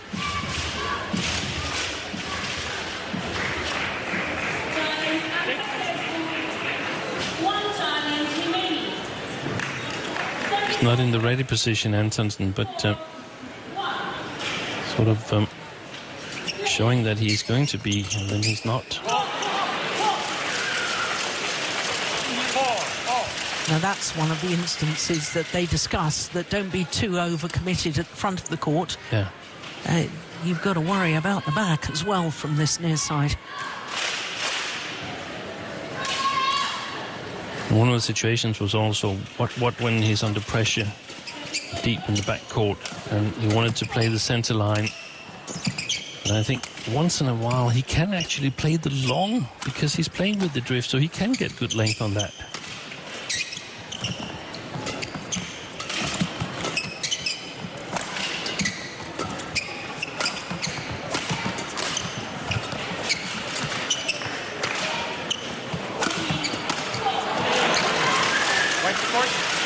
Well, it's brilliant badminton we're watching now in the third game.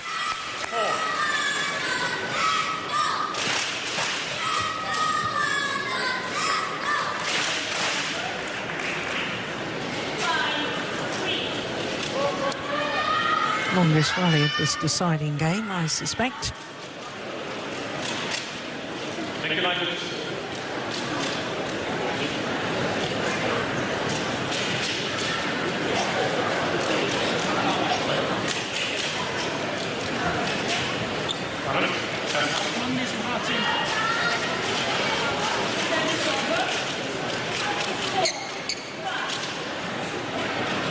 Five, four.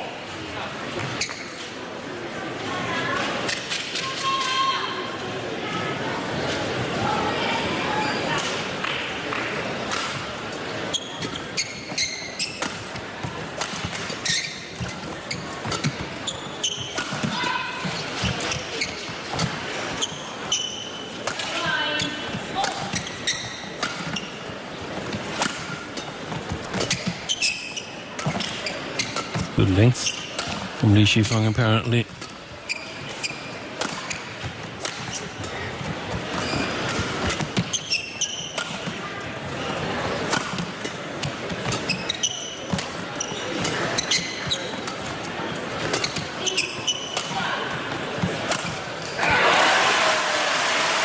Yeah, and look at the reaction after the rally from Anders Antonsen.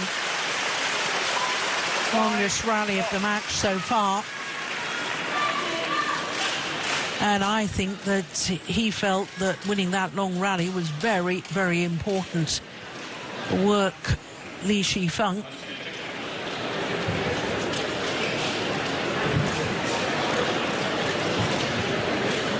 Lighters.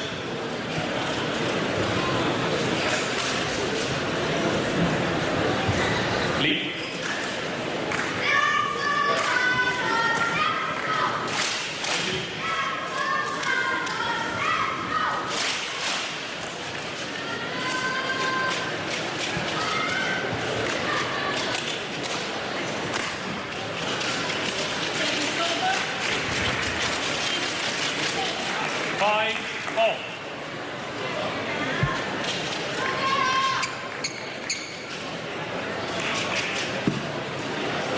This was a 1 minute break.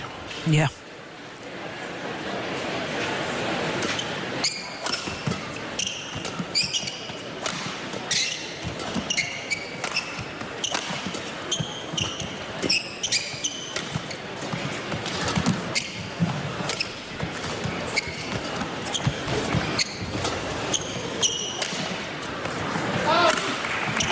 Brilliant smash. Yeah. And another dive, which means that the court's going to be mocked again. 6, 5. It's a wonderful smash, isn't it? Thank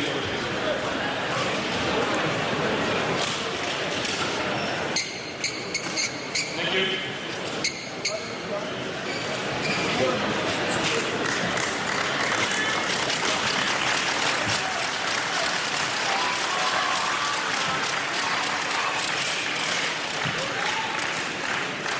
Six, 5.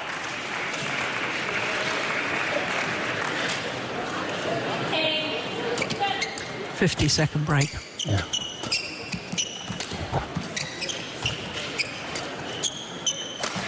Missed it. 7, 5.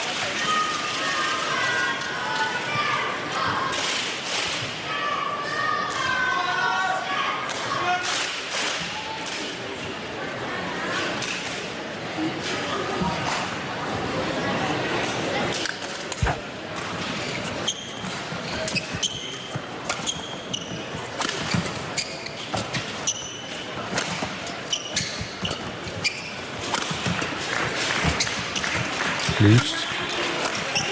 Yeah, fabulous. The cross-court backhand net shot from Liu Shifang simply wasn't good enough. No, this one. This one. Played himself into trouble.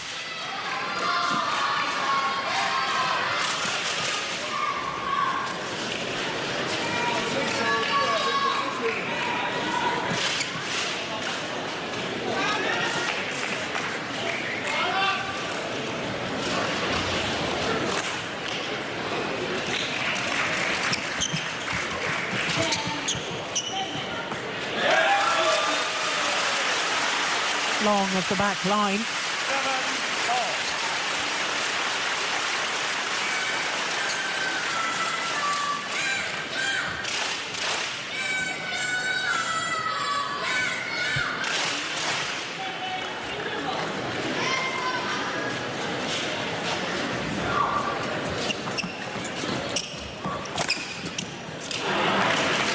Service over. 8, 7.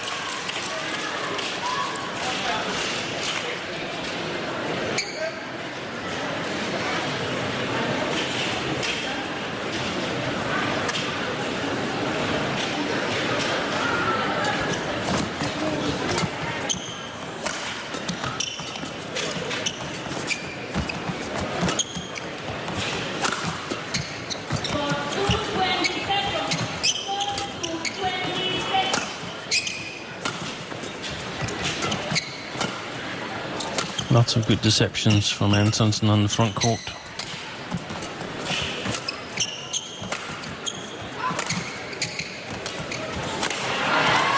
That's a loose backhand. Got what it deserved.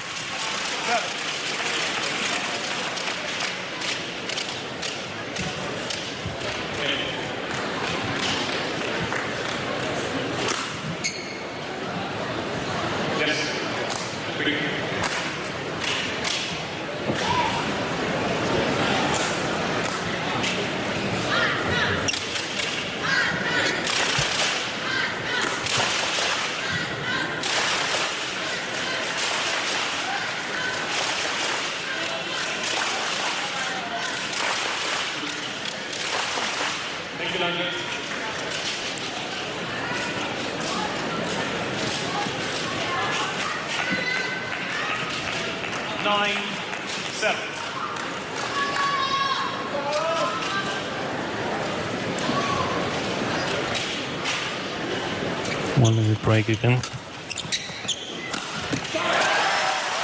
A minute is what they get at mid-game interval. Yeah. So you're having a mid-game interval break after every long rally. Every long rally.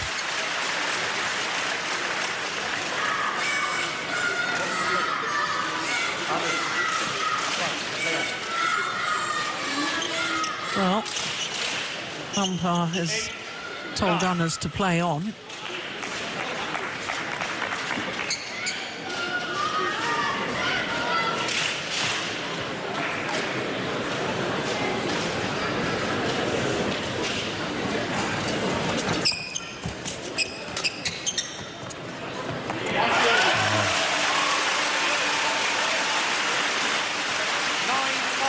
at least the second, maybe even the third that he's played long.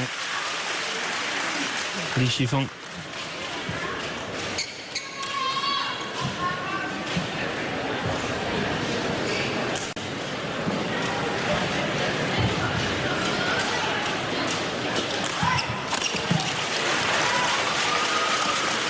That's crisp. 10, 9.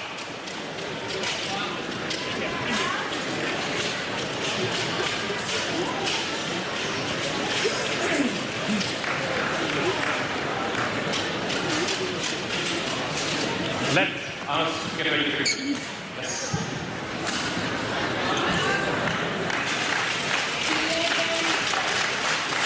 I'm liking the idea more and more of we play to the pace of the server rather than the receiver.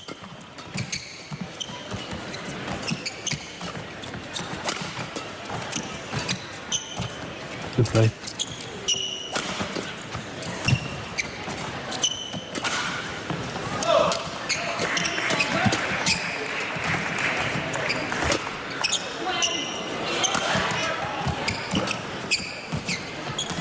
Oh, fantastic net play.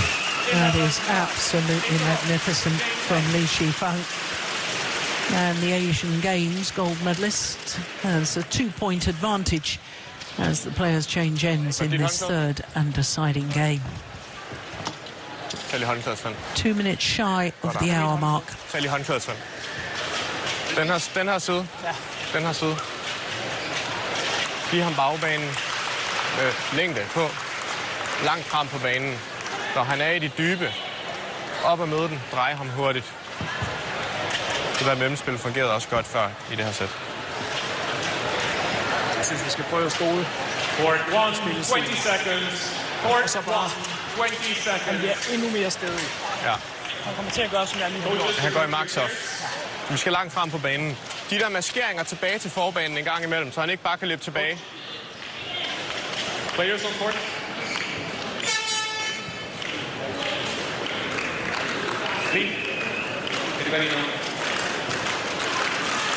Well, only 2 points the difference, and with Anders Antonsen now the better end from which to play, I'm guessing that older brother Casper and coach was fairly confident he can do this. Yeah, they're not overconfident, but they're clear on what's going to happen. Anders says he's going to be really stubborn on the other side now. He's going to try and do what I've done. And I think he's correct.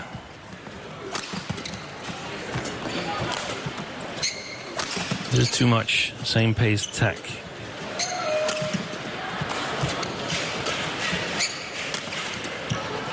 Great play from Antonsen's defense. Yeah. It's not going to hurt him at all, these smashes. No, and he's making Li Shifeng, I think that's 6 times he's made him move cross court. Excellent play. Yeah. Lifted to the round the head position and then blocked to the forehand net. And Li Shifeng had to scamper that at least 5 times, and I think it was 6 times. But I mean, 3 times same pace, same power smashes. That's not going to cut it against Antonsen. That's more or less suicide, the way I see it. Lee. Also get ready for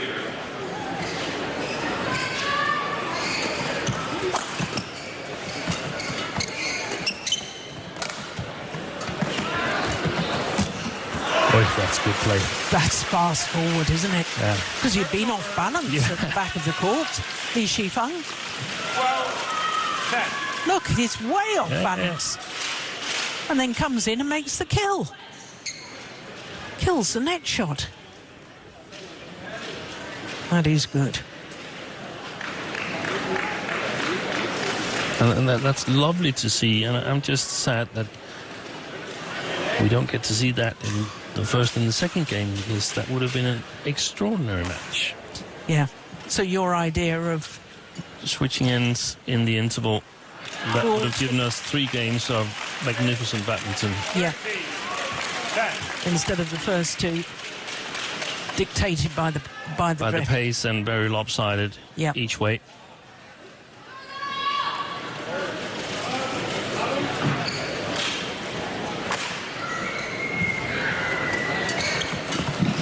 Good deception.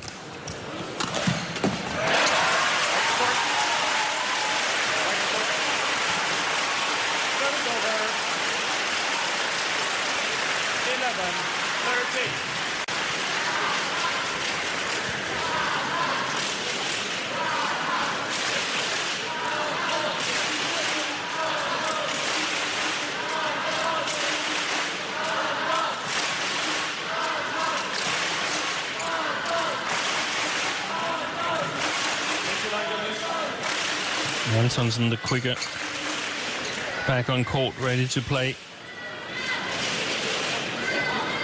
Thank you.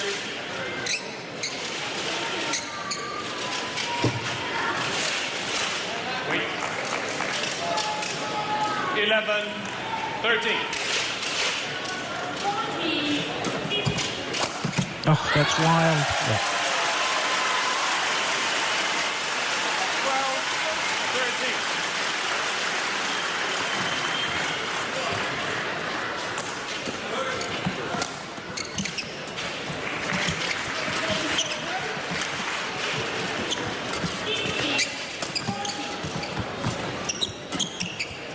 Long. Service over. 14. Wow.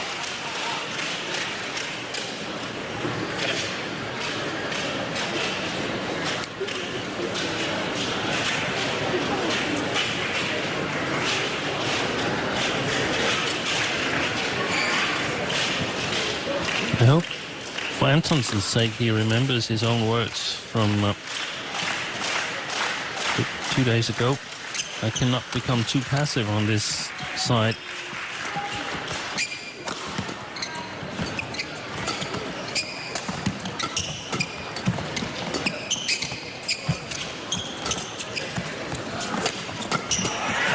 Excellent play.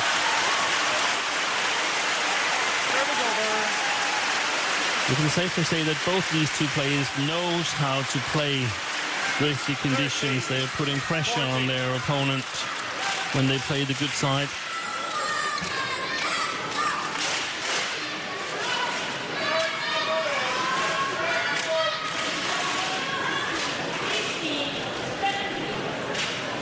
Lead, come here. Don't start too late again. Get ready quicker when you're ready to start. Well, another warning for slow play.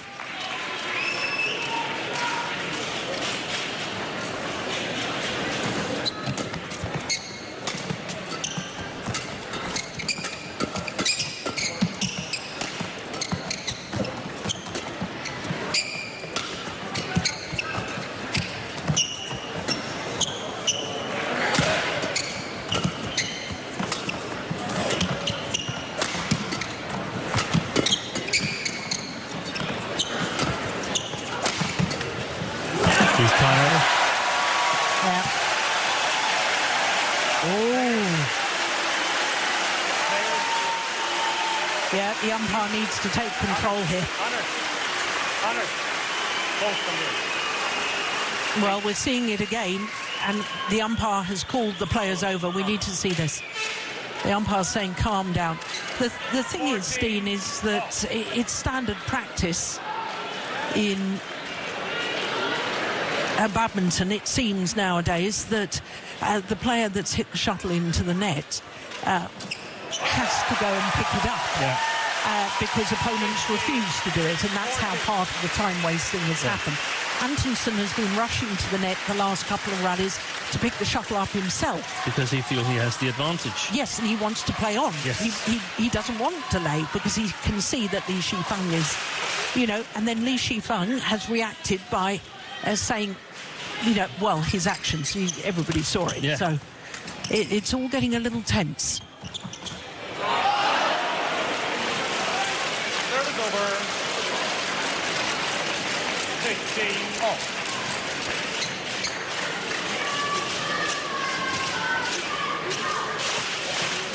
Well, Li Shifeng was backing off. Had that have gone over, that was going to be a winner. Play on. Court is okay. Lee, play. So if the umpire says play on and the player doesn't play on, then that's delay of game, in my opinion. Yeah, and he's been verbally warned on more than one occasion. They both have. Yeah, and yeah. Lee, come here. He's going to get a yellow card. Yeah, that's about time. Warning for misconduct.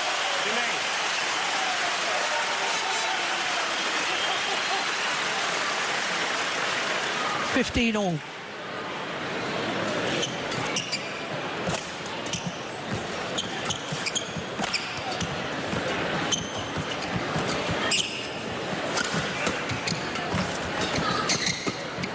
Good play.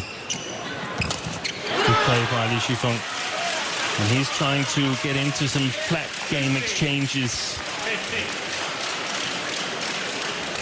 where he can utilize the fact that he's playing a little bit with the drift, not risking it go long, but putting some pressure on Antonsen in terms of shuttle space, shuttle pace.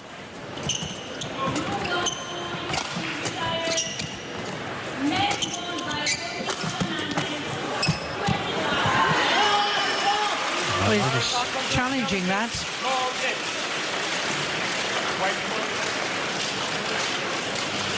Gosh, this could be important.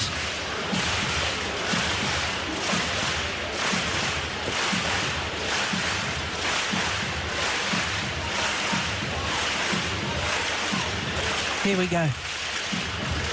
Clearly in. Go on the line. Challenge unsuccessful. Fantastic play. One challenge remains. Thank you, Liza. Back on court. Well, not only has Antonsen lost that challenge, but of course in challenging it's given extra rest to Li extra time to Li Shifeng. Yeah.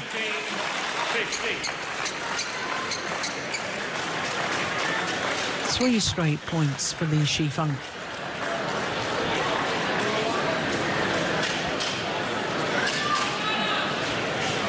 Play.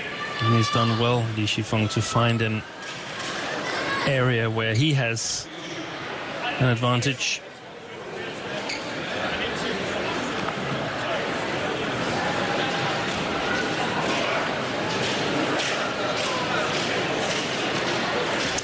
Well, this is, I think, your point, Steen, that players should stay on court to show the court official where the perspiration is. Yeah, the court official should hold the player's towel and bring it to them. And this should have been done clearly during the challenge. Yeah. 17-15, deciding game. Missed it. Third is over. 16-17.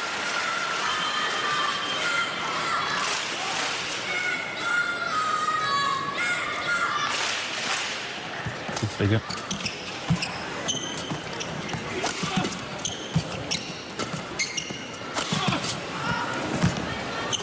Pushed it wide. That's a tired-looking shot as well. 17. And Anders Antonsen is back level, making Li Shifeng move that full diagonal of the court once again. Oi, oi, oi, he slipped. Oh, he did well.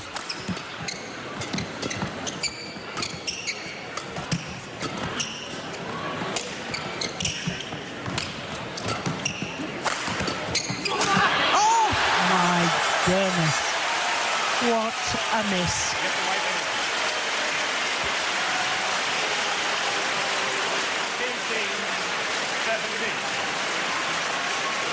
It was a golden opportunity for Li Shifeng.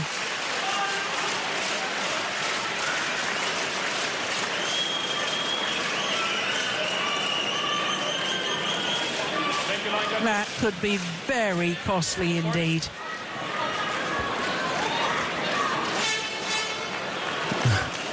Outside the picture, Chow Bin is showing him by shadow movements how he should have killed that shot. I'm not sure that's what he needs right now. Here he is. 18-17. 3 points away from a third semi-final at his home event. Oh, that's a super angle. 18 all.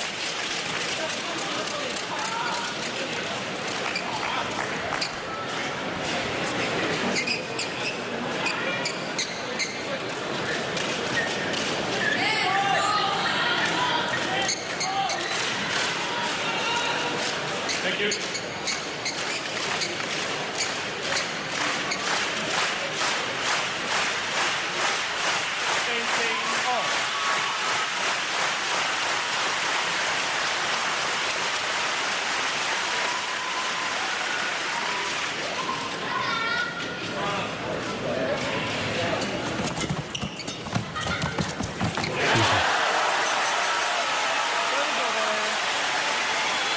It looks so easy, but it takes so much guts to stay there when Antonsen stands.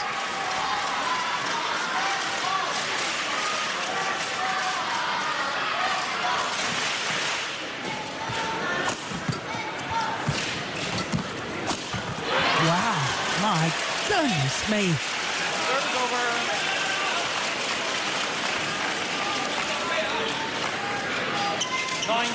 All. Just white. Gosh, that's sharp, isn't it? 19 all. This rally to decide who has the match point opportunity. Play.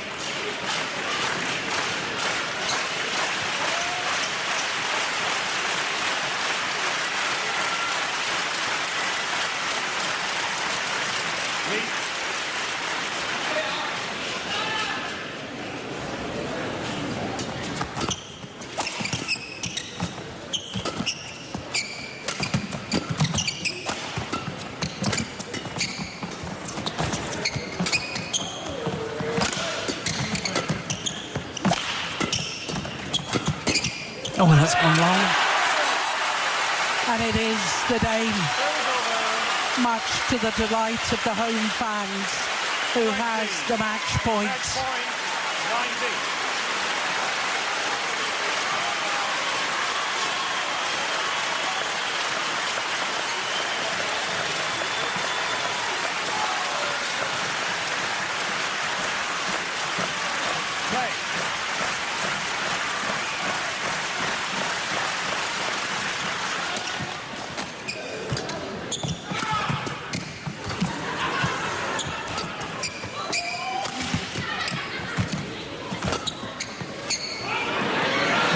Wide.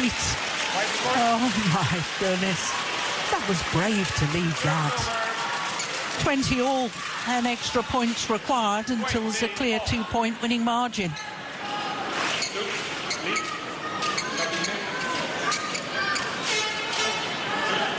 Great. He's called for a medical timeout. You can hear what the fans think of that.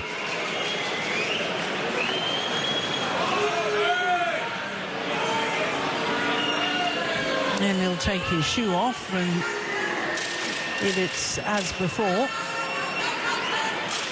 Yep, taking the shoe off. We've seen this time and time again at crucial moments.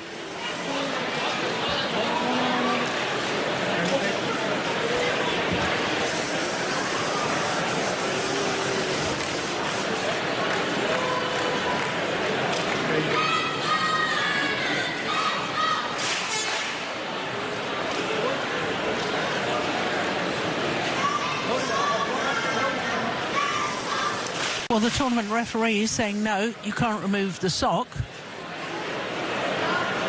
Officially, there's no treatment anyway, is there? You can have spray, but only once. Except if it's done in the intervals, but then there's no more intervals left in this match.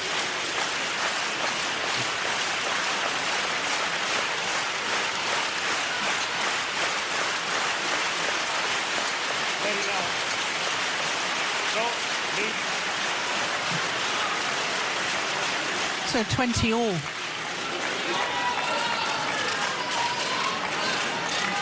I think Antington is going to be really quick on this serve from Li Shifeng if it's a low one. It would take some guts to flick with the drift.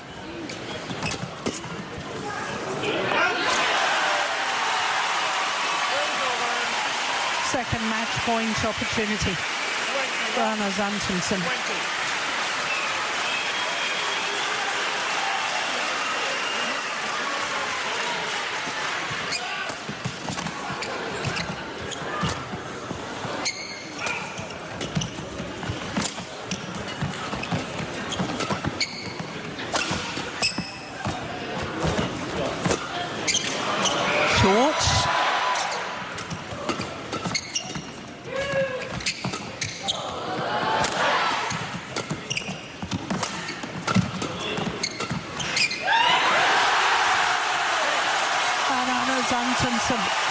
On his second match point opportunity, converts and books his place in a third semi-final at his home event, the Denmark Open.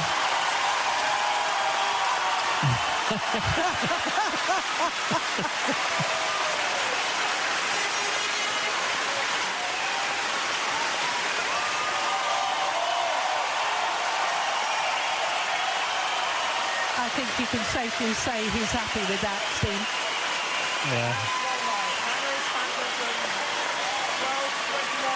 12-21, 21-8, 22-20 in 1 hour and 18 minutes.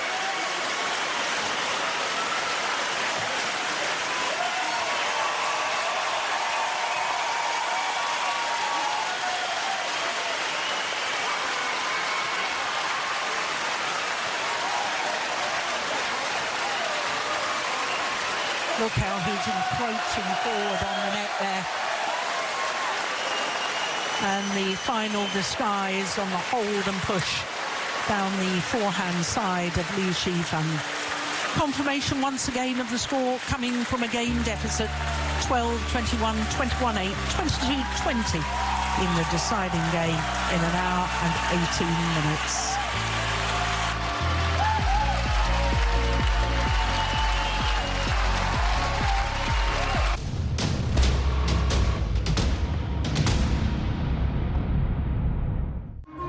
Always on the move and don't want to miss out on all your favorite sports? First Media menerapkan SOP yang wajib dilakukan saat teknisi ke rumah Anda. Pertama, berseragam resmi dan memakai ID card. Kedua, menunjukkan QR code agar pelanggan dapat memverifikasi identitas teknisi. Terdapat nama teknisi dan mitra kerja First Media. Anda akan diarahkan ke halaman cek.firstmedia.com. Pastikan nama dan alamat Anda serta jadwal dan tujuan kunjungan teknisi sudah sesuai. Ketiga, menunjukkan tablet berisi surat tugas. Setelah teknisi selesai melakukan pekerjaan, berikan tanda tangan Anda pada surat tugas. Rangkuman pekerjaan akan dikirimkan via email. Teknisi kami tidak menerima pembayaran dari customer. Harap selalu waspada terhadap penipuan yang mengatasnamakan First Media. Jika Anda menemukan kejanggalan, segera hubungi customer service atau Twitter @firstmediacares.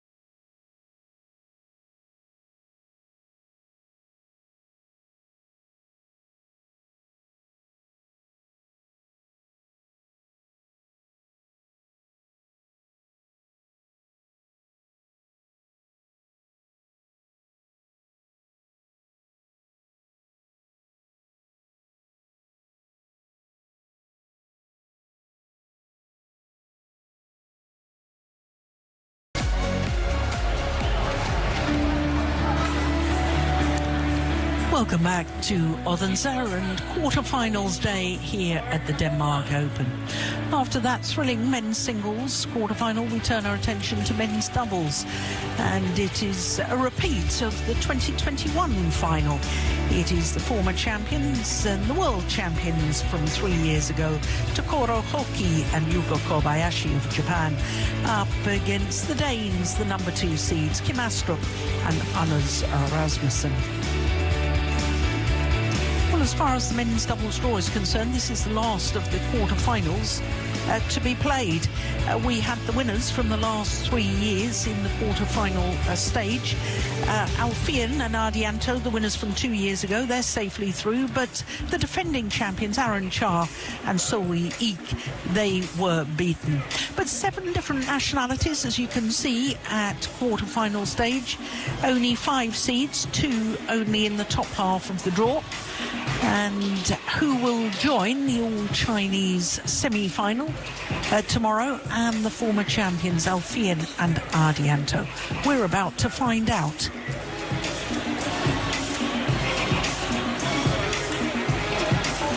And now, for number 1, men's doubles. From Japan, Takuro Hoki and Yugo Kobayashi. Takuro Hoki and Yugo Kobayashi. And as they walk out, you can see the huge bandage and strapping on the knee of Hoki. And I felt, when we watched them in the very first round against Hassan and Sepiewan, he was really quite hampered in his movement.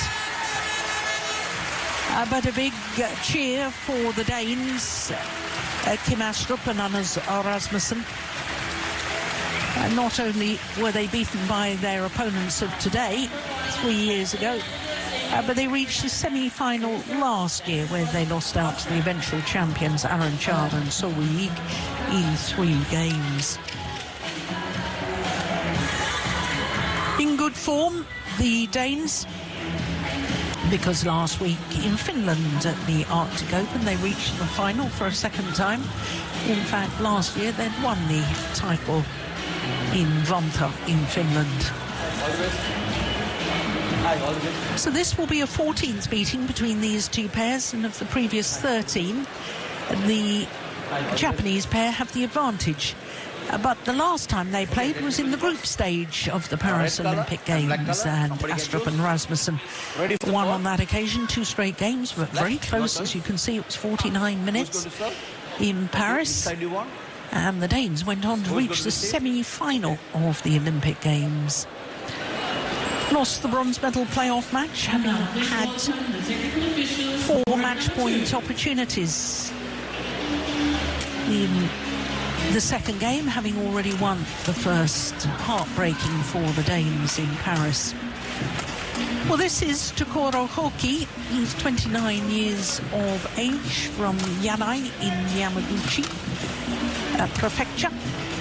He and his partner are currently number 9 on the world rankings, but they did spend 14 weeks 2 years ago as world number 1s from about this time 2 years ago. They're making their 8th appearance at this particular event. The left-hander is Yugo Kobayashi from Miyagi.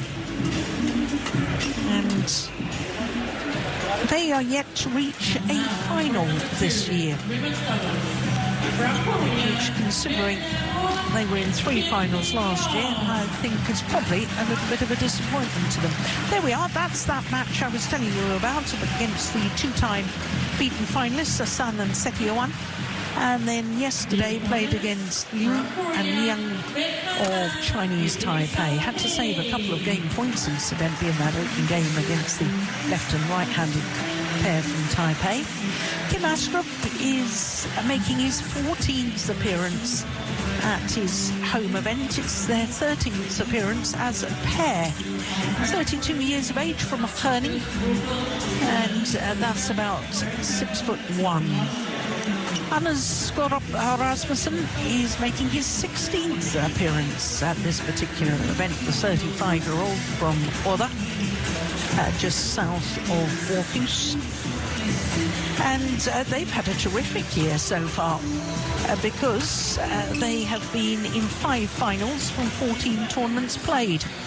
Incidentally, they went down 1 place on the world ranking 3 days ago from their career high of 2, having spent 18 consecutive weeks there. Beat the Popov brothers in the first round, and then Arif and Yap from Malaysia. Both of those matches in under 30 minutes. As we look at our umpire for this one, Edura Singha from Sri Lanka and Daniel Wolf from Austria, the service judge.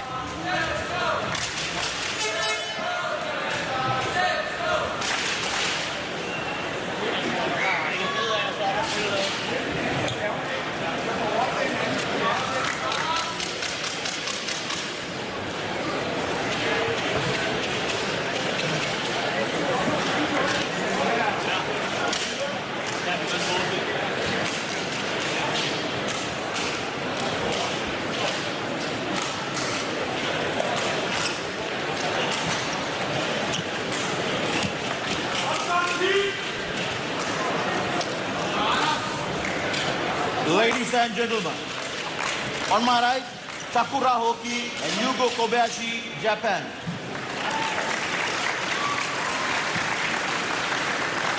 And on my left, Kim Astrup and Anders Kara Rasmussen, Denmark.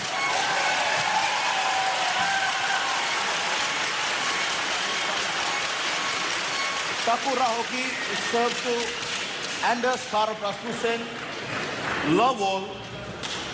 Play. So the repeat of the 2021 final here at the Denmark Open. The former champions from Japan, far side of the court, Hoki and Kobayashi. Against Astrup and Rasmussen. Stephen, did you hear who won the toss of the coin and who chose what? The Japanese pair won the coin toss and chose to serve or receive, or not really. Serve. They started. The Danes got to choose ends. Right, thank you.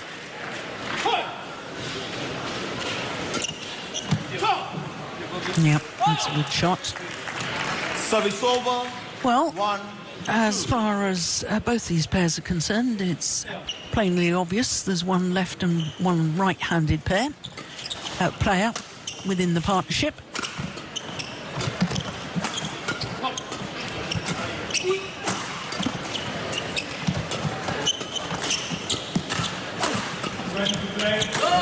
And as far as the Danes are concerned, it's the 3rd consecutive pair that they've played against that consists of a left and right-hander. Is it? Yep, because it was the Popov brothers in the first round, and then Arif and Yap. Arif is a left-hander. Oh. I haven't seen that young Malaysian pair. But both pairs have had a fairly easy way to this quarterfinal here, so who settles in first and finds the right pace? Yes, well, Hoki and Kobayashi are also used to playing a left and right-hander because they did so against the pair from Chinese Taipei. We've got an awful lot of men's doubles pairs now consisting of a left and right-hander. Oh, that's a beauty. That is a super shot. 4-2.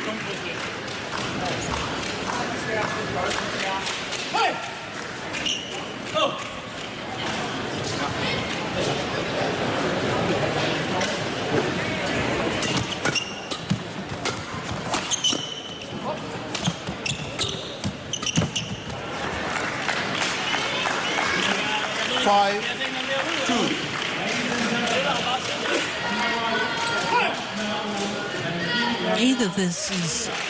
We've already had some very deceptive shots from the Japanese pair, or it seems to me as if Rasmussen is not quite yet at full pace.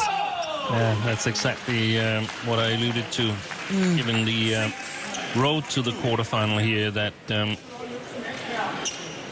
it's almost been a little bit too easy for the Danes. Yes, both of those matches in under 30 minutes.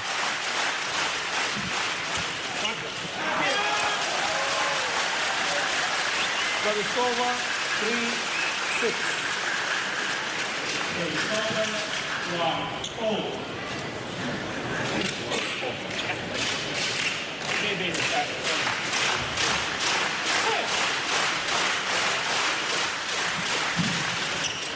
Out. Service over. 7-3.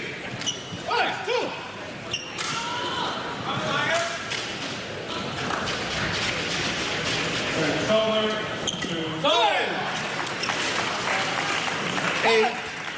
8-3. The cheap points as well, aren't they? Yeah. Good start for Hoki and Kobayashi, and quite the opposite for the Danes.